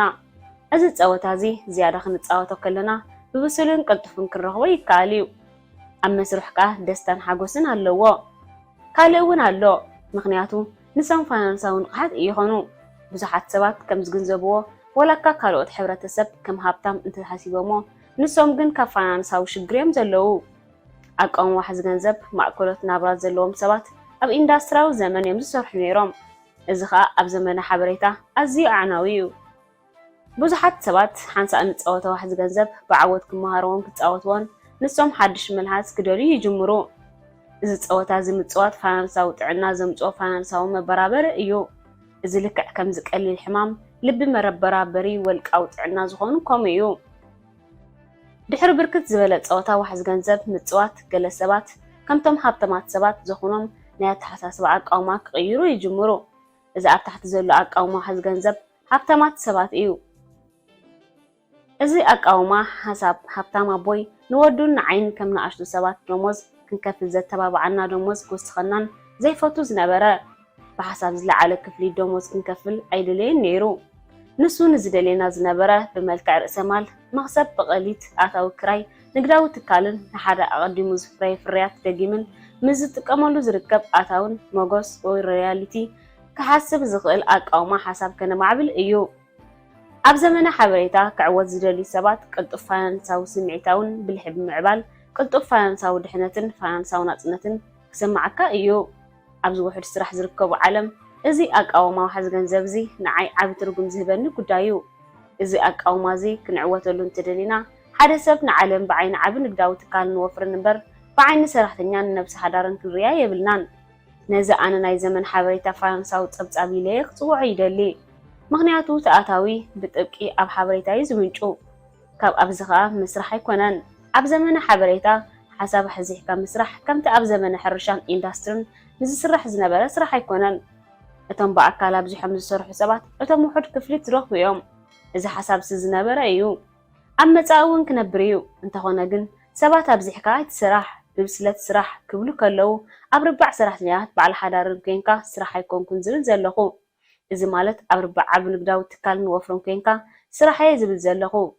እዚ ናይ ዘመን ሓበሬታ ኣተሓሳስባ እዩ። ስለዝኾነ ከዓ ፋይናንሳውን ስምዒታውን ብልሒ ኣገዳሲ ዝበሃልን ኣብ መጻኢ ከዓ ዝያዳ ኣገዳሲ ዝበሃል። ስለዚ እንታይ እዩ ትመልሲ? ብርግጽ እቲ መልሲ ነብስኻ ዳግማይ ከም ሃብታም ሰብ ምምሃር እዩ። ብኻልእ ኣዘራርባ ንዓለም ብዓይኒ ንግዳዊ ትካል ንወፍርን ክንሓስብን ክንርእን ምኽኣል እዩ። እንተኾነ ግን እቲ ፍታሕ ናብ ቤት ትምህርቲ ከይድካ ምምሃርን ገለ ዓይነት ትምህርቲ ምውሳድን ኣይኮነን። ኣብ ርባዕ ንግዳዊ ትካል ንወፍርን ዕውት ንምዃን ፋይናንሳዊ ብልሒ፣ ስርዓታዊ ብልሕን ስምዒታዊ ብልሕን ይሓትት። እዚኦም ኣብ ቤት ትምህርቲ ኣይንምሃሮምን ኢና። እዚኦም ብልሕታት እዚኦም ክንምሃሮም ከቢድ ዝገብሮም ምክንያት መብዛሕትኦም ኣብ ዓቕሚ ኣዳም ዝበፅሑ ሰባት ኣብዚሕካ ምስራሕ ግዜ ምጥፋእ ዝብል ስርዓት ሂወት ዝተቃውሙ እዮም። ፋይናንሳዊ ጭንቀት ክሰምዑ ከለኹ ብቕልጡፍ ወፃኢ ክሰርሑ ይደልዩ። ናብ ገዝኦም መፂኦም ብዛዕባ ምውሳኽን ምጉዳልን ዕዳጋታት ብርኪ ይሰምዑ። ድሓር ጭንቀቶም ይውስኽ፣ ናብ ዕዳጋ ከይዶም ሓድሽ ገዛን መካይንን ገዙ ይወፁ። ወይ ጭንቀቶም ንምውጋድ ናብ ጎልፍ ከይዶም ጎልፍ ይፃወቱ። እቲ ዝኸፍአ እቲ ጭንቀት መሊሱ ንግሆ ሰኑ ይምለስ እዩ። ከመይ ኢና ከም ሃብታም ሰብ ምሕሳብ ንጅምር?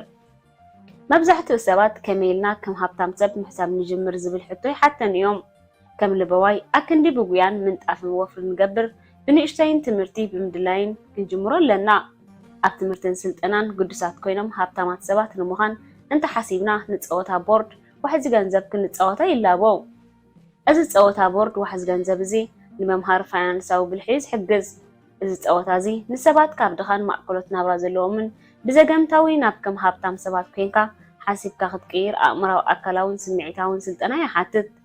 እዚ ፀወታ እዚ ሃብታም ኣቦይ ንሰባት ክምህር ኢሉ ዝበለኒ ኣገዳሲ ትምህርቲ ኣሎ። ንሱ ከዓ ርብሕ ዝበለ ደሞዝ ወይ ዓቢ ሓገዝ ዘይኮነስ ውህሉል ርእሰ ማል ዘፍሪ ጥረ ገንዘብ እዩ። ገንዘብ ዘይኮነ ዋሕዚ ገንዘብ እዩ ጭንቀት ዘዕርፍ።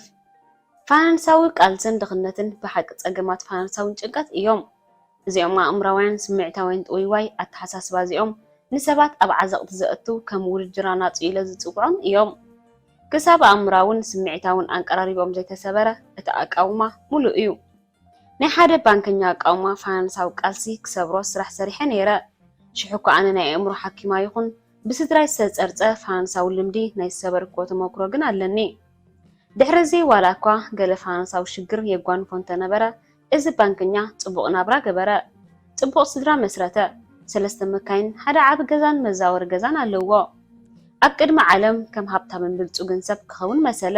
ንፋይናንሳዊ ጸብጻብ ምስ ረኣኽዎ ፋይናንሳዊ ካንሰር ከም ዘለዎን ብቕልጡፍ ክፈትሖ ዘይክእልን መንገዲ ዘይዕርዮን እንተኾይኑ ግን ኣብ ዝሓፀረ ዓመታት ናብ ዕምሪ ዝሓፅር ኩነት ህይወት ካንሰር ክበፅሕ ከም ዝኽእል ፈለጥኩ። ሰበይቱን ንሱን ንፀወታ ዋሕዚ ገንዘብ ክፃወቱ ዝጀመሩሉ ዕለት ብዘይ ምቁፅፃር ክቃለሱን ክኽብሉሉን ጀመረ። ኣእምሩ ዘረ።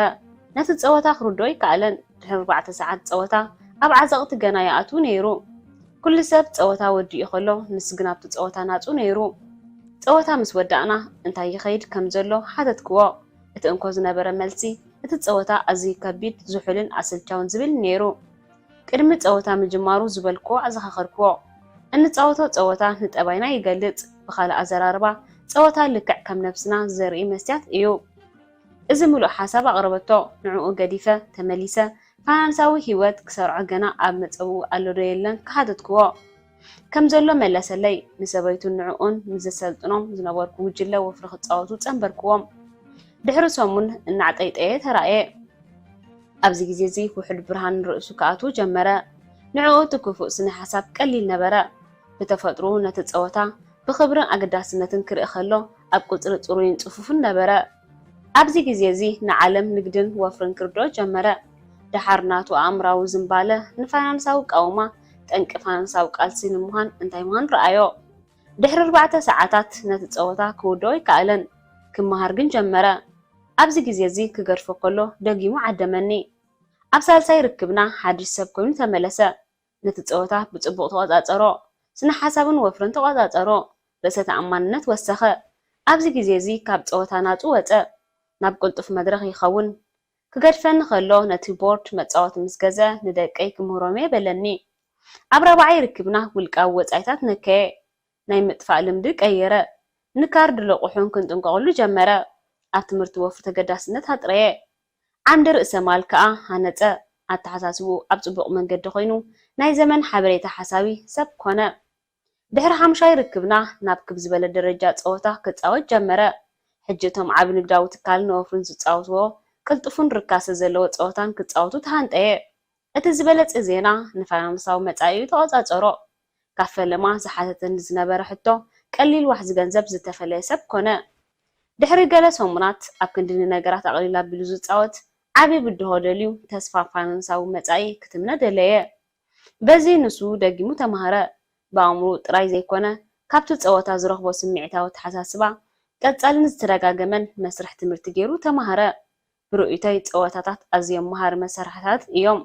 ምክንያቱ እቲ ተፃዋታይ ኣብቲ መስርሕ ትምህርቲ ብምሉእ ፋይናንሳዊ ኣትዩ ንክመሃርን ደስታ ክሰምዖን ይኾነ እዩ። ፀወታ ምፅዋት ኣእምራዊ ስምዒታውን ኣካላውን ንጥፈታታውን የጠቓልል እዩ። 7 ስጉምታት ንምርካብ ቅልጡፍ ፋይናንሳዊ መንገዲ። ምዕራፍ 11 ቀዳማይ ስጉምቲ ዓመት ስራሕካ ምግባር ግዜ እዩ። ኩልና ዓመት ናህና ጉዳይ ምድሃብ ገዲፍና ኣብ ናይ ካልኦት ጉዳይ ኣእምሮና ዝተመደበ እዩ። ንኻልኦት ሰባት ሃብታማት ክትገብር ዲኻ ትፅዕር ዘለኻ። ብዙሓት ሰባት ካብ መጀመርታ ሂወቶም ኣትሒዞም ዓመት ናይቶም ጉዳይ ጥራይ ምድሃብ ገዲፎም ንኻልኦት ሰባት ከብትሙ ዝተመደቡ እዮም። እዚ ስራሕ እዚ በዚ ዝስዕብ ንፁህ ቃላት ምኽሪ ይጅምር። ናብ ቤት ትምህርቲ ኪድ ፅቡቕ ነጥቢ ርኸብ። ውሕስነት ዘለዎ ስራሕ ምስ ፅቡቕ ደሞዝን ብሉፅ ረብሓን ኣውሕስ። ኣብዚሕካ ሰሪሕካ ናይ ሕልምኻ ገዛ ዓድግ። ድሕሪ እዚ ገዛኻ ርእሰ ማልን ኣገዳሲ ምንጭ ወፍርን ይኾንልካ። ዓብይ ልቓሕ ትሕጃ ፅቡቕ እዩ። ምክንያቱ መንግስቲ ምቕናስ ግብሪ ገይሩ ወለድ ክትከፍሎ ትኽእል ኢኻ። ሎሚ ገዚእኻ ድሕሪኻ ክፈል። ውሑድ ክፍሊት፣ ቀሊል ወርሓዊ ክፍሊት ወይ ተሳተፍሞ ገንዘብካ ዕቆር። እቶም ነዚ ቃላት ብዕረት ዝስዕብዎ ከምዚ ዝስዕብ ይኾኑ። ቀዳማይ ሰራሕተኛታት ኮይኖም ንዓመታቶም ወነንትን ይህብትሙ። ካልኣይ ሰብ ዕዳ ኮይኖም ባንክታትን ኣለቃሕትን ይህብትሙ። ሳልሳይ ከፈልቲ ግብሪ ኮይኖም መንግስቲ ይህብትሙ። ራብዓይ ሓሸሽቲ ኮይኖም ንብዙሓት ሰብ ንግዲ ይህብትሙ።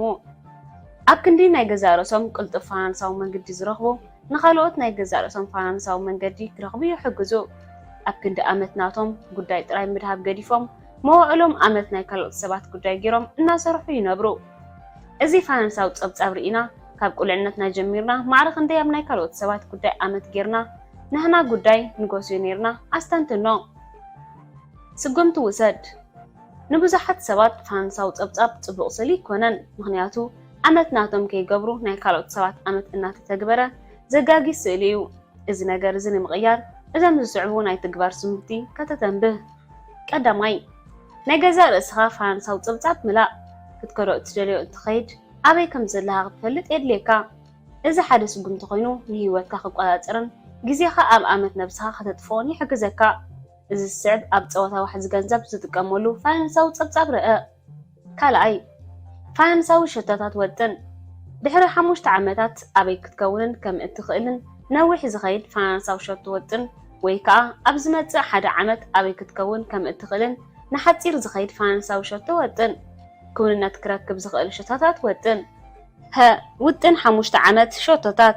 ቀዳማይ ኣብ ወርሒ ካብ ርእሰ ማለይ ገለ ዶላር ዋሕዚ ገንዘብ ክውስኽ ደልየ። እዚ ማለት ሎም ኣታዊ ከይሰራሕኩ ክረክብ ዝኽእል ኣታዊ። ካልኣይ ኣብ ዓምዲ ርእሰ ማለይ ዘይንቀሳቐስ ንብረት ብርክታት፣ ንግድታት፣ መሸጣ ክቡር ንብረት ኣብ ዝእዘን ዝስዕባ መኻይን ወፍሪ ከወፍሪ ይደልየ። ውጥን 1 ዓመት ሸቶታት። ቀዳማይ ዶላር ዕዳይ ከጉድል ይደሊ። ካልኣይ ኣብ ወርሒ ካብ ርእሰ ማለይ ገለ ዶላር ዋሕዚ ገንዘብ ክውስኽ ደልየ። ውጥን 5 ዓመታት እናተጠቀምኩ ካብ ሎሚ ጀሚረ ውጥን 5 ዓመታት كمي مخانو رئي فرنساو صبصامي ملو بملو كزازمو حجي لو ما امنتاي فرنساو كنتات ኣለኻ ፈሊጥካ ኣለኻ ብድሕርዚ ሸቶታት ወጢንካ ኣለኻ ዋሕዚ ገንዘብካ ምቁፅፃር ጌርካ ንሸቶታትካ ክትዕወተሉ ኢኻ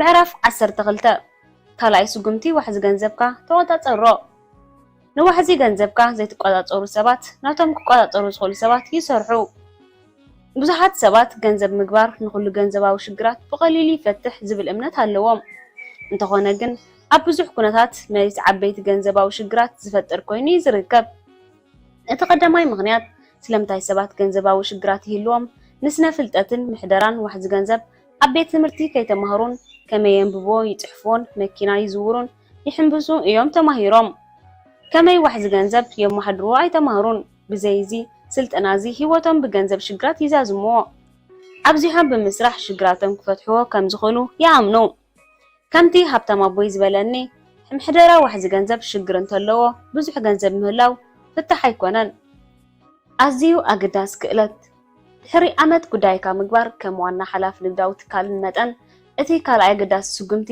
ምቁፅፃር ዋሕዚ ገንዘብካ እዩ ከምኡ እንተዘይትገብር ኮንካ ገንዘብ ምግባር ሃብታም ኣይገብረካን እዩ እኳ ደኣ ብዙሕ ገንዘብ ንመብዛሕትኦም ሰባት ድኻታት እዩ ዝገብሮም ምክንያቱ መብዛሕትኦም እዋን ወፃኢታቶም ይውስኽ ገንዘቦም እናወሰኸ ኣብ ዝኸደሉ እዋን መዓልቲ ናብ ማዕሙቕ ዕዳ ይኣትዉ መን ይበልሕ ንስኻ ወይ ባንክ መብዛሕትኦም ሰባት ውልቃዊ ፋይናንሳዊ ፀብጻብ ኣይገብሩን እዮም እንተበዝሐ ኣብ ነፍሲ ወከፍ ወርሒ ንሚዛን ደብተር ቸኮም ይውድንዎ ከምዚ እንተጌርካ ዮሃና ምክንያቱ ካብ ብፆትካ ብፋይናንሳዊ ፀብጻብን ምክዋን ሸቶታትን ሕልፍ ኢልካ ሰጊምካ ኣለኻ ዋና ሓላፊ ህይወትካ ከም ምዃን መጠን ካብ ባንከኛ ዝያዳ በሊሕ ክትከውን ኣለካ መብዛሕትኦም ሰባት ክልተ እኩባታት ደብተራታት መሓዝ ዘይሕጋዊ እዩ ዝብል እምነት ኣለዎም ኣብ ገለ ጋጣሚታት ልክዕ እዩ ንዓለም ገንዘብ እንድሕር ተረዲእኻያ ክልተ እኩባት ደብተራታት ኣሎ ነዚ ክሳብ ተገንዘብካዮ ካብ ባንከኛ ዝያዳ በሊሕ ክትከውን ኢኻ ዋና ሓላፊ ህይወትካ ከም ምዃንካ መጠን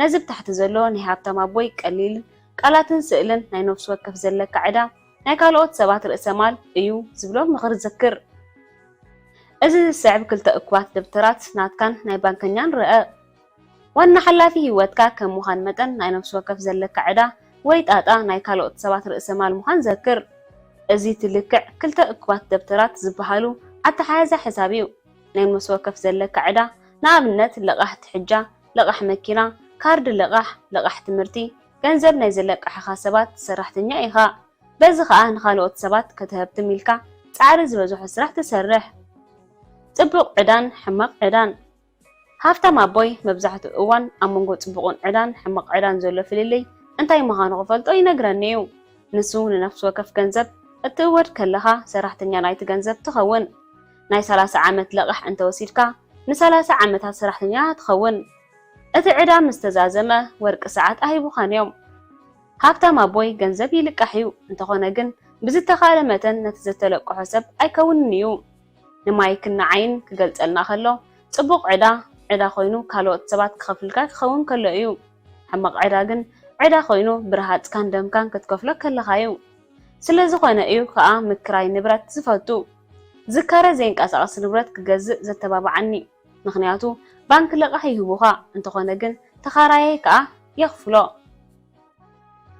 ኣታውን ወፃእን እዞም እኩባት ደብተራታት ኣብ ርእሰ ማልን ዕዳን ጥራሕ ኣይኮኑ ዝሰርሑ ኣብ ኣታውን ወፃእንካ ይሰርሑ እዮም ካብ ሃብታም ኣቦይ ብርቱዕ ቃል ገይሩ ዝዛረቦ ዘረባ ነፍሲ ወከፍ ዕዳ ክህልዎ ከሎ ርእሰ ማል ኣሎ ኣብ ሓደ ፋይናንሳዊ ፀብጻብ ግን የለውን ነፍሲ ወከፍ ኣታዊ ክህሉ ከሎ ወፃእ እውን ኣለዎ ሕጂ እውን ኣብ ሓደ ፋይናንሳዊ ፀብጻብ የለውን እዛ ኣብ ታሕቲ ዘላ ስእሊ ነዚ ኣብ ላዕሊ ዝበልናዮ ሓሳብ ብንጹር ከተብርሃልናያ ቅልጡፍ ፋይናንሳዊ መንገድን ውድድር ኣናጹን እዞም እኩባት ደብተራታት እዚኦም ንቅልጡፍ ፋይናንሳዊ መንገድን ውድድር ኣናጹውን ክርእዩ ይጠቕሙ እዮም ኣብዚ ብዙሓት ቅልጡፍ ፋይናንሳዊ መንገድታት ኣለዉ ኣብ ታሕቲ ዘላ ስእሊ ሓንቲ ካብተን ብዙሓት ልምታት ዓይነት እያ ኣብ መንጎ ኣለቃሕን ተለቃሕን ዘሎ መንገዲ እዩ እዚ ሓሳብ እዚ ባዚ ቀለል መረዳእታ ተፈኺሲ ቀሪቡ ዘሎ ግዜ ረኺብካ ከተጽልዖን ተፈቲንካ ኣእምሮኻ ካልኦት ዘይረኣዩኻ ኣዒንቲ ክሪኦ ማለት እዩ።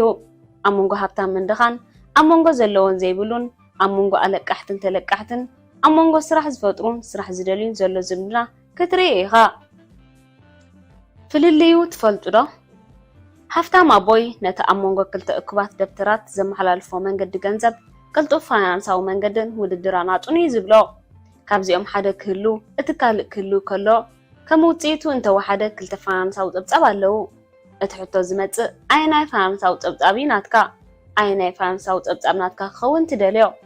ስለዚ ከዓ ሃፍታም ኣቦይ ምሕደራዊ ዋሕዚ ገንዘብ እንድሕር ፀገም ሃለዎ ገንዘብ ምግባር ገንዘባዊ ሽግራት ኣይትፈትሕን እዩ። እቶም ንሓይሊ ፋይናንሳዊ ቁፅሪ ዝርድእዎ ሰባት ካብቶም ዘይርድእዎ ዝያዳ ሓይሊ ኣለዎ ዝብለኒ። ስለዚ ከዓ ስጉምቲ ክልተ ቅልጡፋት ፋይናንሳዊ መንገዲ ንምርካብ ዘገልግል ንሱ ከዓ ዋሕዚ ገንዘብካ ትቆፃፀሮ ዝብለካ ዘሎ። ውጥን ወጢንካ ውፅኢታትካ ክትቆፃፀሮን ዕዳታትካን ጣጣኻን ከተጉድልን ከድልየካ እዩ። ቅድሚ ምንጪ መንገድታት ከተስፍሕ ትጅምር ኣብ ውሽጢ መንገድታትካ ንበር። ስጉምቲ ውሰድ። ቀዳማይ ካብ ስጉምቲ ፋይናንሳዊ ፀብጻብካ ገምግም። ካልኣይ ሎሚ ኣታዊኻ ኣብ ምንታይ ርባዕ ዋሕዚ ገንዘብ ክትረኽቦ ምዃንካ ወስን። ሳልሳይ ኣብ 5 ዓመት ኣታዊኻ ካብ ምንባር ርባዕ ዋሕዚ ገንዘብ ክትረኽቦ ምዃንካ ወስን። ራብዓይ ውጥን ምሕደራዊ ዋሕዚ ገንዘብ ጀምሮ። መጀመርታ ባዕልኻ ተኻፈል። ካብ ደሞዝካ ወይ ካብ ካልእ ምንጭታት እትኸፍሎ መጠን ኣታዊታት እለዮ። እዚ ኣታዊ እዚ ኣብ ምህላል ወፍሪ ኣእትዎ። ገንዘብካ ሓሳብ ምስ ኣተወ ምስ ኣረጋገጽካ ከተወፍሮ ክሳብ ድሉ ዘይኮንካ ኣይተውፃዮ። በል ዮሃና ዋሕዚ ገንዘብካ ከተመሓድሮ ጀሚርካ ኣብ ምጉዳል ውልቃዊ ባህሪ ምሕሻሽ ኣድህብ። እዞም ኣብ ታሕቲ ዘለዉ ቀለልቲ መቑሽሻት ውልቃዊ ዕዳታት ምጉዳልን መጥፍእን እዮም።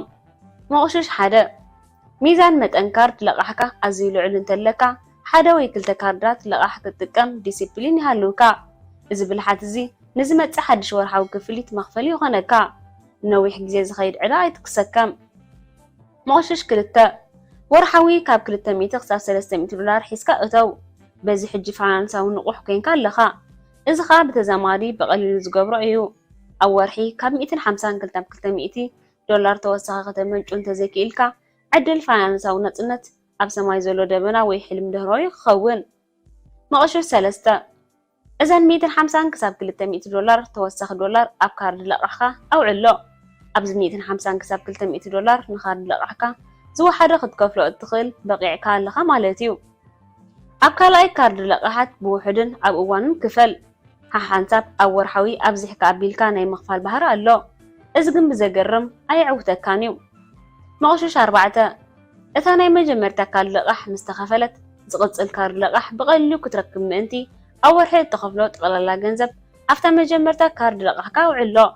ሕጂ ወርሓዊ ካብቲ ካልኣይ ካርድ ለቓሕ ዝተወስደ መጠን ገንዘብ እትኸፍሎ ካብቲ ጠቕላላ ቀዳማይ ካርድ ለቓሕ እትኸፍሎ ዝነበርካ ገንዘብን ደሚርካ ትኸፈል። በዚ መስርሕ እዚ ተኸቲልካ ምስ ኩሎም ካርድ ለቓሕካን ካልኦት መቑሽሽ ካርድ ዕዳኻን ቀጽል። እንተትኸፍሎም ዕዳኻ ካብ መጀመርታ ሙሉእ ክፍሊት ከፊልካ ንዝቕጽል ዕዳኻ ብውሕድ ክፍሊት ክፈል። ነፍሲ ወከፍ ዕዳኻ ምስ ከፈልካ ኣብ ዝቕጽል እትኸፍሎ ወርሓዊ መጠን ገንዘብ ክውስኽ ስለ ዝኾነ እዩ። ምዕራፍ 13 ኣብ መንጎ ርካሰን ሓደገኛን ዘሎ ፍልልይ ፍለጥ። ንግድን ወፍርን ሓደገኛ ይኮኑን፣ ብድንቁርና ግን ሓደገኛ እዮም። ግቦ ምሕደራ ዋሕዚ ገንዘብ እንታይ እዩ? ግቦ ምሕደራ ዋሕዚ ገንዘብ ዝጅምር ኣብ መንጎ ርእሰ ማልን ዕዳን ዘሎ ፍልልይ ምፍላጥ እዩ።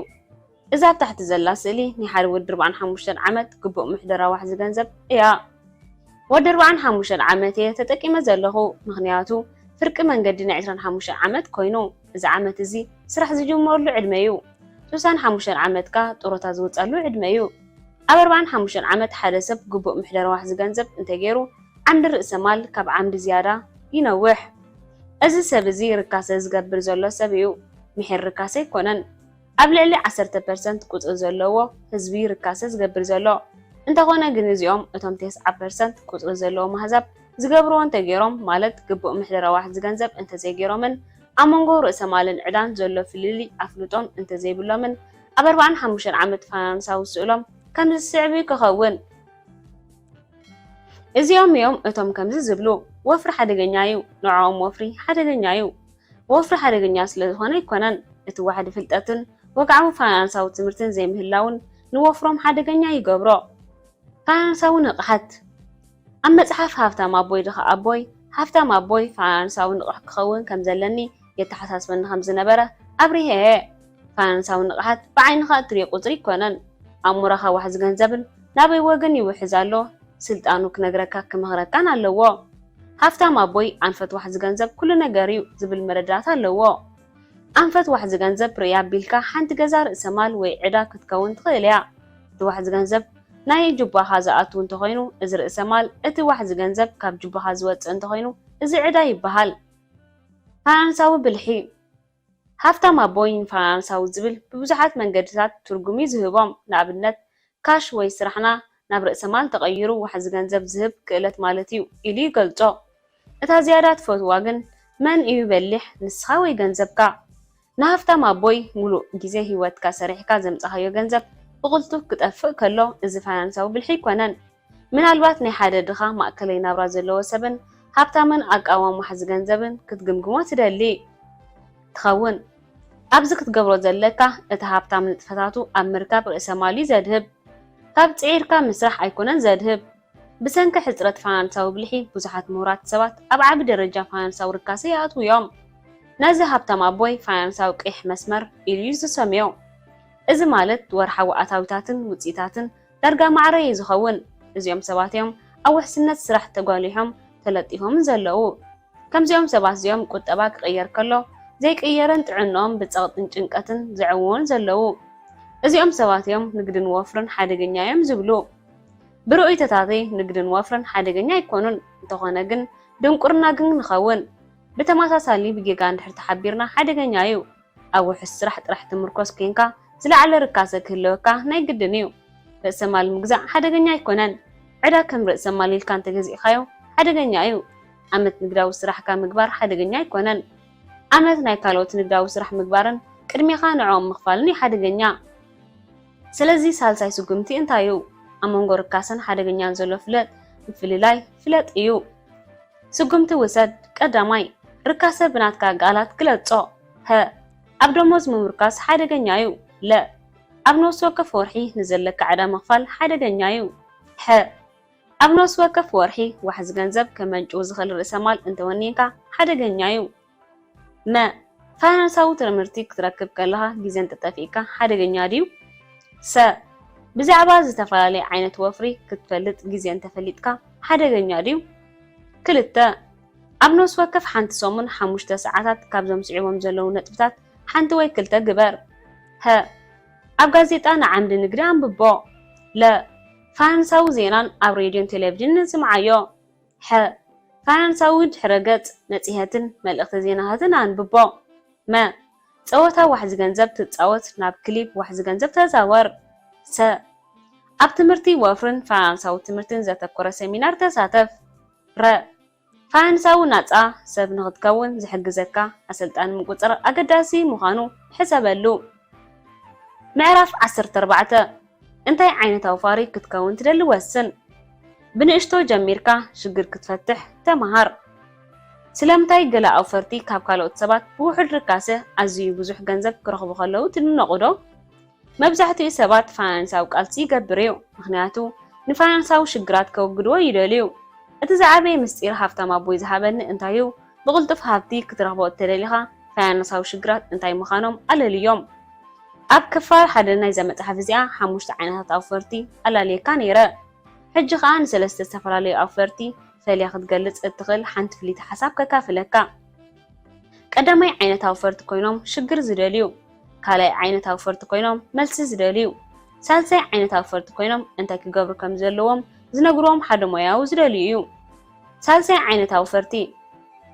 ዓይነት ኣውፈርቲ ፋይናንሳዊ ትምህርቲ ዘይብሎም ኮይኖም ኣብ ምንታይ ወፍሪ ክገብሩ ከም ዘለዎም ዝነግሮም ሞያዋን ዝደልዩ እዮም ኣብ ርባዕ ሰራሕተኛታት ነብሲ ሓዳርን ዘለዉ ሰባት ኣብ ፀወታ ወፍሪ ተገዲዶም ዝኣትዎም እዮም ምክንያቱ ኣብ መደባት ጥሮታ ለውጥታት ስለ ዘለዎም እዩ ንትምህርታዊ ብቕዓቶም ክባቢሎም ንፉዓት ኣውፈርቲ ክኾኑ ዘኽእሎም ናይ ወፍሪ ተገዳስነት ውሕዱ ዘለዎም በዚ ከዓ ዝፈለጥዎ ዘይብሎም ይኾኑ ስለዝኾነ ከዓ ኣብ ምኽሪ ወያውያን ዝብልዎም ሰባት ዝምርኮሱ እንታይ ናይዚኦም ሳልሳይ ዓይነታዊ ፈርቲ ናይ ምህብታም ዕድሎም ከም ዝመስለኒ ዕድሎም ከም ዝለቶሪ ክበፅሖም ምስ ዝኽእል ጥራዩ ካልኣይ ዓይነታዊ ፈርቲ መልሲ ዝደልዩ እዮም መብዛሕትኡ እዋን ነዚኦም ዝስዕቡ ሕቶታት ይሓቱ እንታይ ወፍሪ እንተገበርኩ ትላበወኒ ዘይንቀሳቐስ ንብረት ክገዝእ ትሓስብ ዶ እንታይ ብርክታት እዩ ንዓይ ጽቡቕ ምስ ደላየ ተዘራሪበ ኣለኹ ንግደይ ከዓ ከስፍሖ ተላቢና ኣሎ ስድራይ ብጽሒት ብርክታተይ ሂቦምና ኣለዉ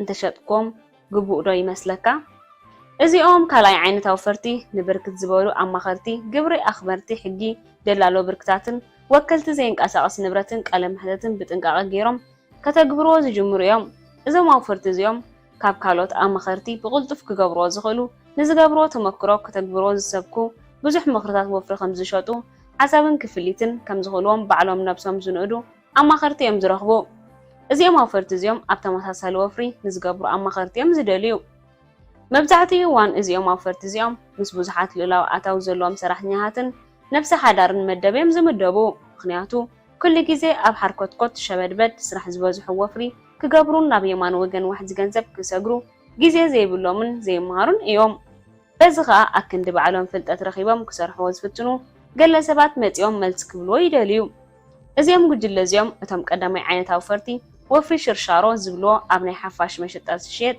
ወፍሪ እዮም ዝገዝኡ ቀዳማይ ዓይነታዊ ፈርቲ እዚኦም ቀዳማይ ዓይነታዊ ፈርቲ እዚኦም ንሽግራት እዮም ዝደልዩ ብፍላይ ኣብ ፋይናንሳዊ ፀገም ንዝተኸሰቱ ሽግራት እዮም ይዝደልዩ እዚኦም ኣውፈርቲ እዚኦም ኣብ ሽግራት ምፍታሕ ጽቡቕ ክእለት ዘለዎም ኮይኖም ነቲ ሽግራት ፈቲሖም 25% ክሳብ ገደብ ዘይብሉ መኽሰብ ክረክብ ዝኽእል እዮም እዚኦም ኣውፈርቲ እዚኦም ሓያል ፋይናንሳዊ መሰረት ዘለዎም ሓምሻይ ጽፍሒ ኣውፈርቲ እዮም ወነንቲ ንግድን ኣውፈርትን ኮይኖም ክዕወቱ ዘኽእሎም ክእለትን ዝውንኑን ሕፅረት እዚኦም ክእለታት ብዘለዎም ሰባት ዝኸስቱ ሽግራት ከዓ ክፈትሑ ዝኽእል እዮም ንኣብነት $18,000 ወፍሪ ክጅምር ከለኹ ኣብ መግቦም ንኣሽቱ ኮሜድያውያን ገዛውትን እየ ኣድሂበ ነይረ ምክንያቱ ንነዊሕ ገንዘቦም ብግቡእ ከመሓድርዎ ብዘይምኽኣሎም ዝፈጥሩ ዝነበሩ ሽግራት ዝጠፍኡ ኣውፈርትን ብዙሓት ስለ ዝነበሩ እየ ድሕሪ ውሑድ ዓመታት ሽግራት ክደሊ ጀመርኩ እንተኾነ ግን ኣብዚ እዋን እዚ እቲ ቁፅሪ ዓብዩ ድሕሪ እዚ ናይ $30 ሚልዮን ዝውድእ ወፍሪ ዕደና ኣብ ፔሩ ረኸብኩ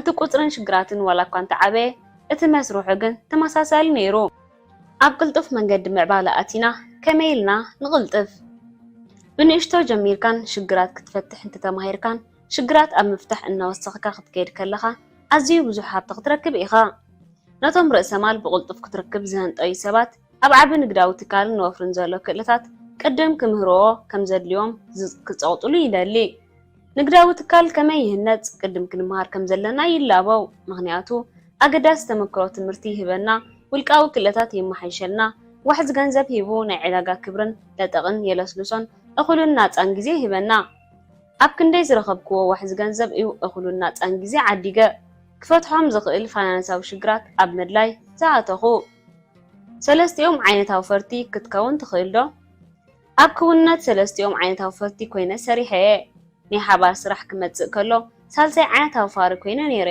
እንታይ ዓይነት ናይ ሓባር ስራሕ ኢኻ ትላበወኒ ዝብል ሕቶ ንሓደ ሰብ ሓቲተዮ እቲ ሰብ ዝፈልጦ ነገር የብለይን በለኒ ከም ካልኣይ ዓይነታዊ ፋራይ ንፋይናንሳዊ ፀገም ሞያዊ መልሲ ክረክብ ኢለ ሓቲተዮ ካብ ኣማኸርቲ ስትራቴጂያት ግብርን ሃብትን ደለለው ብርክታትን ደላሎ ዘይንቀሳቐስ ንብረትን ምኽርታትን ይደሊ ነይረ ኣዝዩ ደስ ዝብል ሰብ እንተረኸብካ እዚኦም ሞያዋን እዚኦም ካልኦት ብውልቃዊ ግዜ ረኺቦም ዘይረኽብዎ ሃብታም ዝኾነ ሓበሬታ ይህቡኻ ካብ ፋይናንሳዊ ኣማኸርቲ ዝረኽቦ ዝነበርኩ ሓሳብ ኣዝዩ ክቡር እዩ ምክንያቱ ካባይ ዝያዳ ብእምነት ትምኒትን መድሕንን ስግቦም ነይሮም ምስ ዕዳጋ ቀረባ ነይሮም ምስ ዝኾነ ለውጥን ሕግን ከመይ ንዕዳጋ ይፀልዎን ዝያዳ እዋናዊ ሓበሬታ ነይሩዎም ካብዚ ካብ ምግዛእን ምሻጥን ምውፋርን ዝሓሸ ነይሩ ንኻልኦት ኣውፈርቲ ገንዘብ ሂበ ክረብሕ እውን ፈቲነ ነይረ ምስ ራብዓይ ሓሙሻይን ፅፍሒ ዘለው ማውፈርትን ወፈርትን ተሸራሪኸ ነይረ እዚኦም እቶም ዝፈለጦን ዝኣምኖን ኣውፈርቲ እዮም ዝነበሩ ከም ናይ ትሑት ኣታዊ ገንዘብ ወይ ዓብ ኣብያተ ብፅሕፈት ዝኣመሰሉ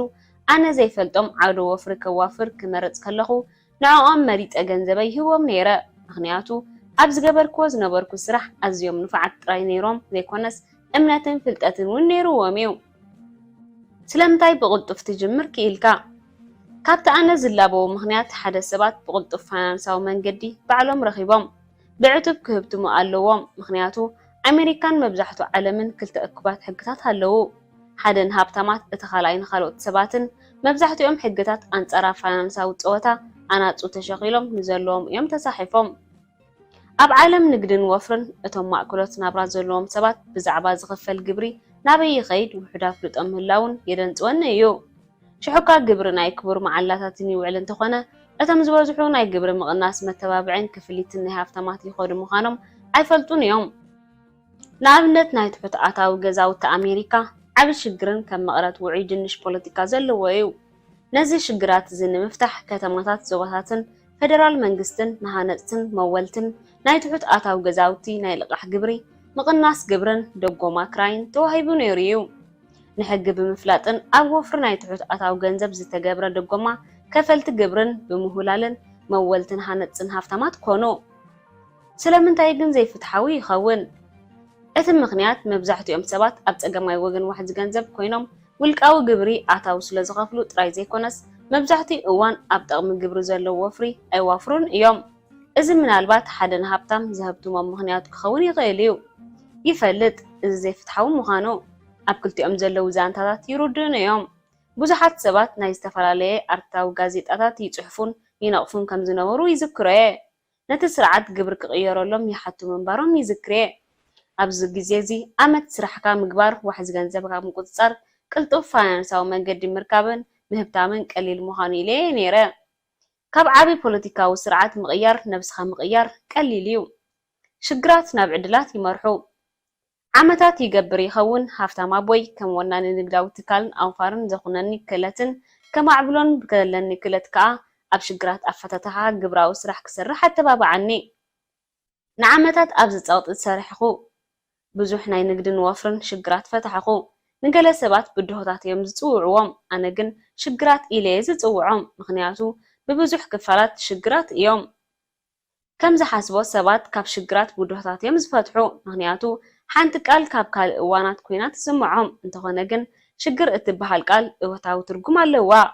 ኣብ ውሽጢ ሓንቲ ፀገም ኣዝዩ ብዙሕ ዕድላት ከም ዘሎ ይፈልጥ እየ። ስለዚ ከዓ ኣብ ፈርቲ ደድሕሪ እዚ ሽግራት እንተሎ ዘለና ዕድላት ዘጉዮም ዘሎ።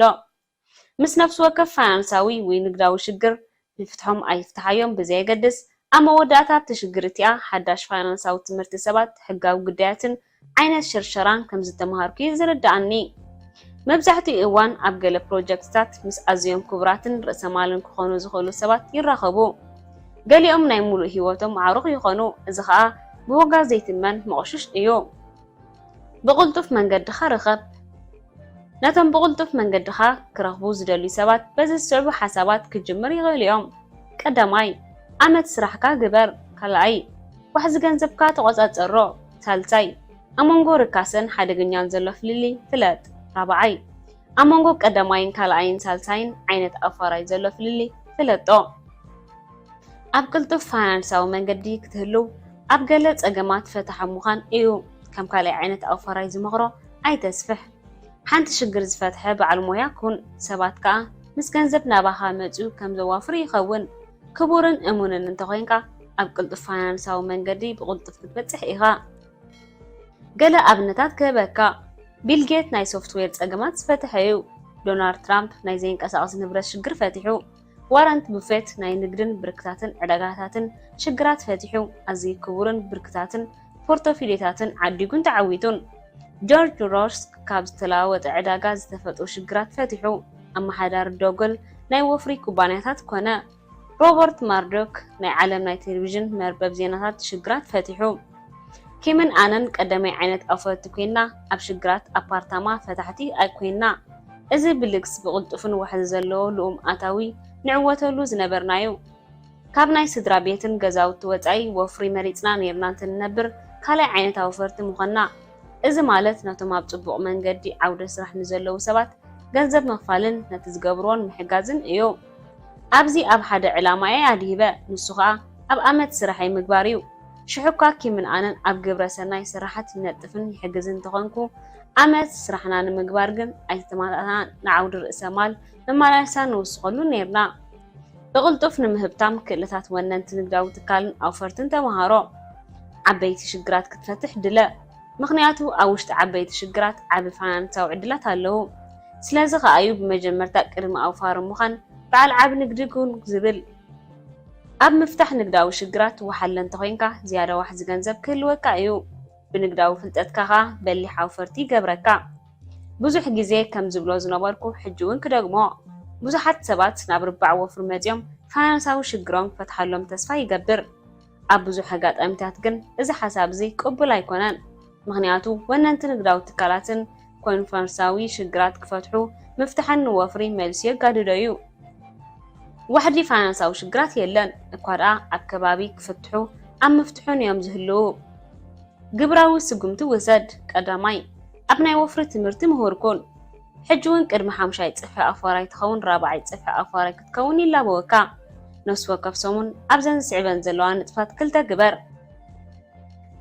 افاينانساو سيمينارن كفلن تساتف اب جيزن سنتي $385 كفيلة كالمهارو زنبورك تمرتي أبزين كاساس نبرت عود كخون زحجزن إيو $1,000,000 جنزب رخيبة مهنياتو قبراو سقمت وسيدة لا أبكوا بيخاز الشيء زبل ملكت دلا أبصمون كاب 3 و 4 جيزة نتوكل توعيكا بزعبات نبرت أزاربو كم زبل حطوطات حطوطو ناي وفر النبرت ديو زكار ديو حج كندي كارلو ناي موداتا متأنكراي كنديو أبتكبابيو مأكلاي متأنكراي كندي ألو واقع عقابة جزاه كنديو ونزف واقع عقابة اللوريو وانا نديو زمولو انتي عينت ناي مولا سممعي زلو ناي نفس وكف نبرت ورحو وحز جنزب كتمقلو من الممد قبر درسع كاينتلو ناي وكيل زين كاساس نبت كيدز قدلك رأيو ناي نفس وكف نبرت فولي نقراو سرعات هاللو كم حدا ولك او نقد سرعات كا كتريو يقبع مس جلالو بركتات تراخب بتون بركتات كجز ازلابوها كوبانيتات سمع يوم أبزون كوبانيات مصنعت جيركا نقداو حساب كتكفل حسابن قرب وفركا كبر ما ناي وفري ملقطات زينة عميل كون أصنعيو خا من باب قتل سمينار تساتف فاينانساو مدب تلفزيون تملكت صوتا وحز جنزب تتصاوت كالاي بنقداو تمرتي مخركون نبركت زبولو ناي نقد دلالو رخيبكا أبكبابيخا خشوط زغلو نقداو تكالات ترئي بمحتات مسمعن انتي عينت قالاتن قوانقاتن كم تمهار كتفلت إيها لا أبناي مرباو شرشارون سيمينار تساتيفكا بزعبا نقداو سرعات تمهار انت واحدة أبسلسة سفلالي مرباو شرشارو نصنعتك تقبري لا بوكا أبناي نقداو عدلات زفتر أخيباتات ويامناتكا وحدين نقداوي إكسبو تساتيفكا انتي فلوي فؤاد زلو وانين نقداو سرعاتن ألو رأي ما ناي نقدي ملقطات زينة متسيهتن كالوت عينت مرخامتن عميل كون أصنعيو خا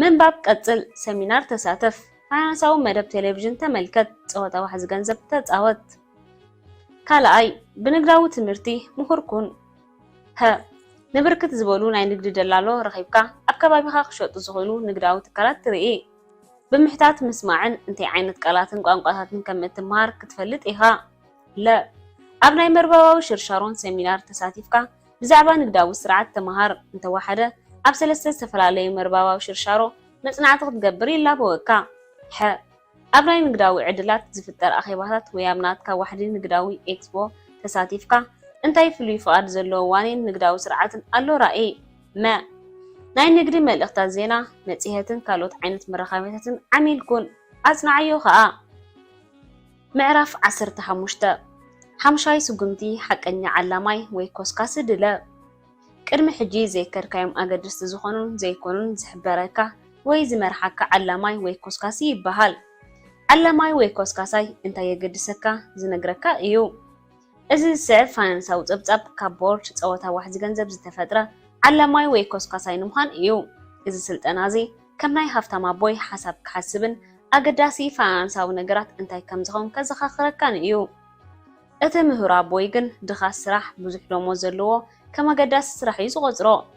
ናይ ሕልሚ ገዛ ምግዛእ ኣገዳሲ ይቆፅሮ ዕዳታት ከፊልካ ትሕትና ህይወትካ ዓቕምታት ምንባር ከም ጽቡቕ ይኣምነሉ ሃፍታም ኣቦይ ግን ኣብሎም ኣታዊ ከድብ ይምህረኒ ግዜካ ንነዊሕ ዝኸይድ ርእሰ ማል ልኦምን ካብ ደግሙ ዝረአ ፍርያት ክረክብ ዘኽእለኒ ኣታዊታት ክሕልፎን ይምህረኒ ትሕትና ህይወተይ ዓቕምታት ክነብር ኣይድልየንን እዩ ንውሕድና ዓይን ኣብ ክንዲ ትምህርቲ ናይ ህይወትኩም ዓቕምታት ክትነብሩ ትፍትኑ ዓቕምታትኩም ኣብ ምስፋሕ ኣድህቡ ይብለና ነይሩ ነዚ ክንገብሮ ዓምዲ ርእሰ ማል ኣብ ምህናፅ ኣድሂምና ካብ መኽሰብ ርእሰ ማል መቕሊት ኣብ ደጊም ዝረአ ፍርያት ስነ ጥበብ ዘይንቀሳቐስ ንብረትን መገስን ኣታዊታትን ከነዕቢ ይላበቡና ነይሩ ክልቲኦም ኣቦታት ዓለምተይ ወይ ኮስኮስተዮም ነይሮም ካብ ክልቲኦም ግን ናይ ሃፍታም ኣቦይ ፋይናንሳዊ ምኽሪ መሪፀ ናይ ብሓቂ ኣቦይ ዝጸልወኒ ጽልዋ ንምቕናስ ይስዕቦ ነይረ ልክዕዩ ብዘይናተይ ክልቲኦም ኣቦታት ጽልዋ ከምዚ ዘለኹ ደረጃ ኣይንበጻሕኩን ነይረ ኣንጻር ኣብነታዊ ሰብ ልክዕዩ ኣብነታውያን ዝኾኑ ዓለምትን ኮስኮስክን ኣለዉ ኣብነታውያን ዝኾኑ ሕማቕ ዝለኦምን ሰባት እውን ኣለዉ ኣብ ዝበዝሐ ጋጣሚታት ኣብ ህይወትና ክልቲኦም ዓይነት ሰባት ኣለዉ ንኣብነት ኣብ ህይወቱ 800 ሚልዮን ዶላር ዝገበረ ዓርከይ ነይሩኒ ሎሚ ግን ጠፊሹ እዩ ካልኦት ሰባት ስለምንታይ ስምዚ ዝጠፈሸ ዓርከይ ይኸይድ ይሓትኑ እዮም መልሲ ናይቶም ሕቶ እዚ ግን እዚ ዓርከይ እዚ ናይ ብሉፅ ኣብነታውን ናይ ኣንጻር ኣብነታውን ሰብ እዩ እቲ ሓደ ዓይነት ግበር ኣለዎ ይምህረኒ እቲ ካልእካ እንታይ ክገብር የብሉን ይምህረኒ መንፈሳዊ ኣብነታዊ ሰብ ክልቲኦም ኣቦታታይ መንፈሳውያን እዮም እንተኾነ ግን ብዛዕባ ገንዘብን መንፈሳውነትን ክንመጽእ ከለና ክልቲኦም ዝተፈላለዩ ኣረኣያታት ነይሩዎም ንኣብነት ገንዘብ ምፍቃር መበገሲ ሓጢኣት እዩ እንክብል ሓሳብ ዝተፈላለየ ትርጉም ይህብሉ እቲ ምሁር ኣቦይ ብዙሕ ገንዘብ ክህልዎ ኣይደልን እዩ ወይ ፋይናንሳዊ ቦታ ከተመሓይሽ ምፍታን ጌጋ እዩ ዝብል ርድኢት ኣለዎ በንጻሩ ሃፍታም ኣቦይ ሰስዐ ፋይናንሳውን ድንቁርናን ምፍታሕን ጌጋ ምዃን ይኣምን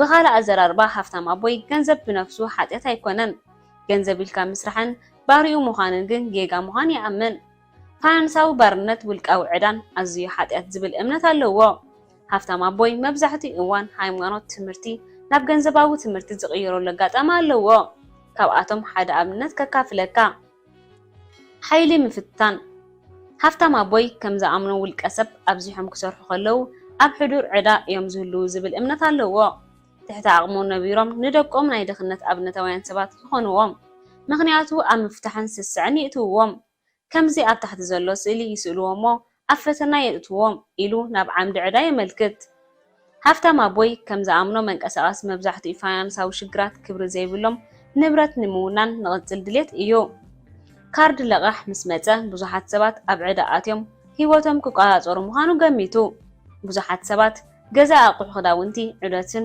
መካይንን ክገዝኡ ከለዉ ኣብ ዕዳ ይኣትዉ ምክንያቱ ሕፅረት ምቁፅፃር ሰብኣዊ ስምዒት ዝበሃል ምፍታን ይህልዎም ሎሚ ብዙሓት ሰባት ብፃዕሪ ሰሪሖም ርእሰ ማል ዝብልዎም ነገራት ክገዝኡ ይረኣዩ እንተኾነ ግን እቲ ናይ ምጥፋእ ባህርያት ሓቀኛ ርእሰ ማል ከም ዝረኽቡ ኣይፈቐዱሎምን እዩ ሃፍታም ኣቦይ ናይ ዓምዲ ርእሰ ማል ኣመልኪቱ ካብ ክፉእ ኣድሕንና በለ እዚ ሃፍታም ኣቦይ ዝብሎ መንገዲ ኮይኑ ተሓጓስ ንምንዳይ ምልክት ስምዒታዊ ብልሒ ፋይናንሳዊ ብልሒ ዓመት ስራሕኻ ምግባርን ቅድም ዓውዲ ርእሰ ማል ምጽናዕን ዝብሉ መንገድታት ብምፍታን ሕፅረት ፋይናንሳዊ ትምህርትን ጽልዋ ፋይናንሳዊ ኣብነትን ድኻታትን ሰባት ዝብሕግ ሰብኣዊ መንፈስ ንምጋን ይሕግዘካ ብቕልጡፍ ወልቃዊ መንገዲ ትደሊ እንተለኻ ብዛዕባ ኣብ ከባቢኻ ዘለዉ ሰባት ጥንቃቐ ክትገብር ኣለካ ነብስኻ ሕተት ብሉፃት ኣብነታውያን ሰባት ድዮም እንተዘይኮይኖም ምስቲ ሓሲብካዮ ዘለኻ ኣንፈት ክጉዕዙኻ ዝኸዱ ሰባት ግዜኻ ተባኽንካ ዝበለፀ እዩ ዝብል ርእይቶ ክህበካ ይደሊ ኣብ ስራሕ እንድሕር ዘይረኺብካዮም ኣብ ክለብ ወፍሪ ጉጅለ መርበባዊ ሽርሾረን ማሕበራዊ ነጋዶን ከካይደካ ድለዮም ኣብዚ ስራሕ ዘሎ ሰብ ርኸብ ዓለምትኻን ኮስኮስትኻን ብልቦና ምረጥ ኣብ መን ምኽሪ ትወስድ ተጠንቀቕ ናብ ሓደ ቦታ ክትከይድ እንተደሊኻ ናብቲ ዝደልዮ ዘለኻ ጉዕዞ ቅድሚ ሕጂ ዝኸደ ሰብ እንተረኺብካ ዝበለፀ እዩ ንኣብነት ንዓመታ ንጎቦ ኤቨርስት ክትሓኩር ትደሊ እንተለኻ ኣብ ቅድሚ ሕጂ ንጎቦ ኤቨርስት ዝሓኾረ ሰብ ብርግፅ ምኽሪ ትደሊ ኢኻ ብተመሳሳሊ ናይ ፋይናንሳዊ ጎቦታት ክትሓኩር ምስ እትደሊ ከዓ መብዛሕትኦም ሰባት ኣብ ፋይናንሳዊ ዓዘቕቲ ዝተሸሙ ሰባት እዮም ምኽሪ ዝሓቱ ካብ ንግዳዊ ትካልን ወፍርን ዝገብሩ ዓለምትን ኮስኮስትን ምኽሪ ክረክብ ኣዝዩ ከቢድ እዩ ብዛዕባ እቶም ርባዓትን ገንዘብ ምኽሪ ዝህቡ መብዛሕትኦም ሰባት ካብ ርባዕ ሰራሕተኛታትን ነብሲ ሓዳርን እዮም ንኣብነት ፀወታ ጎልፍ ክፃወት ፀወታ ጎልፍ ከመይ ምዃኑ ትምህርቲ ወሲደሉ እየ እንተኾነ ግን ሙሉእ ፃዕተኛ ዓላማይ ኣየድልየንን እዩ إذا من الوقت أكن لتخفيل زتصاوت سلامتاي جنزب كفيلو جول في تصاوت كخوني خليو نتا تصوتا نقدن وفرن كن ماس كلنا بركت زبلو علمت اللوني سلامتاي مغنياتو እቶም ጸወታታት ተጻወት ክኸፍል ስለዝደለኹ እየ ስለዚ ብልቦና መምሃራንካን ዓለምትኻን ምረጽ ተዛዓበየ ገዳስን ክትገብሮ ዘለካ ስለዝኾነ እዩ ግብራዊ ስግምቲ ወሰድ ቀዳማይ ሓቀኛታት ዓለምቲ ድለ ኣብ ቦታታት ንግድን ወፍርን ከም ዓለምቲ ኮይኖም ክሰርሑ ዝኽእሉ ውልቀ ሰባት ርኸብ ሀ ብሉጻት ኣብነታውያን ሰባት ድለ ካብኦም ከዓ ተመሃር ለ ኣንጻር ኣብነታውያን ሰባት ድለ ካብኦም ከዓ ተመሃር ክልተ መጻኢኻ ምስቶም ጊዜኻ እትፈልጦ ሰብ እዩ ዝኸውን ስለዚ እቶም ጊዜኻ እንትፈልጦም 6 ሰባት ጽሓፍ ኣብዚ ክዝክሮ ዘለካ እንታዩ ምስ ጊዜኻ እትፈልጦ ብቑዕን ዝተሓፀየ ሰብ እምበር ኣብ ባህሪ ዝምድና ሰኣሰር ክኸውን የብሉን ወይ ደቅኻ ከም ሓደ ሰብ ክቁፀሩ ይኽእሉ እዮም ክሳብ 6 ኣስማት ሰባት ትጽሕፍ ካብ ዝቐፂሉ ዘሎ ጽሑፍ ኣይተንብቦ ብመምርሒ ኣሰልጣኒ ኣብ ሰሚናር ብዙሕ ግዜ ተሳቲፈ እዛ ኣሰልጣኒና ነቶም ብቕዓት ዝበሎም ሰባት ምስ ተጻሕፍናዮም ደጊምና ክንምርምሮም ምስ ሓተተና ኣብ መወዳእታ ዓዊሉ ንስኻ ናብ መጻኢኻ ኢኻ ትኸይድ ዘለኻ እቶም 6 መሪጽካዮም ዘለኻ መጻኢኻ እዮም ኢሎም ኣዋዓውዑኒ እዞም 6 መሪጽካዮም ዘለኻ ሰባት ዓውሮትኻ ክኾኑ ይኽእሉ እዮም መሳርሕትኻ ሰበይትኻ ደቅኻ ካልኦት ማሕበራዊ ግጅሎታት ክኾኑ ይኽእሉ እዮም ናተይ ዝርዝር ዝነበሩ መሳርሕተይ ንግዳዊ መሻርክተይ ተጻወት ራግብን እዮም ነይሮም ነዚ ጉዳይ እዚ ብታሕቲ ደጊመ ምስ ረኣኽዎ ብዙሕ ነገር ክቕንዓለይ ካለ እንታይ ከም ዝፍትን እንታይ ከም ዝጸልን ካብ ነሰይ ጠብላሕታ ሓሳብን ረኺበ እታ ኣሰልጣኒ ኣብቲ ክፋል ኮለል እናበለ ብዛዕባ ዝርዝራት ተዛናተና ድሕሪ ቁርብ ግዜ ዝምድናት ልምምድ ናብ ውሳኔ ክሰርሕ ጀመረ ብዛዕባ ዝርዝርክዎን ሰባት ምስ ካልኦት ሰባት ምስ ተዛተኽሉን ክሰምዖ ከለኹን ገለ ለውጥታት ክገብር ከም ዘለኒ ተረዳእኩ እዚ ልምምድ እዚ ምስቶም ዝዘርዘርክዎምን ጊዜ ከጥፍኣሎምን ሰባት ውሕድ ክተኣሳስር እዩ ዝነበሮም እቲ ልምምድ ኣበይ ይውዕሎ ናበይ ይኸይድ እንታይ ይገብርን ጥራሕይ ዝገብር ነይረ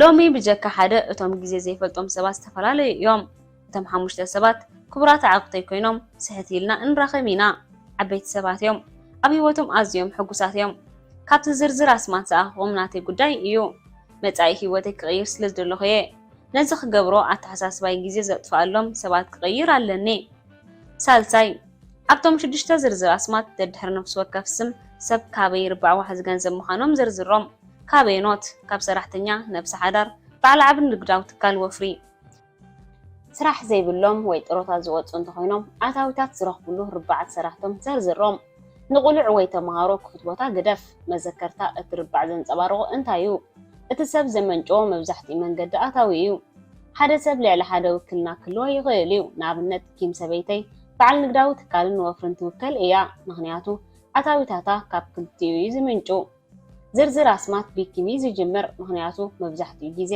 ምሳ እዩ ዝፈልጦ ስም ርባዕ ቀዳማይ ኪም ኪዮስኪ በዓል ንግዳዊ ትካልን ወፍርን ካልኣይ ሳልሳይ ራብዓይ ሓሙሻይ ሻድሻይ ራብዓይ ዝቕፅል ዝርዝር ጽሕፊ ዓይነታዊ ፋራይ ምዝርዛር እዩ ስም ርባዕ ጽሕዋ ፋራይ ቀዳማይ ኪም ኪዮስኪ በዓል ንግዳዊ ትካልን ወፍርን ሓሙሻይ ጽፍሒ ካልኣይ ሳልሳይ ራብዓይ ሓሙሻይ ሻድሻይ ብዛዕባ እዚ ልምምድ እዚ ምስ ገለ ሰባት ዝተሓወሰ ገምጋም ገይረ ነይረ እየ ገለ ሰባት ይሓርቁ ከም ዝሰምዕዎ ኣብ ከባቢየ ዘለዉ ሰባት ከመይ ክደፍር ኢኻ ክጓጀጅሎም ተሓተና ኣለኻ ኢሎም ይሓቱኒ እዚ ልምምድ እዚ ስምዒታዊ ሕርቃን ዘስዕብ ካብ ኮነ በጃኻ የቕሬታ ግበረለይ እዚ ልምምድ እዚ ሰባት ከሕርቕ ዝዓለመ ይኮነን እንታይ ደኣ ኣብ ነፍሲ ወከፍ ሂወት ሰብ ገለ ሓድሽ ብርሃን እንተለወ ብምባል እየ ንገለ ሰባት ብሓቂ ይወልዐ ንኩሉ ሰብ ሓድሽ ብርሃን ክወልዕ ግን ናይ ግድን ኣይኮነን እዚ ልምምድ እዚ ንዓመታት ምስ ገበርክዎ ብውሕስን ሕቡእን ክፃወት ከም ዘለኒ ተገንዘብኩ ምክንያቱ ዝነበርክዎ ቦታ ዝሕጉስ ኣይነበረን እቶም ዝዘርዘርክዎምን ምሳይ ዝሰርሑ ዝነበሩን ሰባት ስለምንታይ ኣብ ሂወተይ ዘይዕወት ነይረ ከም ምክንያት ይጥቀምሎም ነይረ ብፍላይ ክልተ ሰባት ነይሮም ብቐጻሊ ዝካትዖምን ንኩባንያ ንድሕሪ ዝመልሱ ኢለ ዝነቕፎም ዝነበርኩ እቲ ልሙድን መዓልታዊ ዝሰርሑ ዝነበርኩ ስራሕን ኣብሮም ክሪኦ ጥራሕ ዝሕልፎ ነይረ ጌጋታቶም ዘቃልዕ ስራሕ ይሰርሕ ነይረ ኣብ ትካል ዝፍጠሩ ዝነበሩ ጌጋታት ንሶም ከም ዝገበሮ ገይረ ይወቕሶም ነይረ እዚ ልምምድ እዚ ምስ ወዳእኽዎ እቶም ዝነቕፎም ዝነበርኩ ክልተ ሰባት ኣብቲ ዝነበርክዎ ስራሕ ሕጉሳት እዮም ነይሮም ኣነ ንባዕለየ ለውጢ ዝደሊ ዝነበርኩ ኣብ ክንዲ ነብሰይ ዝልውጥ ክልወጡ ፀቕጢ ይገብረሎም ነይረ ድሕሪ እዚ ልምምድ ምግባረይ ውልቃዊ ተስቢታት ኣብ ሰባት ከም ዝነበረኒ ተረዳኹ። ኣነ ክገብሮ ዘይደሊ ዝነበርኩ ክገብርዎ ይደልዮም ነይረ። ከምቲ ኣነ ዝስማዓኒ ዝነበረ ክስምዖም ይገብሮም ነይረ።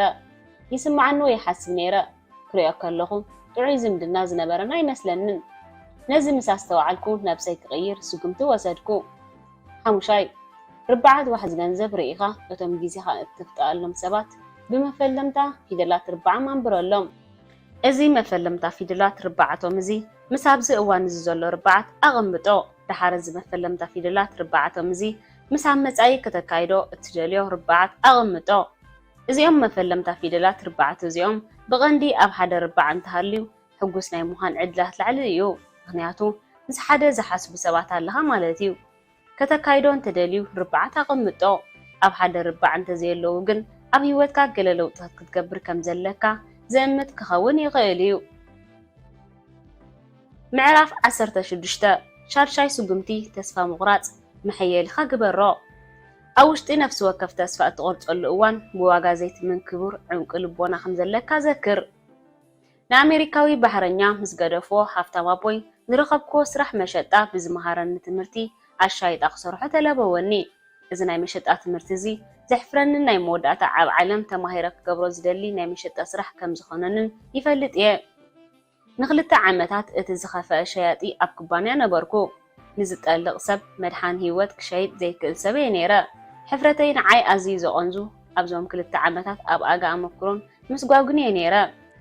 መብዛሕትኡ እዋን ንቁጠባዊ ዝሸጦ ዝነበርኩ ፍርያትን ኣነ ብዘይ ምዕዋተይ ንዝሸጠሎም ዝነበርኩ ዓማዊልን ይወቕሶም ነይረ። ዝኾነ ግን ሃፍታም ኣቦይ ሰባት ምስ ለመሱ ይውቀሱ። እዚ ማለት እቲ ኣብ ተስፋ ምቑራጽ ዝመጽእ ስምዒታዊ ቃንዛ ኣዝዩ ሓያል ስለ ዝኾነ ናብ ዝውቀስ ካልእ ሰብ ይድፋእ። መሸጣ ክመሃሮ ቃንዛ ተስፋ ምቑራጽ ገጠምክዎ። ኣብ መስርሕ ምምሃር መሸጣ ሓንቲ ብዋጋ ዘይትመን ትምህርቲ ረኸብኩ። ከመይ ተስፋ ምቑራጽ ኣብ ክንዲ ናብ ዕዳ ናብ ርእሰ ማል ዝቕይሮ ትምህርቲ እዩ። ሓድሽ ነገር ክፍትኑ ዝፈርሑ ሰባት ክረክብ ከለኹ ኣብ ብዙሕ ኣጋጣሚታት እቲ ምኽንያት ዝመጽእ ተስፋ ከይቆረጹ ፍርሕ ስለ ዘለዎም እዩ። እዚ ከዓ ምናልባት ጌጋታት ከይገብሩ ወይ ከይነጽጉ ፍርሕ ስለ ዘለዎም እዩ። ጉዕዞ ቁልጡፍ ፋይናንሳዊ መንገዲ ክጅምሮ ተዳሊኻ እንተለኻ ሓድሽ ነገር ክመሃር ከለኹ ሃፍታም ኣቦይ ዝህበኒ ዝነበረ ምኽርን መተባብዕን ክህበካ ይደሊ። እዚ ብእወታዊ ዘረባ እዩ ዝብሎ፣ ኣላታዊ ትርጉም የብሉን። ሃፍታም ኣቦይ ከም ዝኣምኖ ተስፋ ምቑራጽ ትጽበዮ እንተኮይንካ እዚ ተስፋ ምቑራጽ ናብ ርእሰ ማል ክትቅይሮ ትኽእል ኢኻ እውን። ልክዕ እዩ። ብዙሓት ሰባት ንተስፋ ምቑራጽ ናይ ነዊሕ ዝኸይዱ ዕዳ ይቕይርዎ እዮም።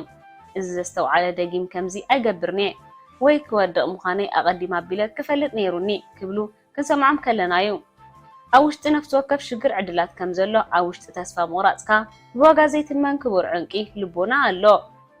ገለ ሰባት ደጊም ከምዚ ኣይገብርኒ ክብሉ ክሰምዖም ከለኹ እዚ ዝሰምዖ ዘለኹ ዘረባ ካብ ትምህርቲ ክመሃር ዘቋርጽ ሰብ ዝሰማዕኮ ዘለኹ እዩ።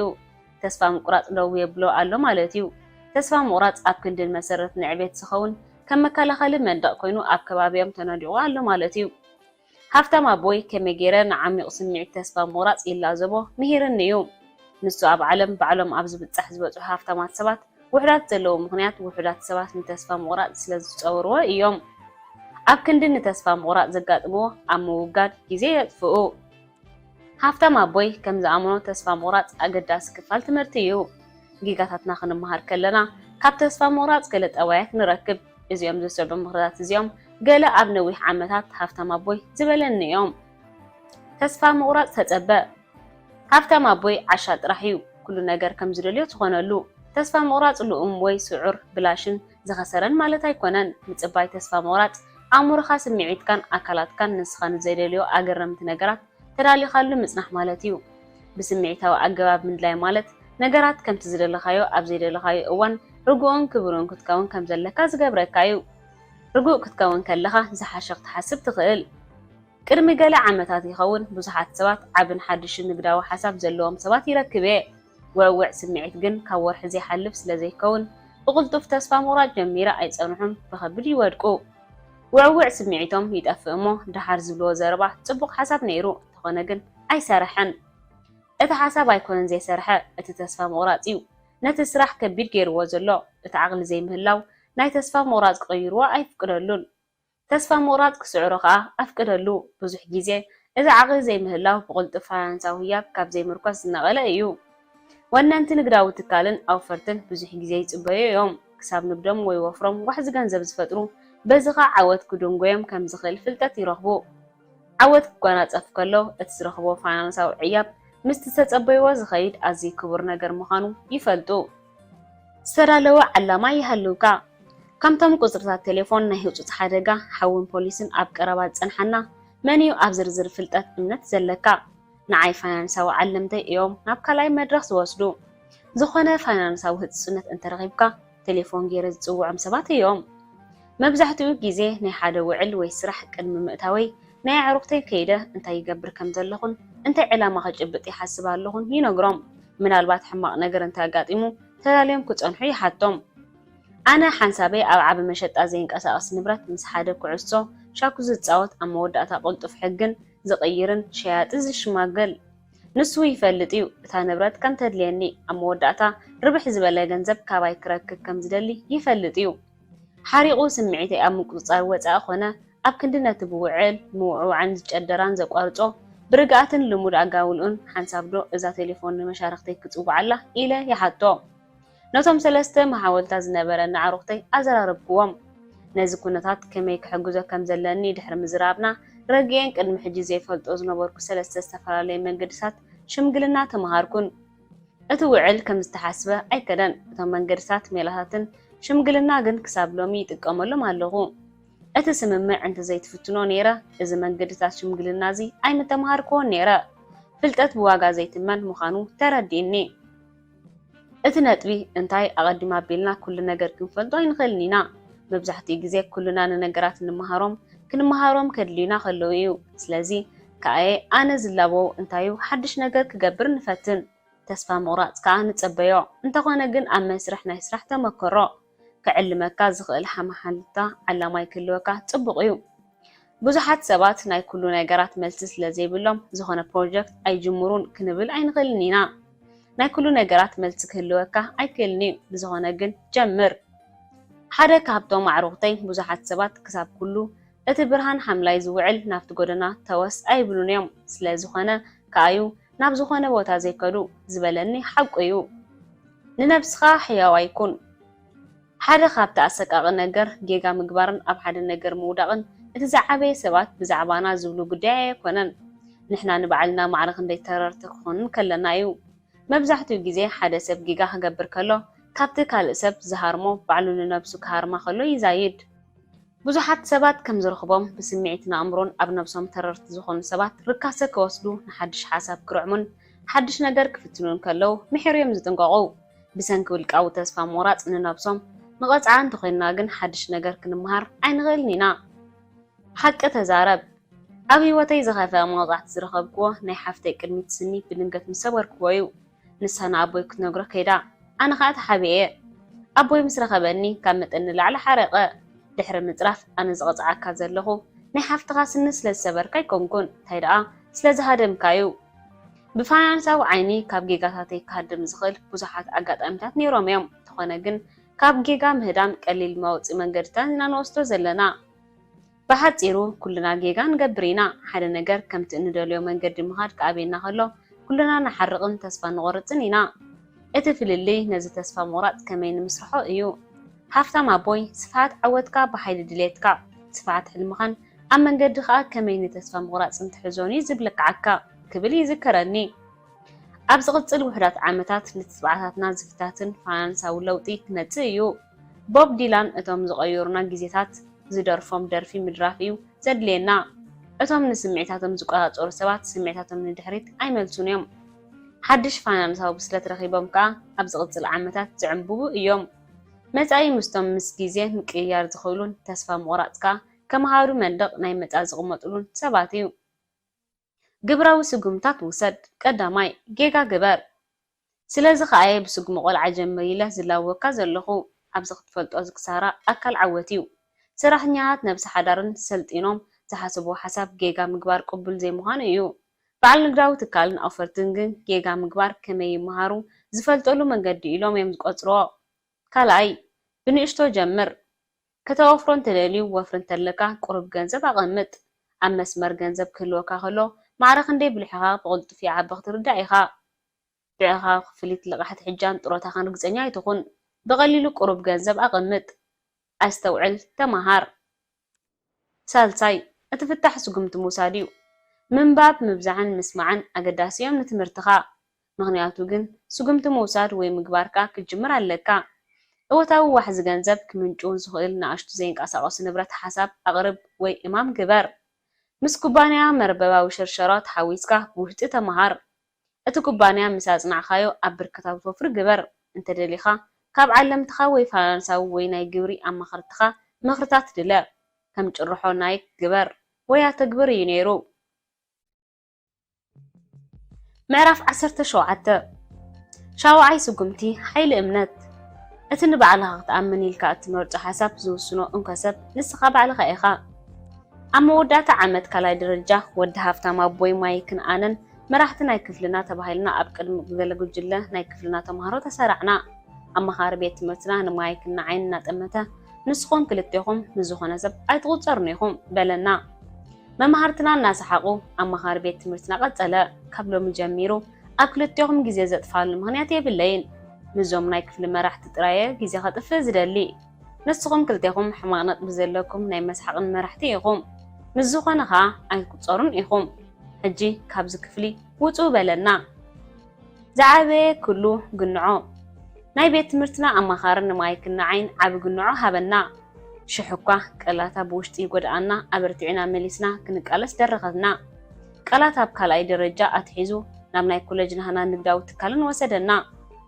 ناي كالاي درجة داقمة من رخاب بحرقل عمتات ما يكن آنن ناي كالاي درجة داقمة من رخاب كدنا كم تزحالف أقداس تمكرو زرخو الأقاتامي نيرو 3 عمتات بحنسب تمهيرنا تخونقن من مخانوم من نيروم زين فلتم زنبرنا ممهارتنا خنبالتح نمتانا أزي داس زبال أقاتامي نيرو كابو أقداس زبهالكا تم مرحت زبهالو زنبرو ممهارتنا دحر خالاي درجة عوتات أي نبرون ما يكن آنن بأكادام بركتات أي نبرنان نحنا ناي بيت مرت مرحتي فانساو بلحتن كواقب تأتليتاتنا أي نبرنان أما بزحتيو كفلات أبزحولات كساب مأكولات عين التمهارين ينيرنا برؤيتاتي كم أبوتاتنا بتفطر زتوهبتوه وين برنان دحار جن بسنكنايت بيت مرتنا أما خاري مرزام زربان أفهم حاتيموم زحقنا زنبورو مهارتلان حبو غيرنا أبغيقاتاتنا تمهيرنان نتبقون حما انجيزي حليفنا كنكتسل كيلنا عبيت مرتي تبقونا تبسل زي نبرة هو بسل زي كونكا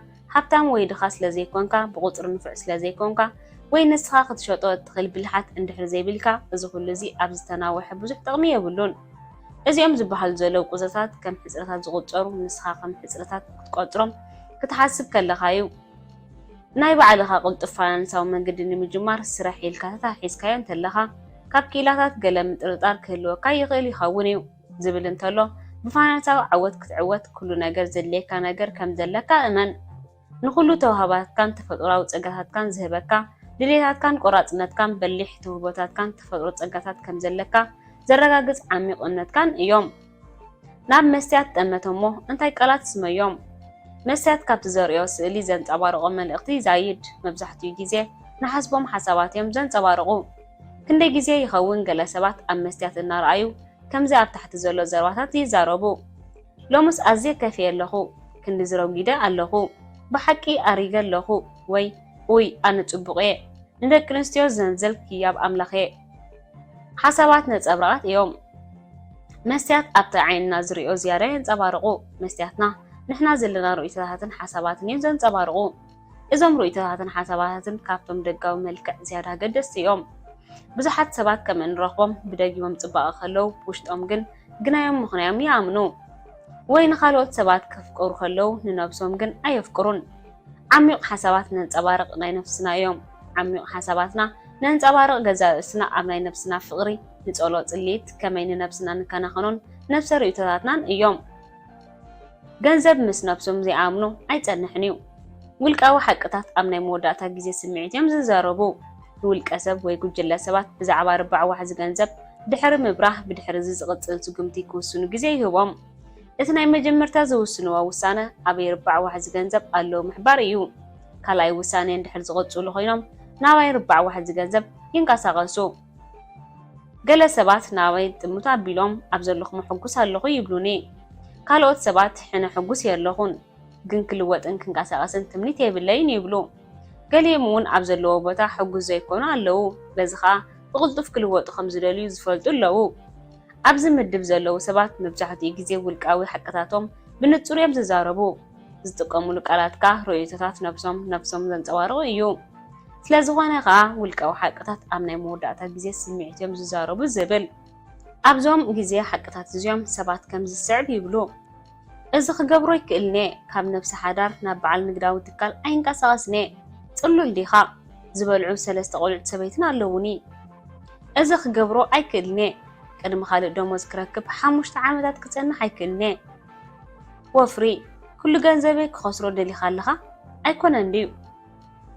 ክወፍሮ ዝኽእል ገንዘብ የብለይን ቅድሚ ዝኾነ ነገር ዝግበር እኹል ሓበሬታ ክህልወኒ ኣለዎ ቅድሚ ሕጂ ፈቲንዮ ነይረ ግን ኣይሰርሕን እዩ ፋይናንሳዊ ጸብጻብ ከንብብ ዘልየኒ ይኮነን ንዑ ዝገብሮ ሰባት ኣይስእንን እየ ዘጨንቐኒ ጉዳይ ኣይኮነን ገና ንእሽተ እየ ዘለኹ በሊሕ ኣይኮንኩን ምሳይ ክሰርሑ ዝኽእሉ ልክዕ ሰባት እንተረኺበ ምገበርክዎ ነይረ ሰብኣየይ ሕራይ ኣይብለንን እዩ ሰበይተይ ኣይትርዳእንን እያ ዓርቑተይ እንታይ ክብሉኒ ኣነ ሎሚ ዓብየ ኣነ ሎሚ ንእሽተ እየ ዘለኹ እዚ ብዙሕ ክቡር ስራሕ ኣይኮነን እዚ ምስናተይ ክብረት ዝኸይድ ኣይኮነን ኩሎም ቃላት መስትያት እዮም ውልቃዊ ሓቅታት ኣብ ናይ መወዳእታ ግዜ ስምዒት እዮም ዝዘረቡ ኩሎም ቃላት መስትያት እዮም ምክንያቱ ሰባት ምናልባት ብዛዕባ ካልኦት ሰባት ይዝረቡ ይኾኑ ተኾነ ግን ብዛዕባኦም እንታይ ይሓስቡ ግን ገለ ጥብላሕታትን ሓሳባትን የንፀባርቑ ዝበለየ ምኽረይ እቶም ኣብ ሓደ ርባዕ ናብ 2 ርባዕ ክሰጋገሩ ተቐሪቦም ዘለኹም ሰባት እታ ሓንቲ ክመኽረኩም ዝደልየኩም እንታያ ቃላትኩም ፍለጥዎ ብፍላይ ነቶም ኣብ ልብኹም ከብድኹምን ነፍስኹምን ዝመፁ ቃላት ፍለጥዎም ለውጢ ክትገብር እንተደሊኻ ብስምዒት ዝምንጩ ሓሳባት ቃላትን ፍለጦም ስምዒታትካ ንሓሳባትካ ይሰርሕዎ ምህላው ዘይትፈልጥ እንተኾይንካ ኣብቲ ጉዕዞ ኣይክሰርሕን ኢኻ ኩሉ ግዜ ንነብስኻ ንድሕሪት ተመለሳ ሰበይተይ ኣይትርዳእንን እያ እንተኢልካ ኣብዚ ልዕሊ ማንም ሰብ ባዕልኻ ብዛዕባኻ ትዛረብ ኣለኻ ምናልባት ክትገብሮ ዘይከኣልካ ስጉምቲ ብመንገዲ ሰበይትኻ ምስምስ ትገብር ኣለኻ ብተዘዋዋሪ ነዚ ሓድሽ ሓሳብ ከመሓላልፍ ትብዓት ወይ ናይ ኣባህላ ክእለት የብለይን ትብል ትህሉ ኩሉ ቃላት መስትያት ኮይኑ ነፍሲ ወከፍ ከርእየካ ዝኽእል ዕድላት እዮም ወይ ስራይ ወይ ደው ኣቢለ ሓድሽ ናይ ስራሕ ክጅምር ኣይክእልኒ ክሓስቦም ዘለኒ ስድራ ኣለውኒ ልቓሕት ሕጃ ኣለኒ እንተኢልካ እዚ ማለት ኣነ ደኺመየ ካብ ዝወፃእ ዝገብሮ የብለይን ትብል ትህሉ ወይ ዝመሮ ሓድሽ ነገር የብለይን ትብል ትህሉ እዚኦም እዮም እቶም ውልቃዊ ሓቅታት ንብሎም ውልቃዊ ሓቅታት ውልቃዊ ሓሶትን እውን ክንብሎም ንኽእል ኢና እዚኦም ውልቃዊ ሓቅታት ሓሶትን እዮም ንነፍስኻ ትሕሱ እንተኾይንካ ጉዕዞኻ ይትውድኦን ኢኻ ክመኽረካ ዝደልዮ እንታዩ ጥርጣሬኻ ፍርሕኻን ዝዕንቁፅኻ ሓሳባትን ስመዮም እሞ ውሽጣዊ ሓቅታት ክትፈልጥ ኳዓቶም ንኣብነት ኣነ ደኺመየ ካብ ዝወፃእ ዝገብሮ የብለይን ትብል ዘለኻ ሓቂ ክኸውን ይኽእል እዩ ሓሰት እውን ክኸውን ይኽእል እዩ እቲ ሓቂ ሓድሽ ትምህርቲ ከይተምሃርኩ ዝያዳ ክደክም እየ ካብዚ ዝያዳ ሓቂ እቲ ሓቂ ሓድሽ ትምህርቲ ክምሃር ይፈቱ እየ ሓድሽ ነገር ትምህርቲ የፍቅር እዩ በዚ ከዓ ሂወተይ ክትሕጎስ ይደልያ እየ ምናልባት ምልእቲ ዓለም ክትክፈተለይ ትኸውን ሓንሳብ ናብ ዓሚቕ ሓቂ ክትኣቱ ምስ እትኽእል ምናልባት ሓያል ዝኾነ ክፋል ውሽጣዊ ሂወትካ ረኺብካ ንሂወትካ ክትቅይራ ትኽእል ኢኻ ጉዕዞና ቅድሚ ኪምን ኣነን ንቕድሚት ምኻድና ብዛዕባ ነብስና ዝነበረ ርእይቶታትናን ነቐፌታትናን ክንነብር ድሌት ነይሩና እዩ ምስ ጠርጣራታትናን ክንነብር ድሌት ነይሩና እዚ ነገር እዚ ግን ንጉዕዞና ደው ከብሎ ይከኣለን ኣብ ገለ ጋጣሚታት እቲ ፀቕጢ ክሳብ ነጥበ ፍልሓት ይበፅሕ ነይሩ እዩ ብነብሰ ነቐፌታት ባግ ይብል ነይረ ብጥርጣራታት ባግ ይብል ነይረ ንሱ እውን ብናታ ጥርጣራታት ባግ ትብለኒ ነይራ ቅድሚ እዚ ጉዕዞ እዚ ምጅማርና ኣብ ሂወትና ክንገጥሞ ዝነበረና ነገራት ውልቃዊ ነቐፌታትን ጥርጣራታትን ዘይብቁዕነት ምዃኑ ንፈልጥ ነይርና ኢና ኣብዚ ጉዕዞ እዚ ስራሕና ከም ሰብኣይን ሰበይትን መሻርክትን ፍቅረኛታትን ንሕና ካብዚ ውልቃዊ ነቐፌታት ጥርጣራታትን ዘይብቁዕነትን ዝሓየልና ምዃንና ንነብስና ነዘኻኽራ ነይርና ኣብ መስርሕ ነብስና ዝያዳ ምእማን ተማሂርና እቲ ናይ መወዳእታ ዕላማና ኪኖ ምህብታም እዩ ነይሩ ዕላማና ንነብስና ገንዘብ ምትእምማን ምምሃር እዩ ነይሩ እቲ ንባዕልኻ ክትኣምን ኢልካ እትመርፆ ሓሳብ ዝውስኖ እንኮሰብ ንስኻ ባዕልኻ ምዃንካ ዘክር ናይዚ ጉዕዞ ህያብ ናጽነት ኮይኑ ብገንዘብ ዝገዝእ ጥራይ ዘይኮነ ኣብ ነብስኻ ትረኽቦ እምነት እዩ ካብዚ ዝመኽሮ እንታዩ ንስኻ ካብቲ ንእሽቶየ እትብሎ ሰብ ዛዕባኻ ምዃን ፍለጥ ብርኡተይ ሰባት ስለምንታይ ንሕልሞም ዶ ኣቢሎም ይምለስሉ እቲ ኣብ ነፍሲ ወከፍ ውሽጥና ዘሎ ንእሽቶ ሓሳብ ካብቲ ዓቢ ሰብ ዝያዳ ይቋፅሮን ወይ ይውሕዞን ስለ ዝኾነ እዩ ወላ ካብ ኩሉ ነገር ብቑዓይ ትኹን ግዜ ወሲድካ ክትምህሮ ትደልዮ ትምህርቲ ተምሃሮ እሞ ዓለምካ ብቕልጡፍ ክትቅየር ኢኻ ካብ ተማሂርካ ክትውጦ ዘለካ ኣይትህደም ንፍርሕን ምጥርጣርን ክጠሞም ሓድሽ ዓለምካ ክኸፍተልካ እዩ ግብራዊ ስጉምቲ ውሰድ ኣብ ነብስኻ እመን ሎምኻ ጀምር ምዕራፍ 18 መደምደምታ ሻምብቆታት ዋሕዚ ገንዘብ ንምሃድን ስድራ ቤትካን ምሕጋዝ ትኽእል ክትሃንጽ ጀምር ኣብ ውሽጢ ውሕድ ዓመታት ኪምን ኣነን በዘን 8 ስጉምታት ኣቢልና ካብ ዕዳጋ ሓዳር ናብ ፋይናንሳዊ ናጻ ሰባት ክንቅይር ሓጊዝና እዩ እዘን 7 ስጉምታት እዚአን ብቕልጡፍ ምስ ፋይናንሳዊ መንገድና ክንራኸብ ሓጊዘናና እየን ሕጂ እውን ንጥቀመሉ ዘለና እዩ እዚ ኸኣ ንዓና ፋይናንሳዊ ናጽነት ክትቅይስ ክሕግዘካ እምነት እዩ እዚ ክትገብር ግን ኣብ ነብስኻ እሙን ኩን ንነዊሕ ዝኸይድ ኣውፋራይ እንተዘይኮንካ ብዝተኻለካ መጠን ክትበጽሕ ናብኡ ኪድ እዚ ማለት እንታይ ማለት እዩ ኮፍ ኢልካ ውጥን ጌርካ ንባህሪ ውፅኢታትካ ተቆጻጸሮ ዕዳጋታትካን ጣጣትካን ኣጉድል ዓቕምታትካ ንበር ድሓር ንዓቕምታትካ ኣስፋሓዮ ኣብ ወርሒ ክንደይ ገንዘብ ይዋፍር ክንደይ ኣዋርሕ ብኹንነት መጠን ወለድ ኮይኑ ናብ ሸቶታትካ ክትበጽሕ ዋሕዚ ገንዘብ ክትፈጥርን ፋይናንሳዊ ናጽነት ክትረክብ ፍለጥ ንነዊሕ ዝኸይድ ውጥን ምህላው ብምሕያሽ እትደልዮ ዕዳ ይቐልል እዩ ኣቐዲምካ ክትገብሮ እንተፈሊጥካን ብስሩዕ ገንዘብ እንድሕር ኣውፂኻን ቀዳዊ ኣጀማምራ ክኾነልካ እዩ ኣብዚ እዋን እዚ ነገራት ኣቕልሎም ቃሕ ዝብለካ ይትግበር ስለምንታይ ዋሕዚ ገንዘብ 5 ፅሕፈታት ኣውፈርቲ 3 ዓይነት ኣውፈርትን 7 ስጉምታት ዝህቡኻ ዘለው ቀንዲ ምኽንያት መን ምዃንካ እንታይ ድሌታት ኣለካን ኣብ መጻመን ክትከውን ኣለካን ብዙሕ መናቓሒታት ክህበካ ስለዝደለኹ እየ ዝኾነ ሰብ ኣበይ ርባዕ ዋሕዚ ገንዘብ ይህሉ ንፍሉይን ቅልጡፍን ፋይናንሳዊ መንገዲ ክረኽቦ ከም ዝኽእል እምነት ኣለኒ ኣቐድም ኣቢለ ዝበልኩኻ ዘክር ናይ ኣምኻ ስራሕ ዝህበካ እዩ ናትካ ስራሕካ ግን ሃፍታም ይገብረካ ድልው ዲኻ ንሳንኪሎታት ማይ ምግላል ኣቋሪፅካ ሻምብቆታት ዋሕዚ ገንዘብ ሃኒፅካ ንዓኻ ንስድራ ቤትካን ቅዲ ህይወትካን ክትሕግዝ ክትጅምር ኣብ መጀመርታ ዓመት ስራሕካ ግበር ዝብል ሓሳብ ምናልባት ከቢድን ዘደናግርን ክኸውን ይኽእል እዩ ክንደይ ክትፈልጥ ብዘየገድስ ብዙሕ ነገር ኣሎ ግን እትመሃሮ እዚ ምህሮ እዚ ናይ ነዊሕ መስርሕ ህይወት ዝሓለፎ ምህሮ እዩ እቲ ጽቡቕ ዜና እንታዩ ኣብ ምጅማሩ እቲ ዝኸብር ምዃን እዩ ሓንሳእ ንስኻ ንኺስካ እንተጀሚርካዮ ህይወት እናቐለለት እያ ትኸይድ ዓመት ስራሕካ ግበር ዝብል ኣመር ከተተግብሮ ከቢድ ኣይኮነን ድሓርካ ልሙድ ነገር እዩ ዝኸውን ወደ ሓንካ